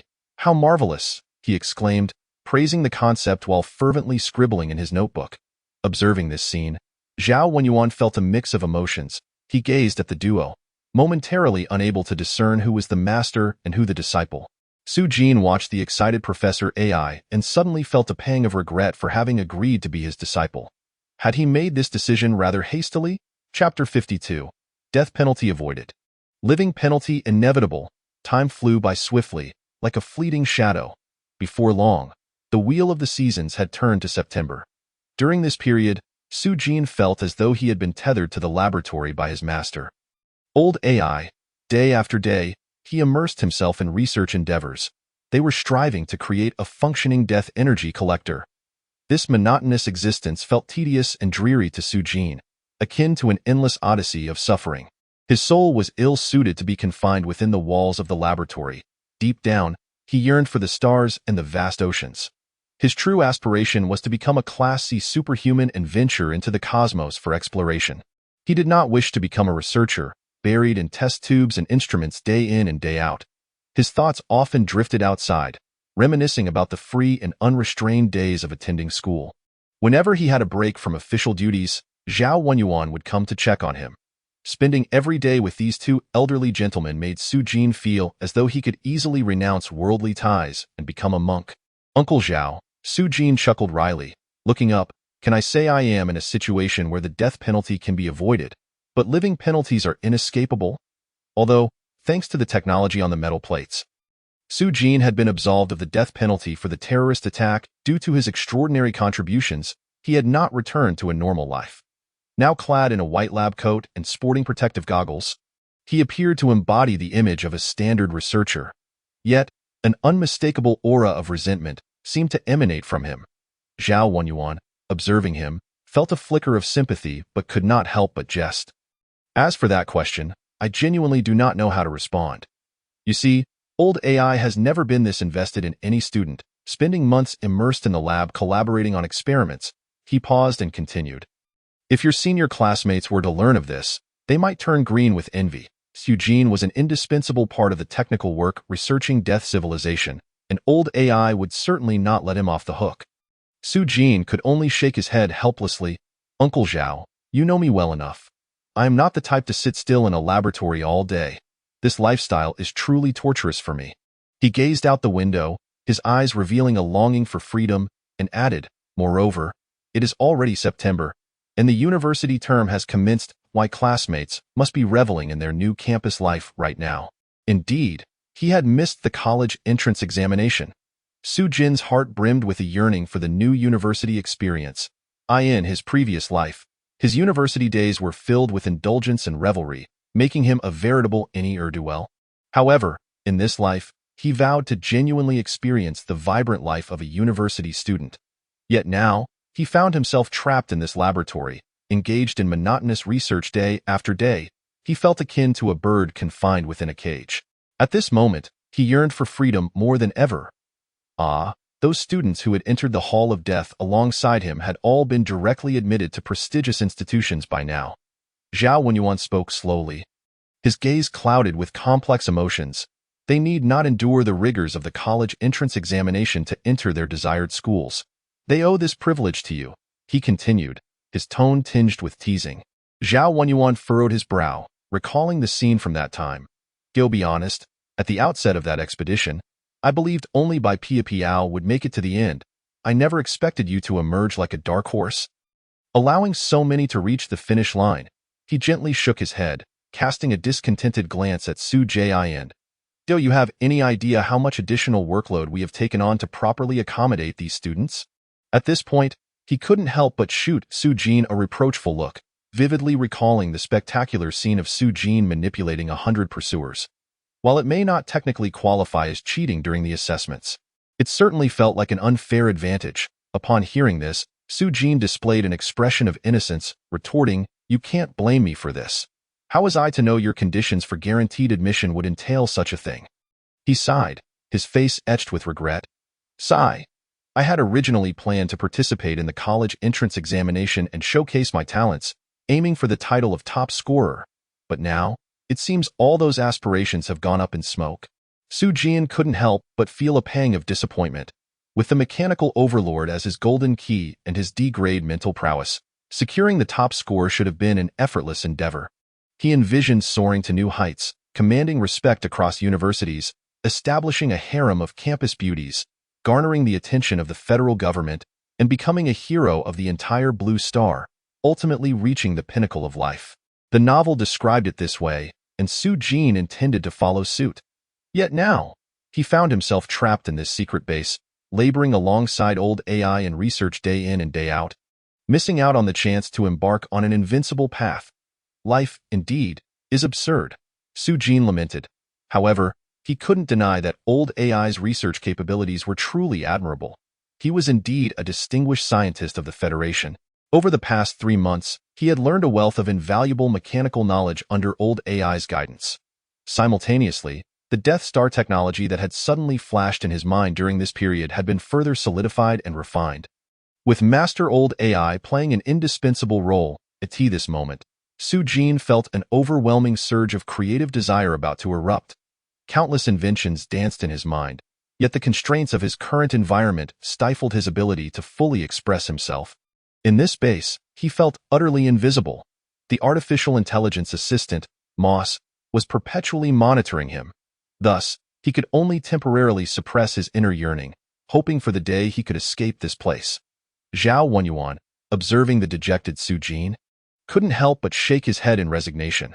This kid still wished to take the college entrance examination? Given his temperament and abilities, who knows what trouble he might stir up during the exam. The college entrance examination was a matter of great significance for the Federation's talent selection and allowed for no mistakes. He feared that during the examination, some reckless candidate might challenge Su Jin. If that happened, the kid might just annihilate their entire family out of spite. It was better to avoid complications. For everyone's sake, it was best to keep Su Jin temporarily confined to this secret base until the sensitive period had passed. Meanwhile, Su Jin continued to grumble incessantly, completely oblivious to the true reason behind his confinement in the base. Nor did he realize that the root cause lay with none other than Zhao Shu, the very person he trusted the most. Listening to Su Jin's complaints daily, Zhao Wenyuan felt as if his ears were developing calluses. Considering that it was now September, he believed releasing Su Jin should not pose any major issues. Thus, he quietly suggested to Su Jin, "Su Jin, I have a method that could allow you to leave sooner." Upon hearing this, Su Jin's eyes instantly sparkled with excitement. "Zhao Shu, please tell me." Chapter 53. The Death Energy Collector. Zhao Wenyuan wasted no time in explaining. Old AI has a habit. When faced with a problem he cannot solve, he will isolate himself in the lab until there is progress or a breakthrough in the project. He paused, gazing into Su Jin's eyes as he continued. So, if you can resolve his current dilemma, leaving here should be no issue. Su Jin's gaze flickered with cunning upon hearing this. He then complained. Zhao Shu, you should have told me this sooner. Zhao Wenyuan looked at him in astonishment. What good would telling you earlier have done? Scientific research isn't something that can be solved with a snap of the fingers. Even if I had told you earlier, it wouldn't guarantee old AI's research would succeed, nor would it ensure your early departure from here. What difference does it make whether I say it now or a few months ago? A significant difference, Su Jin muttered before striding towards Professor AI. At that moment, Professor AI was entirely engrossed in studying a mysterious device that stood as tall as a person. The device resembled an altar used by ancient tribes for rituals, emanating an air of mystery and antiquity. His brow was furrowed tightly, clearly encountering an insurmountable obstacle in the development process. This was the death energy collector that Professor AI and Su Jin had dedicated their efforts to in recent times. However, progress on the project seemed to be far from smooth, particularly in the crucial phase of normal activation, which had become an insurmountable chasm. The design is sound. Why won't it activate? Professor AI's furrowed brow seemed capable of crushing a fly. Although the exquisite instrument before him was magnificent in appearance, if it failed to activate, it would amount to nothing more than a mere fade, a heap of scrap metal. Su Jin took a deep breath and approached the death energy collector. Addressing Professor AI, Master, I've just realized our mistake. We should approach it this way instead. As he spoke, he deftly picked up a wrench, screwdriver, and other tools, beginning to make meticulous adjustments to the death energy collector. Why are we changing it like this? Professor AI inquired. It's because the two engaged in a back-and-forth dialogue, with one modifying the machine while the other posed questions. Minutes later, Su Jin clapped his hands in satisfaction, gazing at the towering machine with anticipation. All right, this should do it, he declared confidently. Professor AI scrutinized Su Jin's modifications with bloodshot eyes, a hint of skepticism in his tone. Will this work?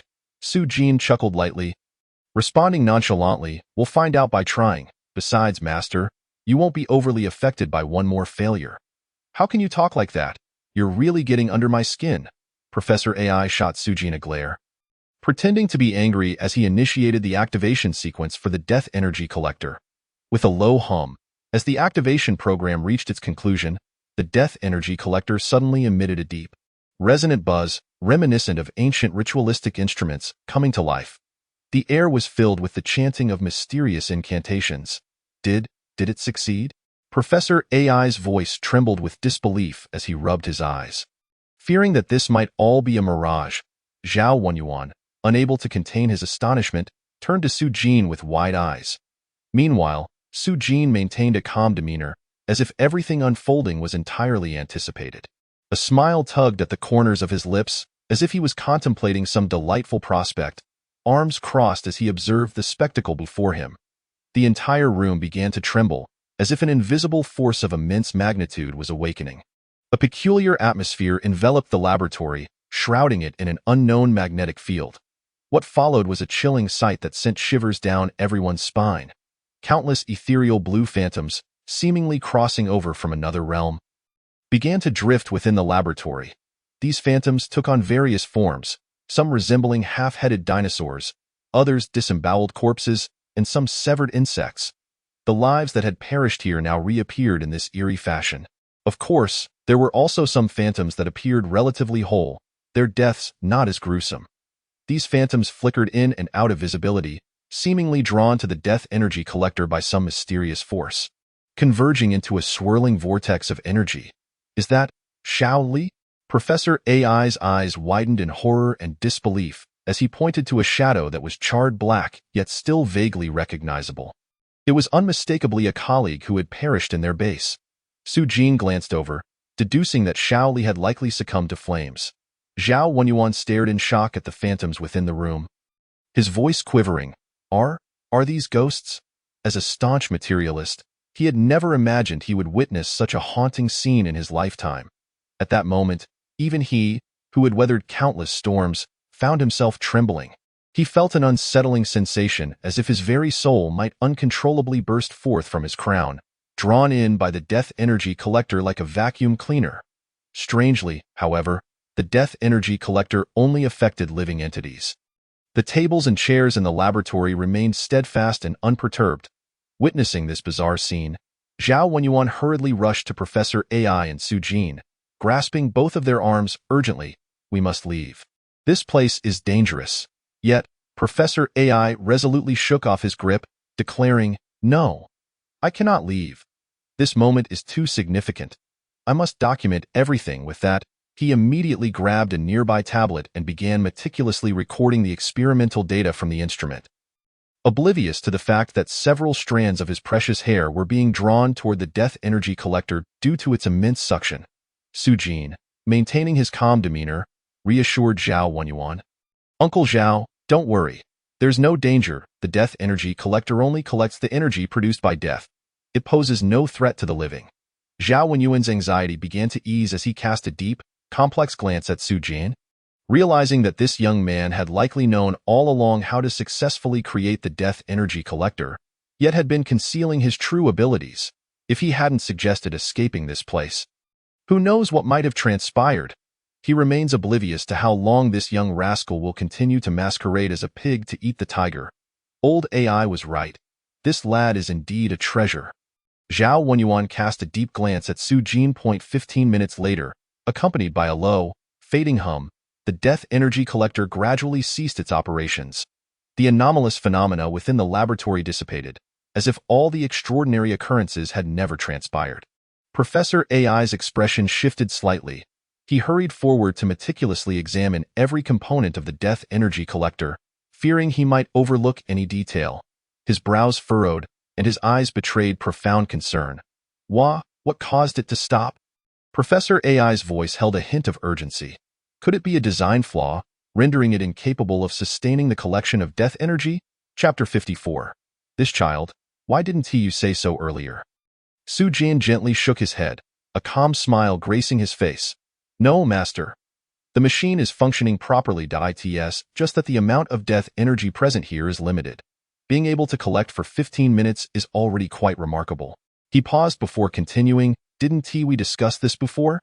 The locations with the highest generation of death energy should be hospitals, graveyards, and battlefields, places where death is frequent.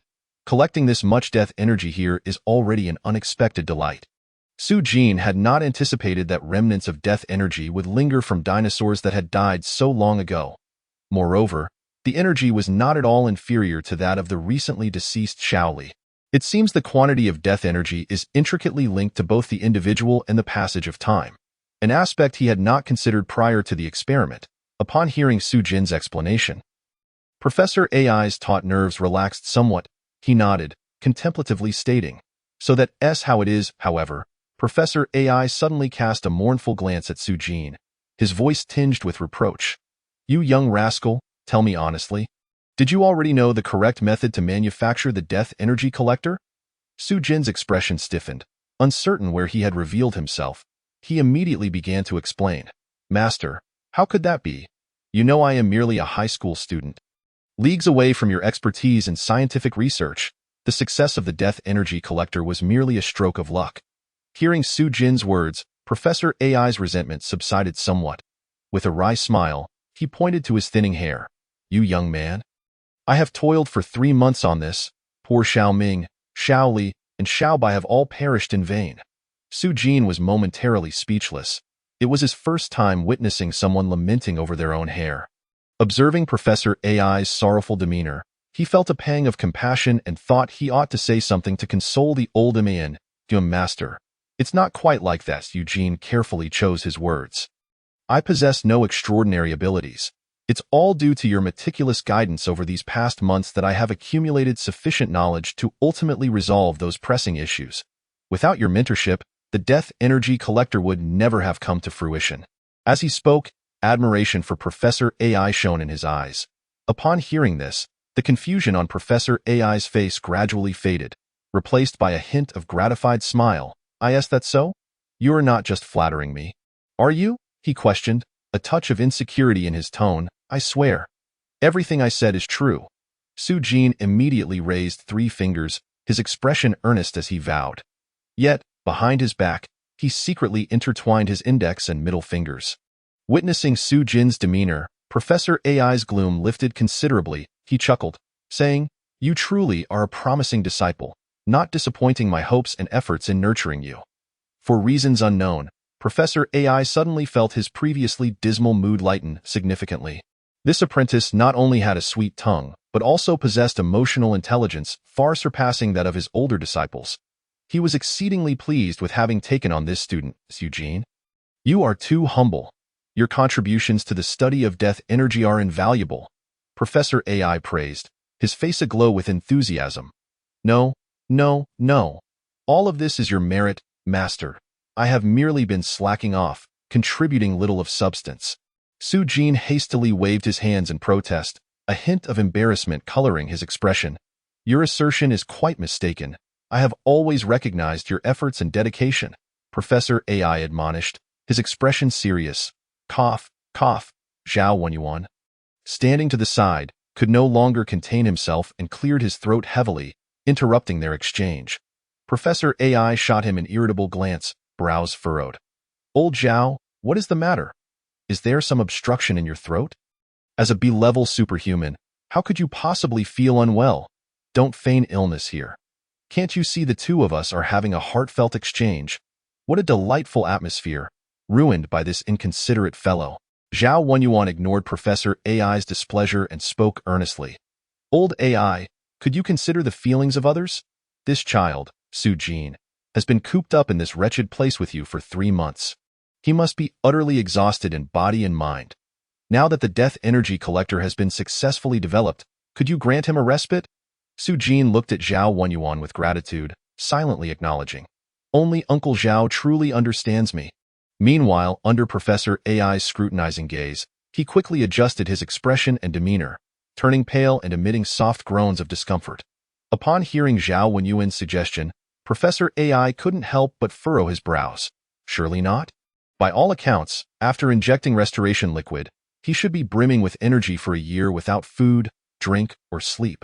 How could he possibly feel fatigued? Su Jin was taken aback, thinking, "Oh no," from old AI's implication. If the research had failed, he planned to keep me locked up here for at least a year. How utterly insane. He couldn't help but shiver, cold sweat beading on his forehead.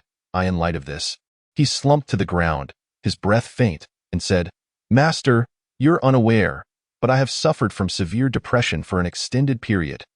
The doctors have repeatedly warned me against remaining in a confined space for too long, or I risk relapsing. Why didn't you inform me of this condition sooner?" Professor AI frowned, a hint of reproach in his gaze as he looked at Su Jin, his tone laden with concern. He waved his hand, a touch of resignation in his expression. All right, since you have this condition, I will allow you to go outside for some fresh air. Your health is paramount." Su Jin froze momentarily. He had indeed mentioned his situation long ago, and not just once. Yet, old AI, engrossed in his research, chose to selectively ignore everything except suggestions pertaining to scientific matters. At this moment, he could only feign weakness and repeatedly express his gratitude. "Thank you, Master. Thank you, Master." Professor AI approached to help Su Jin, who was slumped on the ground, his eyes sparkling with determination and dedication. "I will take you to another location, and we shall continue our research." Upon hearing this latter part, the joy that had just risen in Su Jin's heart vanished instantaneously. He gazed at Professor AI in despair, his eyes reflecting helplessness. He secretly cast a pleading glance at Zhao Wenyuan, hoping he would intercede on his behalf. However, Zhao Wenyuan averted his gaze, deliberately avoiding Su Jin's eyes. He turned his head to look elsewhere, admiring the quality of the laboratory tables. "Oh, old AI, the quality of the tables in your laboratory is truly impressive. When you have a moment, could you customize one for me as well?" Chapter 55. The Freshman Ceremony. The Vanished One. On September 12th, in the capital city of Longhua, the square of the Federal Military Academy was now teeming with a dense crowd, bustling like a surging ocean. Above, airships and mechs occasionally streaked across the sky, leaving dazzling trails of light, adding a touch of futuristic technological flair to the celebration. Today marked the freshman enrollment ceremony of the Federal Military Academy, a significant event in the entire federal education sector.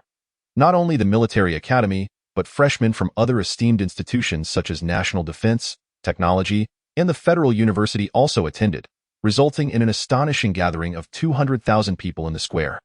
At that moment, sunlight poured down, the golden rays harmonizing beautifully with the joy on the faces of the crowd. Finally, the auspicious hour arrived. The dean of the Federal Military Academy, Will Smith, a tall and authoritative middle-aged man with fair skin, strode onto the podium. His sharply defined features and stern eagle-like nose exuded an air of command. I in the audience, Bai Piao scanned the crowd, attempting to locate that familiar figure. However, her hopes were dashed. Since the conclusion of the death cult's assessment, she had not seen Su Jin again. She had attempted to seek him out, but no matter her efforts, it felt as if she were searching for a needle in a haystack. No trace was to be found. Beside her, a middle-aged man noted Bai Piao's unusual demeanor. With his thick brows, large eyes, and square face, he appeared both formidable and composed. This was Bai Piao's father, the mayor of the capital city, Bai Zhan. He asked in a deep voice, "What's wrong? Who are you looking for?" Bai Piao came back to her senses and gently shook her head, refraining from answering her father's question. She was acutely aware that any man who captured her attention would inevitably fall under the ceaseless scrutiny and surveillance of her father. "Father, I am perfectly fine," she replied nonchalantly, redirecting her focus to the podium, where she attentively listened to Will Smith's speech. Upon witnessing her demeanor, Bai Zhan refrained from pressing further. He understood his daughter well, recognizing that she harbored her own thoughts and secrets. However, given her exceptional qualities, she was his cherished jewel, and he would not permit any inferior man to approach her, especially not those with yellow hair. This was the type of man he detested most. Old Deng, where should I park my ghostly fire? The mere thought of that scenario sent shivers down Bai Zhan's spine. Meanwhile, approximately 20 rows behind the father-daughter duo, Li Tingting and Gu Pingru sat closely together, accompanied by their parents. At that moment, Li Tingting's gaze was fixed intently on Bai Piao, her eyes brimming with resentment and jealousy. "Why does the freshman representative get to sit so close to the front?" Li Tingting muttered through gritted teeth. "Is it just because she is pretty and photogenic? I'm not lacking in that regard either." Her heart was filled with an unsettling sense of injustice, as sitting in the front row signified greater opportunities for photographs. Those images would eventually be displayed prominently within the school and even make headlines in major media outlets, becoming the focal point of public attention. How could Li Tingting not feel envious and resentful that Bai Piao monopolized such fortune? Gu Pingru gently patted Li Tingting's hand in an attempt to console her. "Tingting, don't be too upset. It's already quite fortunate that we can sit here. I heard that Bai Piao was the only one originally recommended for admission. Our inclusion in this list is thanks to Su Jin.at." The mention of Su Jin. A glimmer of gratitude flickered in Gu Pingru's eyes. She knew that, based on her and Li Tingting's capabilities, they might have only been able to gain entry into the lowest-ranked university within the Strong Foundation project. However, with Su Jin's assistance, they not only bypassed the college entrance examination but also had the freedom to choose which university to attend. Ultimately, they both unhesitatingly opted for the top-ranked military academy. In comparison to Bai Piao, they were merely scrambling to the finish line, and there existed a fundamental disparity between them. Gu Pingru was acutely aware of this. She understood the significant chasm that lay between herself and the genuine prodigies seated in the front row. This was precisely why they were relegated to the 20th row. Only the brightest of the bright, those of true exceptional ability, had the right to occupy the front seats. Gu Pingru found it perplexing how Li Tingting could possess the confidence to continuously compare herself to Bai Piao. Observing her friend's demeanor left Gu Pingru at a loss for words. Setting aside their capabilities, when it came to appearance, physique, and poise, Li Tingting undeniably paled in comparison to Bai Piao. Gu Pingru silently assessed the two. Lowering her gaze to scrutinize herself, she added herself into the comparison. She, too, had her own strengths. In terms of confidence, she felt she was not lacking compared to Bai Piao. With this thought, Gu Pingru straightened her posture, an air of composure and serenity gracing her features. "Don't even mention that scoundrel's name." Yet, just as Gu Pingru contemplated this, Li Tingting's reaction turned suddenly intense. She widened her eyes in fury, turning her head away as if unwilling to hear that name again. Everyone says so, she muttered. Jiu Pingru was taken aback by Li Tingting's response. Twisting a strand of her red hair around her finger, she spoke with a tone of feigned innocence. At that moment, Li Jianjun's voice rang out, sternly directing his gaze at Li Tingting. Tingting, how can you speak like that? What has Su Jin done to you? Your principal and teachers have all stated that your admission to the military academy is a result of Su Jin's influence. Pingru is stating facts. Upon hearing her father's words, Li Tingting felt a surge of anger. She abruptly stood up, arguing, isn't it just because he sold your Lingxi liquid? Renting 100 pursuers isn't anything to be proud of. Her voice was laced with dissatisfaction and jealousy, as if all of Su Jin's actions were mere opportunism and trivial. However, Li Jianjun did not share her perspective. He shook his head with a sigh, saying, so what if he sold the Lingxi liquid? If you could sell the Lingxi liquid and rent 100 pursuers, that would be your own accomplishment.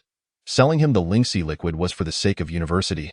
I never imagined so many would be recommended. Su Jin is quite clever. Listening to her father's words, Li Tingting felt a wave of grievance wash over her, unable to suppress her tears as they welled in her eyes. She could not comprehend why her father always sided with Su Jin. It was always about Su Jin's merits. She felt as if he was oblivious to her own efforts and sacrifices. At that moment, Gu Pingru seized the opportunity to interject, asking, Uncle Li, do you know where Su Jin has been lately? It's been a while since we've seen him. A shadow of melancholy crossed Li Jianjun's face as he shook his head. Replying somberly, I am not certain. That boy seems to have vanished without a trace. I have exhausted all my connections, but still cannot locate any sign of him. Logically, he should have attended the freshman ceremony today. Li Jianjun furrowed his brow, scanning the audience once more. That boy, could he really have encountered misfortune? His voice carried deep concern and self-reproach. Li Tingting muttered beside him, it would be better if he had. Her words revealed a barely perceptible hint of resentment. Jiu Pingru attempted to probe from another angle, inquiring, could it be that he was taken away by his real family? Everyone was aware that Su Jin's background was not simple.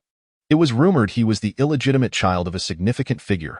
However, Li Jianjun shook his head, dismissing this possibility. That shouldn't be the case. To my knowledge, Su Jin's parents have both passed away, and I have not heard of any relatives. Otherwise, he wouldn't have lived alone all these years. Then where on earth has he gone? Gu Pingru furrowed her brow, lost in troubled contemplation. Over the past few months, she had made every effort to arrange a meeting with Su Jin to deepen their relationship, yet she had never succeeded. For some reason, this enigmatic man constantly left her feeling restless. Ladies and gentlemen, esteemed teachers, fellow students, and parents who have traveled from afar. Dean Smith's voice suddenly rang out, capturing the attention of the entire audience. We have just received an exhilarating announcement. Our honorary dean from several distinguished foundation universities, Professor Ai Tsongxian, has returned. With fervor, Dean Smith led the crowd in a chant, Professor Ai, Professor Ai, Professor Ai. The collective roar of 200,000 voices surged like a tidal wave, creating a deafening uproar. Every face radiated excitement and anticipation. Professor Ai Tsongxian, a distinguished scientist of the Federation, a recipient of countless awards, and a foundational figure in the realm of federal science and technology. His impending appearance would undoubtedly elevate this freshman ceremony to unprecedented heights. This moment was destined to be etched into history. Before the collective gaze of the crowd, a mechanism slowly ascended from the center of the expansive circular podium. As the apparatus fully emerged, the figure revealed left everyone in shock, an energetic, balding old man firmly grasping the wrist of a youth, while his other hand enthusiastically waved to the audience. The youth wore an expression of discontent, desperately attempting to escape. Su Jin?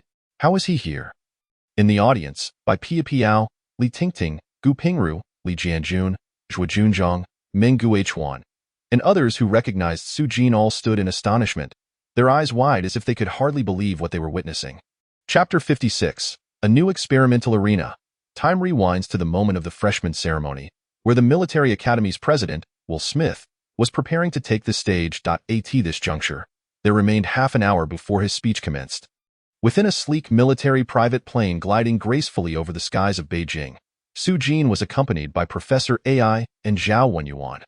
The aircraft hovered above the bustling military academy square, where the throngs of new students gathered below, eliciting a look of awe on Su Jin's face. "What a grand scene for the freshman ceremony," Su Jin murmured, his voice brimming with astonishment.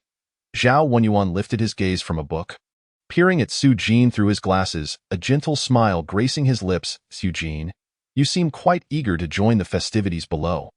Would you like to go down and participate?" With that, he closed the well-worn book in his hands. Su Jin glanced at the book, recalling his previous inquiry to Zhao Wenyuan regarding his preference for physical books. The response had been that it allowed for a more authentic reading experience. "No, thank you." Su Jin gently shook his head, a complex emotion flickering in his eyes. "Those are this year's university freshmen. I prefer not to intrude." Despite his words, a hint of unmasked disappointment lingered in his tone. Having missed the college entrance examination, he constantly felt an emptiness. Zhao Wenyuan, perceptive as ever, picked up on this sentiment. He turned to the back of the plane, where Professor AI was engrossed in examining a three-dimensional hologram of the dead energy collector. "Jesting, old AI? You hear that? Your apprentice is filled with grievances. It's all because you didn't let him take the college entrance exam, and now he feels a sense of loss in life." Professor AI did not even glance up. Responding in a nonchalant tone, "College entrance exam? What is there to participate in? I never took it either. It's quite meaningless. Selecting a fool from a crowd of fools will inevitably lower my standards." Su Jin and Zhao Wenyuan exchanged silent glances, both envisioning the potential fallout if Professor AI's words were to reach the masses, likely shattering the aspirations of numerous new students.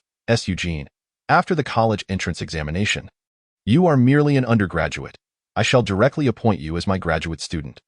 Let us simplify the process. With a casual flick of his wrist, Professor AI made the holographic projection vanish and took a seat beside Su Jin.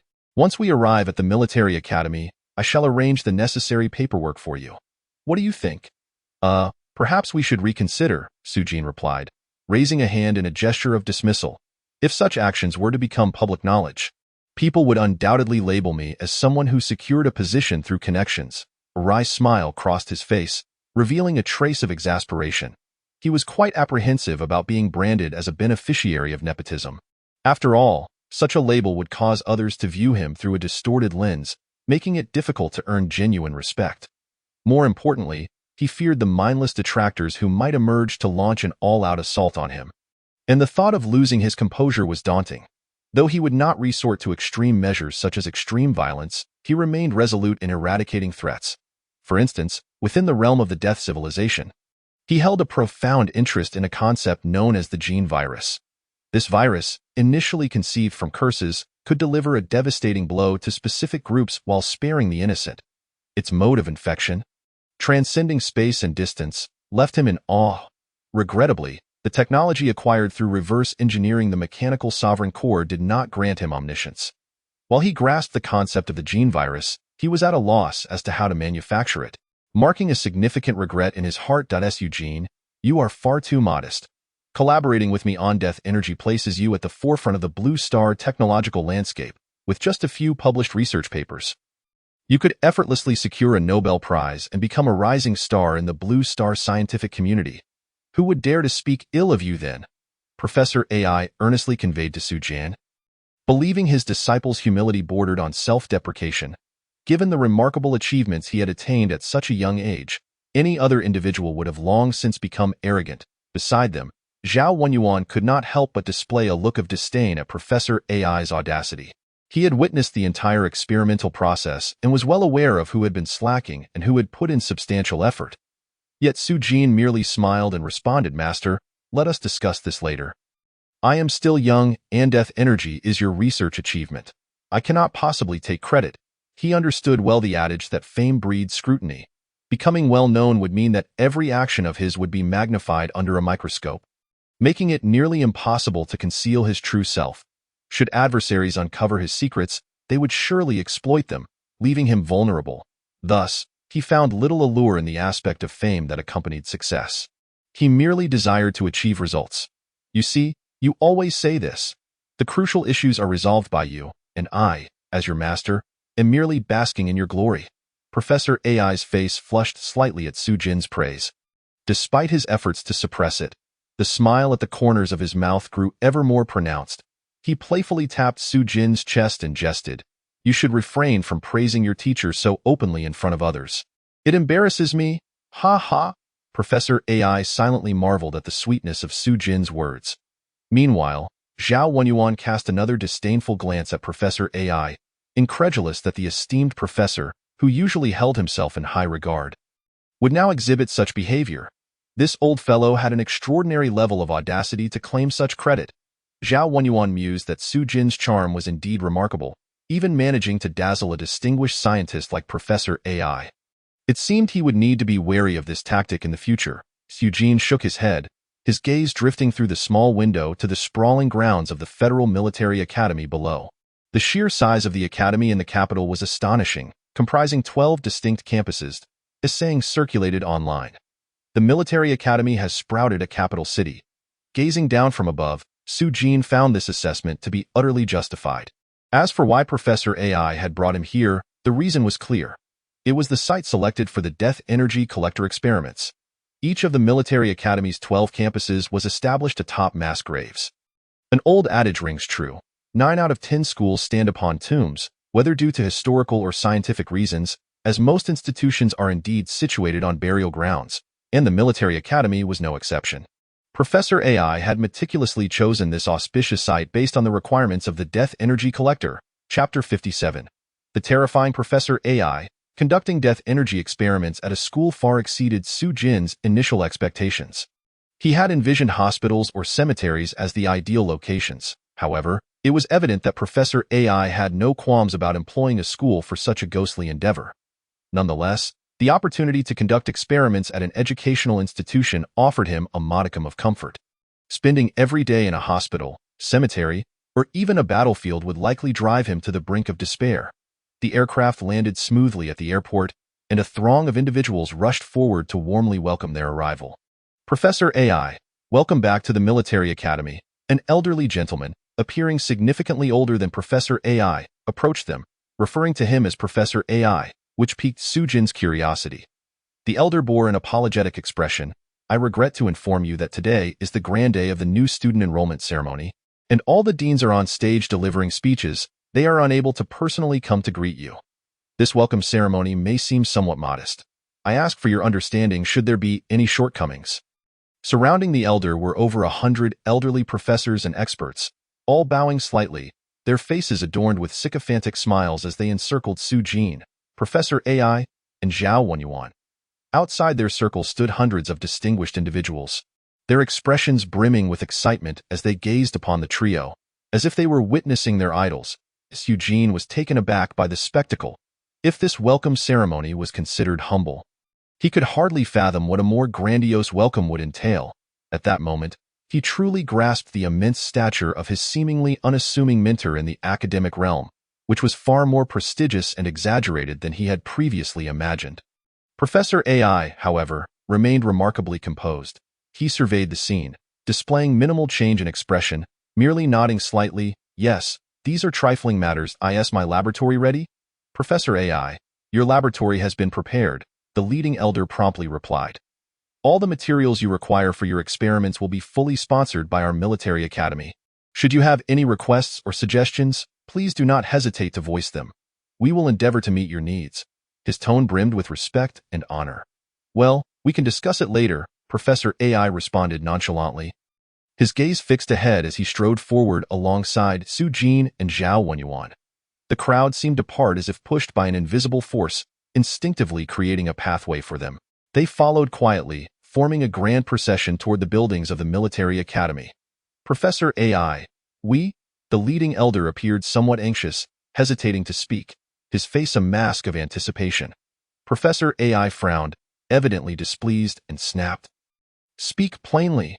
I detest those who beat around the bush. The elder, intimidated by Professor AI's presence, stammered. I apologize, Professor AI.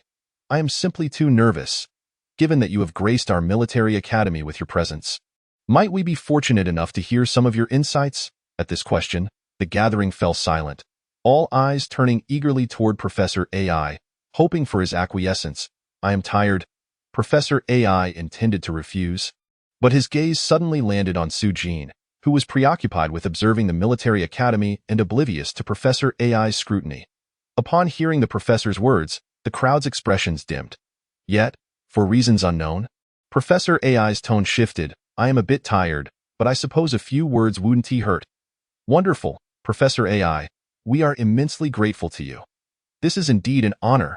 Professor Ai's agreement ignited enthusiastic applause and cheers from the crowd, with some even clapping so fervently their hands turned. Eugene was startled by the sudden eruption of applause, glancing around at the emotionally charged faces, feeling somewhat bewildered. Meanwhile, Zhao Wenyuan maintained his usual composure, seemingly unfazed by the commotion surrounding Professor Ai. Professor Ai, please follow me, the leading elder urged, hastily taking the lead while adjusting his glasses, swiftly arranging the necessary matters. I shall contact Principal Smith immediately and inform everyone of this wonderful news. Su-jin, come with me to the stage. Without a moment's hesitation, Professor Ai grasped Su-jin's hand and followed closely behind the elder. What am I going to do on stage? Su-jin exclaimed. Attempting to pull free from Professor Ai's grip, Su-jin endeavored to break free from Professor Ai's grasp. Yet upon exerting force, he discovered that those hands were as unyielding as iron pincers. Rendering him immobile, a surge of alarm coursed through him, compelling him to refrain from using excessive strength, lest he inadvertently injure the elderly man. However, as he mustered more force, even summoning every ounce of his strength in a bid to escape, that power seemed to vanish without a trace, absorbed into Professor Ai's being. Stunned, Su-jin gazed at Professor Ai's silhouette, suddenly perceiving the elder as towering and unfathomable. In his mind, he marveled. What on earth? Just how formidable is this old man? I had always assumed that a scientist's prowess lay predominantly in intellect. Could physical prowess be equally terrifying? Beside him, Zhao Wenyuan observed Su-jin's expression and chuckled, shaking his head as he explained. Su-jin, save your effort. Old Ai has consumed a mountain of restoration liquid. I can scarcely compete with him. Upon hearing this, Su-jin was unable to contain his astonishment. A mountain of restoration liquid? He was acutely aware of the rarity of the restoration liquid, as it was this miraculous genetic agent that had transformed his own sea of consciousness into gold. It had even facilitated his seamless ascension from D rank to C rank, an utterly natural progression. It was unfathomable to consider that Professor Ai had ingested such a vast quantity of restoration liquid. Could his vitality value have surpassed 10,000, reaching A rank? Would he not then be classified as a calamity-level powerhouse? Immersed in shock, Su-jin was gently pulled by Professor Ai, gradually making their way toward the heart of the assembly.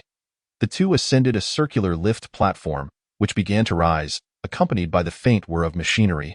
Elevating them toward the speaking podium, as the platform ascended, Su-jin's perspective broadened, and the sights before him evoked a sense of clarity.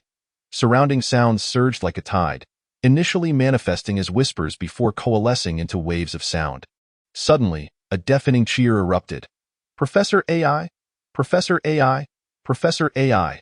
The crowd fervently chanted the name of Professor Ai, their voices crashing like a tidal wave, resonating deeply.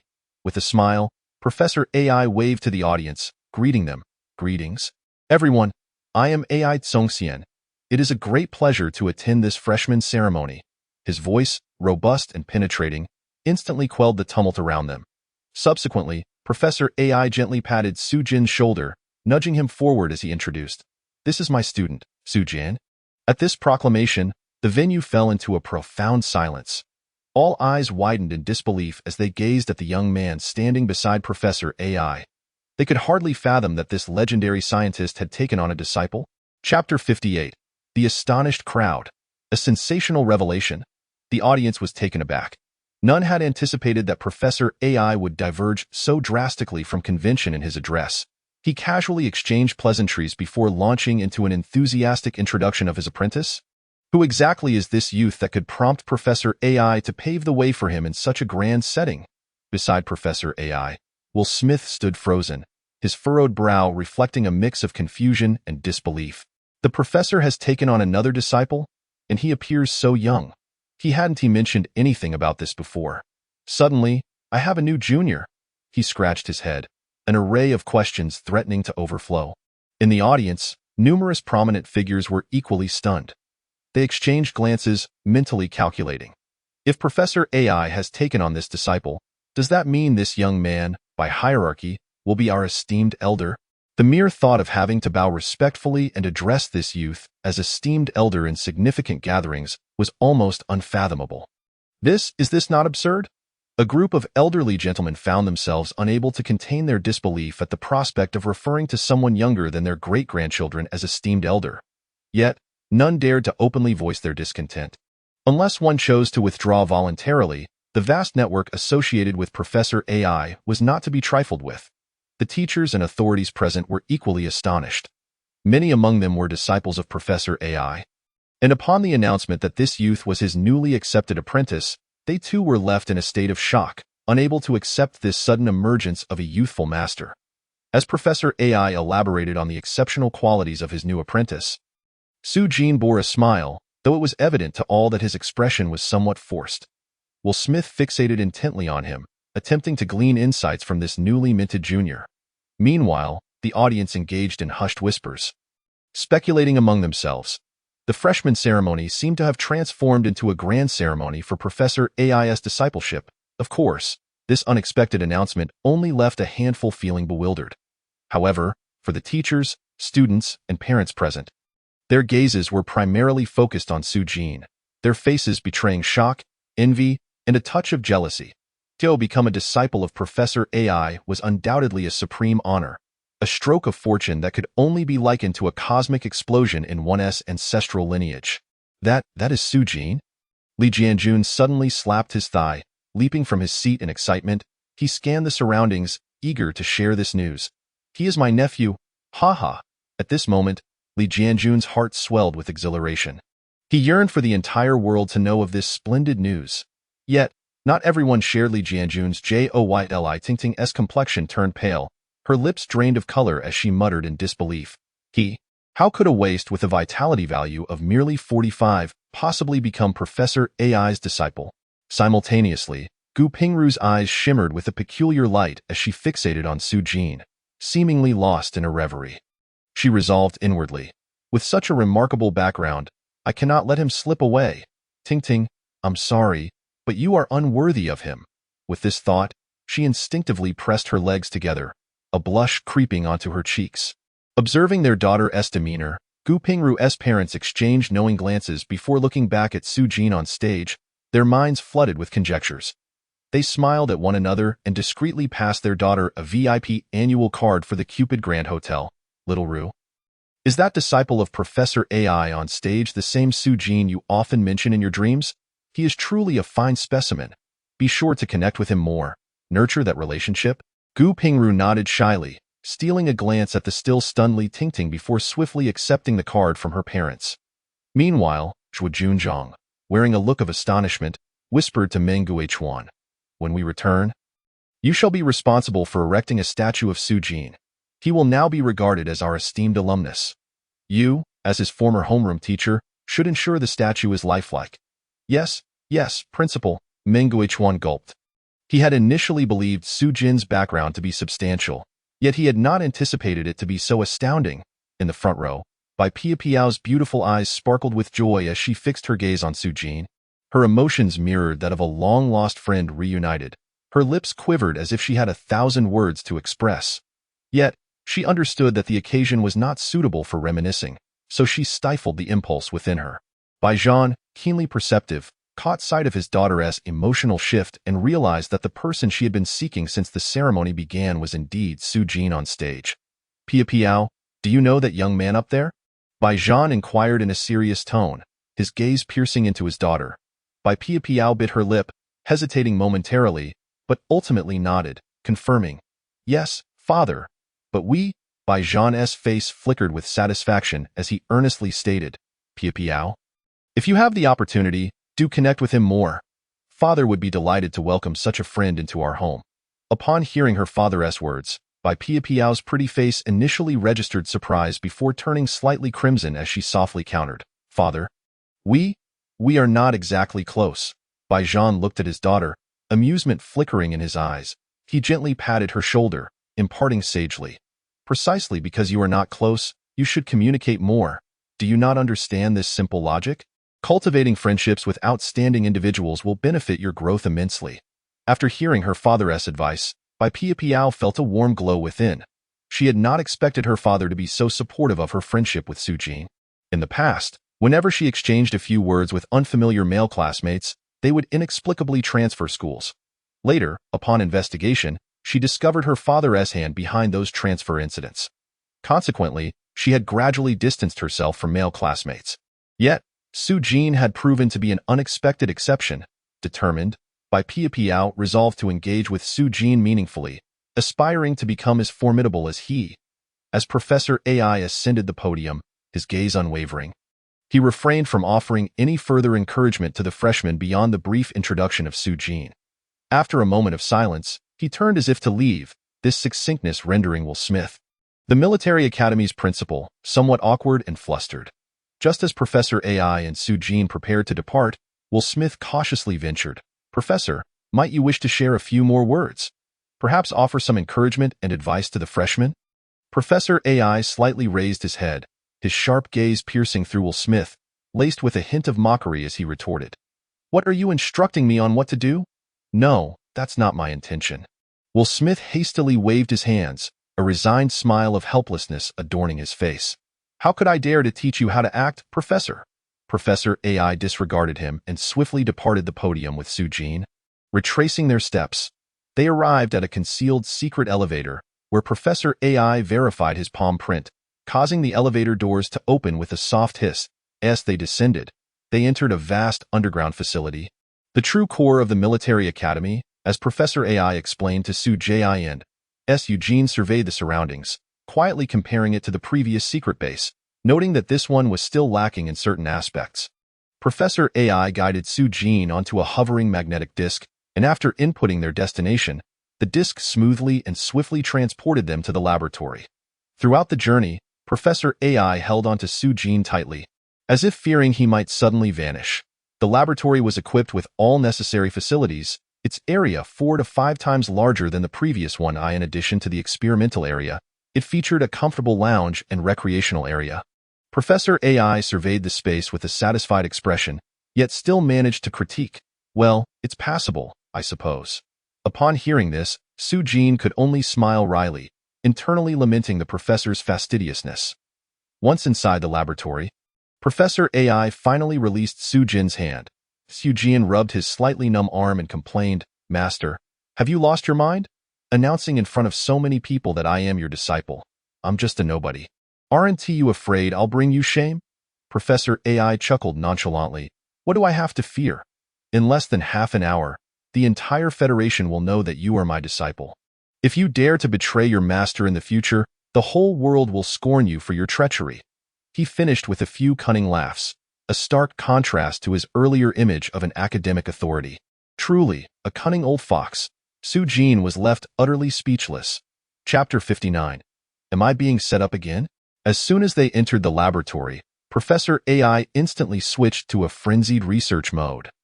However, unlike his previous solitary efforts at the secret base, he had now gathered a formidable research team. An elite group of 162 members, all collaborating to explore the mysteries of death energy. The youngest member was already in their 40s. They busily occupied the spacious laboratory, which was even larger than a plaza, yet still felt ample. Meanwhile, Su Jin had little enthusiasm for research. As Professor AI assigned tasks to the team, he quietly slipped away to the recreational area. He casually opened a bottle of expensive red wine, indulging himself while sipping and scrolling through his phone, occasionally sighing. The researchers surrounding Professor AI couldn't help but sneak glances at Su Jin in the lounge. They exchanged bewildered looks, whispering to themselves, "This newly accepted disciple of Professor AI seems rather lackadaisical, lacking the composure characteristic of a scientist." They couldn't help but compare themselves, each feeling their own expertise in the field far exceeded that of this young man. Yet, Professor AI had chosen him, leaving them puzzled. Why had Professor AI taken a liking to him?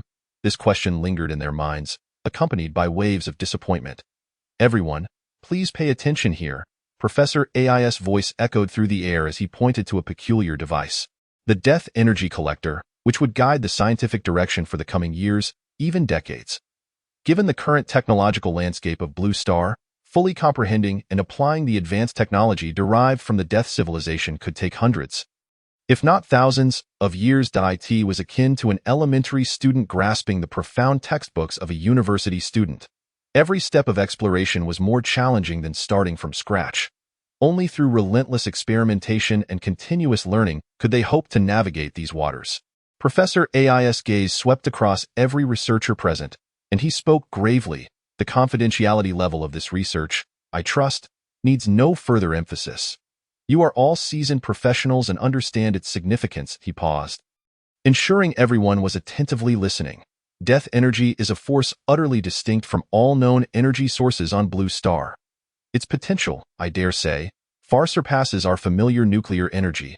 Observing the rapt attention of his audience, he felt a degree of reassurance. He gently opened a sealed cabinet, revealing the altar-like death energy collector. The researcher's eyes sparkled with fervor, irresistibly drawn to this unprecedented technological marvel, akin to witnessing a legendary beauty. Their excitement barely contained. Each of them brimmed with admiration for Professor AI, recognizing that every discovery made by this distinguished scientist could astonish the world. They felt incredibly fortunate to be selected by Professor AI for this experiment. Professor AI extracted a thick stack of documents from his pocket, distributing them to each researcher. These were the design blueprints for the Death Angel, with death energy being its core component. You will be divided into 10 groups, each selecting a portion for in-depth study and submitting your research reports in a month. I hope to see your new discoveries by then. He understood that for these researchers, death energy was still an entirely new concept. They needed time to adjust and digest it. Even if they started researching immediately, they would be of no assistance to him and might even become a hindrance. This matter required patience. After relaying the task directives, Professor AI let out a deep sigh. He once again immersed himself in studying Su Jin's hand-drawn diagrams, while others only received copies. He believed this original version could offer him fresh insights and inspiration. Yet, he found himself at a standstill. Raising his head, he rubbed his temples and scanned the laboratory, finally fixing his gaze upon Su Jin. Professor AI approached Su Jin, observing his disciple drinking alone. A look of agitation etched on his brow. He gently inquired, "What's wrong, Su Jin? Drinking alone doesn't seem to be lifting your spirits?" As he spoke, Professor AI took a clean glass and poured himself a drink from Su Jin's bottle. Downing it in one go, Su Jin looked up, casting a glance at Professor AI, and retorted, "It's all because of you, announcing in front of so many people that I'm your disciple. Now I've become the center of attention." He waved his phone, which displayed various trending news articles about him.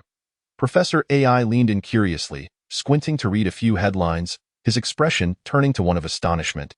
The details revealed were astonishingly invasive, even analyzing his shopping preferences, including his favorite color of underwear. Suddenly, Professor AI's gaze sharpened as he spotted an embarrassing entry. "Oh, really? You've been visiting some unsavory websites? And most of your browsing time was at 6 in the morning. Is this your morning exercise routine?" Su Jin's face turned crimson in an instant. He hurriedly tucked away his phone, fearing Professor AI might see more mortifying content. "That's not important. What matters is that I have no privacy left." Professor AI, however, seemed unperturbed, smacking his lips as he savored the wine. "No worries, time will smooth everything over. After a while, you'll find that no one will care about you anymore." "And how long will that take?" Su Jin asked helplessly. "Take me for instance," Professor AI replied. "I was a sensation online for a solid 20 years. Even when I received awards and accolades, I occasionally trended." He continued, "As long as you keep a low profile, in about 10 years or so, you should be in the clear." "What? 10 years?" Su Jin exclaimed, his eyes wide with disbelief, feeling utterly exasperated. "Just look at your unwilling expression." Professor AI scoffed, clearly displeased with Su Jin's attitude. "If you want to be my disciple, the line of applicants could circle Blue Star 10 times. I'm not exaggerating." A professional statistical agency conducted a survey. With a furrowed brow and an expression reminiscent of Garfield, Su Jin lamented, "Master, it's not that I'm unwilling. It's just, I really dislike being in the spotlight." Upon hearing this, a glimmer of cunning flashed in Professor AI's eyes. He squinted slightly and proposed, "What's so difficult about this? If you dislike being the center of attention, then we simply want to go out. You can stay here and research death energy with me. 10 years will pass in no time. However, Su Jin quickly waved his hands in refusal, his heart filled with wariness toward this seemingly amiable yet perpetually scheming old man. No, no, no, let us skip that. He thought to himself, this old man seems to have been plotting all along to keep him here. No, he must find a way to leave as soon as possible, perhaps even escape Blue Star. Su Jin was acutely aware that to step into interstellar travel, he needed to reach sea level. Sea level was a crucial threshold. Once attained, the human body would undergo a transformative change, enabling survival in the cosmic environment without any equipment, without worrying about irreversible damage from cosmic radiation. Individuals of the sea level are also referred to as transcendent beings. At that point, they will no longer be strictly classified as inhabitants of Blue Star, but rather as true cosmic entities. Should one fail to reach the sea level, Su Jin, in a reckless endeavor to traverse the stars, could find himself in dire straits, where others might simply sever his oxygen supply. Contemplating this, Su Jin lifted his gaze towards Professor AI, determination gleaming in his eyes, asserting, I wish to partake in the research of Death Star technology. Professor AI, upon hearing this, was elated beyond measure, exclaiming, Really? His voice brimming with barely contained excitement. Indeed, Su Jin replied, raising two fingers with utmost seriousness, but I have two stipulations. First, I require a laboratory that ensures complete privacy. Second, I need your assurance of ample experimental materials. No problem, Professor AI responded without hesitation, his face radiating a satisfied grin. When can I commence? You may start immediately, Professor AI answered. However, no sooner had he spoken than Su Jin abruptly raised his head. It seemed that the old man had anticipated his requests and was thoroughly prepared. It felt as though he had unwittingly walked into a trap set by the old sage. This realization left him somewhat disheartened. The old man seemed to possess an uncanny ability to foresee events. Leading Su Jin by the nose, Chapter 60. The Jun Tian Compass. A considerate master. Master, I have long been curious about what your innate talent truly is, and just how formidable your strength might be. Su Jin could no longer contain his inquiries, his eyes reflecting a mix of curiosity and anticipation.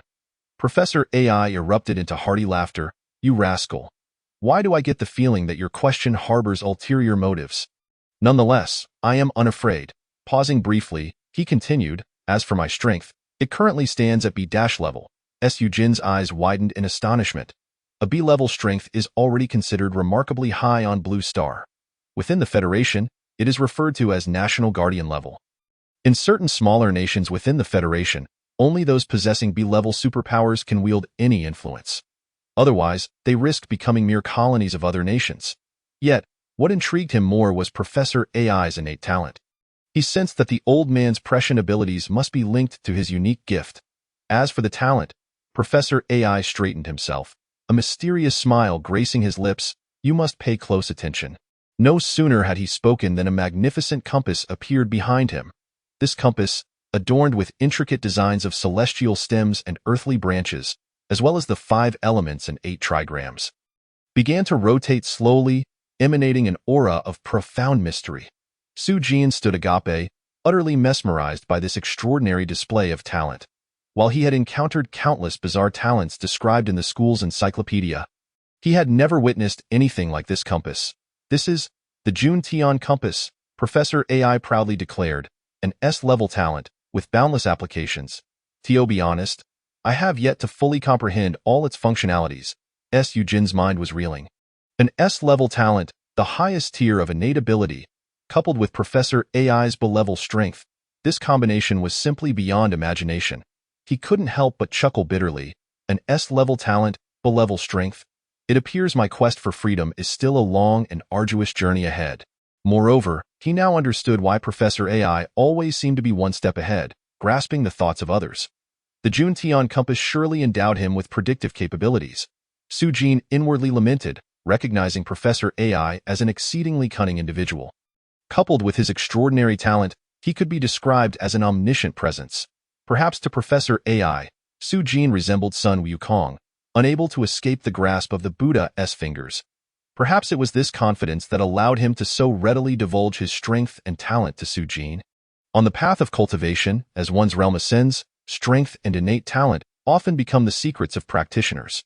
Inquiring about another's weaknesses is considered extremely impolite, as it may expose vulnerabilities and invite unnecessary trouble. Nonetheless, Su Jin felt a surge of gratitude. Professor AI evidently held great trust in him. Professor AI guided Su Jin away from the previous laboratory, arranging for him a modest yet more suitable lab for solitary research not far off. Personally, he input Su Jin's palm print information and set up access permissions, advising him while he worked, "You must focus on your research and refrain from frivolities. Concentrate on overcoming the challenges of death energy. Furthermore, you need to present me with tangible research results periodically." He paused, adding, "After all, the funds from the military academy do not come from thin air. If I invest so much here without seeing any returns, the committee members may not voice their grievances, but they will certainly harbor resentment, even curse me behind my back. While I may not care for such matters, the thought of being gossiped about makes my spine shiver. If I were to catch rheumatism because of this, I will hold you accountable," Professor AI remarked, half in jest, half in earnest. "Yes, master." Su Jin could only respond with a wry smile. With the Juntian compass at his disposal, the old man would surely know if anyone spoke ill of him. It was no wonder that people treated him with utmost respect wherever he went. This was undoubtedly part of the reason. In any case, the core technology of Death Star technology was now deeply ingrained in his mind. Presenting research findings periodically would not be a formidable task for him. The reason he sought a private laboratory was to afford himself more time and space to enhance his own strength. After all, in this world, strength is the ultimate truth. Only by possessing sufficient power can one adequately protect oneself from being easily manipulated by others. The confidentiality measures here were exceptionally thorough. Professor AI opened the door and led Su Jin inside, stating, "Once you close the door, whatever you do within will remain unknown to anyone, and no one will disturb you." Su Jin surveyed the surroundings, a satisfied smile gracing his face. The laboratory comprised 2 rooms and a hall, surprisingly similar to his own home. Moreover, it was well equipped with computers, metallic tables, flexible robotic arms, and even a comfortable bed, nearly fulfilling all his needs. However, when his gaze fell upon a corner, his smile abruptly faltered. He angrily pointed at a towering pile of sanitary paper, exclaiming, "What does this mean?" Professor AI, with a grin, explained, "I recall you mentioning your fondness for morning exercises. This is a special supply of sterile sanitary paper I prepared just for you." Su Jin's eyelids twitched, a dark cloud forming over his forehead. He struggled to suppress his anger. I do not need these. Besides, I do not engage in morning exercises." All right, I will arrange for someone to remove it shortly." Professor AI reassured him. He then approached the bed, bending down to pull out a drawer. "And what about these? These holy grails are the most advanced models in the Federation. I thought you might appreciate them." "Holy grails?" Su Jin clenched his fists, finally reaching his limit. "I do not want these either. Please allow me to focus on my research." Professor AI shook his head in exasperation, sighing, "Young man, do not be so quick to anger. It is not good for your health. I merely wish to ensure you have some leisure amidst your research. My intentions are genuinely benevolent." With that, he patted Su Jin on the shoulder, declaring, "Well then, this shall be your private domain from now on. Should you require anything, simply call out little AI to the ceiling, and it will arrange everything for you." After imparting his instructions, Professor AI left the laboratory with a smile. Leaving Su Jin alone in the spacious room, he took a deep breath, striving to calm himself. Once Professor AI had departed, Su Jin promptly called out to the ceiling, "Little AI, please arrange for a cleaning robot to tidy up the room." His voice tinged with helplessness and urgency. Before long, several cleaning robots entered the room, efficiently clearing away the mountain of sanitary paper and the overflowing holy grails from the drawer. Su Jin kept his distance. At last, tranquility was restored. He murmured to himself, a sense of relief washing over him. Then, he approached the bed, lying in a T-pose while staring at the ceiling, inhaling deeply and exhaling slowly. In that moment, it felt as though he had shed an immense burden, and his spirit lightened considerably. Finally, he was alone. This moment had been long awaited. Su Jin quietly sat before the computer, gently tapping the keyboard as he placed an order online. Requesting essential resources from the base's supply department, his fingers danced over the keys, for he now wielded Death Star technology, a mysterious technique surpassing the technological level of Blue Star. IT had revolutionized all the mechanical designs he previously mastered. Pursuers, Guardians, Scouts, and Thunder Warwolves. All machines had been imbued with new life and forms. They were no longer the commonplace machinery of Blue Star, but had transformed into bizarre technological artifacts unique to Death civilization. However, they required certain special materials to complete this transformation. Once the transformation was achieved, Sujin believed the resulting spiritual resonance would facilitate a breakthrough in his mental prowess. Chapter 61. The List of Arcane Materials. The interdimensional factory activates. Sujin fixated on the computer, diligently searching for the list of materials required to upgrade the existing machinery. Astonishingly, more than 70% of the materials listed were uncommon. The materials are conspicuously absent from the archives of the military academy. It is not due to their exorbitant cost or rarity, but rather because these items are steeped in the arcane. For instance, corpse oil, celestial essence, soil from century-old graves, and so forth. There are even references to ghostly years, months, and days, as well as the remains of stillborn infants. Such items send a chill down the spine. Sujin is most reluctant to utilize these materials, yet he finds himself compelled, as they are indispensable for his advancement. After a moment's hesitation, he resolutely sends the meticulously compiled list of arcane materials to the logistics department. He then leans back in his chair, beginning to patiently await a response. Meanwhile, within the bustling confines of the logistics department, the clerk Xiao Zhang opens his computer and is taken aback by the materials request sent by Sujin. His eyes widen in disbelief as he rubs them, questioning whether he is hallucinating. The recently received list of material demands is utterly preposterous. He glances at his supervisor, Li Yun, who is leisurely sipping coffee with one hand while scrolling through his phone with the other. Wearing a relaxed and contented smile, after a moment's hesitation, Xiao Zhang decides to interrupt the nonchalant supervisor. He prints the list and strides over to Li Yun's desk, presenting the document. Li Yun, puzzled, accepts the list and casts a fleeting glance over it, his smile gradually fading, replaced by a grave expression. These materials, he looks up at Xiao Zhang, disbelief etched on his face. Are you certain this is from laboratory number 9? Xiao Zhang nods affirmatively. Indeed, supervisor, and the sender possesses a remarkably high account privilege. Hence I dared not delay. Li Yun sets his coffee cup down, leaning forward with furrowed brows to scrutinize this unusual list of materials. The personnel from laboratory number 9 must be the new apprentice of Professor AI. Right? Truly arcane. Otherwise, they would not have caught Professor AI's attention. After staring at the list for a moment, he ultimately makes a decision. Since it is the esteemed apprentice of Professor AI, he cannot afford to be negligent. Li Yun swiftly signs his name on the report and solemnly instructs Xiao Zhang. You must immediately prepare the materials as per this list. Although these items may seem peculiar, they are indeed rare. Ensure they are collected and delivered to laboratory number 9 as swiftly as possible. Understood, supervisor. As the logistics staff busies themselves, the logistics supervisor Li Yun sighs, lamenting, though exceptional talents abound, true patrons are rare. Subsequently, to ensure no missteps occur, he contacts the logistics minister. Soon, news of Sujin's request for arcane materials ascends through the ranks, reaching the military academy's president, Will Smith. Upon hearing this news, Will Smith leaps from his chair, hastening to the underground base to seek out Professor AI. He is eager to uncover what his master's new apprentice is endeavoring to achieve. Surely, he is not clandestinely conducting some forbidden experiment. Master. Will Smith strides into Professor AI's laboratory, bowing respectfully before presenting the materials list. Professor AI's brow furrows as he hears the names of these peculiar materials, his expression morphing into one of incredulity. Corpse oil, celestial essence, grave soil. What a bizarre combination. Observing the bewildered expression on Professor AI's face, Will Smith is equally curious. Master, you are unaware as well? What mysterious experiment is my junior disciple undertaking? These materials sound more akin to offerings from an ancient tribe than necessities for scientific research.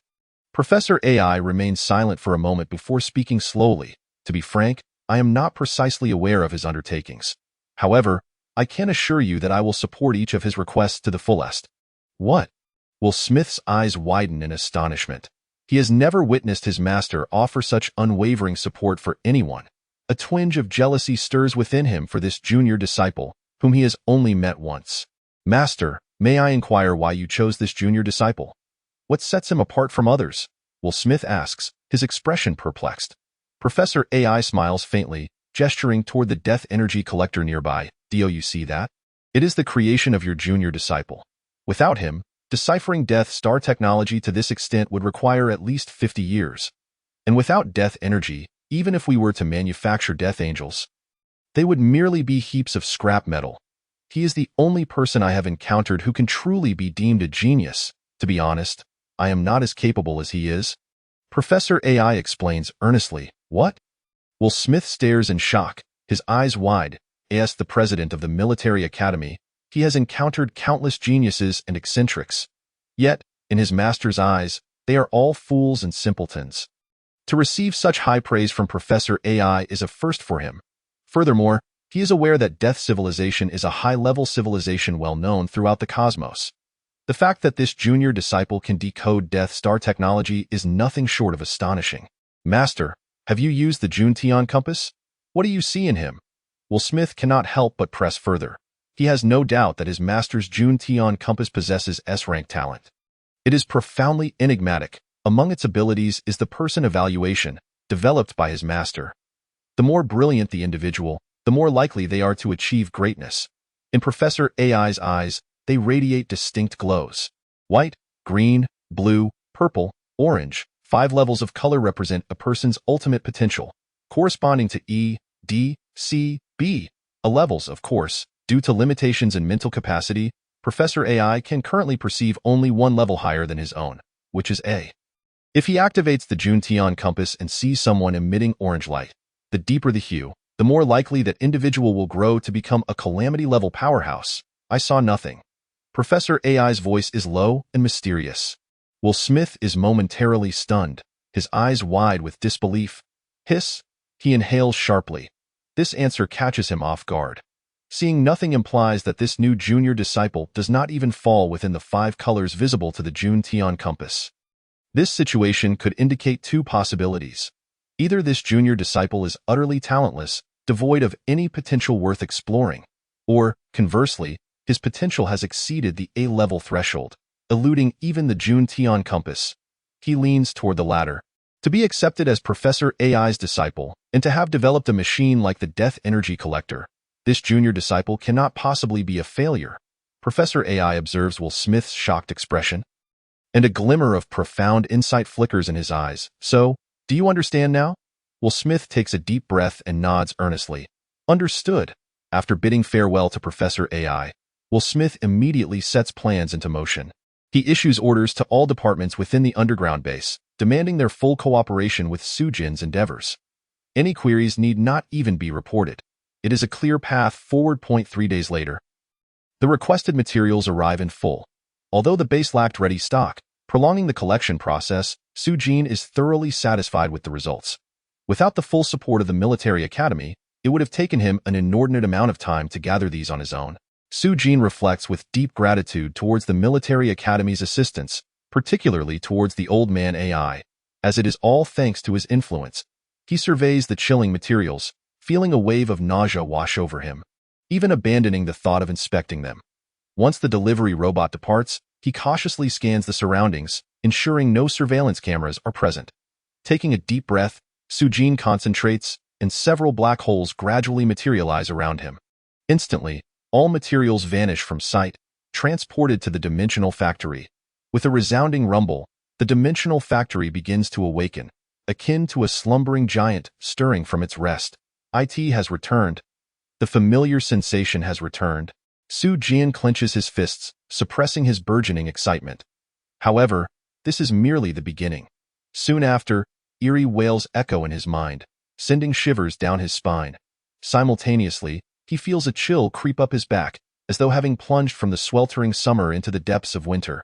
He exhales, and to his astonishment, white mist escapes from his mouth and nose. In a daze, he envisions the scene within the dimensional space. Machines aligned in neat rows, engulfed in eerie blue flames. As if he were in the very depths of hell, pursuers morph into skulls the size of watermelons. Thunderous werewolves transform into skeletal wolves with fiery eyes. Meanwhile, the Guardians become colossal skeleton apes. All mechanical forms and weaponry undergo a transformation. Scouts, windstorm wings, commander suits, all transmute into skeletal structures. However, these skeletons are not made of genuine bone, but rather a special alloy that glimmers with a sinister blue light. Su Jin's heart jolts as he instantly recognizes this unique metal. At this moment, all the weapons within the dimensional space exuded an eerie and formidable aura, shrouded in a sinister gloom. Chapter 62. Promotion to C-Class. Awakening the third talent. The instant all the machinery within Su Jin's dimensional factory completed their upgrades, he felt a wave of disorientation, as though he had become the sovereign of the underworld. Commanding an army of death, as his thoughts lingered on these ominous and powerful machines, they seemed to possess an awareness of his presence, collectively bowing in subservience to him. The technology of this death civilization is indeed uncanny. Su Jin marveled. The death civilization represented a fusion of technology and religious beliefs, seemingly leading them down a path entirely distinct from the Blue Star civilization. Nevertheless, their strength was undeniably formidable, he reflected once more. This time with a tone brimming with affirmation, Eugene closed his eyes, deeply inhaling the ethereal atmosphere that permeated the space. His heart filled with awe, he eagerly anticipated the day they would fight for him. Crack! Just as the upgrades concluded, a sound akin to an eggshell shattering echoed in Su Jin's mind. A sudden realization struck him. The long-awaited moment had finally arrived. Is it here at last? Su Jin immediately responded, his face adorned with a mixture of anticipation and anxiety. Drawing from his previous experience, he lay down on the bed in preparation, adjusting his posture to ensure maximum comfort. He took a deep breath, steeling himself for the impending pain, as expected. Just as Su Jin had foreseen, after all the machinery upgrades were complete, a new mental resonance began to manifest. The golden sea of consciousness within his mind stirred without wind, tumultuously churning, creating towering waves. What astonished Su Jin even more was that the golden mental energy, previously stained by God-returning liquid, had inexplicably become entwined with a layer of black. The intertwining of black and gold formed a mysterious and arcane dark golden hue. Could it be? Does my mental energy change attributes based on the resonating machinery? A thought flashed through Su Jin's mind. Previously, his mental energy had been purely that mental energy, because the machinery itself bore no attributes. Yet now, all the machinery resonating with him possessed the unique dark attribute of the death civilization. How could he not be filled with suspicion? It is a well-known fact that mental energy is an attribute-less force. However, due to the varying talents of individuals, the application of mental energy in attacks could yield an array of bizarre and wondrous effects. For instance, the Qian Hui he encountered previously must have possessed a rare light attribute talent. When employing mental energy in attacks, he could conjure a radiant bird of light akin to the legendary sun, dazzling and immensely powerful. As for Su Jin, his original talent was mechanical affinity, which bore no natural attributes. Yet it endowed him with the ability to communicate with machinery, allowing him to perceive their breath and pulse. Under his control, the machinery seemed to come alive. With C-class mechanical affinity, he could unleash 300% of the machinery's power. This was also why those with mechanical affinity talents often became exceptional repairers, for they understood machinery better than anyone else. Now, however, his mental energy had inexplicably gained attributes due to mental resonance. Achieving what ordinary mechanics could only dream of, this transformation exhilarated Su Jin, for he had acquired an advantage that far surpassed that of an ordinary mechanic. Rumbling. A thunderous sound akin to the collapse of the heavens echoed in Su Jin's sea of consciousness. His sea of consciousness was undergoing a monumental transformation, with whirlpools forming one after another, spiraling endlessly like galaxies in the cosmos. Within this sea of consciousness, the first whirlpool quietly emerged, followed by the second, third, until the seventh whirlpool finally stabilized, causing the tumult to gradually subside. Among these 7 whirlpools, a majestic and ancient dragon's roar resonated, evoking profound awe. Ethereal dragon shadows surged forth from the whirlpools, thrashing about in the sea of consciousness, displaying unparalleled power and majesty. However, these dragon shadows bore an unsettling and terrifying quality, for they all resembled skeletal dragons, as if summoned from the netherworld. The emergence of whirlpools in the sea of consciousness. The manifestation of mental energy. Is this the hallmark of C-class? Su-jin felt the upheaval in his sea of consciousness, his heart brimming with indescribable joy. Not only had he transcended his previous realm, but he had also leapt into the late stage of C-class. At this moment, his essence value had at least surpassed 3,000. This meant he could effortlessly control over 3,000 units of machinery without expending excessive energy. As his mental energy underwent metamorphosis, Su-jin's physical body began to evolve as well. He gritted his teeth, enduring the pain brought on by these bodily changes. Yet, compared to the last time, this pain seemed more bearable. Perhaps because his body and mind were already prepared. Once everything settled into tranquility, Su-jin abruptly opened his eyes, a flash of dark golden light shimmering within them. He slowly rose from his bed. A series of crackling sounds emanating from his body, akin to being sizzling in a hot pan. He clenched his fists tightly, feeling the immense power residing within his newly ascended C-class physique. Every inch of muscle contained explosive strength, each vein teeming with vitality. Su-jin attempted to hold his breath. Strangely enough, he did not experience any sensation of suffocation. It felt as though his skin had come to life, autonomously absorbing various elements from the surrounding space, synthesizing essential life substances within him. In this moment, Su-jin finally comprehended why C-class superhumans could thrive in the cosmos without any auxiliary equipment. Their bodies had evolved to an extraordinary state, enabling direct interaction with the cosmic environment. Of course, the cosmic environment could not be overly extreme. Disasters such as black holes, cosmic tsunamis, and superplanetary explosions possess destructive power capable of obliterating a planet, rendering mere mortals helpless. Nevertheless, the body of a C-class superhuman had already begun to transcend the limits of physical existence. They were heralded as extraordinary beings, endowed with astonishing power. Su-jin secretly anticipated whether, having stepped into C-class, he too would awaken a new talent. He was exceedingly satisfied with the changes brought about by mental resonance, as his strength had increased tenfold. Should he encounter Chen Hui again, he might not find himself in such a precarious situation as before. Just as Su-jin awaited the awakening of his third talent with eager anticipation, he suddenly felt an intense itch permeating through his eyes, ears, mouth, nose, and even every pore of his body. Instinctively, he touched his nose and then opened his palm to investigate. To his astonishment, his palm was covered in imperceptible black dots, which continued to surge forth from his body. Soon, these black dots coalesced into a black tide, engulfing Su-jin and the entire laboratory. What is this? Su-jin blinked in confusion, and at that moment, a system panel abruptly appeared in his vision, presenting a prompt. Name: Devouring nanoworms. Description: Advanced nanomechanical organisms derived from unknown technology, possessing formidable devouring and assimilation capabilities, capable of residing within a host's body to enhance the host's physical strength through the consumption of various materials. Function: Material devouring, capable of identifying and consuming various materials beneficial to the host's physical enhancement, such as rare metals, special ores, synthetic fibers, etc. Energy conversion: Converts consumed materials into nano-sized energy units, releasing them into the host cells through specific methods, thereby enhancing the host's physical attributes and strength. Cellular reinforcement: Nanoworms can integrate with the host cells, boosting their vitality and regenerative capabilities, thus enhancing the overall physical strength of the host. Adaptive evolution: Based on the host's physical condition and the types of consumed materials, the nanoworms can self-adjust and evolve to adapt to different environments and needs. Effect: The degree of enhancement of the host's physical strength depends on the quality and quantity of materials consumed by the nanoworms.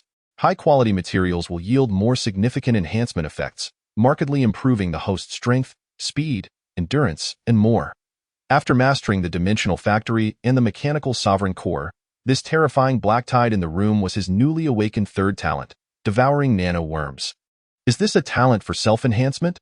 Su-jin's eyelids twitched slightly, a surge of excitement coursing through him. As a mechanic, their power stemmed from their mastery over machinery, yet their physical forms often appeared fragile, making them susceptible to enemy attacks. However, this newly awakened talent seemed to perfectly compensate for that flaw. The devouring nanoworms, these nanoscale mechanical organisms, could consume various materials to enhance the host's body. Moreover, the extent of enhancement was entirely dependent on the properties of the materials consumed. This revelation left Su-jin in astonishment. He couldn't help but envision the possibilities. If he allowed the nano-worms to consume diamonds, the hardest material in the world, to what extent would his body be fortified? What a monstrous ability, he murmured. Chapter 63. Colonizing Satellite Cities, The Crisis in Darkness. The ability to devour and enhance the body. How much would he need to consume to achieve the indestructible effect he desired? Su Jin fell into contemplation, his brow furrowed. He was acutely aware that the disparity between a substance the size of a fingernail and an entire mine was nothing short of astronomical. Suddenly, the blaring alarm of the laboratory pierced the air, shattering Su Jin's reverie. The lights instantly shifted to a blood-red hue, resembling a warning signal, jolting Su Jin from his contemplation. Huh? He snapped back to reality. The incessant alarm ringing in his ears. The laboratory was under an unknown attack. All relevant personnel, please evacuate immediately. The mechanical and icy tone of the warning reverberated throughout the lab. Following that was a prolonged and jarring siren. Su Jin glanced around and finally comprehended the gravity of the situation. In the brief moment he had lost focus, his nanobots had ravaged the laboratory, rendering it pockmarked like a wasp's nest. "Oh no!" Su Jin exclaimed, and with a swift mental command, the dark tide receded back into his body, as if it had never existed. The door to the laboratory was rudely forced open. Professor AI rushed in, accompanied by a group of soldiers clad in heavy protective suits and wielding firearms. "S. Eugene, are you all right?" The concern in Professor AI's voice was palpable. "Master, I'm fine." Eugene forced a smile, attempting to ease the tension. Professor AI surveyed the devastated laboratory, his eyes reflecting a mix of emotions as he inquired, "The source of the alarm is right here in your lab. What on earth did you do to trigger it?" "Well, it could be classified as an experimental mishap, but don't worry, Master," Su Jin sheepishly explained, simultaneously apologizing to those present. "I'm sorry for making everyone rush over for nothing." The crowd looked at Su Jin. Their expressions varied, as if they were speculating about the taboo experiment he had been conducting. After all, the batch of sinister materials, coupled with the current scene in the laboratory resembling a horror sight, inevitably led to such conjectures. Professor AI earnestly advised Su Jin, "You need to exercise caution in your experiments. Never take unnecessary risks." His gaze flickered with concern, evidently troubled by Su Jin's endeavors.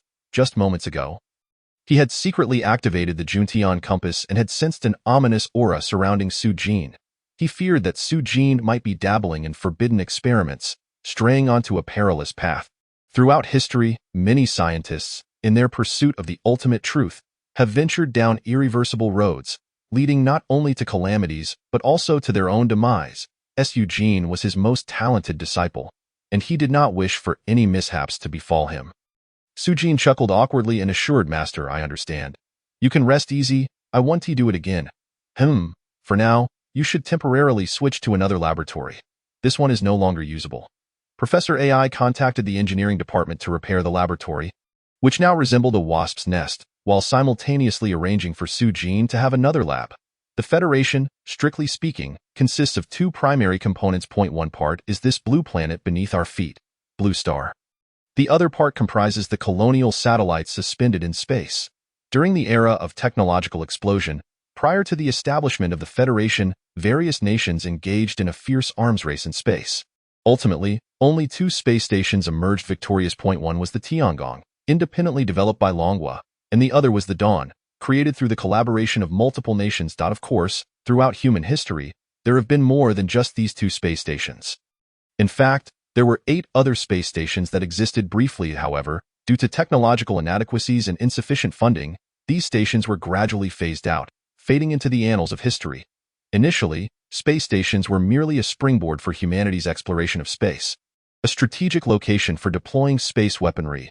But one fateful day, a starship from a wandering civilization accidentally breached the skies over Blue Star. They were astonished to discover that this planet was remarkably suitable for life. Thus, an unprecedented and large-scale war erupted. The nations of Blue Star set aside their differences, uniting to fend off the foreign invaders. Fortunately, they had made some progress in researching the technology brought by the Cyril civilization, developing mechas, starships, fighter planes, and other powerful space weaponry. In the end, They successfully expelled the wandering civilization. It was during this conflict that the dark forest theory was first proposed. To prevent similar incidents from occurring again, the newly established Blue Star Federation decided to consolidate global resources and devote all efforts to constructing the Tiangong and Dawn space stations, serving as the frontline defense for Blue Star.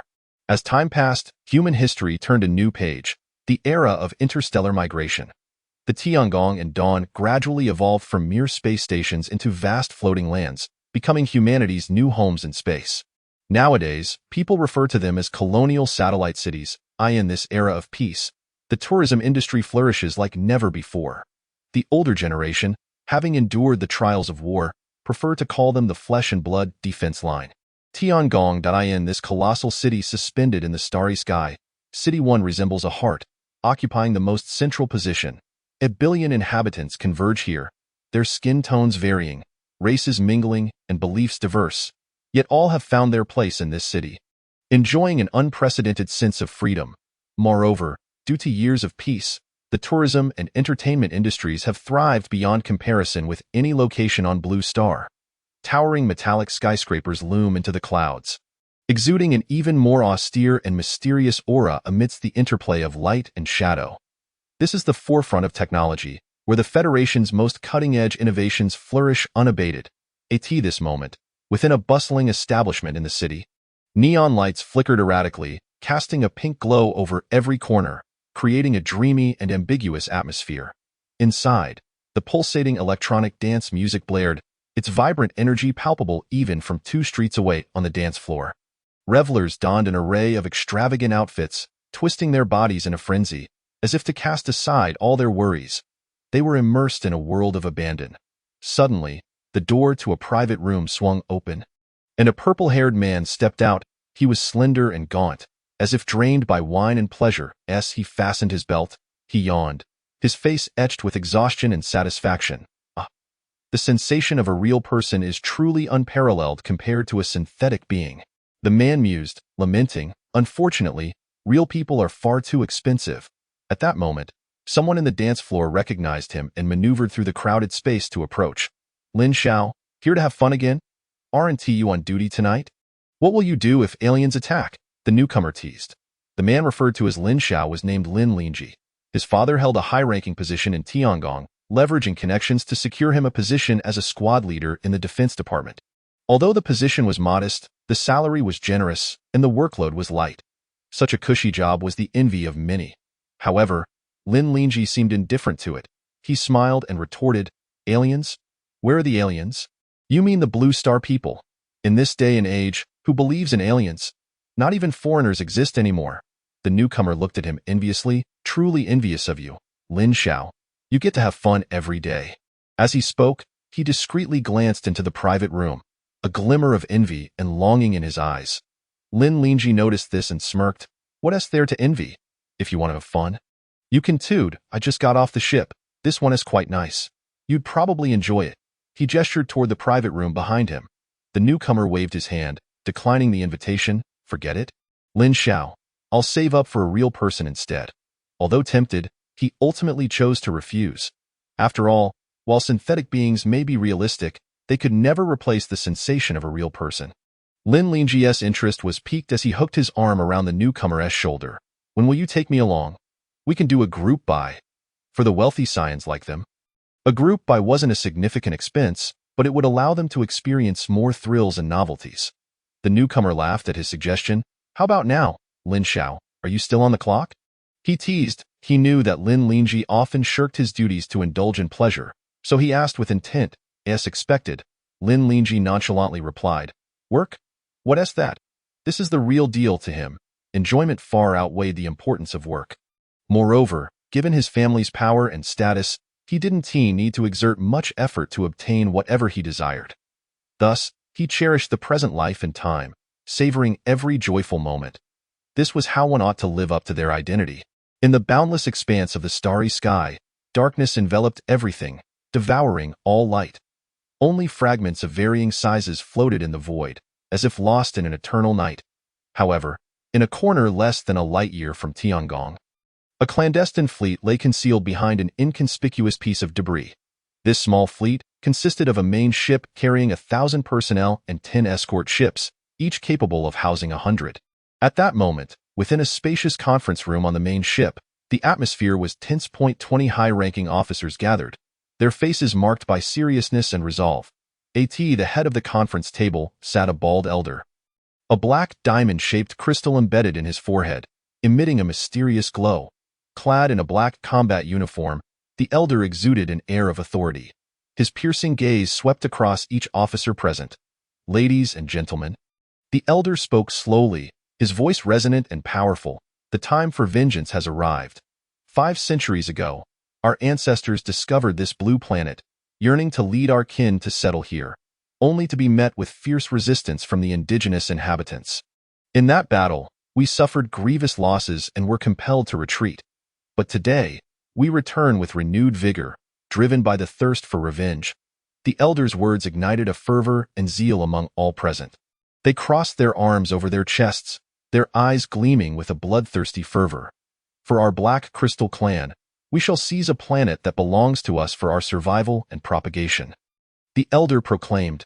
"For the Black Crystal," the crowd echoed in unison, their voices reverberating throughout the assembly hall. "Advance." With the elder's command, the assembly saluted him and swiftly mobilized. The entire fleet surged forth like arrows loosed from a bow, engines roaring as they sped towards the Celestial Palace. Chapter 64. Urgent Frontline. Target. Celestial Palace. Boom, boom, boom. The deafening explosion shattered the tranquility of the Celestial Palace. That moment, Lin Lingji and his friend, engrossed in their activities, were jolted by the sudden, thunderous noise, exchanging incredulous glances. Is there an earthquake?" Lin Lingji's friend stammered, his face ashen. Everything around them was violently shaking. Residents were in a panic, scrambling in search of stable support to steady themselves.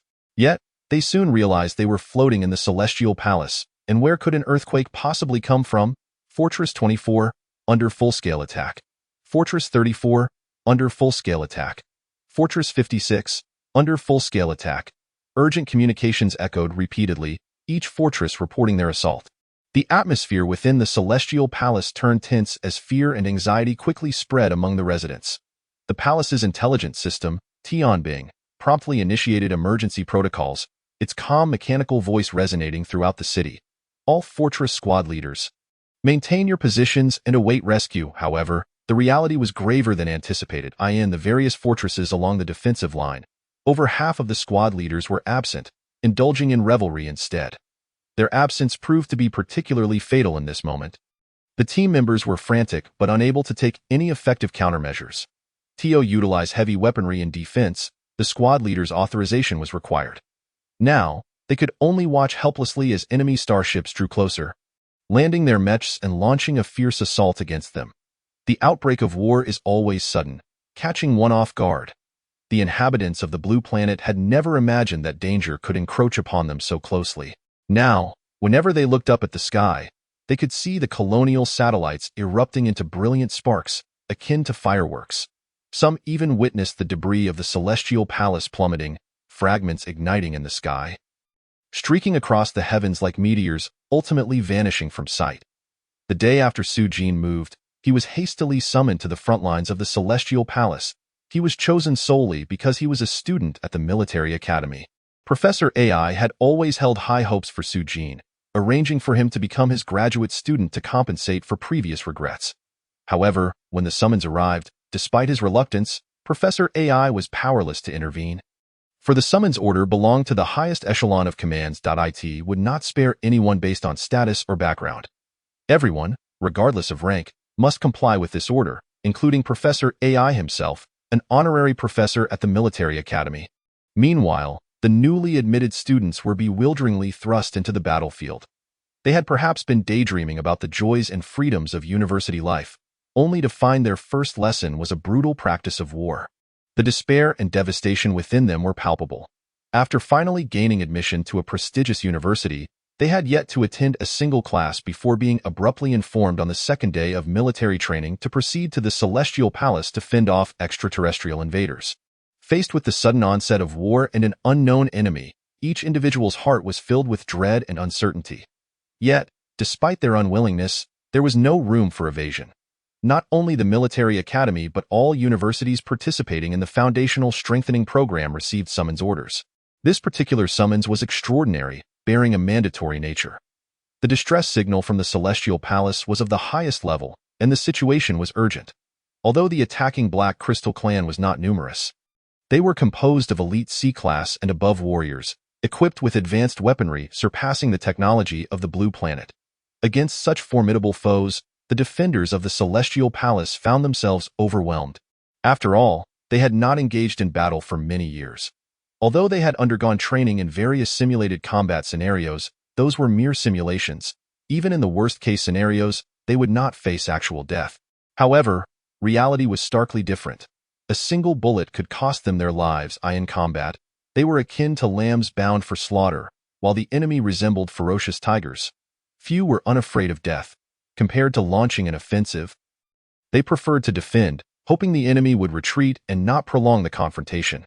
The federal leadership placed immense importance on this incident, as the first line of defense against extraterrestrial invasion for the Blue Planet. The significance of the Celestial Palace was unmistakable. Should it fall, the consequences would be catastrophic. The Dawn could not hold out much longer, and the front line was on the brink of collapse. Thus, the High Command swiftly convened an emergency meeting, deciding to mobilize all available military forces to support the Celestial Palace. In addition to active duty soldiers, veterans and reserve students were also included in the summons.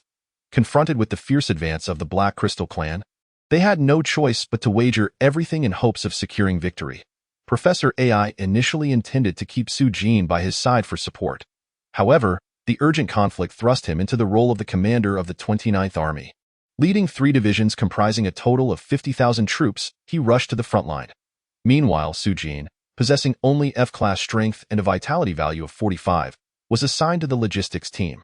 Alongside a group of new students, all lacking C-class capability, they could not form a significant fighting force. They would ascend to the Celestial Palace via the sky elevator to provide essential logistical support to the frontline warriors. Although Su-jin and his peers could not directly partake in the battle, their presence remained crucial to the overall war effort. In the year 1276 of the federal calendar, on September 20th, the weather grew cooler. The spirits of the people mirrored the autumn winds, imbued with a sense of desolation. For the Celestial Palace suspended in the sky faced the peril of collapse. Should that massive structure plummet, it would deliver a devastating blow to all life on the Blue Planet. In the military academy's courtyard, students stood solemnly in formation, a brief yet solemn farewell ceremony poised to commence. Clad in combat uniforms, their expressions bore traces of anxiety, while family members tightly grasped their hands, eyes brimming with reluctance and hope.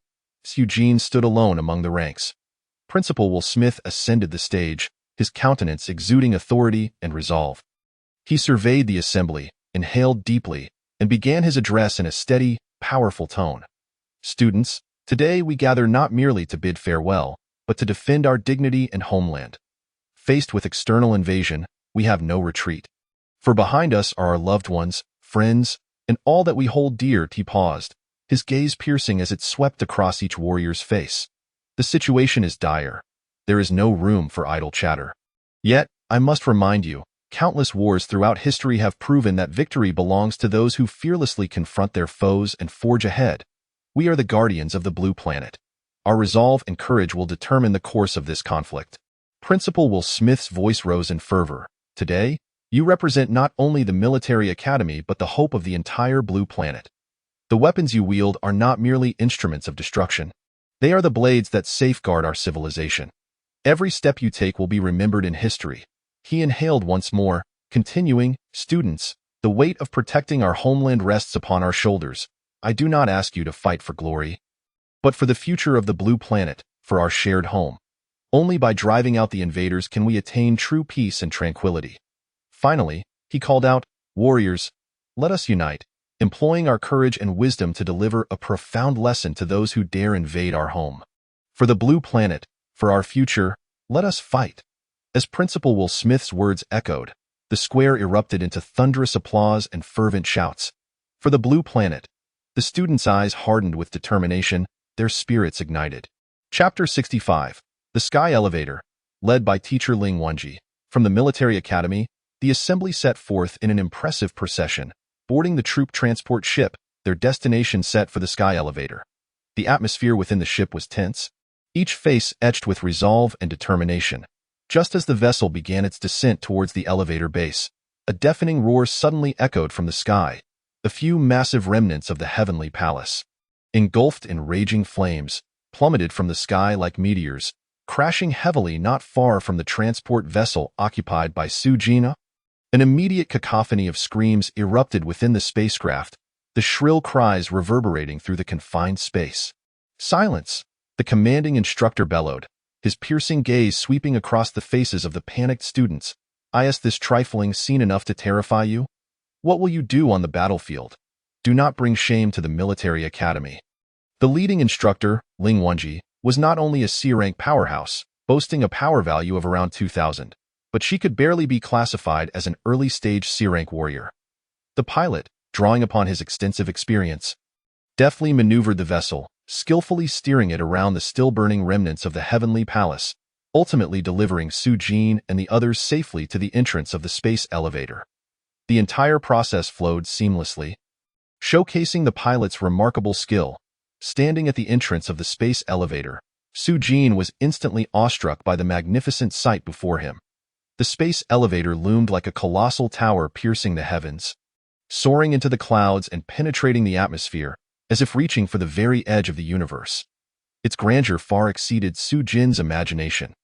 He had previously gleaned information about the space elevator from books, understanding it to be an advanced mode of transport capable of ferrying individuals from the ground to the cosmos. The elevator's cables shimmered under the sunlight, glinting with metallic radiance. It formed a vital bridge between the Earth and the distant heavenly palace, serving as humanity's crucial conduit to space. Ling Wenji led Sujin and the military academy students into this awe-inspiring sky elevator. The interior of the elevator was even more spacious than Sujin had envisioned, surpassing the size of a typical train station waiting area. Advanced screens embedded in the walls provided real-time updates on the elevator's status, altitude, speed, and external conditions. Soft lighting cascaded from the ceiling, creating a tranquil and comfortable atmosphere that eased the tension among the group. Sujin glanced around, counting approximately 300 seats, each designed for utmost comfort and equipped with safety belts. Only a small fraction of the seats were occupied by Sujin and his fellow military academy students. As time passed, students and instructors from other academies began to arrive in succession. After exchanging brief greetings, several instructors commenced organizing the students into orderly seating. Ling Wenji slowly approached Sujin, her gaze falling upon the badge on his chest, which clearly displayed his information. Sujin, rank, F, position, mechanic, military title, none. "You must be Sujin?" she inquired coolly, a hint of scrutiny and barely perceptible disdain flickering in her expression. Sujin met her gaze directly, unflinching. "Yes, I am Sujin. At the same time, he discreetly assessed the instructor before him. She appeared to be around 30 years old, possessing such strength at this age, and serving as a leading instructor at the military academy was indeed commendable. Her long, lustrous black hair cascaded down to her waist, shimmering with a healthy sheen. Her features were akin to a finely crafted work of art. Her skin as pale as jade, and a beauty mark at the corner of her eye added an indescribable allure. Clad in the military academy's standard combat uniform, she bore a striking resemblance to Sujin. Yet the same attire accentuated her curves, embodying feminine grace. Ling Wenji was not only a C-rank powerhouse but also a woman of both talent and beauty. Her every movement captivated those around her. And as she approached Sujin, whispers of envy and admiration arose. Sujin's identity felt almost transparent in this setting. Perhaps due to his status as Professor Ai's disciple, everyone maintained a respectful distance, hesitant to engage him in conversation. "The dean has spoken to me privately," Ling Wenji stated. "He asked me to look after you. I'm also aware that you are a student of Professor Ai." Her tone conveyed a sense of seriousness, but she added a warning. "Your strength is still lacking.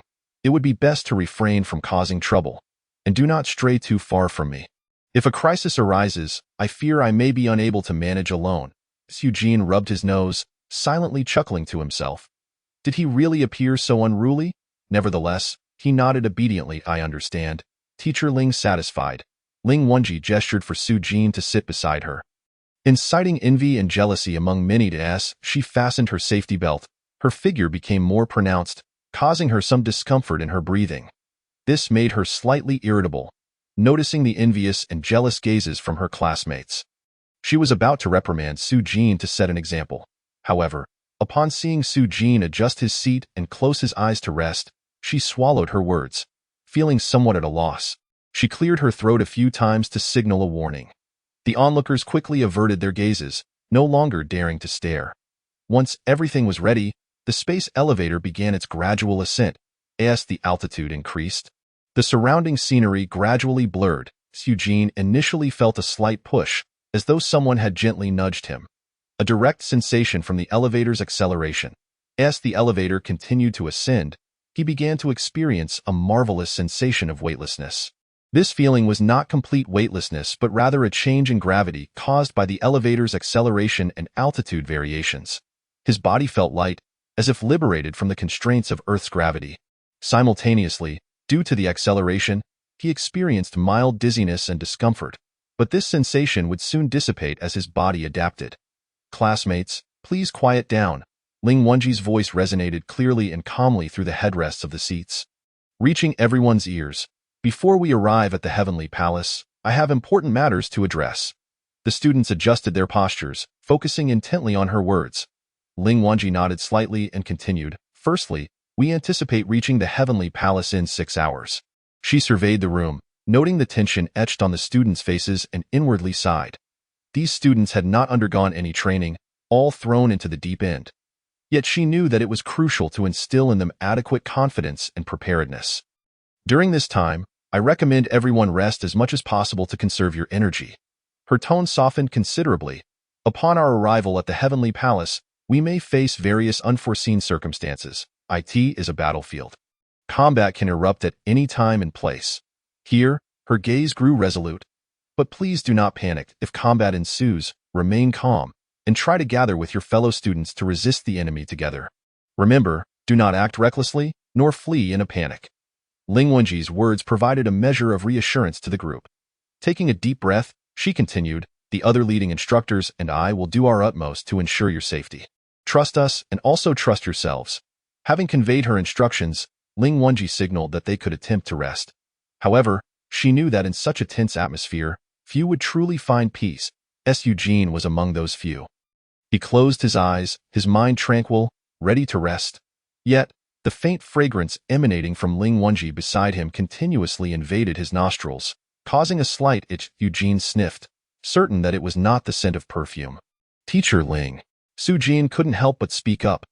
Ling Wenji shot him a glance, coldly retorting, "Do not think that just because you are Professor Ai's disciple, you can flirt with me."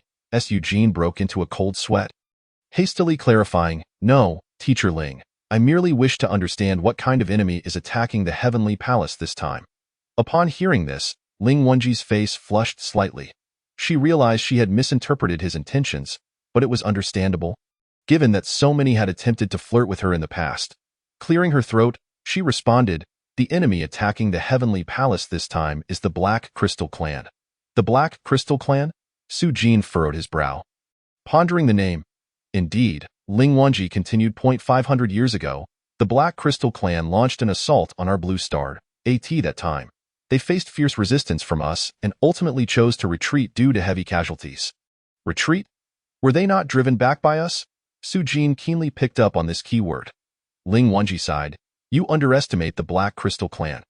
Although they have since become a wandering civilization, their technological prowess still far surpasses that of our Blue Star. Had it not been for their limited numbers back then, we would have had no means to retaliate." At this point, her gaze dimmed slightly. "Though our technology has also advanced by leaps and bounds in recent years, we still have a considerable gap compared to the Black Crystal Clan." After a moment of silence, Su-jin inquired, "What is our plan this time? Is it primarily defensive?" "Yes," Ling Wenji nodded slightly, a glint of determination flashing in her eyes. "Our primary task is to hold the line and seize the opportunity to deliver a fatal blow to the enemy." She then turned her attention to Su-jin, her tone taking on a commanding edge. "Your responsibility is to ensure the integrity of our weaponry, allowing the frontline warriors to fight without concern." Ling Wenji discerned that Su-jin seemed to be overthinking, Yet such profound considerations were far beyond the purview of a mere F-grade technician. After a moment of contemplation, a new question surged in Su Jin's mind, compelling him to inquire, what about the Sealer civilization? They once brought advanced technology to Blue Star, and I have always believed them to be a peace-loving civilization. Now that Blue Star is suddenly under attack by a rogue civilization, could they possibly remain indifferent? Ling Wenji chuckled softly, her tone laced with a hint of derision. The Sealer civilization? Humph, they are a lofty, superior civilization. Why would they intervene in the conflicts of us lower civilizations? She gazed up at the starry sky and continued, to them, Blue Star is merely a resource-providing planet, neither a vassal nor a colony. Their only concern is whether the inhabitants of Blue Star can supply the required resources in a timely and measured manner. As long as that is accomplished, they would not hesitate to change their masters. At this point, Ling Wenji felt a twinge of helplessness. She regarded Professor Ai's apprentice as excessively naive, utterly oblivious to the intricacies of the world. Unbeknownst to her, Su Jin had been an ordinary high school student before becoming Professor Ai's disciple, and thus had no comprehension of such profound matters. To most people, the world might seem straightforward. Some even believed that Blue Star was the center of the universe. Yet Ling Wenji knew all too well that the environment in which they lived was far more complex than the average person could imagine. The federal government certainly would not allow everyone to understand that they were merely a subordinate of a superior civilization. How vast, then, was the chasm between Blue Star and the Sealer civilization? Su Jin furrowed his brow, his face a canvas of curiosity. He appeared unsatisfied with her previous answer and pressed on with more questions. Ling Wenji took a deep breath and patiently explained. To put it simply, the Sealer civilization is a formidable cluster-level civilization controlling vast star regions that encompass countless galaxies. In contrast, Blue Star is but a diminutive member within their dominion of the Milky Way, a trivial surface-level civilization. As she spoke, she turned to Su Jin, noticing the complex expression of shock and confusion etched on his face.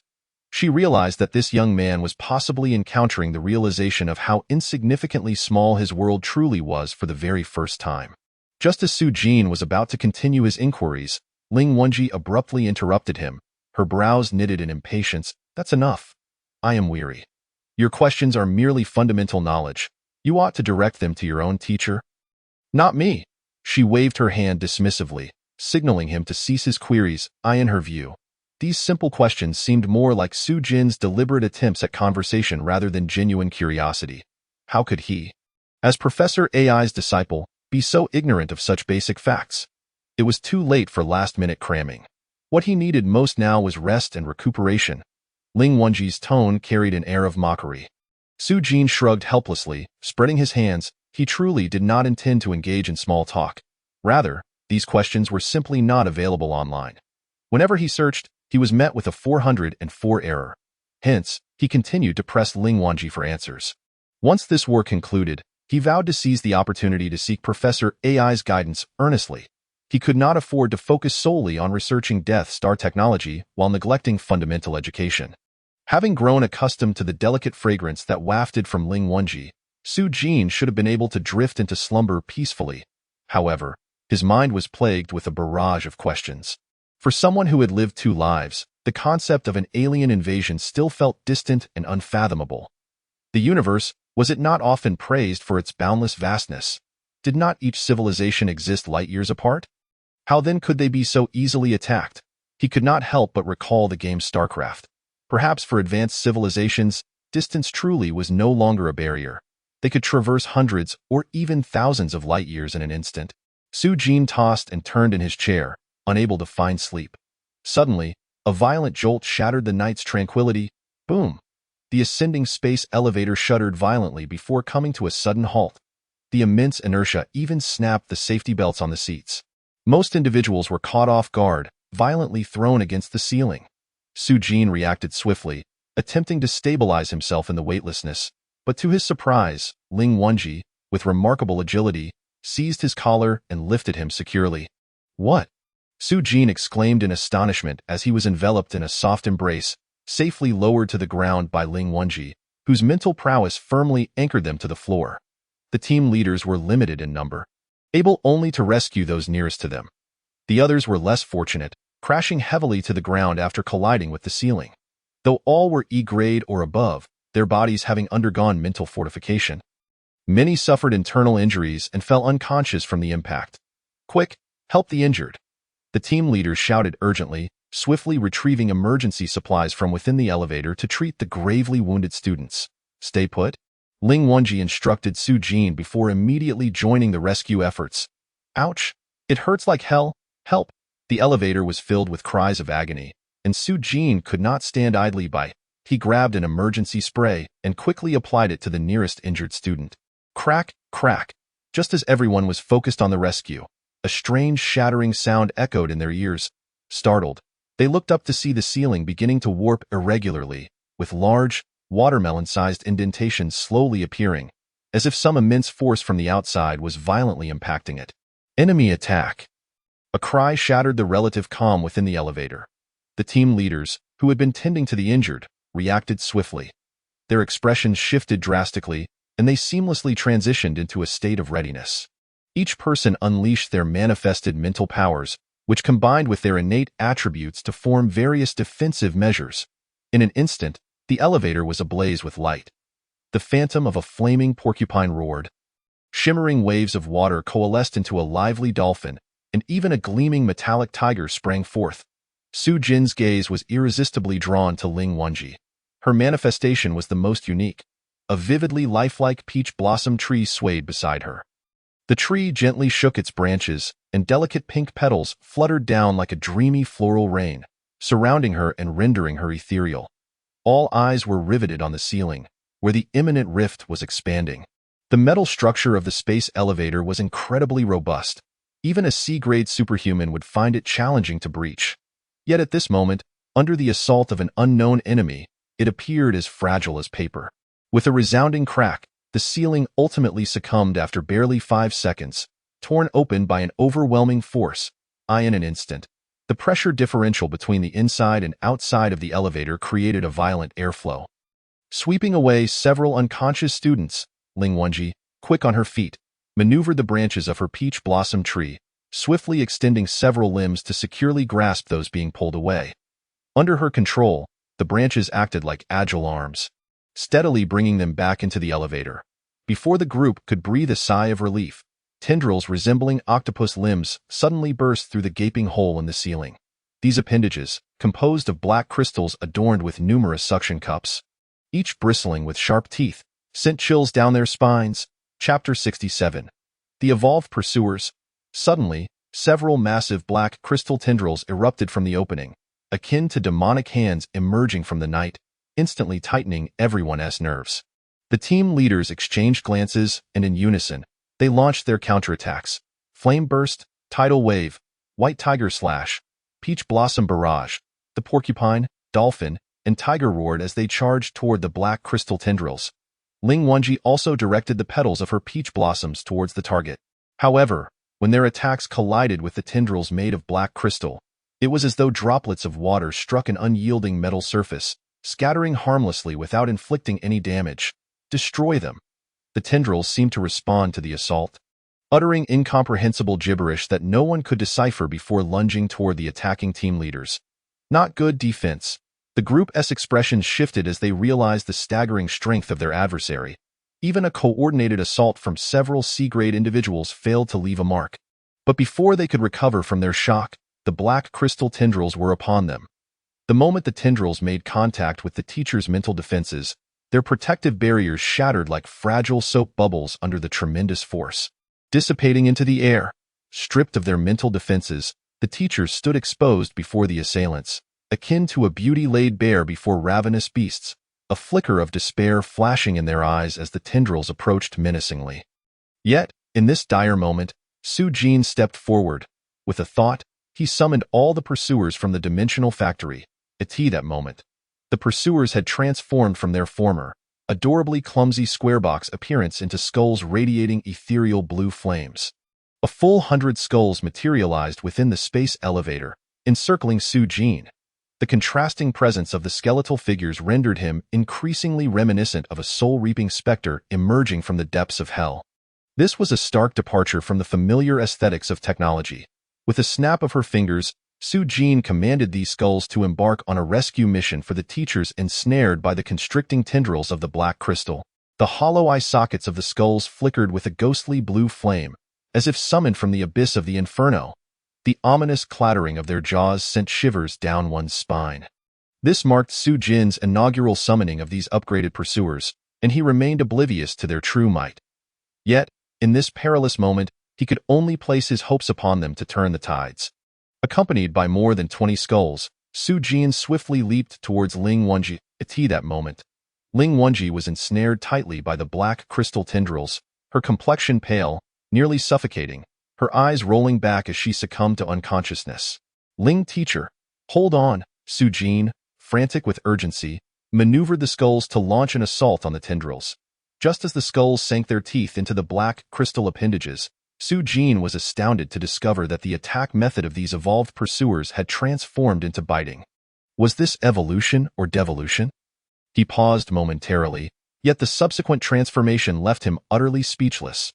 The blue ghostly flames within the skulls suddenly shifted to a vibrant green, and the sound emanating from the point of contact with the tendrils resembled the slurping of milk through a straw. In the blink of an eye, the bitten sections of the black crystal tendrils gradually turned gray, swiftly spreading as though ink had been dropped onto white paper, with a series of crackling sounds. The tips of the black crystal tendrils completely lost their vitality, crumbling into rubble that rapidly disintegrated into dust. The tendrils binding Ling Wonji dissipated as well, and her unsupported body began to plummet. Su-jin rushed forward, securely catching Ling Wonji in his arms, ensuring her safety. However, the other leading teachers were not as fortunate, as they tumbled to the ground in disarray. Ling teacher, are you all right? Su-jin softly called, his eyes reflecting profound concern. Ling Wonji stirred awake at Su-jin's voice, her vision gradually sharpening from a haze. Upon realizing she was still alive, her emotions crumbled, tears streaming down her cheeks. I am still alive. We're well, she exclaimed, bursting into tears. Her hands clung tightly to Su-jin's neck, as if wanting to pour out all her fears and anxieties. Taken aback by Ling Wonji's reaction, Su-jin felt a wave of suffocation. As darkness enveloped his vision, ensnared within two soft forms. Yet, the crisis had not yet passed. There was no time for Su-jin to linger in such comfort. Struggling, he extricated himself from the embrace. Gasping for breath, Ling teacher, please calm down. At that moment, he realized Ling Wonji had become a teary mess, her lips trembling incessantly. Tears cascaded down her cheeks, evoking a sense of pity. Su-jin fully understood the feelings of this young woman in her 30s. Having just traversed the precipice of life and death. Although she had projected strength before others, this war marked her first true encounter with such peril, having experienced the harrowing brush with mortality. The extent of her fear and helplessness was palpable. Ling teacher, you should attend to the other teachers. I will assess the situation. Danger may still loom, Su-jin reassured her, his tone imbued with determination and responsibility. After sustaining damage, the black crystal tendrils rapidly retracted their severed limbs, yet Su-jin remained uncertain if they would launch another assault. He needed to stay vigilant to ensure everyone's safety. Yes, please take care. Ling Wonji reluctantly released Su-jin, her eyes brimming with worry and reluctance. Rest assured, Su-jin replied, a confident smile gracing his face. Following their recent encounter, he discerned that these seemingly formidable black crystal tendrils were not invincible. On the contrary, his pursuers could handle them with ease. This realization bolstered his confidence, and emboldened by his newfound assurance, he resolved to personally investigate the situation outside. Approaching the nearest breach in the ceiling, he leaped lightly, allowing the external airflow to pull him out. Upon emerging, a fierce wind assaulted him, making it difficult to open his eyes. While the air caressed his skin with relentless force, he quickly employed his mental energy to form claw-like appendages behind him, gripping the space elevator tightly to stabilize his position.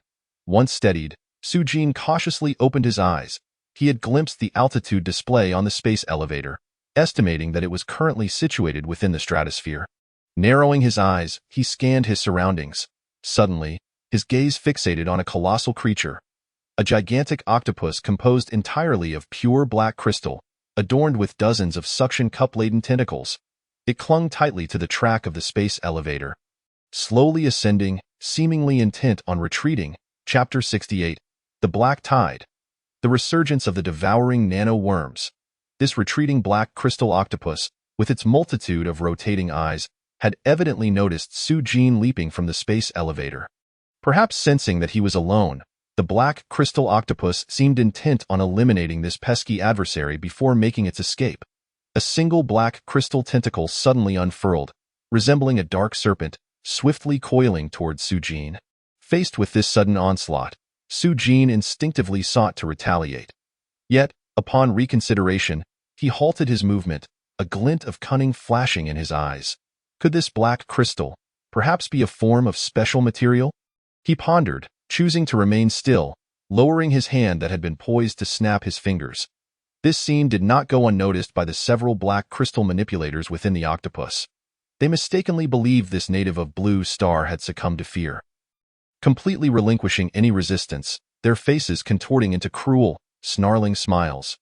The black crystal tentacle ensnared Su Jin tightly, poised to shred him with its sharp teeth. However, in that critical moment, a peculiar smile crept across Su Jin's lips. In the next instant, countless tiny black dots surged forth from his eyes, ears, mouth, and nose, resembling a torrent of darkness that swiftly enveloped his entire being. Subsequently, these tiny dots, radiating from Su Jin as their epicenter, began to spread toward the black crystal tentacle like a tide of ink. Should this spectacle be witnessed by someone afflicted with trypophobia, they would likely faint on the spot. Yet, Su Jin remained unperturbed, his eyes sparkling with excitement and anticipation. These black dots not only cloaked Su Jin's form but also, utilizing a black crystal tentacle, rapidly expanded to engulf the entire towering form of the black crystal octopus. In an instant, the once fearsome black crystal octopus was entirely consumed by these black dots, transforming into a stark black statue, frozen mid-climb. The black crystal operators, still reeling from shock, were suddenly assailed by a chilling sound, reminiscent of countless insects gnawing and burrowing, sending shivers down their spines. Amidst the crackling noises, the walls of the operational chamber within the black crystal octopus began to resemble a wasp's nest. Riddled with pits that continuously enlarged and spread, as the entire chamber faced imminent destruction, terror etched on the faces of the black crystal operators. All were laid bare to the air, with nowhere to hide. "Run!" the towering black crystal man at the forefront bellowed, his voice laced with panic and urgency. The others swiftly reacted, drawing their beam guns and unleashing a barrage of fire upon the black tide, finally blasting open a sizable hole. Immediately, the black particles from their armored backs propelled them swiftly out of the clutches of the black tide. After gaining some distance, they cast fearful glances back, their souls nearly escaping their bodies. The once mighty black crystal octopus, now under their command, had seemingly vanished without a trace, as if it had simply ceased to exist. Only the minuscule black insects, forming the black tide, remained in motion. As the black tide receded like a retreating wave, Su Jin's silhouette gradually came into view. He fixed his cold gaze upon the black crystal individuals, each adorned with a black diamond-shaped crystal on their foreheads. Understanding dawned upon him. These were indeed the black crystal beings who had assaulted Blue Star. Su Jin smiled faintly and snapped his fingers. In an instant, over 50 skulls materialized around him. They lunged menacingly towards the fleeing black crystal individuals. The sound of their jaws clattering echoed eerily in the air. The faces of those individuals paled at the sound.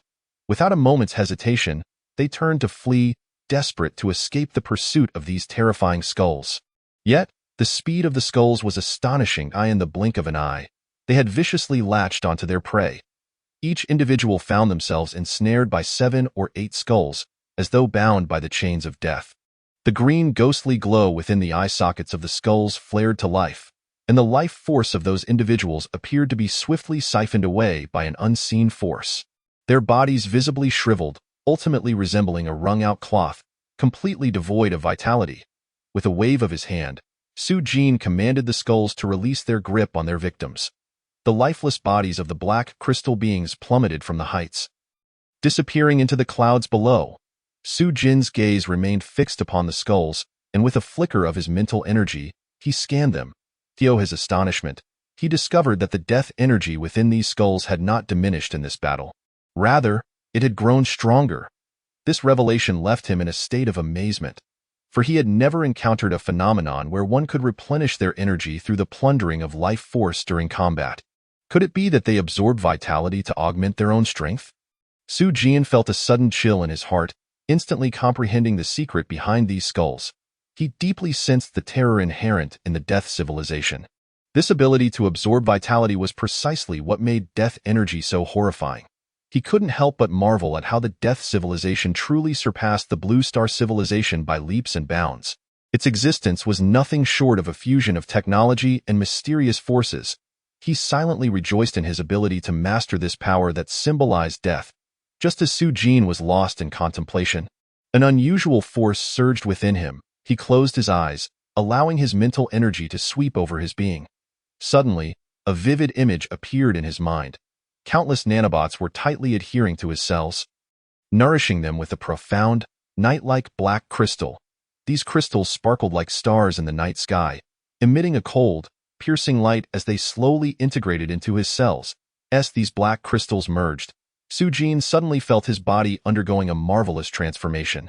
His skin, flesh, internal organs, spinal cord, and even the capillary network, as well as every strand of hair on his body, were all experiencing a wondrous process of crystallization.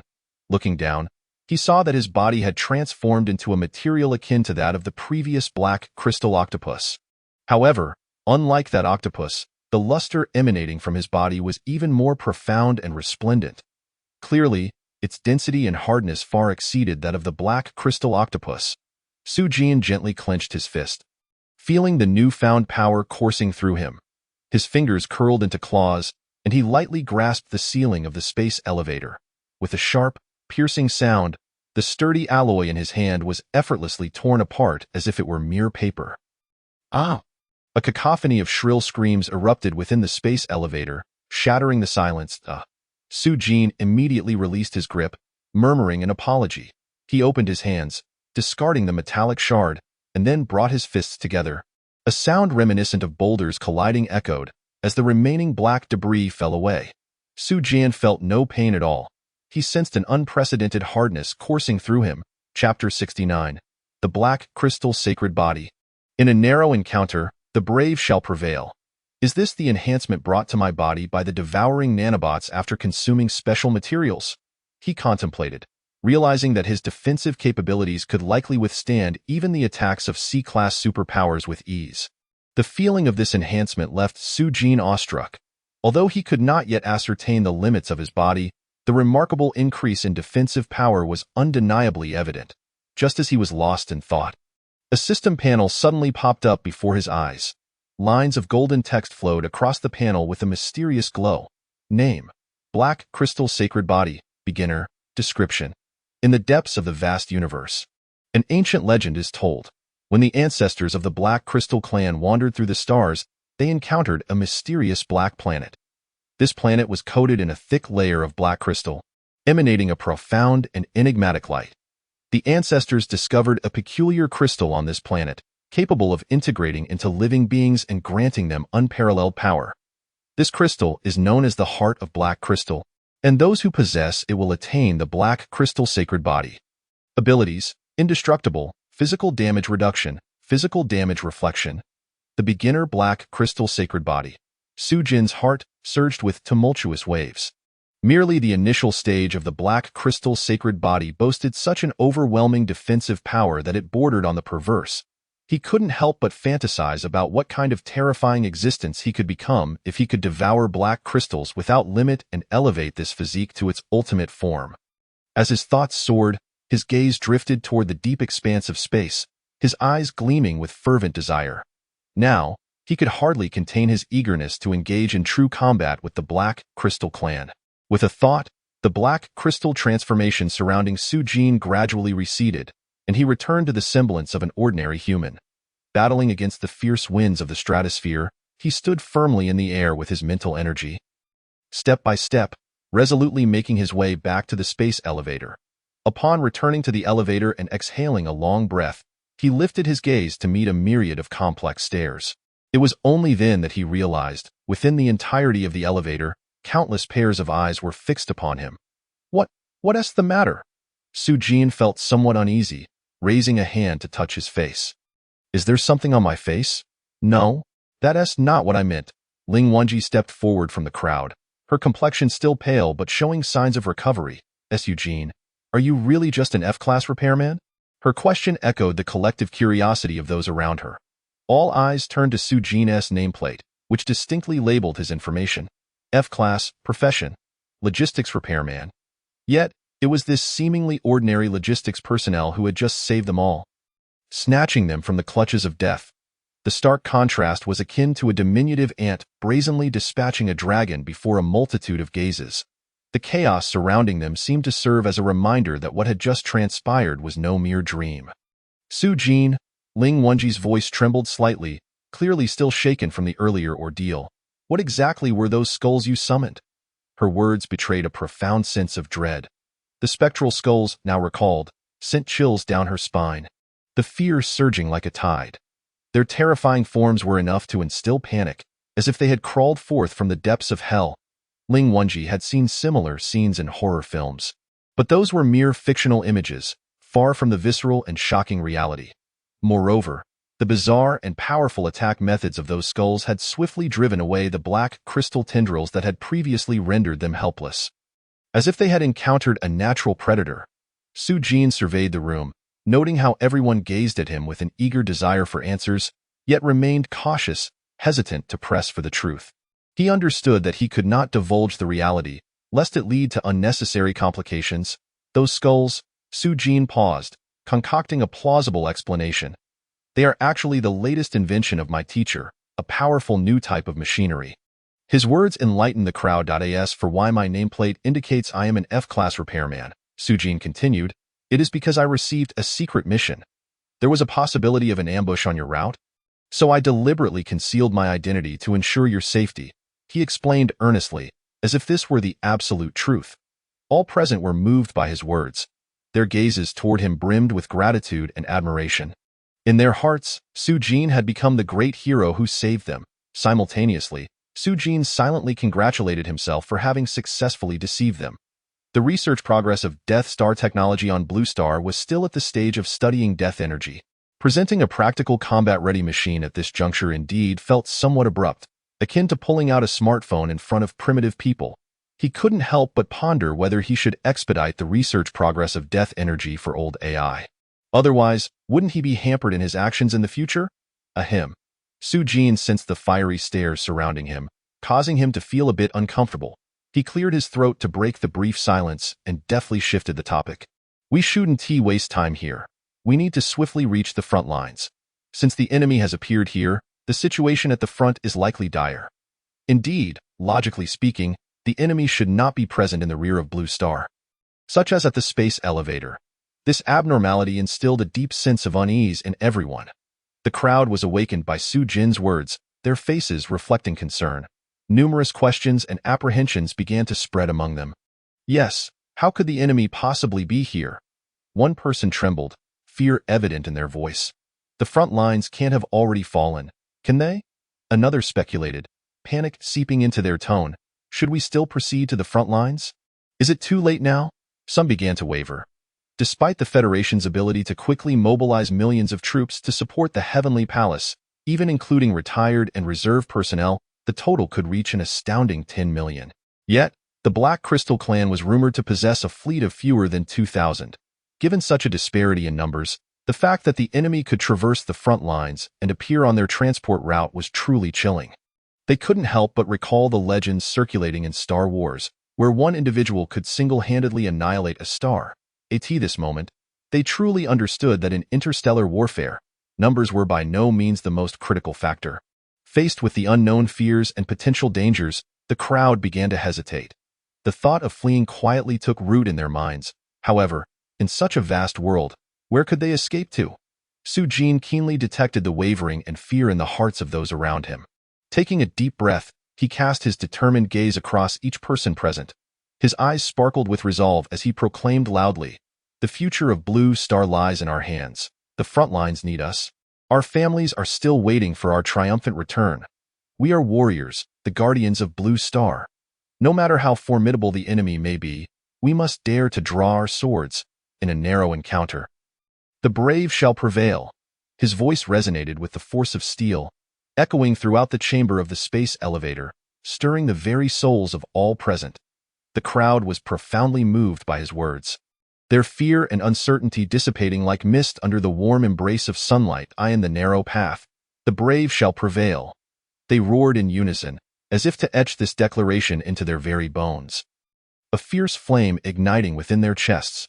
Promptly, several technicians within the space elevator sprang into action, expertly troubleshooting and repairing the damaged components.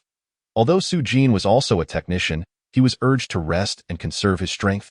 His hands kept idle. Through the collective efforts of the group, the space elevator finally roared back to life, slowly ascending towards the heavenly palace. However, due to the extensive damage sustained, its speed was drastically reduced to a mere 40% of its original capacity. Thus, what should have been a journey of 5.5 hours now stretched into a grueling 14-hour ordeal. As the hatch of the Heavenly Palace Airport slowly opened, Su-jin and the others streamed out. Except for Su-jin and a few leading instructors, the rest were clad in spacesuits, necessary for the harsh conditions of outer space.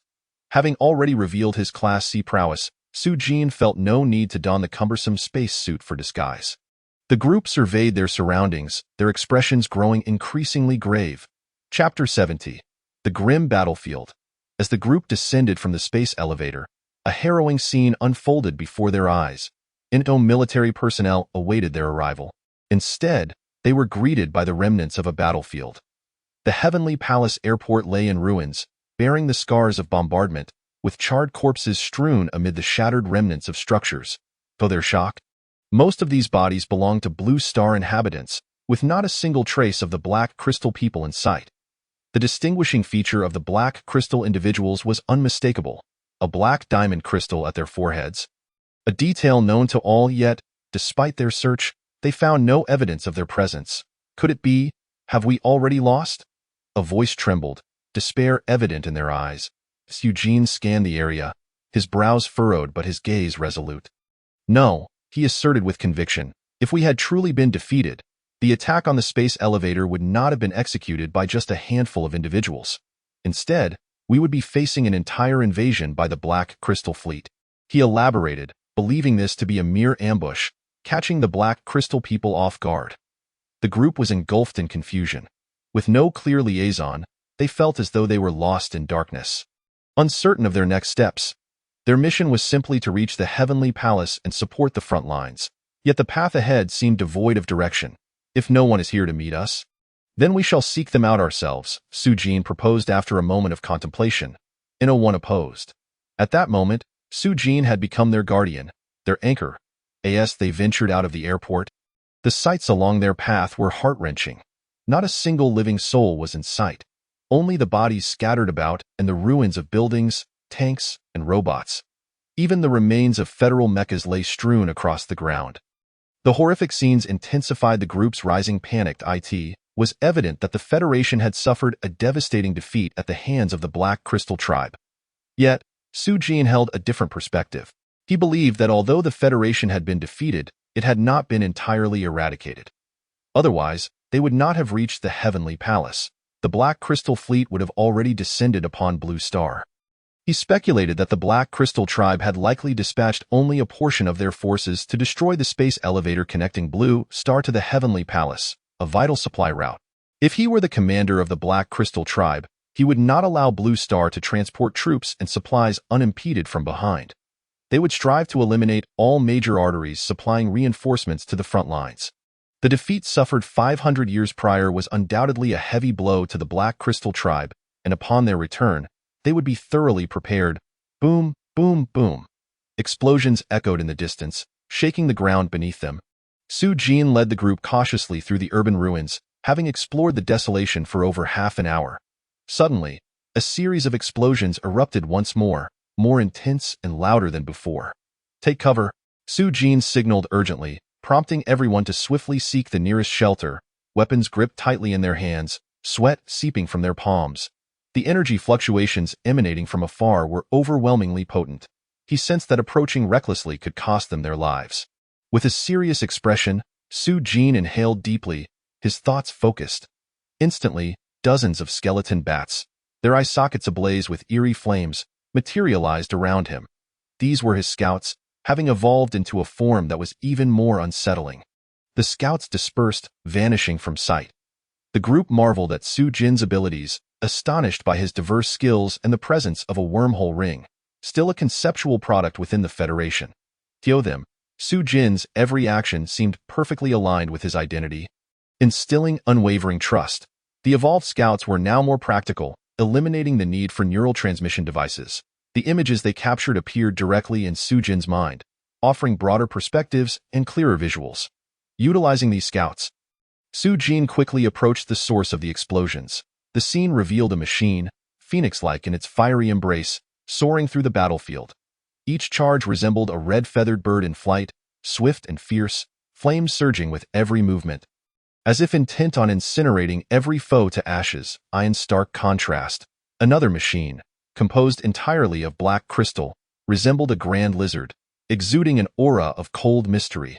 This machine moved with agility and cunning, deftly evading the assaults of the red-feathered machine while seizing opportunities to launch devastating counterattacks. The battle escalated to a fever pitch, both sides locked in a fierce struggle. Red-feathered bird? That's Uncle Zhao. Su Jin's heart jolted. The pilot of the Crimson Machine was none other than the familiar figure of Zhao Wenyuan. Seeing Zhao Wenyuan in peril filled Su Jin with anxiety, yet he dared not intervene recklessly. The caliber of this battle was far beyond his capacity to engage. A Class B superhuman could rend apart the mecha piloted by a Class C superhuman with bare hands. The adversary locked in combat with Zhao Wenyuan was clearly also a Class B superhuman. Their mechas possessed combat capabilities rivaling those of Class A, causing devastation on a catastrophic scale. Within a 10-kilometer radius of their conflict, the landscape lay barren, resembling plowed fields. Everything was reduced to ash in the wake of their clash. The primary weapon of the red-feathered bird, the high-energy flamethrower, was wielded with remarkable finesse by Zhao Wenyuan. Each burst of flame, each swing of the energy sword, deterred the enemy.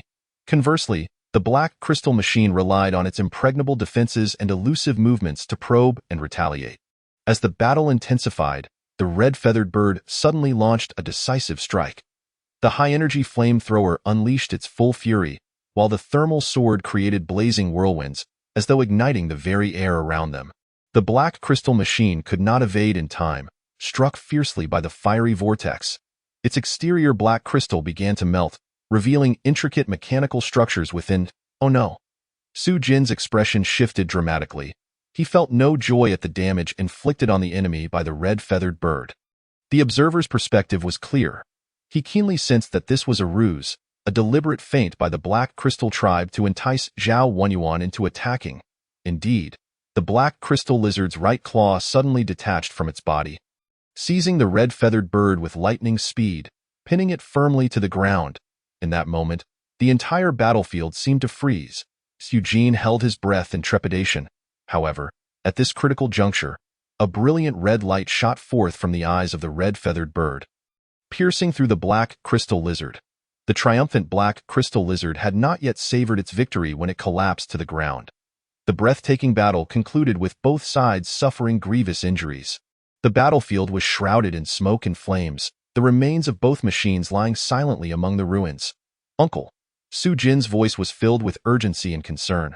The battle had ended. Without hesitation, he dashed towards the battlefield like an arrow released from a bow. Ling Wenji and the others were momentarily unable to recover from their shock. They watched as Su Jin sprinted away, and without a second thought for the dangers of the battlefield, they steeled themselves and followed. Clearly, trailing behind Su Jin was far safer than remaining in this perilous spot. Chapter 71. This is truly not a coffin. Upon entering the 10-kilometer radius of the battlefield, Su Jin instantly sensed the unusual environment. His skin registered an alarming rise in temperature, soaring well above 70 or 80 degrees, as if he were ensconced within a fiery furnace. Additionally, the air was thick with various radiation, rendering this a perilous zone for the average person. Yet, for Su Jin, these harsh conditions posed no threat whatsoever. Relying on his physical prowess, he pressed onward, unfazed. while simultaneously feeling the voracious nanobots within him gradually consuming the surrounding radiation-laden AI. Eugene harbored a lingering suspicion that, should the radiation be sufficiently intense, he might even attain a radiant physique. After merely taking a few steps, the harsh environment posed no threat to him whatsoever. In fact, for him, it felt akin to indulging in a soothing hot spring or a comforting sauna. However, Ling Wenji and the others were not as at ease. Before they even approached the area, they could already feel their skin burning and turning red, beads of sweat cascading down, while their breaths grew shallow and labored. The individuals clad in spacesuits faced even greater peril as their gear began to malfunction, ceasing to function altogether. This sudden turn of events sent everyone retreating in alarm. Faced with such a predicament, Ling Wenji cast a helpless glance at Sujin, wanting to say something but finding herself at a loss for words. She understood that, at this moment, they had become a burden to him. Sujin, Ling Wenji finally spoke, her voice laden with helplessness and regret. Sujin turned to face the weary expressions of the group. Taking a deep breath, he spoke in a firm tone. You all stay hidden here and wait for me. I will return shortly. After uttering these words, he pivoted to delve deeper in search of Zhao Wenyuan. Yet, after taking a few steps, he hesitated, feeling a twinge of concern. He turned back, snapped his fingers, and a multitude of mechanical constructs materialized before them. These machines, diverse in form, lay scattered across the ground, numbering over 300. Among them were some ominous and intimidating mechanical beings, such as skeletal heads, skeletal giant apes, skeletal bats, and skeletal wolves. Their metallic skeletons glimmered with an eerie blue light, and none present could identify the material from which they were made. While the group gazed at these chilling mechanical creatures with trepidation, they simultaneously felt an unprecedented sense of security. After ensuring the safety of the others, Su Jian felt an immense weight lift from his heart. He surged forward, swiftly reaching the heart of the battlefield. Before him, two colossal machines loomed like small mountains, silently resting atop the ruins, exuding an inexplicable aura of oppression. Rather than recklessly approaching, Su Jian cautiously maneuvered two skeletal heads, guiding them closer to the cockpit of the Black Crystal Clan's machine. As the skeletal heads neared the cockpit, he beheld a black crystal individual. A middle-aged man, whose face was eternally frozen in an expression of disbelief, as if narrating his final moments of astonishment and confusion. Once he confirmed that the individual had no lingering signs of life, a heavy burden finally lifted from Su Jin's heart. He turned and walked towards Chi Ke, his expression tinged with urgency and concern. Uncle Zhao, Uncle Zhao, Su Jin called out, leaping gracefully onto the cockpit of Chi Quebec. With a hiss, the cockpit door slowly decompressed and opened. Zhao Wenyuan, clutching his chest, grimaced in pain, staring at Su Jin with a mixture of incredulity and surprise. What are you doing here? Yet, upon realizing that the newcomer was not an enemy, his tense form gradually relaxed, and he lowered the laser gun he held. I'm on the recruitment list too. Su Jin replied with a wry smile, explaining his presence with resignation. Zhao Wenyuan extended his hand to adjust his glasses, which now bore cracks, his demeanor turning serious. Su Jin, you must leave here immediately. It's not safe. The Black Crystal Clan could show up at any moment. However, Su Jian resolutely shook his head, declaring, No, I cannot leave you here to face danger alone, Uncle Zhao. Zhao Wenyuan sighed, a bittersweet smile gracing his lips. Me? I'm already a fish in a barrel, with no way to escape. It's not worth it for you to die alongside me here. Uncle, we are in this together, Su Jin asserted firmly, moving closer to the cockpit to examine Zhao Wenyuan's injuries. Zhao Wenyuan attempted to deter him, but Su Jin's resolve was unwavering. Don't look at me. I know my own injuries. Zhao Wenyuan sighed in resignation, then gently tapped the control panel of Chi Ke, causing the display to reveal his current vital signs data: heart rate, 45 beats minute, blood pressure, systolic 70, diastolic 40, blood oxygen saturation, 75. The data on the screen flashed in alarming red, signaling an urgent alert regarding Zhao Wenyuan's life state. Simultaneously, the human figure on the screen turned entirely red, indicating a precarious situation. Although Su Jin had only a rudimentary understanding of medical data, the sights before him were enough to convey that Zhao Wenyuan's condition was on the brink of collapse. Had it not been for his B-level strength, he would likely have succumbed to shock and unconsciousness long ago. Go, Su Jin, Zhao Wenyuan exhaled, his voice weakly urging. Eugene remained silent, lost in thought. Suddenly, he snapped his fingers, and a peculiar device resembling a coffin appeared beside him. This device was adorned with intricate, arcane patterns, depicting mysterious cultists worshipping the deity of death, emanating an air of inscrutable mystique. Upon seeing this object, Zhao Wenyuan's eyes widened, followed by a glimmer of relief in his expression. Su Jin, you truly are thoughtful. You even prepared a coffin for me. Least I want to be left to rot in the wilderness. He humorously discussed his own funeral arrangements, adding, if I ever get the chance to return to Blue Star, remember to bury me in my hometown. Stop, Su Jin interjected, exasperated. Uncle, this is not a coffin. It's something that can save your life. It's really not a coffin.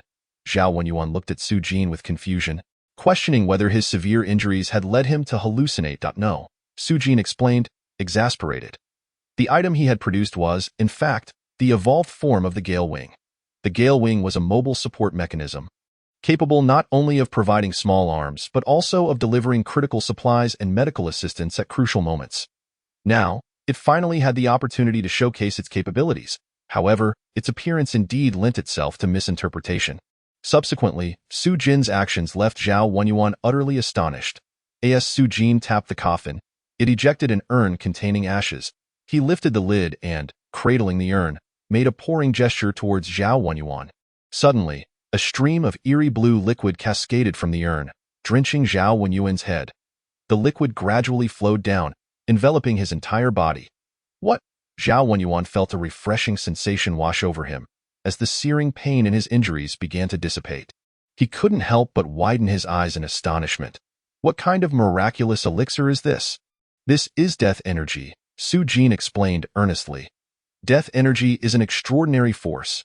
It can drain vitality, but it can also store it, returning life force to the individual when needed. The technology of the Death civilization is indeed remarkable, far surpassing ordinary human understanding. At this moment, even Su Jin was filled with astonishment. He had merely hoped to attempt using death energy to treat Zhao Wenyuan's severe injuries, even if it only alleviated some of his pain. However, he had not anticipated such immediate efficacy. Chapter 72. The disparity between Blue Star and the Black Crystal. Once the death energy in the urn was entirely expended, Su Jin casually placed the urn back into the peculiar coffin. Then, with a clap of his palm, the entire coffin vanished from sight, leaving only a trace of its presence in the air. Although death energy is difficult to collect, requiring specific locations where mass deaths occur and corpses accumulate, it posed no issue for Su Jin. His dimensional factory was extraordinary. Any machinery stored within for a period would return to a state of full power upon retrieval. This capability was undoubtedly highly practical for him as a mechanic whose primary role was combat, relying heavily on machinery. Each battle, he could unleash his full firepower without concern for conserving energy. Uncle, how are you feeling now? Any better? Su Jin inquired with genuine concern. At that moment, Zhao Wenyuan had regained his former vigor, his spirit renewed, returning to the charmingly sophisticated middle-aged gentleman he once was. He clenched his fists, a flicker of crimson light dancing in his eyes, exuding excitement. Not only am I better, but I feel even better than before I was injured, Zhao Wenyuan exclaimed, marveling. I feel as if all the internal injuries I sustained have vanished. He was filled with shock, never having imagined such a miraculous mechanical device existed in the world. Even the most advanced medical machinery of the Federation paled in comparison to this coffin.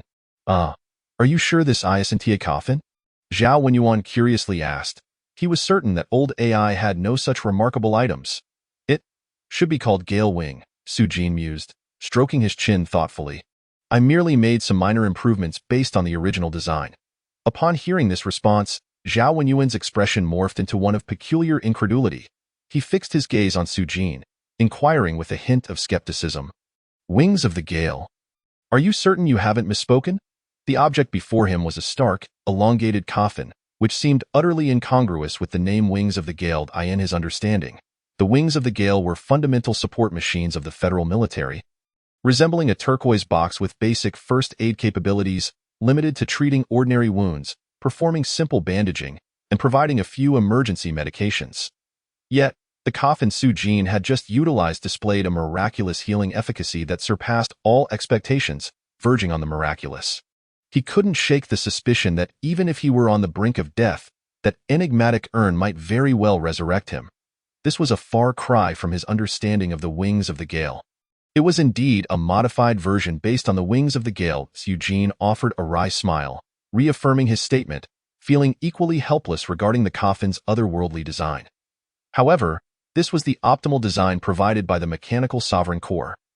And he dared not make arbitrary alterations. After all, he could not be certain whether altering this spectral appearance would diminish the mechanical prowess of Death Star technology post-upgrade. He was not one to embellish unnecessarily. Though Zhao Wenyuan was riddled with doubts, a flicker of hope ignited within him. He tentatively queried, "The wings of the gale are mass-produced foundational machines for the Federation. If your coffin can achieve the same." "No problem, Uncle Zhao. I shall gift you one." Before he could finish, Su Jin casually waved his hand, casting forth a coffin identical to the previous one, its surface shimmering with a ghostly glow indicating it was fully charged. Zhao Wenyuan gazed at the coffin before him, a glimmer of surprise flashing in his eyes. He rubbed his hands together somewhat sheepishly, though the desire in his gaze was unmistakable. Is this truly feasible? Am I being too demanding? I hope it doesn't cause you any trouble," he probed cautiously, his voice trembling slightly, akin to a child who had suddenly received a precious gift, torn between eagerness and hesitation. "Fear not, Uncle Zhao. I have plenty of these," Eugene replied nonchalantly, a serene smile gracing his features. Internally, he calculated that his dimensional factory still housed over 300 such coffins, thus granting one to Zhao Wenyuan posed no harm. "However," he insisted, "you must keep this under wraps. Do not broadcast it widely." The note of seriousness flickered in his gaze. He wished to avoid being ensnared in endless troubles, judging by Zhao Wenyuan's reaction. The allure of this object was evident. Upon hearing this, Zhao Wenyuan immediately adopted a solemn tone. "Rest assured, I understand." He was acutely aware of the significance of this matter and comprehended Su Jin's concerns.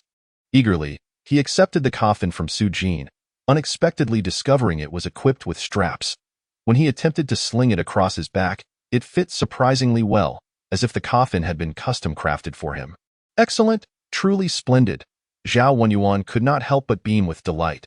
Observing him, Su Jin wore a bemused expression. "Uncle Zhao, won't carrying such a large item be rather inconvenient?" He silently shook his head. Others lacked the convenience of a dimensional factory and could not summon or dismiss massive machinery at will. Indeed, to tote a coffin around was rather peculiar. Nonetheless, Zhao Wenyuan dismissed the concern with a grin. "Not at all. Quite the opposite." He cradled the coffin protectively behind him, fearful that Su Jin might reconsider. Witnessing Zhao Wenyuan's expression of possession, Su Jin ceased further persuasion, merely nodding, "Very well." Since Zhao Wenyuan was unperturbed, he felt no need to elaborate further. That moment, Zhao Wenyuan reflected that if he had mastered wormhole technology, nanofolding technology, or extraspatial technology, transporting such large machines would be considerably more convenient. However, these technologies were firmly in the grasp of advanced civilizations, utterly unattainable on Blue Star. Even the widely known wormhole rings remained merely conceptual products, with practical applications still years away. Contemplating this, he couldn't help but feel a twinge of regret. "I have already sent a distress signal. We shall depart shortly," Zhao Wenyuan said to Su Jin, his demeanor relaxed. "Uncle, are you unfamiliar with the route?" Su Jin inquired, puzzled. Zhao Wenyuan clarified, "It's not that I am lost. I must retrieve my precious craft for repairs. Leaving it here unattended would be too disheartening." He cast a pained glance at the red magpie, as if regarding a beloved child. Indeed, the red magpie was a custom machine. Neglecting it here would be a tremendous waste. Only then did Su Jin realize, his face reflecting a sense of regret. "We could also retrieve the Black Crystal Tribe's machine. It should hold significant research value." He turned his gaze towards the nearby Black Crystal Great Lizard. "The Black Crystal Tribe's Great Lizard? No need to bother with that. We already have several at our base." Zhao Wenyuan shook his head, seemingly uninterested in the Black Crystal machine. "Several?" Su Jin stared in disbelief at Zhao Wenyuan, incredulous. "Indeed, we possess quite a few. They are standard machines of the Black Crystal Tribe. Not particularly rare," Zhao Wenyuan explained, a hint of exasperation in his tone. Can standard machines truly contend with your custom machines? Sujin queried, incredulous. What if I told you that the Great Lizard is not only a standard machine of the Black Crystal tribe, but also piloted by an individual of only C-class strength? Would that astonish you further? Zhao Wenyuan remarked with a wry smile, reluctantly acknowledging this harsh truth. Impossible? Su Jin exclaimed, the revelation too staggering to comprehend. How could it be impossible? This is a matter of technological hierarchy. Although the Black Crystal tribe has now devolved into a wandering civilization, their technological advancement had stagnated long before that. Before their decline, they were a premier surface civilization, Zhao Wenyuan narrated with resignation. Incredible, Su Jian murmured, the shock within him beyond words. Indeed, under normal circumstances, a custom machine should outperform a standard machine by a factor of 10, and if piloted by a superhuman of a higher realm, the disparity could stretch into hundreds or even thousands of times. Zhao Wenyuan continued. Yet these differences are diminished in the face of Black Crystal technology. This is also why we on Blue Star can still engage the Black Crystal tribe in such a tightly contested manner on our own turf. He sighed, clenching his fist, a look of helpless determination etched upon his face. Chapter 73. The Reunion of Master and Apprentice. After Zhao Wenyuan sent the distress signal, merely 5 minutes elapsed before a flying vessel gracefully hovered above the battlefield. General Zhao Li Hao, affiliated with the Federal Strategic Support Department's 7th Squad. He approached Zhao Wenyuan, offering a respectful military salute. Greetings, Colonel Li Hao. Zhao Wenyuan nodded in acknowledgement, observing Zhao Wenyuan's rosy complexion and steady demeanor. Entirely unscathed, Li Hao was immediately filled with profound respect in the entire Federation. It was exceedingly rare to independently defeat a Black Crystal machine without sustaining injuries. He understood that such news, once relayed back to the Federation, would undoubtedly serve as a much-needed tonic for the beleaguered morale. Zhao Wenyuan discerned the admiration and astonishment in Li Hao's gaze, but refrained from elaborating. Indeed, the Federation required uplifting news to bolster the spirits of its troops. Despite the fact that his impressive record contained a degree of embellishment, with a command from Li Hao, his squad sprang into action, expertly coordinating to carefully load the Red Magpie mech onto the flying vessel. General Zhao, we should not linger here. We must depart swiftly, Li Hao cautioned. Colonel Li Hao, please hold on. I still have some companions here. Eugene pointed towards a short distance away, where his teacher and classmates awaited anxiously. Understood. Li Hao nodded. Eugene and Zhao Wenyuan followed Li Hao aboard the vessel, soon reuniting with Ling Wenji and others. Upon witnessing Zhao Wenyuan standing shoulder to shoulder with Su Jin, engaged in lighthearted conversation, expressions of shock and excitement illuminated their faces, akin to fans encountering long-admired idols. Thank you all for your hard work. Zhao Wenyuan greeted the group with a smile. For Blue Star, they all immediately straightened. Offering a military salute. In Zhao Wenyuan's presence, their tension was markedly alleviated. Simultaneously, Ling Wenji and others felt an increased reverence for Su Jin. His stature in their eyes had been significantly elevated. The support team Li Hao astutely noted this scene. Catching sight of Su Jin's military uniform with an F-class technician insignia, he couldn't help but feel puzzled. However, he swiftly dismissed any underestimation of Su Jin. After all, anyone capable of maneuvering freely in a radiation-soaked battlefield without a spacesuit could hardly be an ordinary F-class technician. The flying vessel traversed much of the heavenly palace, with Su Jin standing by the window, gazing down upon the once thriving space city. Now, the heavenly palace lay shrouded in smoke, the scars of war etched everywhere. With nothing intact in sight, cursed Black Crystal clan. Su Jin clenched his fists, his eyes shimmering with fury and determination. In his heart, he silently vowed that the Black Crystal clan must pay for this transgression. At this moment, Su Jin deeply grasped the brutality of war between civilizations. Such conflict is far more devastating than the struggles between nations or races. The collision of two civilizations often signifies a life-and-death showdown, and the civilization that falters shall be utterly eradicated from the annals of cosmic history. The spacecraft gradually descended upon a desolate ruin. As it reached a certain altitude, the scenery before Su Jin suddenly transformed. Within the originally dilapidated ruins lay a vast military base concealed from view. It turned out that this area was cloaked by holographic projections, if the enemy did not conduct a meticulous search from their elevated position aboard the ship. They would never suspect that the military base of the Blue Star people resided amidst the wreckage. Standing by the window of the spacecraft, Su Jin's gaze was fixed intently on the military base that was slowly revealing itself below. Temporary structures nestled amongst the ruins appeared like slumbering behemoths, quietly awaiting the moment of awakening. Designed to be both concealed and robust, they were coated with a special layer to resist external reconnaissance. The interior of the military base bustled with activity. Soldiers clad in camouflage uniforms swiftly maneuvered through the base, executing various tasks with resolute expressions. Moreover, an array of advanced warplanes, tanks, armored vehicles, and hundreds of mechs of various models were stationed within, all meticulously arranged in parking lots and hangars, ready to launch at a moment's notice.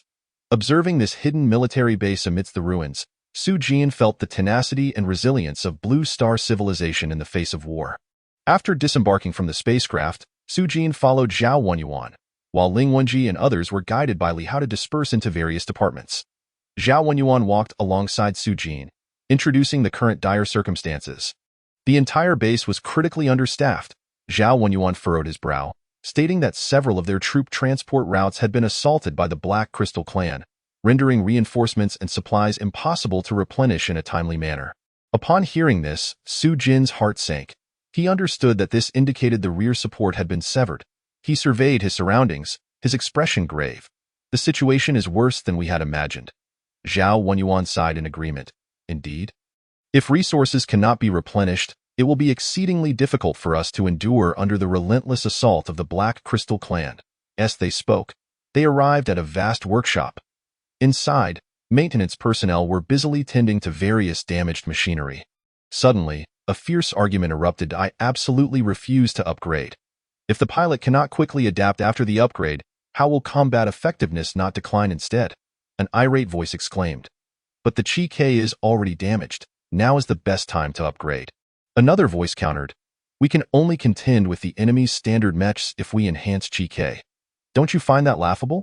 As Su Jin and Zhao Wenyuan approached, they discovered two elderly men engaged in a heated dispute before the Chi Quebec, to Su Jin's astonishment. One of the elderly men was his mentor, Old AI Master. Su Jin exclaimed in surprise. Hearing the familiar voice, Old AI turned abruptly, his eyes widening. Su Jin, how did you end up here? Didn't the space elevator you took get cut off? With slightly reddened eyes, Su Jin rushed over and grasped Old AI's hand tightly. Master, I was fortunate to survive. Old AI's eyes also glistened with moisture as he patted Su Jin's shoulder. As long as you're alive. That's all that matters. The surrounding maintenance personnel paused their work, gathering around to scrutinize the disciple who had caused Professor AI such worry daily. The elderly man, who had been arguing with Old AI, approached with a stern expression, his silver hair glinting coldly in the sunlight. His prominent hawk-like nose was particularly noticeable, and every wrinkle on his face seemed to narrate the tales of time. Clad in a somewhat worn work uniform stained with oil, it appeared to speak of his passion and dedication to machinery. The stubbornness radiating from him demanded respect. Your reunion is indeed a joyous occasion. But let us not forget that our immediate priority is to discuss the upgrade of Chi Quebec. The old man's tone was serious and resolute, interrupting the joy of their reunion. Chapter 74. I can't overcome this challenge. Upon hearing this, Professor AI swiftly wiped away his tears and shot the old man a glare, his voice filled with frustration. Old Xiao, are you ever going to think before you make decisions? Haven't I already stated that recklessly upgrading Chi K is tantamount to courting death? Maintaining our current combat effectiveness is already a commendable achievement. However, the old man scoffed dismissively. If we do not upgrade, we are merely awaiting our demise. Rather than sitting idle, we should take bold action. His piercing gaze shifted to Zhao Wenyuan. Since you, the pilot, are here, you shall decide. Suddenly being called out, Zhao Wenyuan appeared somewhat flustered. He glanced between the two legendary figures in the federal technology sector. A bitter smile creeping onto his face. He understood that both men had notoriously eccentric temperaments and were not to be trifled with. Old Xiao, Zhao Wenyuan stammered, his gaze flickering between the two elders. Clearly torn. Old Xiao, Xiao Yin, a legendary figure on par with Professor AI in the federal technology community, now fixed his deep-set eyes upon Zhao Wenyuan, awaiting his response. Xiao Yin, Su Jin looked at the elderly man with the prominent hawk-like nose in shock. The name was indeed thunderous in his ears. He never expected to meet the man in person today. Qiu Yin, a technological giant whose reputation rivaled that of Professor AI, was a towering figure in the federal technology arena. In Su Jin's mind, his renown even overshadowed that of Professor AI. After all, he had heard of Qiu Yan's legendary status long before he was aware of Professor AI's fame. This elder was known for his tenacity and eccentricity. It was said that the Federal High Command once convened a special meeting due to his volatile temperament, ultimately deciding to assign this technological luminary to the Heavenly Palace. Previously, Su Jin had considered this rumor a mere jest. But now standing before old Qiu, he began to question the veracity of such tales. At that moment, Zhao Wenyuan felt as though he were caught between two formidable forces, utterly conflicted. He hesitated, clearly unable to make a decision amidst the debate between the two elders. He fully understood that he was the only pilot in the Federation with any hope of countering the imminent arrival of the black crystal customized mechs. The other mechs had already fallen to ruin in battles against the standard black crystal mechs.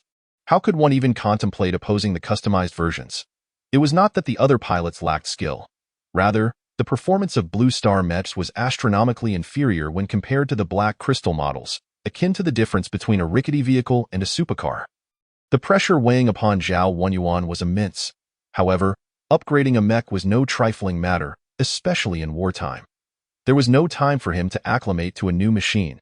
If he could not adapt swiftly, combat effectiveness would plummet, and reverting to the original state would prove exceedingly difficult. Just as Zhao Wenyuan hesitated, old Qiu's thunderous reprimand resounded like a clap of thunder. Why are you being so wishy-washy? You sound just like old AI. Do you think we can avoid death by not upgrading? Your ostrich mentality is truly contemptible. Old Qiu, can you not think before making decisions? This is war, not child's play, old AI retorted. His neck veins bulging with anger as he shouted at old Qiu. Old Qiu stood his ground, his eyes wide, as he locked gazes with old AI, their stares seemingly igniting sparks. The intensity of their auras compelled those around them to involuntarily step back. Wary of being singed by their fiery tempers, amidst this palpable tension, Su Jin suddenly interjected. Though his voice was soft, it flowed like a gentle stream, instantly alleviating the charged atmosphere. Upgrading Qi may not be unfeasible at this juncture. Everyone turned to Su Jin, his words immediately capturing their attention. Haha. Old Qiu was the first to react, sizing up Su Jin with an appreciative expression. Look at that. Your disciple is far superior to you. Old AI, did you pick him up from a mental institution? Such a young lad, yet he speaks so boldly.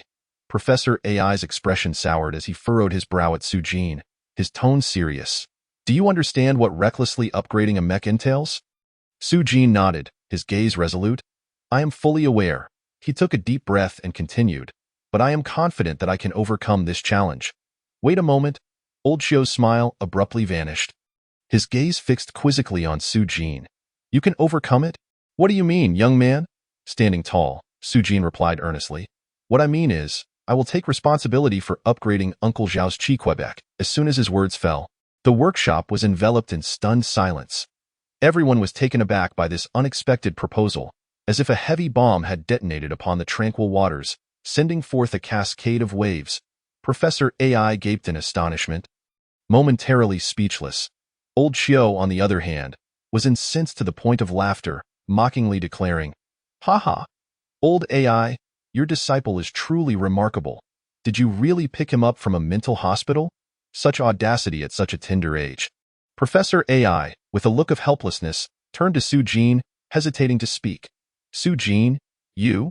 He genuinely did not know how to evaluate Su Jin's grandiose declarations, even beginning to doubt whether Su Jin had lost his mind. Yet, Su Jin appeared exceptionally resolute. He turned to Zhao Wenyuan beside him and inquired, Uncle Zhao, do you believe in me? Zhao Wenyuan met Su Jin's determined gaze, and an inexplicable sense of trust surged within him, prompting him to exclaim, I believe in you. Qiu Yan's eyelids twitched, incredulously asking, Zhao Wenyuan, are you also out of your mind? Professor AI anxiously urged, General Zhao, you cannot gamble with the future of Blue Star. And just alongside Su Jin, he sensed that events were spiraling into an uncontrollable direction. However, Zhao Wenyuan solemnly declared. My life was saved by Su Jin. I trust him. Su Jin took a deep breath, striving to convince Professor AI and Qiu Lao of his determination. Qiu Lao, master, please believe me. I am not insane. I would never jest with our homeland, nor would I lead everyone to their demise. Professor AI, gazing into Su Jin's steadfast eyes, suddenly recalled his previously displayed unusual behavior. A flicker of realization crossed his mind, compelling him, almost against his will, to grant Su Jin an opportunity. All right, I shall grant you one chance. As the words escaped his lips, he felt an inkling of madness himself. Qiu Yin burst into hearty laughter, approvingly stating, You have guts, kid. I admire you. This time, I'll indulge your madness. With that, he nodded in agreement. The maintenance crew stared in wide-eyed astonishment, never expecting that a compromise between Qiu Yin and Professor AI would be found through a mere child. Even more shocking was the fact that the monumental task of upgrading Cheek had been entrusted to this child. Despair filled their hearts. They believed Blue Star was doomed this time. Yet, as the highest commanders, Qiu Yin and Professor AI's decision was irrevocable.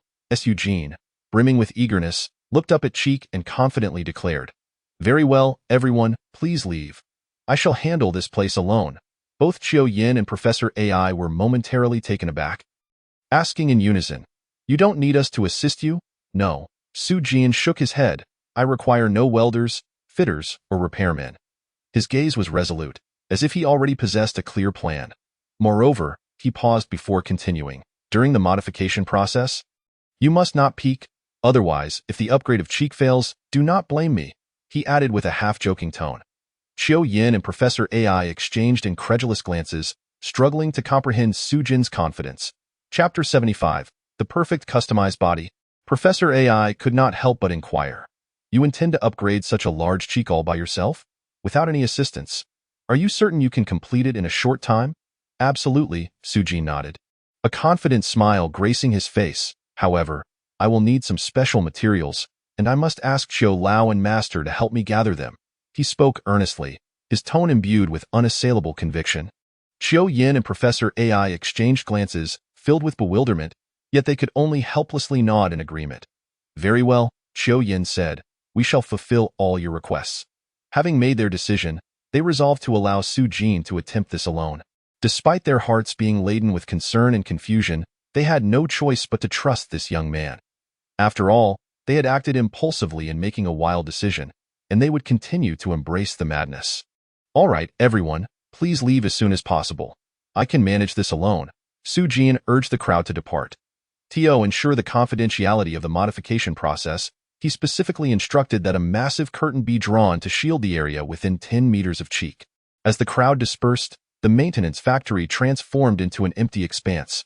Only Su Jin remained, standing before the colossal Cheek. He took a deep breath, placing his hand upon the machine's body.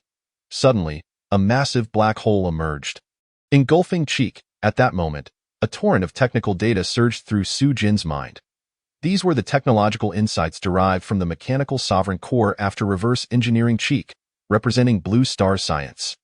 However, compared to the unfathomable Death Star technology, these technologies appeared rather trivial, merely adding a small piece to the puzzle of the palace of technology that Su Jin had mastered.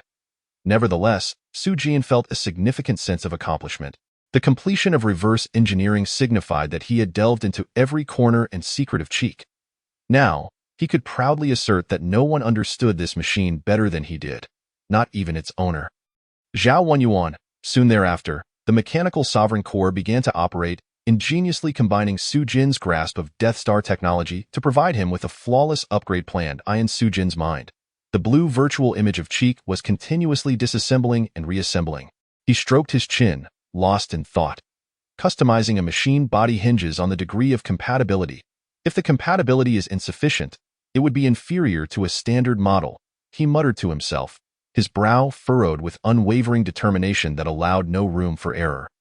Suddenly, a spark of inspiration ignited in his eyes, and he slapped his forehead excitedly. Of course! The mechanical sovereign core can not only calculate and design based on existing data, but can also optimize according to the provided materials. This crucial point had nearly slipped his mind. Uncle Zhao, I require some blood samples, Su Jin calmly requested through the intercom, directed at Zhao Wenyuan outside. Shortly thereafter, an adorably clumsy little robot cautiously entered Su Jin's workspace, carrying a vial of Zhao Wenyuan's blood sample. "Thank you." Su Jin smiled as he accepted the test tube, signaling the little robot to depart. He gazed at the blood within the vial, astonished.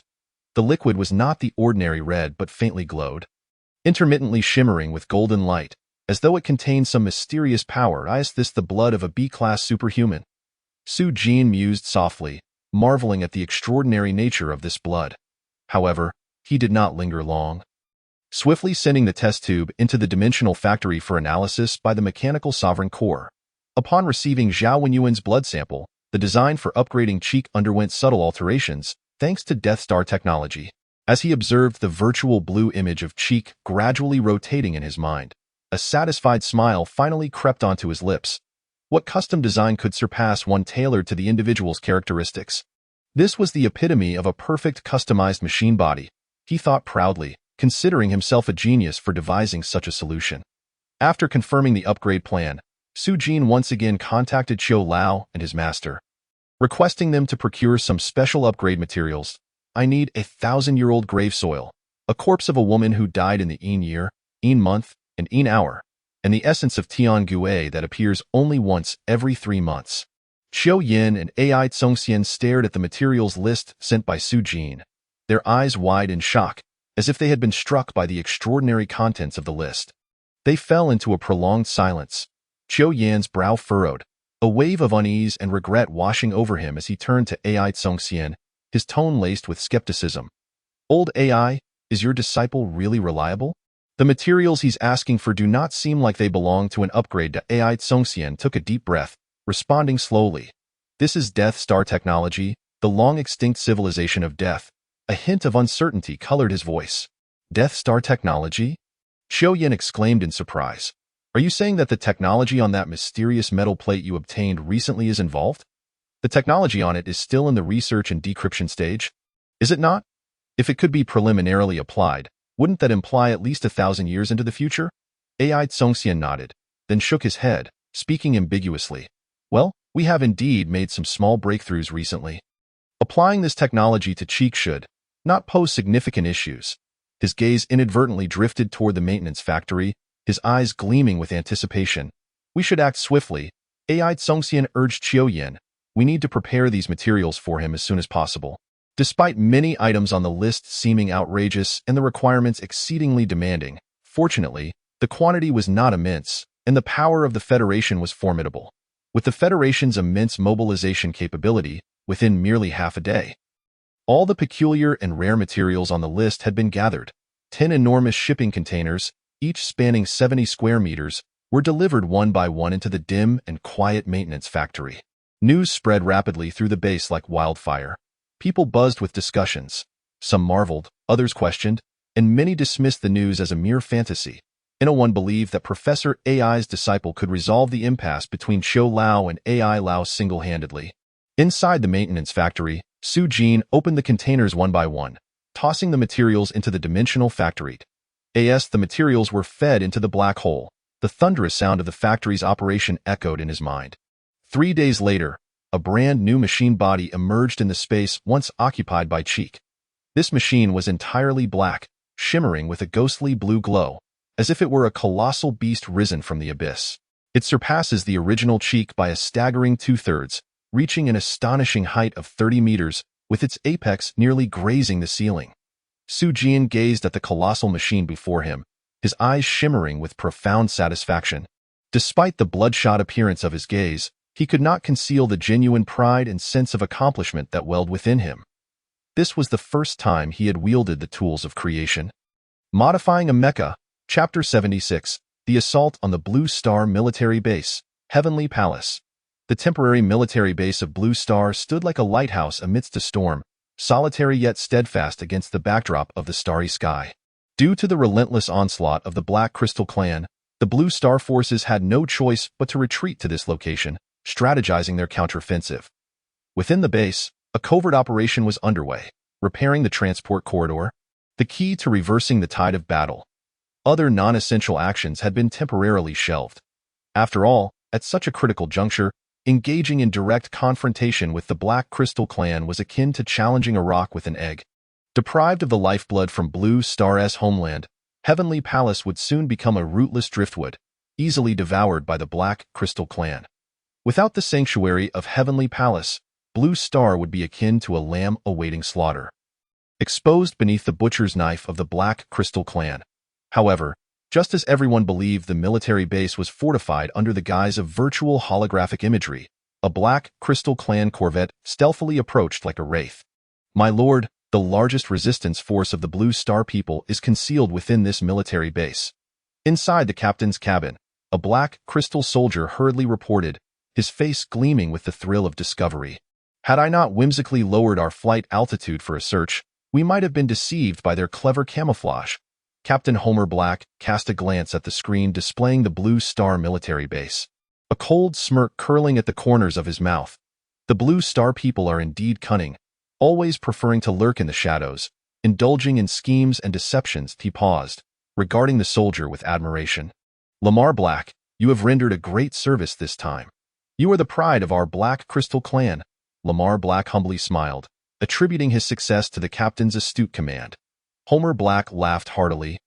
Clearly pleased by the flattery, he fixed his steely gaze on the military base displayed on the screen. "All hands, heed my command. Let us utterly annihilate these tenacious pests." At his command, the entire corvette seemed to transform into a beast awakening from slumber. The Black Crystal corvette gradually adjusted its angle, the cannon muzzle slowly elevating, aiming at the distant Blue Star military base. In an instant, the warship seemed charged with latent power, ready to unleash devastation. "Fire!" Captain Homer Black commanded. The energy weapons aboard the corvette opened fire first, high-energy beams slicing through the starry expanse, bearing the weight of destruction as they hurtled toward the military base. These beams traced dazzling trajectories in the night sky, reminiscent of meteors, yet imbued with lethal threat. Following closely, the missile launch systems activated, missiles soaring like bullets from a chamber, trailing flames as they whistled towards the military base. The artillery on the corvette joined the fray, massive barrels exhaling tongues of fire, shells carving arcs in midair before crashing into the military base. Each barrage triggered violent explosions, flames soaring into the sky, smoke enveloping the surroundings. The entire cosmos was illuminated by this fierce confrontation, a cacophony of fire, smoke, and explosions intertwining. The sudden assault caught the Blue Star forces off guard. However, the command center swiftly reacted, activating anti-aircraft artillery, missile interception systems, and energy shields in a bid to withstand the onslaught. Yet, the ferocity of the Black Crystal Clan's attack proved overwhelming, rendering the Blue Star defenses inadequate. The Blue Star military base teetered on the brink of collapse under this tempestuous assault, akin to a solitary boat amidst raging winds and towering waves. Each cannon strike, each sweeping beam, inflicted severe damage upon the base's facilities and resulted in heavy casualties. "Quick, Zhao Wenyuan, go find Su Jin. Bring him to the escape ship. We must leave at once." Professor Ai Tsongxian donned his military uniform, his expression grave as he focused intently on the surveillance screens. As the highest commander of the military base and a federal major general, he bore significant responsibilities. Zhao Wenyuan stared at Ai Tsongxian in shock. "Escape? I cannot flee. I must stay and fight. That is an order." Ai Tsongxian declared resolutely, "Su Jin is our most talented mechanic. As long as he lives, there is hope for Blue Star. You must ensure his safe departure. This is our strategic retreat, not a flight." Though reluctant, Zhao Wenyuan saluted, swiftly turning to search for Su Jin. At that moment, Qiu Yin entered the command room, regarding Ai Tsongxian with a calm demeanor. "I never anticipated we would fight side by side in the end." Ai Tsongxian smiled faintly. "Indeed, old friend, let us give our utmost for Blue Star." The two exchanged a knowing glance, their unspoken understanding rendering words unnecessary. Ai Tsongxian promptly issued a series of commands, yet the relentless assault of the Black Crystal Clan continued unabated. He then turned to Qiu Yin. "I have a plan. We can deactivate all defensive systems and feign surrender to lure the Black Crystal Clan down. Then, we activate the self-destruct mechanism, ensuring mutual destruction." Qiu Yan's eyes widened in astonishment. "How reckless! I support you." With the collaboration of all, the plan commenced with fervor. Ai Tsongxian and Qiu Yin stood before the command room window, silently gazing at the starry sky, aware that this might be their final glimpse of its beauty. Yet, their eyes were filled with determination and resolve. For Blue Star, they would not waver as the defensive systems of the Blue Star military base extinguished one by one. The cannon fire in the starry sky momentarily ceased. The scene appeared to freeze. On the black crystal corvette, the atmosphere grew tense. Captain Homer Black surveyed the Blue Star military base below, a cold smile playing on his lips. He erupted into boisterous laughter, his voice echoing on the bridge. Ha! It seems these stubborn Blue Star people have finally realized their resistance is futile and have chosen to surrender. He turned and strode towards the control console, issuing commands as he walked. Prepare for landing. We shall take prisoners. The high-ranking officials of Blue Star will be valuable resources for us, aiding in our dominion over Blue Star. The staff officer standing nearby furrowed his brow, a note of concern in his voice. Sir, could this be a trap? His expression was etched with caution. Homer Black halted, glancing at the officer with a trace of disdain in his eyes. Humph, and if it is a trap? The weapons and equipment of the Blue Star people are akin to child's play to us. Their attacks are as inconsequential as a mere tickle. Even if they have a scheme, can they truly turn the tide? Hearing this, the staff officer, though still harboring doubts, dared not voice them further. He understood Homer Black's character. This man bore a narrow mind and harbored grudges. If he spoke out of turn, and it turned out his worries were unfounded, he would undoubtedly face the captain's ire in the future. Thus, the officer could only bow his head in agreement.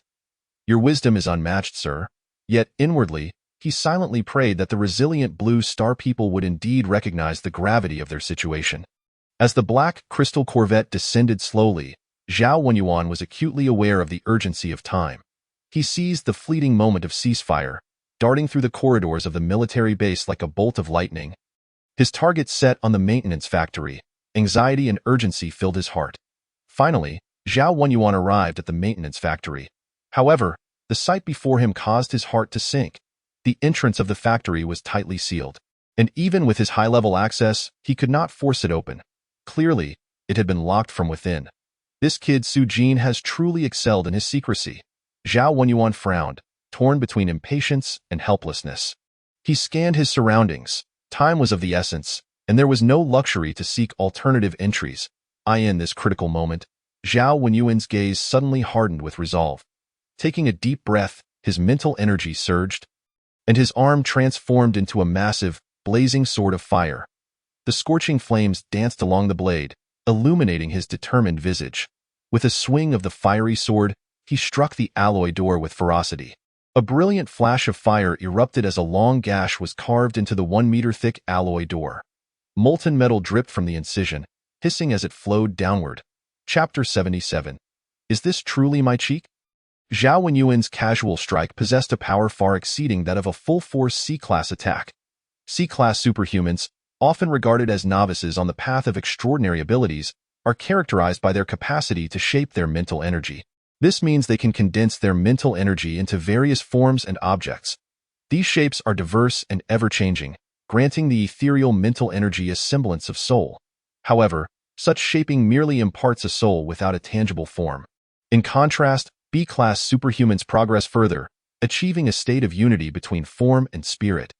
They not only endow their mental energy with a soul but also a body. This is their hallmark. Superhumans can merge their shape-shifted mental energy with their physical form. For a brief duration, they can transform into fearsome non-human entities, akin to deities or demons emerging from myth, wielding unparalleled strength. As the ancients said, the tangible is termed the vessel, the intangible is termed the way.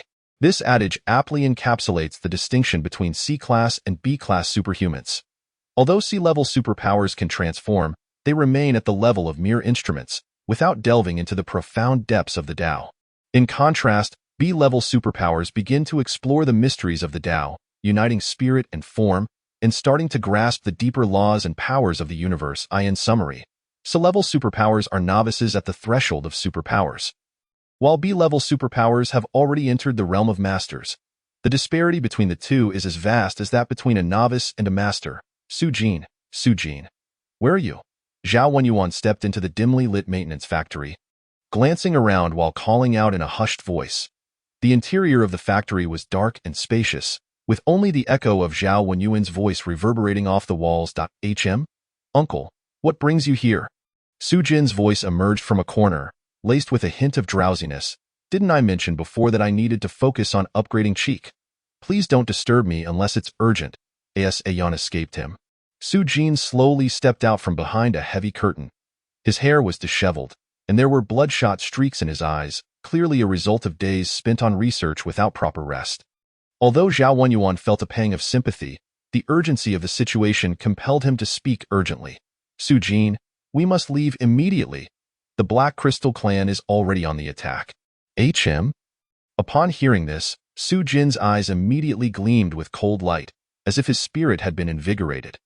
Uncle, are you saying the Black Crystal clan is attacking? Then we should prepare to confront them. Not flee, sigh. I too wish to fight them to the end. Zhao Wenyuan sighed, his face revealing helplessness and bitterness, but at this moment, it seemed that no one at the military base could withstand the onslaught of the Black Crystal clan. He paused for a moment and continued, It was old AI who sent me to find you. He said you are the most gifted mechanic on Blue Star, and as long as you are alive, there is still hope for Blue Star. Zhao Wenyuan's words were filled with urgency and helplessness as he fixed his gaze on Su Jin, hoping he would comprehend the gravity of the situation.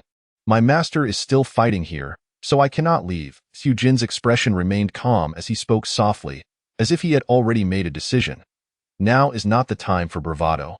Zhao Wenyuan urged anxiously, staying here is tantamount to seeking death. Do you really think you can defeat the Black Crystal clan? Don't squander the chance your master has risked his life to provide. Uncle, I truly cannot. Su Jin smiled mysteriously and slowly pulled down the curtain behind him. However, it can, Su Jin whispered, his eyes shimmering with determination. What exactly is it? Zhao Wenyuan asked in astonishment, his gaze probing the darkness behind Su Jin. But he could see nothing. Behind Su Jin, a profound darkness seemed to envelop him. This darkness was so pure, resembling a black hole, swallowing the feeble light around it, rendering its secrets unfathomable. Uncle, it seems the power is out here. Did you bring a light? Su Jin attempted to call his smart assistant to turn on the lights, but received no response. He scratched his head in frustration, appearing somewhat embarrassed. Didn't he bring a light? Zhao Wenyuan pondered for a moment, then suddenly a glimmer flickered in his eyes. But I do have a way to illuminate this place. With a casual wave of his hand, sparks erupted forth. These sparks gently floated onto the burlap curtain behind Su Jin, igniting instantly. The flames spread rapidly, soon engulfing the entire curtain in a roaring blaze. Under the fiery glow, beads of sweat appeared on Su Jin's forehead, and the hairs on his skin curled from the heat. He stepped back slightly to evade the scorching flames, while Zhao Wenyuan stood frozen, seemingly oblivious to the inferno surrounding him. This is, he stared wide-eyed, incredulously observing the scene before him. This is the upgraded Cheek. Su Jin shielded himself from the heat, proudly introducing his creation to Zhao Wenyuan. Zhao Wenyuan gazed dumbfounded at the colossal figure before him. The upgraded Cheek was immensely larger, entirely black as jet in the flickering light. The body shimmered with an ethereal blue glow. Suddenly, the flames leapt onto the body of Chi-Chu, the moment of contact. The flames transformed from a bright red to a deep blue. This azure flame did not radiate heat. Rather, it exuded a chilling aura, causing the temperature in the surrounding space to plummet by several degrees. The flame's heart was pale and eerie, invoking an uncanny yet mysterious sensation, as if it hailed from the depths of hell. Zhao Wenyuan fixated on the mech before him. Its size had increased by 2/3 compared to the original Cheek, and its appearance had undergone a radical transformation. This mech emanated a unique chill and mystery reminiscent of an emissary emerging from the abyss of hell. Though Zhao Wenyuan could not ascertain whether such a realm truly existed, the mech before him undeniably sparked such associations. It radiated a frigid aura, as if the icy winds of hell were sweeping through layers of molten rock. The design of the mech's head was terrifying.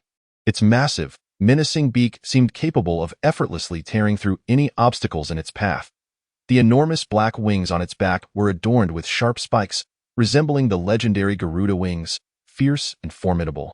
Its limbs had been transformed into sharp claws, rendering the entire mech akin to a beast that had escaped from hell, exuding a chilling presence.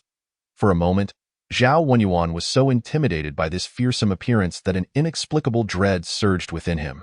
He shook his head vigorously, pinching himself to dispel this irrational fear. "Is this truly my cheek?" he asked in shocked. "Of course," Eugene replied with certainty. "This is tailored specifically for you." Zhao Wenyuan's eyes sparkled with the fire of battle. "So, can it move now? I want to use it to entertain our guests from afar." The eerie mech before him ignited an impulsive urge to leap into action. Chapter 78. Hate the heavens without a handle. Hate the earth without a ring. Sujin awkwardly scratched his nose. "It can move, but I don't know how it moves." Regarding the mech he had personally modified, Sujin felt a twinge of helplessness. After completing the modifications, he had attempted to activate it for a trial run. However, curiously, he could not find the cockpit. This may sound absurd, but it was indeed the truth.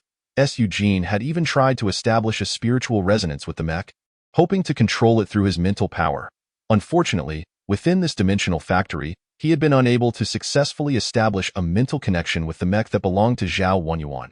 He speculated that perhaps only when the system fully recognized it as his own machinery could such a profound spiritual resonance occur. "You don't know how to move it?" Zhao Wenyuan's eyelids involuntarily twitched, his expression a mix of confusion and anxiety. "Then how am I supposed to pilot it?" Sujin replied earnestly. "By intuition." He was not joking. He firmly believed that this mech, designed exclusively for Zhao Wenyuan, could only be activated by Zhao Wenyuan himself. Zhao Wenyuan gazed at Sujin in silence, a torrent of mixed emotions swirling within him, uncertain of what to say. Yet, faced with the current situation, he had no choice but to attempt to operate it based on Sujin's intuition. He stepped toward the upgraded cheek, and the surrounding flames seemed to possess a life of their own, parting to create a path for him. Zhao Wenyuan took a deep breath, cautiously placing his palm against the mech's body. He was unclear on why he was doing this, but as he approached the mech, his instincts guided him to complete this action. The moment his palm made contact with the mech, a wave of icy sensation washed over him. Immediately after, his heart began to race. Thump, thump, thump. The sound of Zhao Wenyuan's heartbeat echoed in the vast space, powerful and resonant like a drum. Even more bizarrely, the internal mechanisms of the mech echoed in sync with his heartbeat. Sujin stared in astonishment at this extraordinary phenomenon, having not anticipated such an occurrence. As his heartbeat quickened, Zhao Wenyuan's face gradually flushed, and he gritted his teeth, as if enduring immense pressure. He felt as though his heart might leap out of his chest. At this moment, he was filled with shock and confusion towards Sujin. What on earth had this kid concocted? Finally, unable to bear the pressure any longer, Zhao Wenyuan spat a mouthful of blood, splattering it onto the mech. The blood rapidly seeped into the mech's interior, disappearing from sight, while the surface of the mech illuminated with an ethereal blue glow. At that moment, Zhao Wenyuan suddenly felt an indescribable, mysterious connection forming between him and the mech before him. A thought crossed his mind, and the mech's avian head emitted a ghostly glow, enveloping him entirely. In the next instant, his figure vanished from sight. Buzz! The moment Zhao Wenyuan entered the mech, the reactor at its chest suddenly ignited, emitting a resounding hum. The entire mech seemed to awaken from slumber, and mysterious patterns began to emerge from the previously dark body. The reactor erupted with a vast amount of death energy, which flowed through the mech like blood, permeating every corner. "Sujin, you little rascal. You've truly presented me with an unprecedented gift." Zhao Wenyuan's voice resonated from within the mech, deep and sharp, reminiscent of a soul-reaping messenger, sending chills down the spine. Sujin, with an eagerness to comprehend the client's experience, eagerly inquired, "Uncle, what peculiar sensations did you encounter upon entering the mech?" Zhao Wenyuan, immersed within the confines of the machine, pondered for a moment and replied, "The interior of this mech is simply unfathomable. I cannot locate any control panels. The moment I stepped inside, I felt as though I had become one with the machine, as if I were it, and it were me, our essences intertwined. This sensation. Alas, I find myself at a loss for words to adequately convey it. This is certainly unlike any mech produced by the Federation." He attempted to clench his fists, only to feel an overwhelming surge of power welling up within him. The mech's claws tightened in response, emitting a jarring metallic clash. There was no sense of delay whatsoever. At that moment, Zhao Wenyuan felt as though his previous mechs were mere relics of the past. Archaic and obsolete. Standing nearby, Su Jin listened intently, endeavoring to envision that extraordinary feeling. Excitement sparkled in his eyes as he suggested, "Uncle, this space is far too confined to fully unleash the capabilities of the mech. Why not step outside and test the upgraded mech?" Zhao Wenyuan, within the machine, concurred wholeheartedly, and with a slight nod, he signaled his agreement. In that instant, however, Zhao Wenyuan felt an inexplicable sense of frustration, as if confined within a narrow space. A surge of determination coursed through him, and the machine burst through the wall with a resounding crash, creating a massive hole in the repair facility. The sudden commotion immediately captivated the attention of everyone within the military base. Curious gazes turned toward the repair facility, bewildered by the unexpected occurrence. Even the Black Crystal clan aboard their escort ship halted their descent, startled by the sudden cacophony. They swiftly directed their wary eyes towards the repair facility, filled with apprehension. "What on earth is that?" Voices of astonishment echoed, as all eyes fixated upon the menacing silhouette of the enormous black bird hovering above the repair facility. In the command room, AI Zhongxian's pupils dilated in shock, and after a brief moment of astonishment, an uncontrollable excitement washed over his face. He had succeeded? What has succeeded? Xiao Yin asked, utterly perplexed. Yet, in the next moment, the entire command room was engulfed in a ghostly blue luminescence. Above the repair facility, the black bird radiated a blinding ethereal glow, enveloping the entire military base as if it were harboring some terrifying energy. At that moment, Zhao Wenyuan, situated within the black bird, felt an unprecedented sense of power surging through him. A fervent desire to unleash this energy welled up within him, compelling him to roar and release the force pinned up inside. The black bird seemed to resonate with his emotions, emitting a piercing cry that announced its arrival to the world. Invisible sound waves reverberated throughout the military base, causing everyone to clutch their ears in pain. Yet the sound penetrated their very souls, rendering it impossible to ignore. Zhao Wenyuan reveled in an overwhelming sense of exhilaration, invigorated by an abundance of power. Simultaneously, Captain Homer of the Black Crystal clan frantically commanded his subordinates, "Quick, blast it to smithereens. The Blue Star people are indeed up to no good." The escort ship swiftly redirected its cannons, aiming at the black bird in the sky, preparing to unleash a charged attack. Boom. Zhao Wenyuan immediately sensed the impending danger. He turned to see the Black Crystal clan's escort ship launching an assault against him. His inner rage ignited instantaneously, as though he had found an outlet for his fury. His murderous intent surged forth. Although he had yet to master the mech's offensive capabilities, the machine seemed to share an unspoken connection with him. The hooked wings behind him unfurled, and the reactor on his chest ignited, then abruptly detonated. Countless death rays erupted forth, hurtling towards the Black Crystal clan's escort ship. With a cacophony of sounds, all attacks from the Black Crystal clan were intercepted mid-air. These assaults seemed to lose momentum, coming to a halt and falling harmlessly to the ground. Yet, innumerable death rays continued their relentless pursuit towards the escort ship. The beams penetrated the vessel, which then inexplicably powered down, plummeting from the sky and crashing to the ground in a thunderous explosion. Everything unfolded with an eerie surrealism. Chapter 79. Beyond comprehension. What on earth is happening? Every individual within the Blue Star military base was taken aback, their eyes wide with disbelief. The Black Crystal clan's escort ship had seemingly self-destructed for no apparent reason. Just as astonishment gripped the crowd, Su Jin stood atop the repair facility, his eyes gleaming with analytical fervor as he meticulously recorded the astounding performance of the death energy in combat. Death energy, this resource stood in stark contrast to the electrical energy, magnetic energy, and nuclear energy we are familiar with. He pondered to himself, initially believing it could only siphon the vitality from living beings. Yet it appeared capable of ruthlessly extracting the vitality from machinery as well. This power was simply beyond comprehension. Each demonstration of death energy left Su Jin in awe. He profoundly realized that the strength of the death civilization far exceeded his imagination, surpassing even the descriptions found in the interstellar game. At this juncture, the mech controlled by Zhao Wenyuan slowly descended from the sky. a profound beam of light emanating from the bird's head and striking the ground.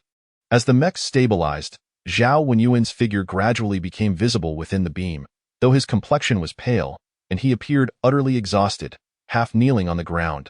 "Uncle!" Su Jin exclaimed, hastily leaping down from the heights of the repair facility. Swiftly reaching Zhao Wenyuan's side. "Uncle, what is the matter?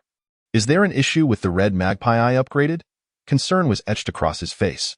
Zhao Wenyuan struggled to muster a smile. "No, Su Jin. Your modifications to the red magpie are absolutely flawless. The issue lies with me." Noticing Su Jin's perplexed expression, he elaborated. "It is my own strength that falls short of your upgraded red magpie. The current red magpie likely requires a peak B-level prowess to truly master it." His words conveyed a sense of helplessness and self-deprecation. The upgraded red magpie had become so formidable, far surpassing his expectations. Su Jin was momentarily taken aback. After listening to Zhao Wenyuan's explanation, he finally grasped the crux of the issue. A wry smile crossed his face as he inwardly chastised himself for the oversight while using the mechanical sovereign core to upgrade the red magpie. He had overlooked a crucial detail. The upgrade plan derived from the mechanical sovereign core was entirely predicated on the best practices of the technology he currently possessed. This had undoubtedly pushed the red magpie to its peak potential, transforming it into a top-tier mech. Yet, it posed a vexing problem. Zhao Wenyuan's abilities had not reached the standards required to pilot such a powerful mech. The upgrade scheme he devised was optimal for the red magpie, but not for Zhao Wenyuan. His capabilities were insufficient to support the operation of this elite mech, and attempting to do so would only impose a heavy burden on his body. Su Jin's face was filled with regret.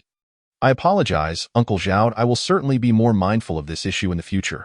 However, Zhao Wenyuan shook his head, gazing at Su Jin earnestly as he said, "No, Su Jin. The one who should apologize is me. It is my strength that is inadequate, unworthy of your outstanding design. I shall strive harder to be deserving of the red magpie you crafted for me." He added with a rueful smile, "You truly are a genius. While others lament the shortcomings of their designs, your creation critiques the capabilities of its pilot." Eugene hastily waved his hand to interrupt Zhao Wenyuan. "Uncle Zhao, now is not the time for us to share blame.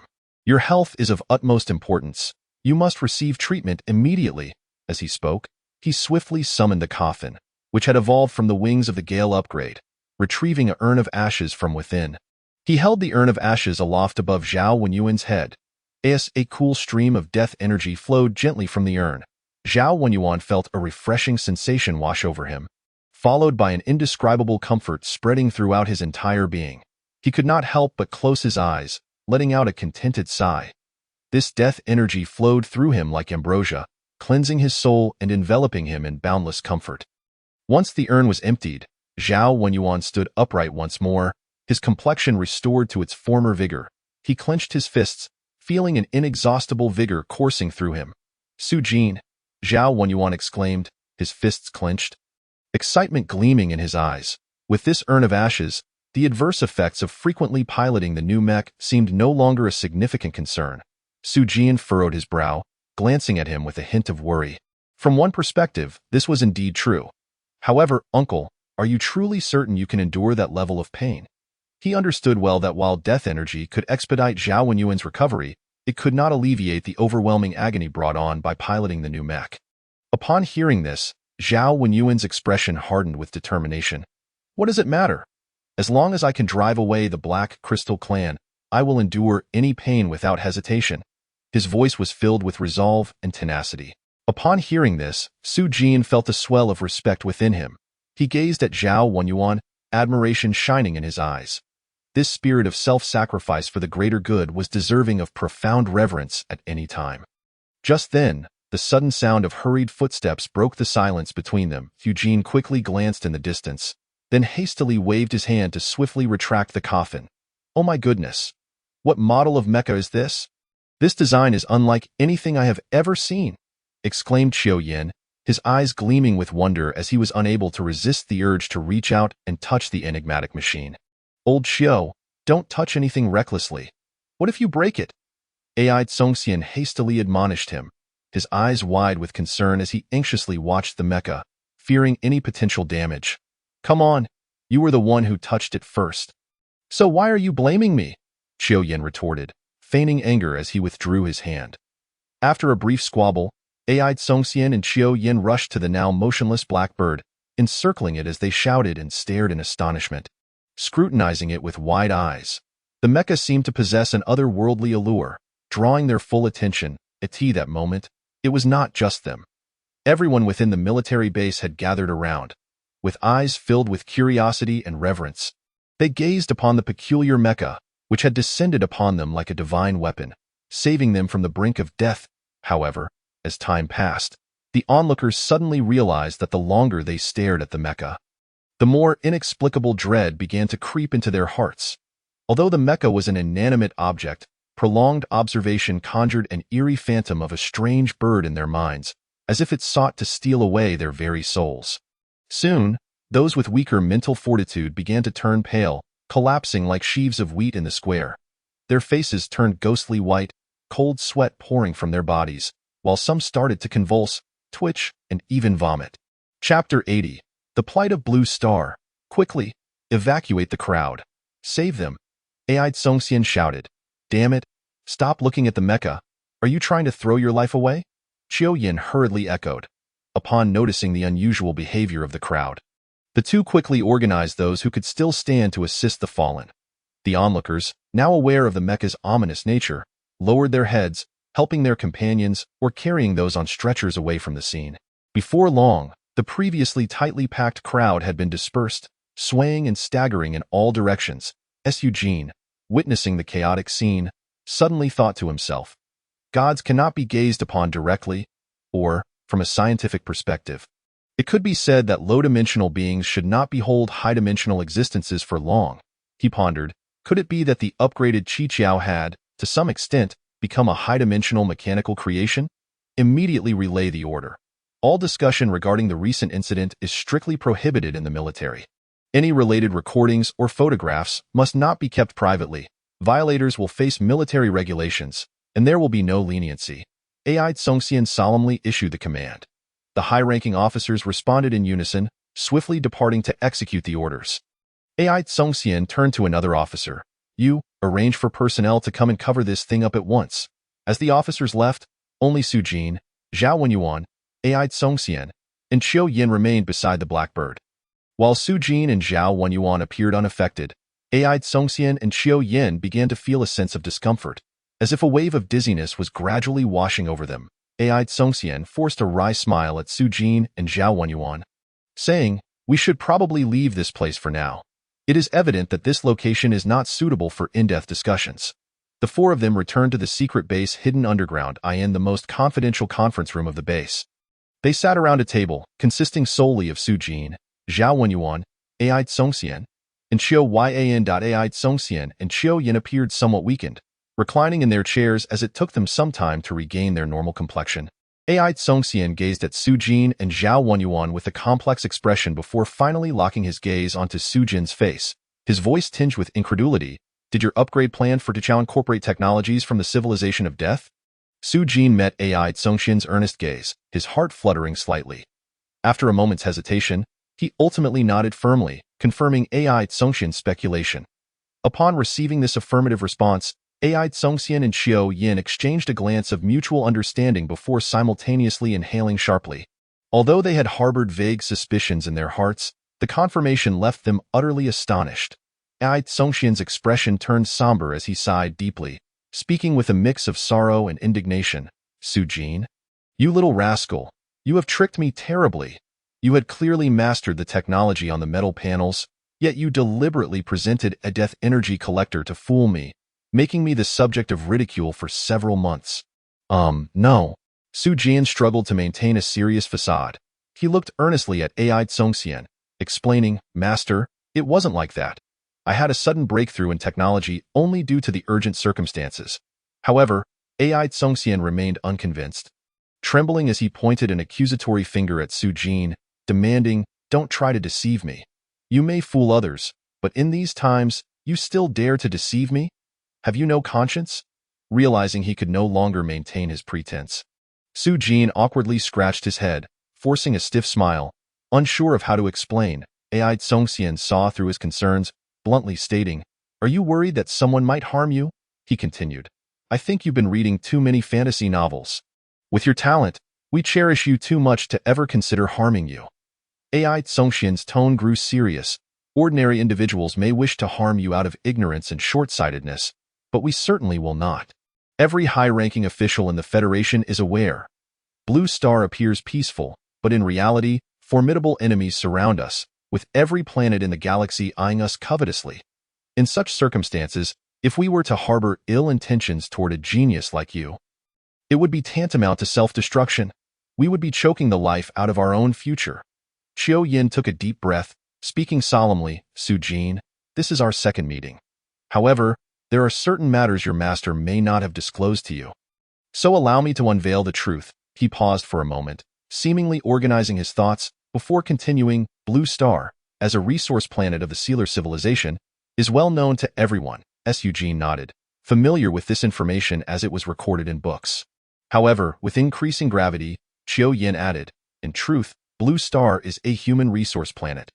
He looked at Su Jin, his eyes shimmering with complex emotions. What sets Blue Star apart from other planets is that we Blue Star people awaken various unique talents. These talents vary greatly, some being powerful while others are weak. At this juncture, a flicker of pain crossed Qiu Yan's eyes. Periodically, the Sealer civilization comes to Blue Star to select a group of exceptionally gifted seeds to take away. These individuals may be trained as warriors for the Sealer civilization, or sold as commodities to other civilizations. He paused, then continued. Those whose talents are overlooked by the Sealer civilization often become prey for other civilizations. They take advantage of the Sealer civilization's negligence to stealthily abduct some Blue Star people. Qiu Yan's voice began to tremble. To prevent our Blue Star from rising, various civilizations have imposed technological embargoes on us in numerous ways. Thus, life for the people of Blue Star is incredibly arduous. Suddenly, he turned to Su Jin, his eyes sparkling with hope. However, your talent and technology has instilled in me the possibility of our Blue Star breaking free from its shackles. Your emergence has given me hope. As he spoke, Qiu Yan's emotions surged, his eyes reddening with tears. He grasped Su Jin's hand tightly, pleading, therefore, I hope you can fully unleash your talent. For the sake of our Blue Star. For our future, you must strive to showcase yourself. Let our planet grow ever stronger. Su Jin was profoundly shaken by Qiu Yan's heartfelt words, his mouth agape in astonishment, rendered speechless. A tumultuous tide surged within him. A myriad of thoughts racing through his mind. He had never imagined that Blue Star's position in the vast universe was akin to fish on a chopping board, at the mercy of others. This astounding reality struck him like a boulder cast into the calm waters of his heart, creating ripples of realization. In that moment, an overwhelming sense of mission surged within him, as if an unseen force was compelling him. He recognized that his previous mindset had been far too narrow. Focusing solely on personal gain and loss, he had overlooked the plight of his entire homeland. For the benefit of the nation, regardless of life or death, should one evade fortune or misfortune? Master, old Qiu, I understand now. Su Jin's eyes glistened with determination as he spoke, his voice imbued with unwavering resolve. He deeply bowed to AI Tsongxian and Qiu Yin, expressing his respect and gratitude for their awakening. Chapter 81. I will not disappoint everyone. Cough, cough. AI Tsongxian cleared his throat twice. Old Qiu is indeed correct. But Su Jin, do not be overly anxious to showcase your talents immediately.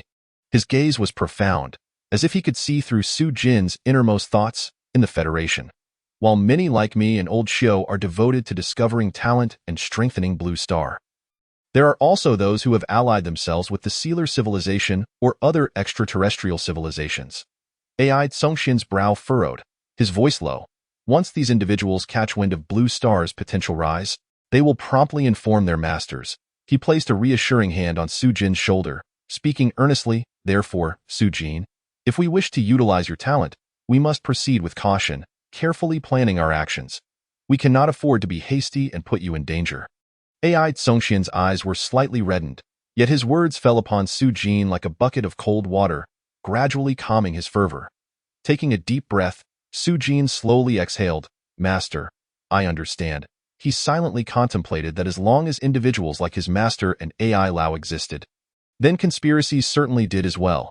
He must remain ever vigilant against such individuals. AI Tsongxian nodded, continuing, for instance, our most crucial task now is to utilize your upgraded cheek to drive away the invading Black Crystal clan.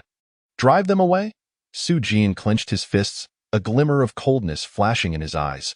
Such an outcome would be too lenient for them. AI Tsongxian detected Su Jin's murderous intent and shook his head with a wry smile. Su Jin, I understand your sentiments, but we must base our actions on the current reality. He pointed to the design blueprint of cheek on the table, stating, your upgraded cheek is indeed formidable, but it is merely a single unit. How can it stand against an entire fleet of the Black Crystal clan? With a sigh, AI Tsongxian added, even if you could create a few more, it would be challenging for us to provide the unique materials you require. He gazed into Su Jin's eyes, earnestly asserting, the materials you need come with excessively stringent conditions. We cannot gather them again in a short period. Su Jin was momentarily taken aback. He had not considered this issue. After all, whenever he provided materials, the Federation would swiftly collect them. However, that did not imply that the resources were inexhaustible. He pondered silently. Regarding the materials needed for upgrading Cheek, he possessed a unique advantage. With the assistance of the interdimensional factory, the materials he required were merely 1/10 of the conventional design amounts, with a guaranteed success rate of 100%. This was undoubtedly an unattainable advantage for others. The resources they consumed were likely several dozen times greater than what Su Jin needed. It was evident that the might of the upgraded Cheek was not without justification.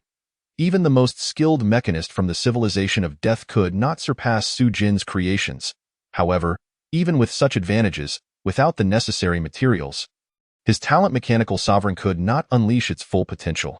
After all, a skilled cook cannot make a meal without rice. But now, must they rely on the formidable Death Star technology? Indeed, Su Jin, Qiu Yin interjected, old AI is correct. Being able to defend the Heavenly Palace with Cheek and repel the Black Crystal clan is already commendable.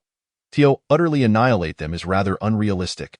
Su Jin furrowed his brows, contemplating for a moment before lifting his gaze to say, since we cannot manufacture more Cheek units, we should attempt to enhance our existing equipment based on the resources at hand. AI Tsongxian, Qiu Yin, and Zhao Wenyuan were momentarily taken aback by Su Jin's words. Exchanging glances, AI Tsongxian inquired with confusion, Su Jin, what do you mean by that? Su Jin offered a slight smile, explaining, perhaps everyone has fallen into a fixed mindset.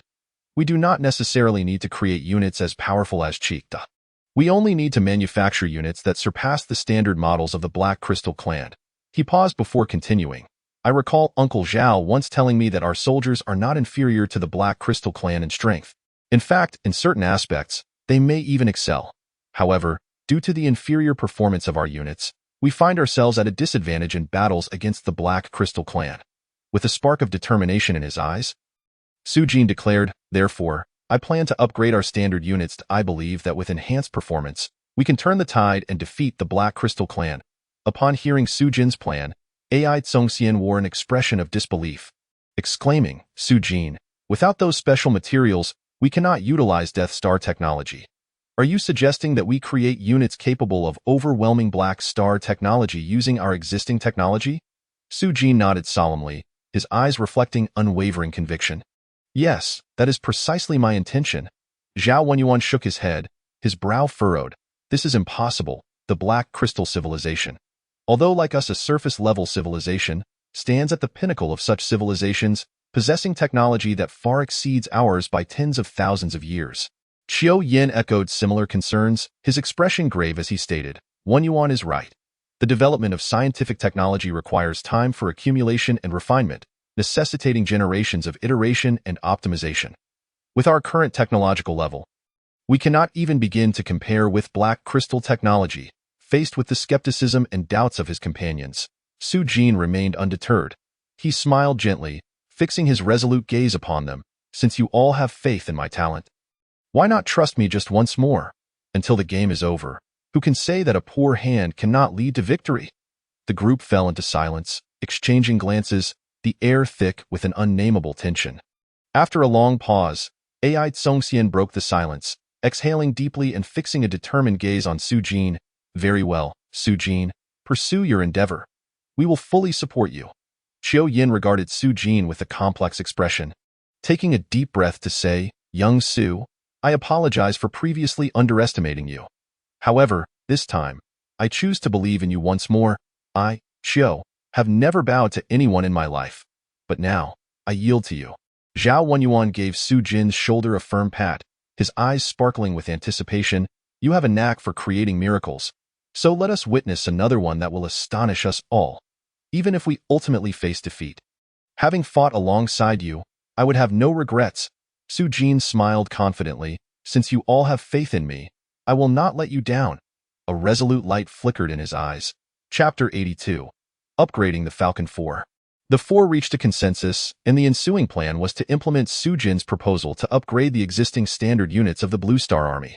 They exited the dim and oppressive conference room, and Su Jin, alongside Ai Tsongxian, Qiu Yin, and Zhao Wenyuan, stepped into the expansive armory. The interior of the armory was dark yet solemn.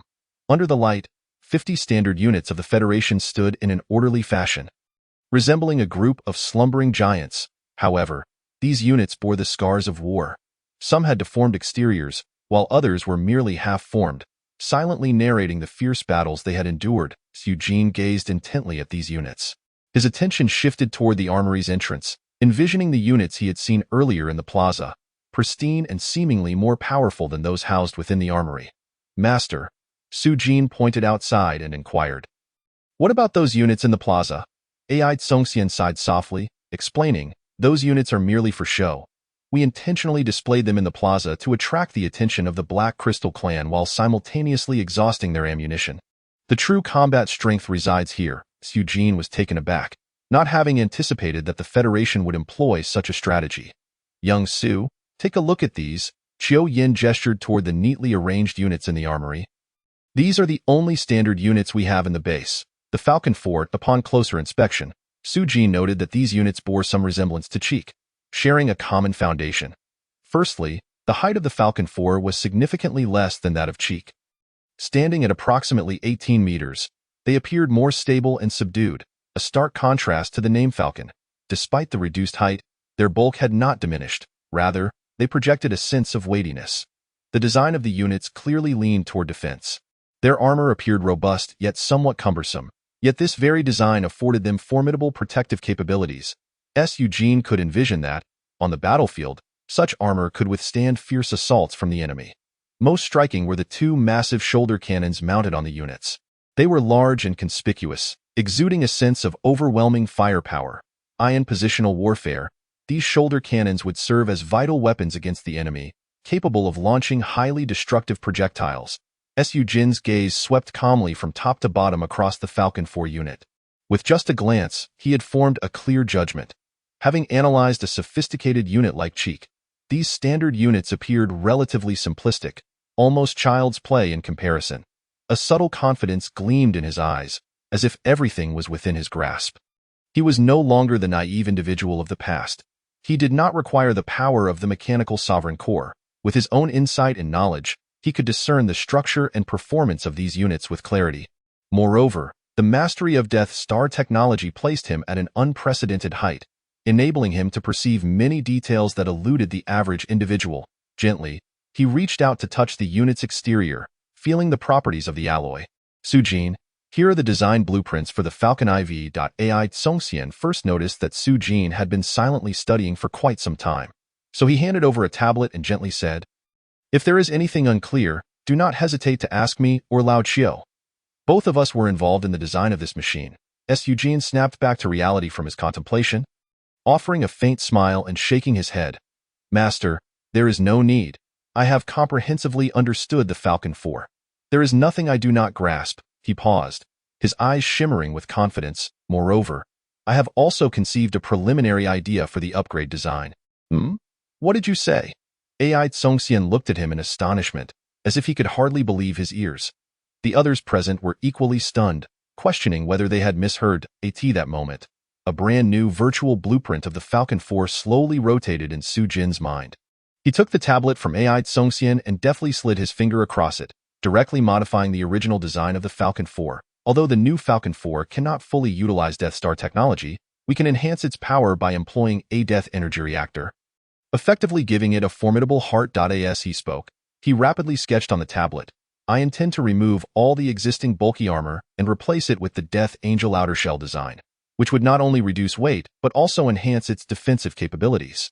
His fingers danced swiftly across the tablet, the speed of his modifications surpassing even his speech, leaving the three onlookers utterly captivated. Zhao Wenyuan, although an outsider, was awestruck by Su Jin's adept maneuvers, feeling an inexplicable admiration. Meanwhile, Ai Tsongxian and Xiao Yin, both well-versed in the field, recognized the brilliance in every alteration Su Jin made on the blueprint in such a short time. He has become so composed? Ai Tsongxian and Xiao Yin exchanged glances, their eyes reflecting profound astonishment and disbelief. They were so taken aback that they found themselves at a loss for words. "This is my design proposal," Su Jin said with a smile, passing the tablet over. "Master, Lao Qiao, please feel free to review it or suggest better design ideas." Ai Tsongxian and Xiao Yin took the tablet in a daze, their gazes flitting across the design, their lips trembling as if they had countless words to say but did not know where to begin. "Master, Lao Qiao, please share any suggestions or thoughts you may have." Su Jin adopted a posture of humility. "Do not worry about my feelings. I am not overly sensitive. You both are my teachers and seniors, and I am certain you can help me identify any oversights." Finally, Xiao Yin could no longer contain himself. His face flushed as he pointed to a corner of the design with a quivering voice. "Why did you choose this particular design here?" Internally, he was in turmoil. "Damn it. It's not that I don't want to offer suggestions, but I simply cannot comprehend." "Here?" Su Jin's gaze fell on the spot Xiao Yin indicated. Explaining his reasoning in detail, Su Jin elaborated. Xiao Yan's expression gradually shifted from confusion to bewilderment. He understood each word, yet together they seemed like a foreign language. "Am I experiencing early onset dementia? But I diligently take revitalizing liquid every year. It could actually be designed this way. Why didn't I think of that?" Ai Tsongxian listened intently, stroking his chin in contemplation. Xiao Yin stiffly turned his head to glance at Ai Tsongxian and then interrupted Su Jin's explanation. Squinting his eyes, "Old Ai, can you truly comprehend what Su Jin just said? Please recite it back to me." Ai Tsongxian paused for a moment. It's that one. You don't understand something so simple. If it's so simple, then recite it back." Xiao Yin pressed on. "Does that even need to be said? Didn't you understand?" Ai Tsongxian stammered, beginning to evade Xiao Yan's gaze. The two engaged in a back-and-forth argument until Xiao Yin finally could no longer tolerate it. Exclaiming loudly, "Old Ai, you actually didn't understand either, did you? What are you pretending for?" Just moments ago, Ai Tsongxian had appeared to grasp everything, leaving Xiao Yin questioning his own life choices. He despised such individuals who feigned understanding.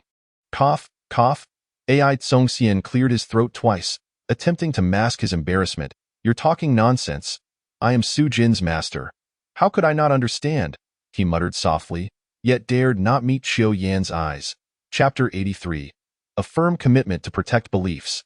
Su Jin's gaze flitted between his master Ai Tsongxian and Lao Qiao. Noticing that the two elders seemed on the verge of a quarrel, he swiftly intervened, grabbing one arm of each and separating them. "Masters, this is not the time for discord. Our immediate priority is to complete the upgrade plan. That is of utmost importance." He paused, presenting a more persuasive reason. "Let us not forget, a Black Crystal Clan escort ship has crashed nearby, and their mothership will soon come searching for the signal." Upon hearing this, Ai Tsongxian and Xiao Yin both recognized the gravity of the situation and fell silent. Although they ceased their argument, the fire of anger still flickered in their eyes, as if they could burn each other with their stares. Su Jin took a deep breath, breaking the tense atmosphere. "Everyone, please step out for a moment. I will handle the upcoming upgrade work alone." Ai Tsongxian and Xiao Yin turned to him simultaneously, confusion etched in their expressions. "You alone? Are you certain you can manage such a substantial workload by yourself?" Su Jin smiled faintly, revealing the confidence deeply rooted in his eyes.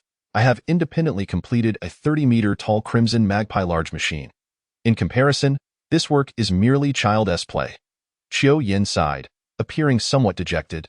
"Alas, I had hoped to work alongside you to enhance my own skills." Ai Tsongxian echoed. "I too wish to witness your craftsmanship." Su Jin reassured them. "Masters, Lao Qiao, we are all progressing together. But now, time is of the essence. If we follow the conventional upgrade process, The Black Crystal Clan may initiate their attack before we can complete our preparations. Wry's smile crossed his face, clearly revealing his helplessness regarding the urgent situation. Since learning of the crisis facing Blue Star, he had been harboring a grand plan. He aimed to utilize his talents to cultivate a team composed of exceptional mechanics and scientists for Blue Star. He understood well that the power of an individual, no matter how brilliant, could not contend with the collective strength of a community. Entrusting the fate of millions to a single person might indeed render that individual a legendary hero within the community, basking in unparalleled glory.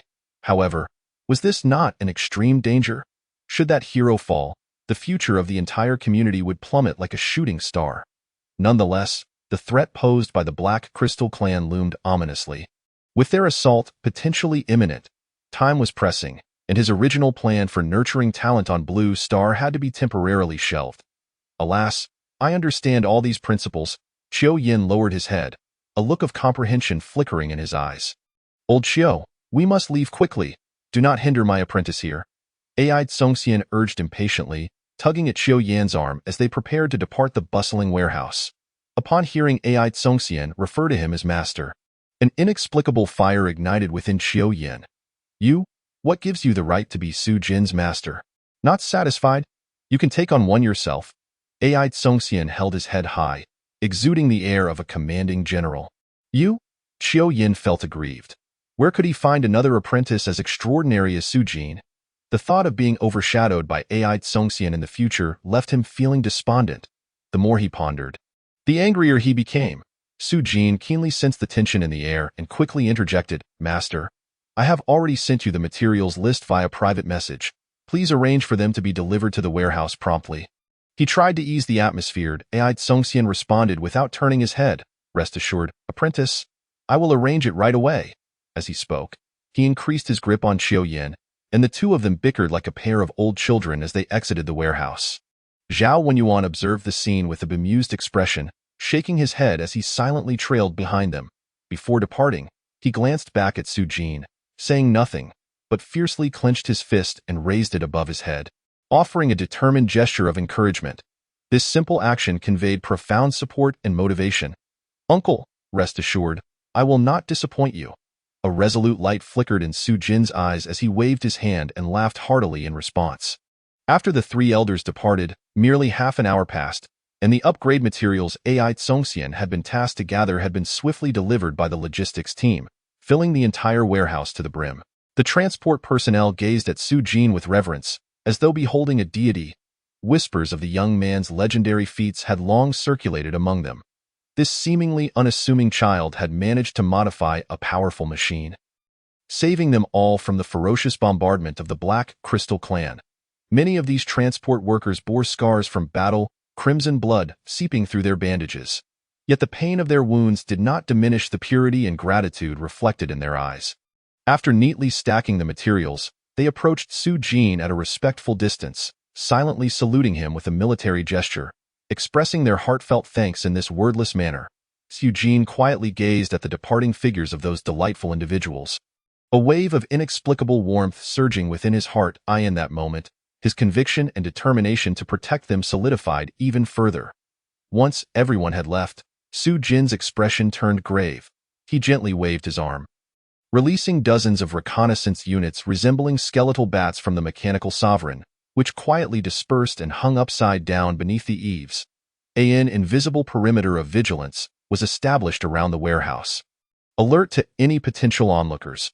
The power he wielded through the mechanical sovereign was astonishingly formidable, bordering on the terrifying, compelling him to exercise utmost caution to prevent any leaks of his secrets. Su Jin inhaled deeply, slowly exhaling. He extended his palm, facing upwards, and began summoning a series of profound black holes. These black holes seemed to possess an infinite gravitational pull, devouring heaps of materials one by one. As his mental energy surged, the range of the dimensional factory black holes expanded correspondingly. Under normal circumstances, the materials here would take him a day and night to absorb completely, yet now, in less than an hour, the mountain of materials vanished at a visibly rapid pace. Notably, these materials were merely 1/10 of the theoretical materials required for the upgrade plan. If calculated by standard quantities, Even this warehouse of over 1,000 square meters might need to be expanded by 5 or 6 times to accommodate them. Typically, Su-jin would demand materials according to the design requirements, leaving 1/10 to complete the task while secretly reserving the remaining 90% for personal use. However, in the current wartime state, with the federal military's supply lines severed and resources critically scarce, contemplating embezzlement would be a gross violation of basic human ethics.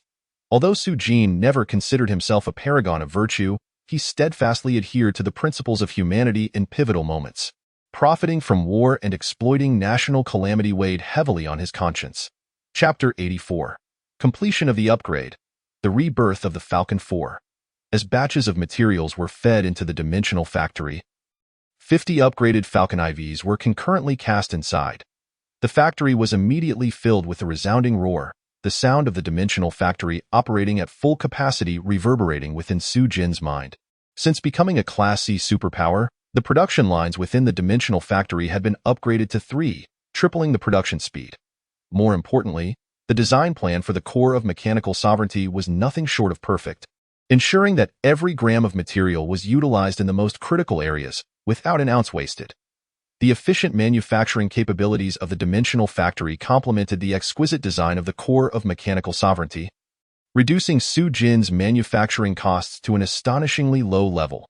Subsequently, he closed his eyes, patiently awaiting the moment of triumphant completion. An hour later, Su-jin slowly opened his eyes. The instant the dimensional factory completed its task, he keenly sensed it. With a gentle wave of his hand, the 50 newly upgraded Falcon IVs lined up neatly in the warehouse, as if awaiting his inspection. These upgraded machines, illuminated by the lights, glistened with a captivating sheen against their jet-black surfaces. Their metallic exteriors were polished to a mirror finish, a stark contrast to the battle-worn and dilapidated forms from 2 hours prior. Su-jin gazed at the rejuvenated Falcon IVs, his heart brimming with anticipation. Having yet to test them in actual combat, he was uncertain of the extent of their performance enhancements post-upgrade. However, judging by their appearance, they had completely shed their former clunky tin can image.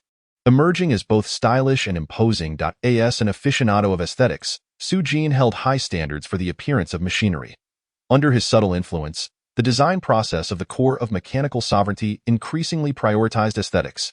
At this moment, as he contemplated the refreshed Falcon IVs, a glimmer of admiration sparkled in his eyes. He found them not only pleasing to behold, but also felt an indescribable sense of satisfaction welling up within him. The upgrades did not entail a complete overhaul. The Falcon 4 retained its essential characteristics. The head of the mech was uniquely designed, preserving its original visage. Yet Su-jin made bold modifications, elongating and thickening the previously short and somewhat naive beak, transforming it into a slender sword-like projection that could deliver a surprise peck to puncture the enemy's cockpit during combat. The body of the mech adopted a streamlined design, elegant and practical, significantly reducing wind resistance while enhancing maneuverability. The chest and shoulders were adorned with feather-like segments of armor, offering improved defense while minimizing damage from enemy attacks. This was no mere ornamental embellishment. A closer inspection revealed sharp blades mounted on the arms, gleaming with a cold light. Meanwhile, the powerful thrusters equipped on the legs granted the Falcon 4 the ability to soar freely through the skies and dart swiftly. Multiple launchers on the back and shoulders, akin to the wings of a falcon, could unleash deadly missiles and energy beams at a moment's notice, allowing for precise strikes against distant foes. Simultaneously, hidden ultrasonic emitters were ingeniously integrated into the arms and legs, capable of incapacitating enemies in close-quarters combat. All of these design concepts stemmed from Su-jin's stringent requirements for the core of mechanical sovereignty. His aim was to transform the upgraded Falcon 4 into a relentless killing machine on the battlefield. Invincible and unstoppable, of course, the most formidable aspect of this mech lay in its powerful heart, the dead energy reactor. This was currently Su-jin's most potent power source, uniquely capable of being manufactured without consuming those enigmatic materials. The peculiar nature of dead energy allowed the Falcon 4 to thrive in combat. While dead energy lacked the explosive force of electromagnetic energy or nuclear energy, capable of obliterating foes in an instant, its bizarre properties rendered enemies utterly defenseless. In battle, dead energy could siphon off the life force of enemies upon contact, converting it into its own power. This insidious yet formidable ability would undoubtedly catch enemies off guard. Through Su Jin's astute design, Dead Star technology and Blue Star technology found a perfect equilibrium. Glancing at the smart terminal on his wrist, he noted that time had quietly advanced to 3 in the morning. During this time, Master Ai Tsongxian, Elder Qiu, and Uncle Zhao should be deeply immersed in their dreams. Thus, Su Jin decided to withhold this good news from them for the time being. However, after a moment's contemplation, he felt it prudent to delay the announcement of this news for a few more days, perhaps 3 to 5 days, just enough to ensure it preceded the completion timeline of Red Crow. After all, if the gap were too short, it might attract undue attention, leading to all sorts of fantastical conjectures. Each day, the aide would dutifully deliver meals to the warehouse entrance, which were then transferred to him by a meal delivery robot. This routine continued until the 4th day. On the 4th day, Su Jin could no longer contain his restlessness. He stepped out of the warehouse. Having not experienced the outside world for several days, he closed his eyes and took a deep breath, instantly feeling invigorated. Just as Su Jin had moved about for a mere 5 minutes, familiar voices echoed from a distance. He looked up to see Master Ai Tsongxian, Elder Qiu, and Zhao Wenyuan standing side by side, their faces radiant with warm smiles as they waved to him. Su Jin immediately rushed over, greeting each of them in turn. Su Jin, how is the progress of the upgrade plan? Remember, there's no rush. It's good to get some fresh air, Professor Ai inquired with a squinting smile. Master, it's already over half complete. The next step is the upgrade of the system software, Su Jin replied impulsively, casually reporting what seemed like a reasonable progress rate. However, he clearly overestimated the trio's capacity for acceptance. Upon hearing his response, a flicker of surprise flashed in their eyes. You alone have completed over half of the task of upgrading 50 Falcon IVs? Su Jin's heart raced, and he hastily explained, with the current advancements in artificial intelligence, many tasks no longer require my direct involvement. As long as the plan is well structured, the upgrade speed is actually quite swift. He attempted to make his explanation sound more plausible, yet their skeptical gazes indicated they were not entirely convinced. Oh, is that so? Ai Tsongxian nodded thoughtfully. It seems your plan is indeed well conceived. Elder Qiu interjected. However, Su Jin, completing 50% of the progress in just 4 days is indeed quite rapid. We will publicly state that you commenced the upgrade plan half a month ago, and that the current progress stands at only 20%. This will help avoid unnecessary scrutiny. Thank you, Elder Qiu, Su Jin said, somewhat awkwardly rubbing his nose, realizing that he was not particularly skilled at deception. Su Jin, Ai Tsongxian suddenly shifted the topic. We're about to inspect the wreckage of the Black Crystal Clan's escort ship that we shot down yesterday. This was our first successful takedown of an enemy vessel, and the materials on board should hold significant research value. IT was already cleared overnight. Would you like to join us? Of course, Su Jin readily agreed. The opportunity to engage with the mysterious technology of the Black Crystal was something he eagerly anticipated. Having previously missed 2 opportunities, he was determined not to let this one slip away. Chapter 85. The Reverse Black Crystal Technology. Su Jin followed Ai Tsongxian, Qiu Yin, and Zhao Wenyuan as they traversed 50 kilometers of desolate ruins, ultimately arriving at the crash site near the military base. Along the way, when they were still 10 kilometers away, their attention was captivated by the sight of a wrecked escort ship, resembling a giant radish, firmly embedded in the ground. This Black Crystal escort ship, shot down by the Red Magpie, had a significant portion of its hull exposed, creating an exceptionally grand spectacle. Last night, Ai Tsongxian had urgently mobilized personnel to clear the debris, working tirelessly throughout the night to eliminate any safety hazards before notifying the command center to conduct an inspection.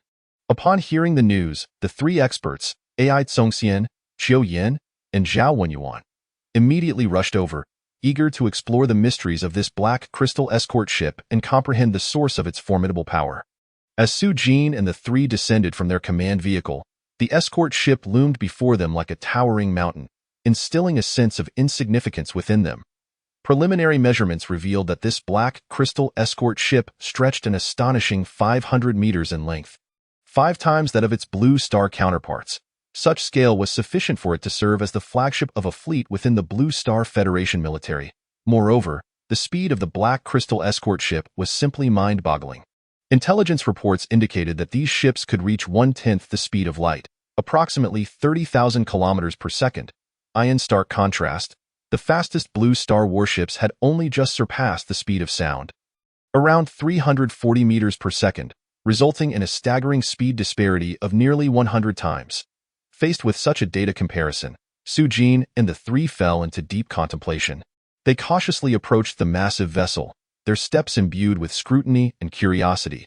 Upon reaching the ship, Ai Tsongxian, Qiu Yin, and Zhao Wenyuan gasped in astonishment. Before the ship, rows of covered bodies lay neatly arranged.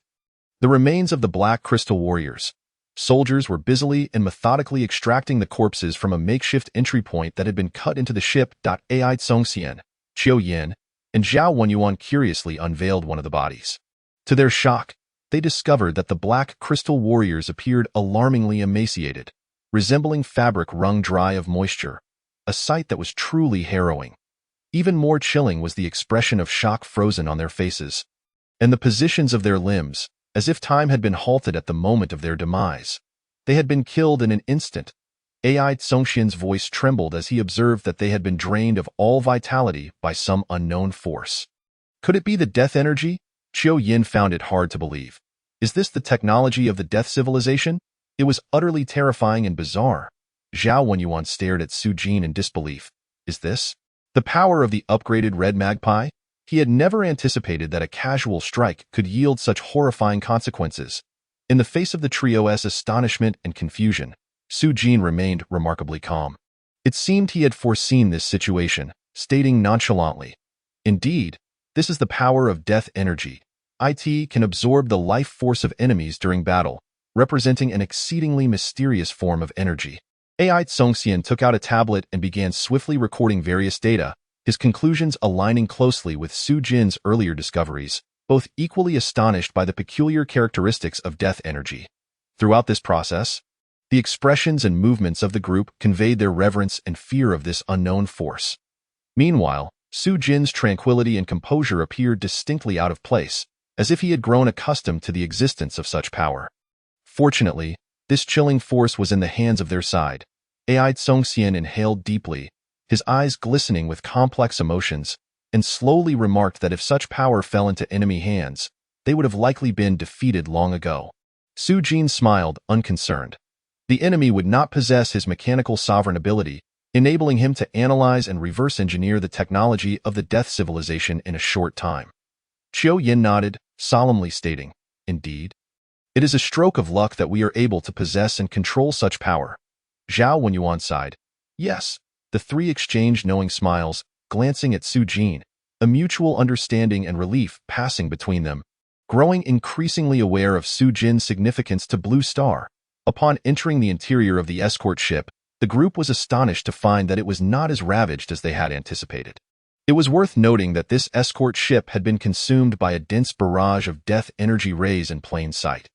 This was the enigmatic nature of death energy. It could inexplicably and silently annihilate everyone within the escort and the ship while still maintaining the integrity of the vessel and the corpses. This realization left those who had witnessed the power of death energy feeling a sense of dread.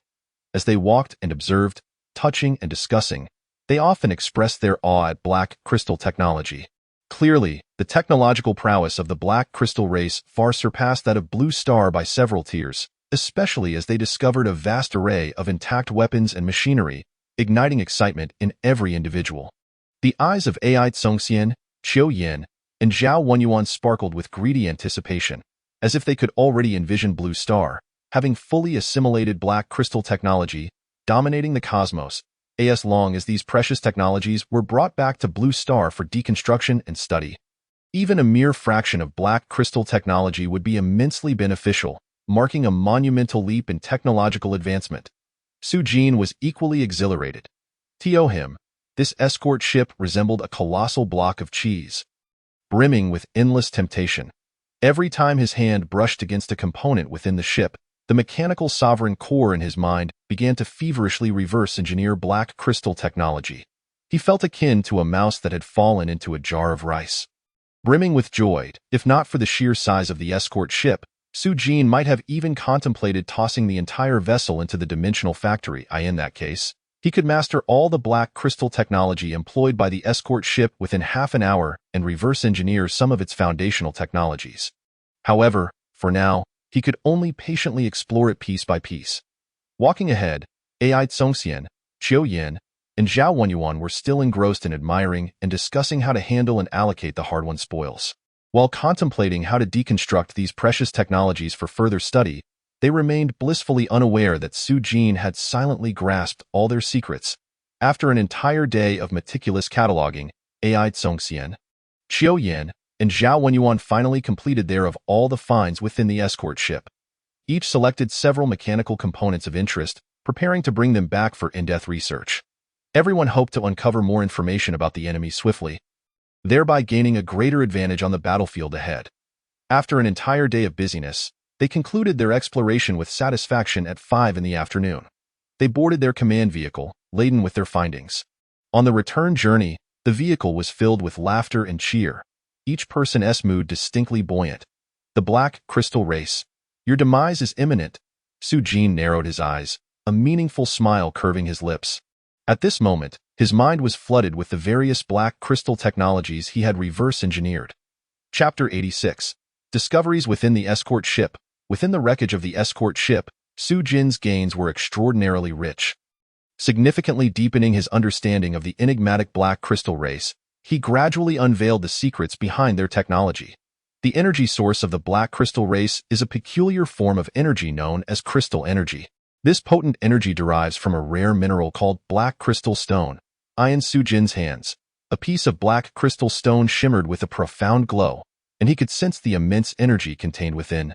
The black crystal race, through unique techniques, refined and applied this energy across various technological fields, thereby creating the astonishing black crystal technology.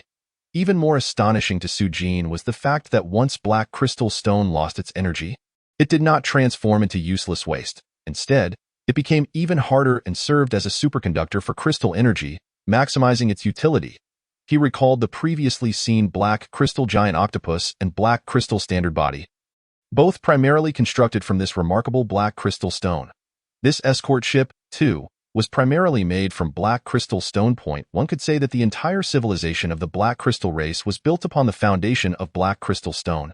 However, their over-reliance on and exploitation of black crystal stone ultimately led to the destruction of their home planet, Black Crystal Star.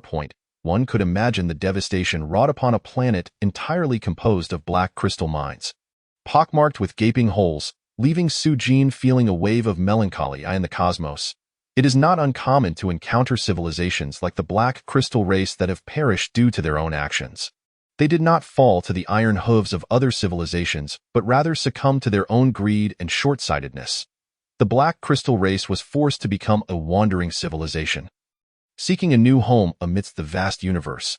Blue Star, a habitable planet with a relatively weak indigenous population, clearly became their target. This also explains why the black crystal race would brazenly attack Blue Star. They were in dire need of a new homeland, a place where they could rebuild their civilization. One can only say that Blue Star was simply too easy to bully, thus drawing their attention. Su Jin sighed inwardly, a mix of helplessness and indignation flooding him. To be backward is to be beaten. This is an unchanging truth. He took a deep breath, gazing at the black crystal tightly gripped in his hand. In an instant, when the three were momentarily distracted, tiny nano-insects suddenly surged forth from the pores of his skin. These nano-creatures, with astonishing speed, devoured the black crystal completely. The entire process unfolded in the blink of an eye, rendering any abnormality undetectable. The nano-insects swiftly returned to Su Jin's body, subsequently expelling a mysterious essence that coursed through him, continually enhancing his physique. However, the feedback from a single black crystal was evidently insufficient for his black crystal sacred body to break through once more. It can only be said that he was formidable. The greatest gain from this journey was a comprehensive understanding of the black crystal race. Su Jin now brimmed with confidence, believing that even the scholars of the black crystal race might not possess a deeper understanding of their own kind than he did. Renowned for their formidable defensive capabilities, the black crystal beings rendered the forces of Blue Star helpless. Yet, in Su Jin's eyes at this moment, this did not imply that they were devoid of weaknesses. On the contrary, he found it effortless to identify these vulnerabilities and exploit them. Upon returning to the military base, Su Jin dove headfirst into the warehouse. He rapidly input a combat plugin of his own design into the 50 upgraded Falcon 4 units. This combat plugin could analyze the weaknesses of enemy mechs in real time during battle and seize the opportunity for a decisive strike. Naturally, Sujin preferred to refer to it by the ancient term. This formidable weapon, crafted after mastering black crystal technology, was specifically designed to counter the black crystal race. In any contest of wits, the party that is seen through is destined to be at the mercy of the other. With this plugin in place, the odds of Blue Star overcoming the black crystal race grew significantly. A majestic flagship led 9 escort vessels, resembling a ghostly fleet, as it slowly approached the vicinity of the Blue Star military base. Under the starlight, the ship's hull, composed of black crystal, shimmered enigmatically, exuding an aura of mystery and power. Inside the flagship, in the dimly lit chamber, the Minister of Intelligence anxiously reported the latest intelligence to the Grand Elder. Mario Black. His voice was low and hurried, as if recounting an ominous omen. Grand Elder, the last signal from the escort vessel led by Homer vanished right here.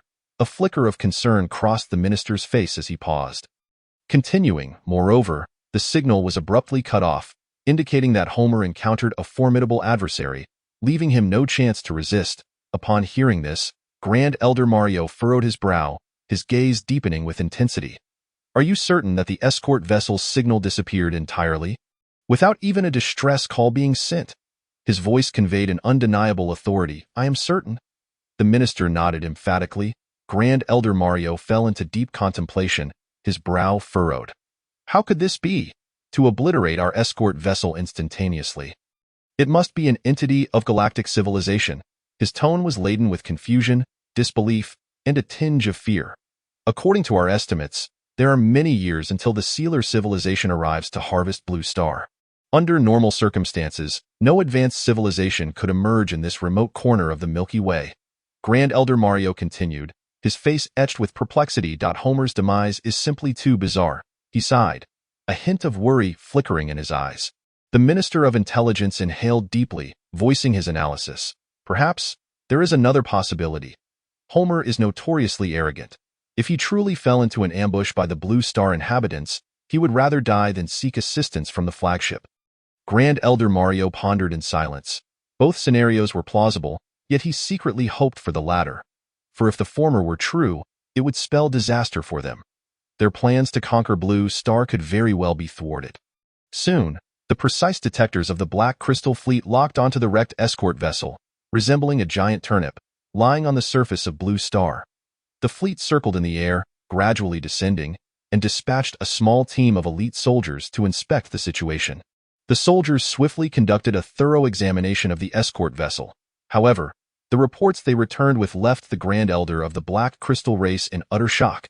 The interior of the escort vessel was pristine, showing no signs of battle, as if no fierce clashes had ever occurred here.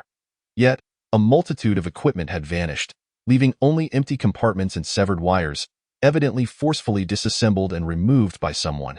Damn it! The Grand Elder slammed his palm onto the table in fury, causing items to leap from its surface. From this situation, it is clear that Homer has fallen into the Blue Star inhabitants' trap. Chapter 87. Sujin's first mech. The Black Crystal race is currently a nomadic civilization, lacking a stable planet as a base and having no fixed sources of income. Their survival hinges entirely on plundering resources from other planets. Each escort vessel represents a precious asset, and now losing one inexplicably causes the Grand Elder's heart to bleed. Yet, amid his anger, the Grand Elder also felt a sense of relief from the condition on site. It was evident that the entity capable of downing the escort vessel was not an advanced civilization. After all, which advanced civilization would bother to dismantle their equipment after defeating them? The wealthy never covet the possessions of the poor, finding even the act of bending down to pick them up tiresome. Thus, the most likely scenario is that the fool Homer fell into the trap set by the Blue Star inhabitants. The Grand Elder frowned, contemplating how the Blue Star inhabitants could have destroyed their escort vessel. This failure undoubtedly marked the most significant loss for the Black Crystal race in their endeavor to conquer Blue Star. He took a deep breath, his eyes flashing with a blend of rage and resentment, resolutely vowing to make the natives of Blue Star pay the price they deserved. Toma! The voice of Grand Elder Mario reverberated in the command chamber. His expression as dark as water. Since the escort vessel has crashed here and its supplies have been completely stripped away, there must be a military base of Blue Star nearby. I want you to search every inch of the ground and find these blue star inhabitants who are hiding like bugs. Toma, a senior commander of the Black Crystal race and the Minister of Action, a giant 3 times the size of an ordinary Black Crystal being, stood a towering 5 meters tall. Yes, Grand Elder. He had been waiting in the command chamber and immediately responded with respect. The moment he turned and exited the chamber, the demeanor that had been obedient before the Grand Elder transformed into one of cruelty and ferocity. The 9 escort vessels spread out like enormous black falcons in the sky, each selecting a direction to begin a meticulous search. Their detectors could cover a radius of several hundred miles, keenly capturing every movement on the ground. Moreover, tens of thousands of black crystal dogs were deployed to the surface. These were products of black crystal technology, resembling real canines but possessing a sense of smell 100 times stronger than ordinary interstellar dogs. They raced across the ground, sniffing and conducting a carpet search. Grand Elder Mario stood before the window of the command chamber, gazing deeply at the bustling scene outside, and softly remarked, "Blue Star inhabitants. Congratulations, you have exhausted my patience." Within the Blue Star military base, Su-Jin was engrossed in tinkering with the equipment dismantled from the escort vessel. His eyes sparkled with curiosity and excitement, for all these devices could be decomposed and consumed by his nano-insects. Made from the unique material of black crystal, these devices were precious research specimens to others. However, for him, they represented not just research materials but an irresistible temptation. They could be consumed by the nano-insects, reinforcing his physique in return. Yet now, the items laid out here held significant research value. He could not simply devour them at will. After completing the upgrades for the Falcon 4 and installing a specialized combat program targeting the Black Crystal race, Su-Jin found himself with ample time once again. He sat in the laboratory, lost in thought. My strength has now reached sea level. It is time for me to possess my own mech. This thought flashed through Su-Jin's mind. Lingering persistently, he realized that in striving to upgrade the Red Cuckoo and Falcon 4, he had neglected to reward himself. He felt akin to a chef who had been feeding others, but ultimately found himself unsated. Yet with the idea of crafting a mech, Su-Jin began to grapple with a dilemma, unable to resist envisioning the appearance of his first mech. Should he opt for a nimble and agile light mech? Or choose a heavy mech with formidable firepower? Should he prioritize speed or strength? What should my first designed mech ultimately resemble? Su-Jin furrowed his brow, murmuring to himself, standing in the expansive warehouse. His forehead creased in concentration. He faced not only the issue of mech specification, but also the headache of possessing 3 distinctly different technologies: Blue Star technology, Black Crystal technology, and Death Star technology. How to choose, how to merge, became a significant challenge before him. He first considered Blue Star technology, but in almost an instant, he dismissed this option. The mechs produced using Blue Star technology were simply too outdated compared to his current needs. He resolutely abandoned this plan and shifted his gaze to the other 2 technologies. Death Star technology, a choice that is immensely alluring. However, reality struck like a bucket of cold water, instantly extinguishing his fervor.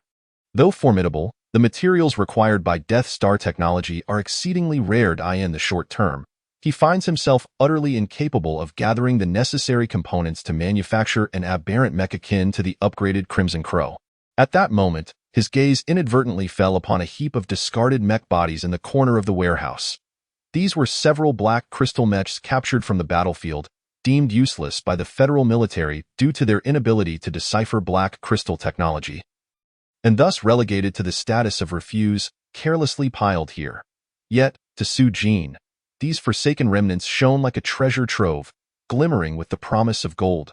Suddenly, an idea struck him, a look of exhilaration lighting up his face. "I lack not for black crystal," he murmured, as if he had unearthed the key to his dilemma. Were these discarded mechs not a wealth of black crystal? With the material conundrum resolved, Su-Jin could barely contain his excitement. The mech he envisioned would undoubtedly amalgamate the technological quintessence of the Blue Star, Black Crystal, and Death Star civilizations, enhanced by his own blood sample. The resulting mech would surely be nothing short of extraordinary. Eagerly, he lifted his intelligent terminal and swiftly contacted Professor AI. "Master," he exclaimed with fervor, "may I have those black crystal mechs from the warehouse?" "Those scraps, you mean?" Professor AI's tone was laced with skepticism. "If you find them useful, then take them. Thank you, Master. The professor's response ignited an indescribable thrill within Sujin.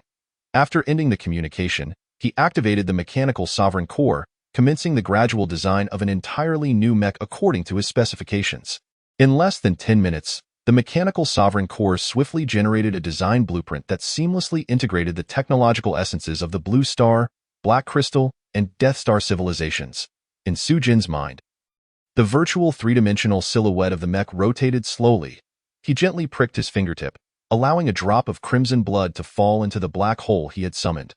Immediately thereafter, the mechanical sovereign core promptly fine-tuned the design based on the blood sample, ensuring an exceptionally high compatibility between Sujin and the mech.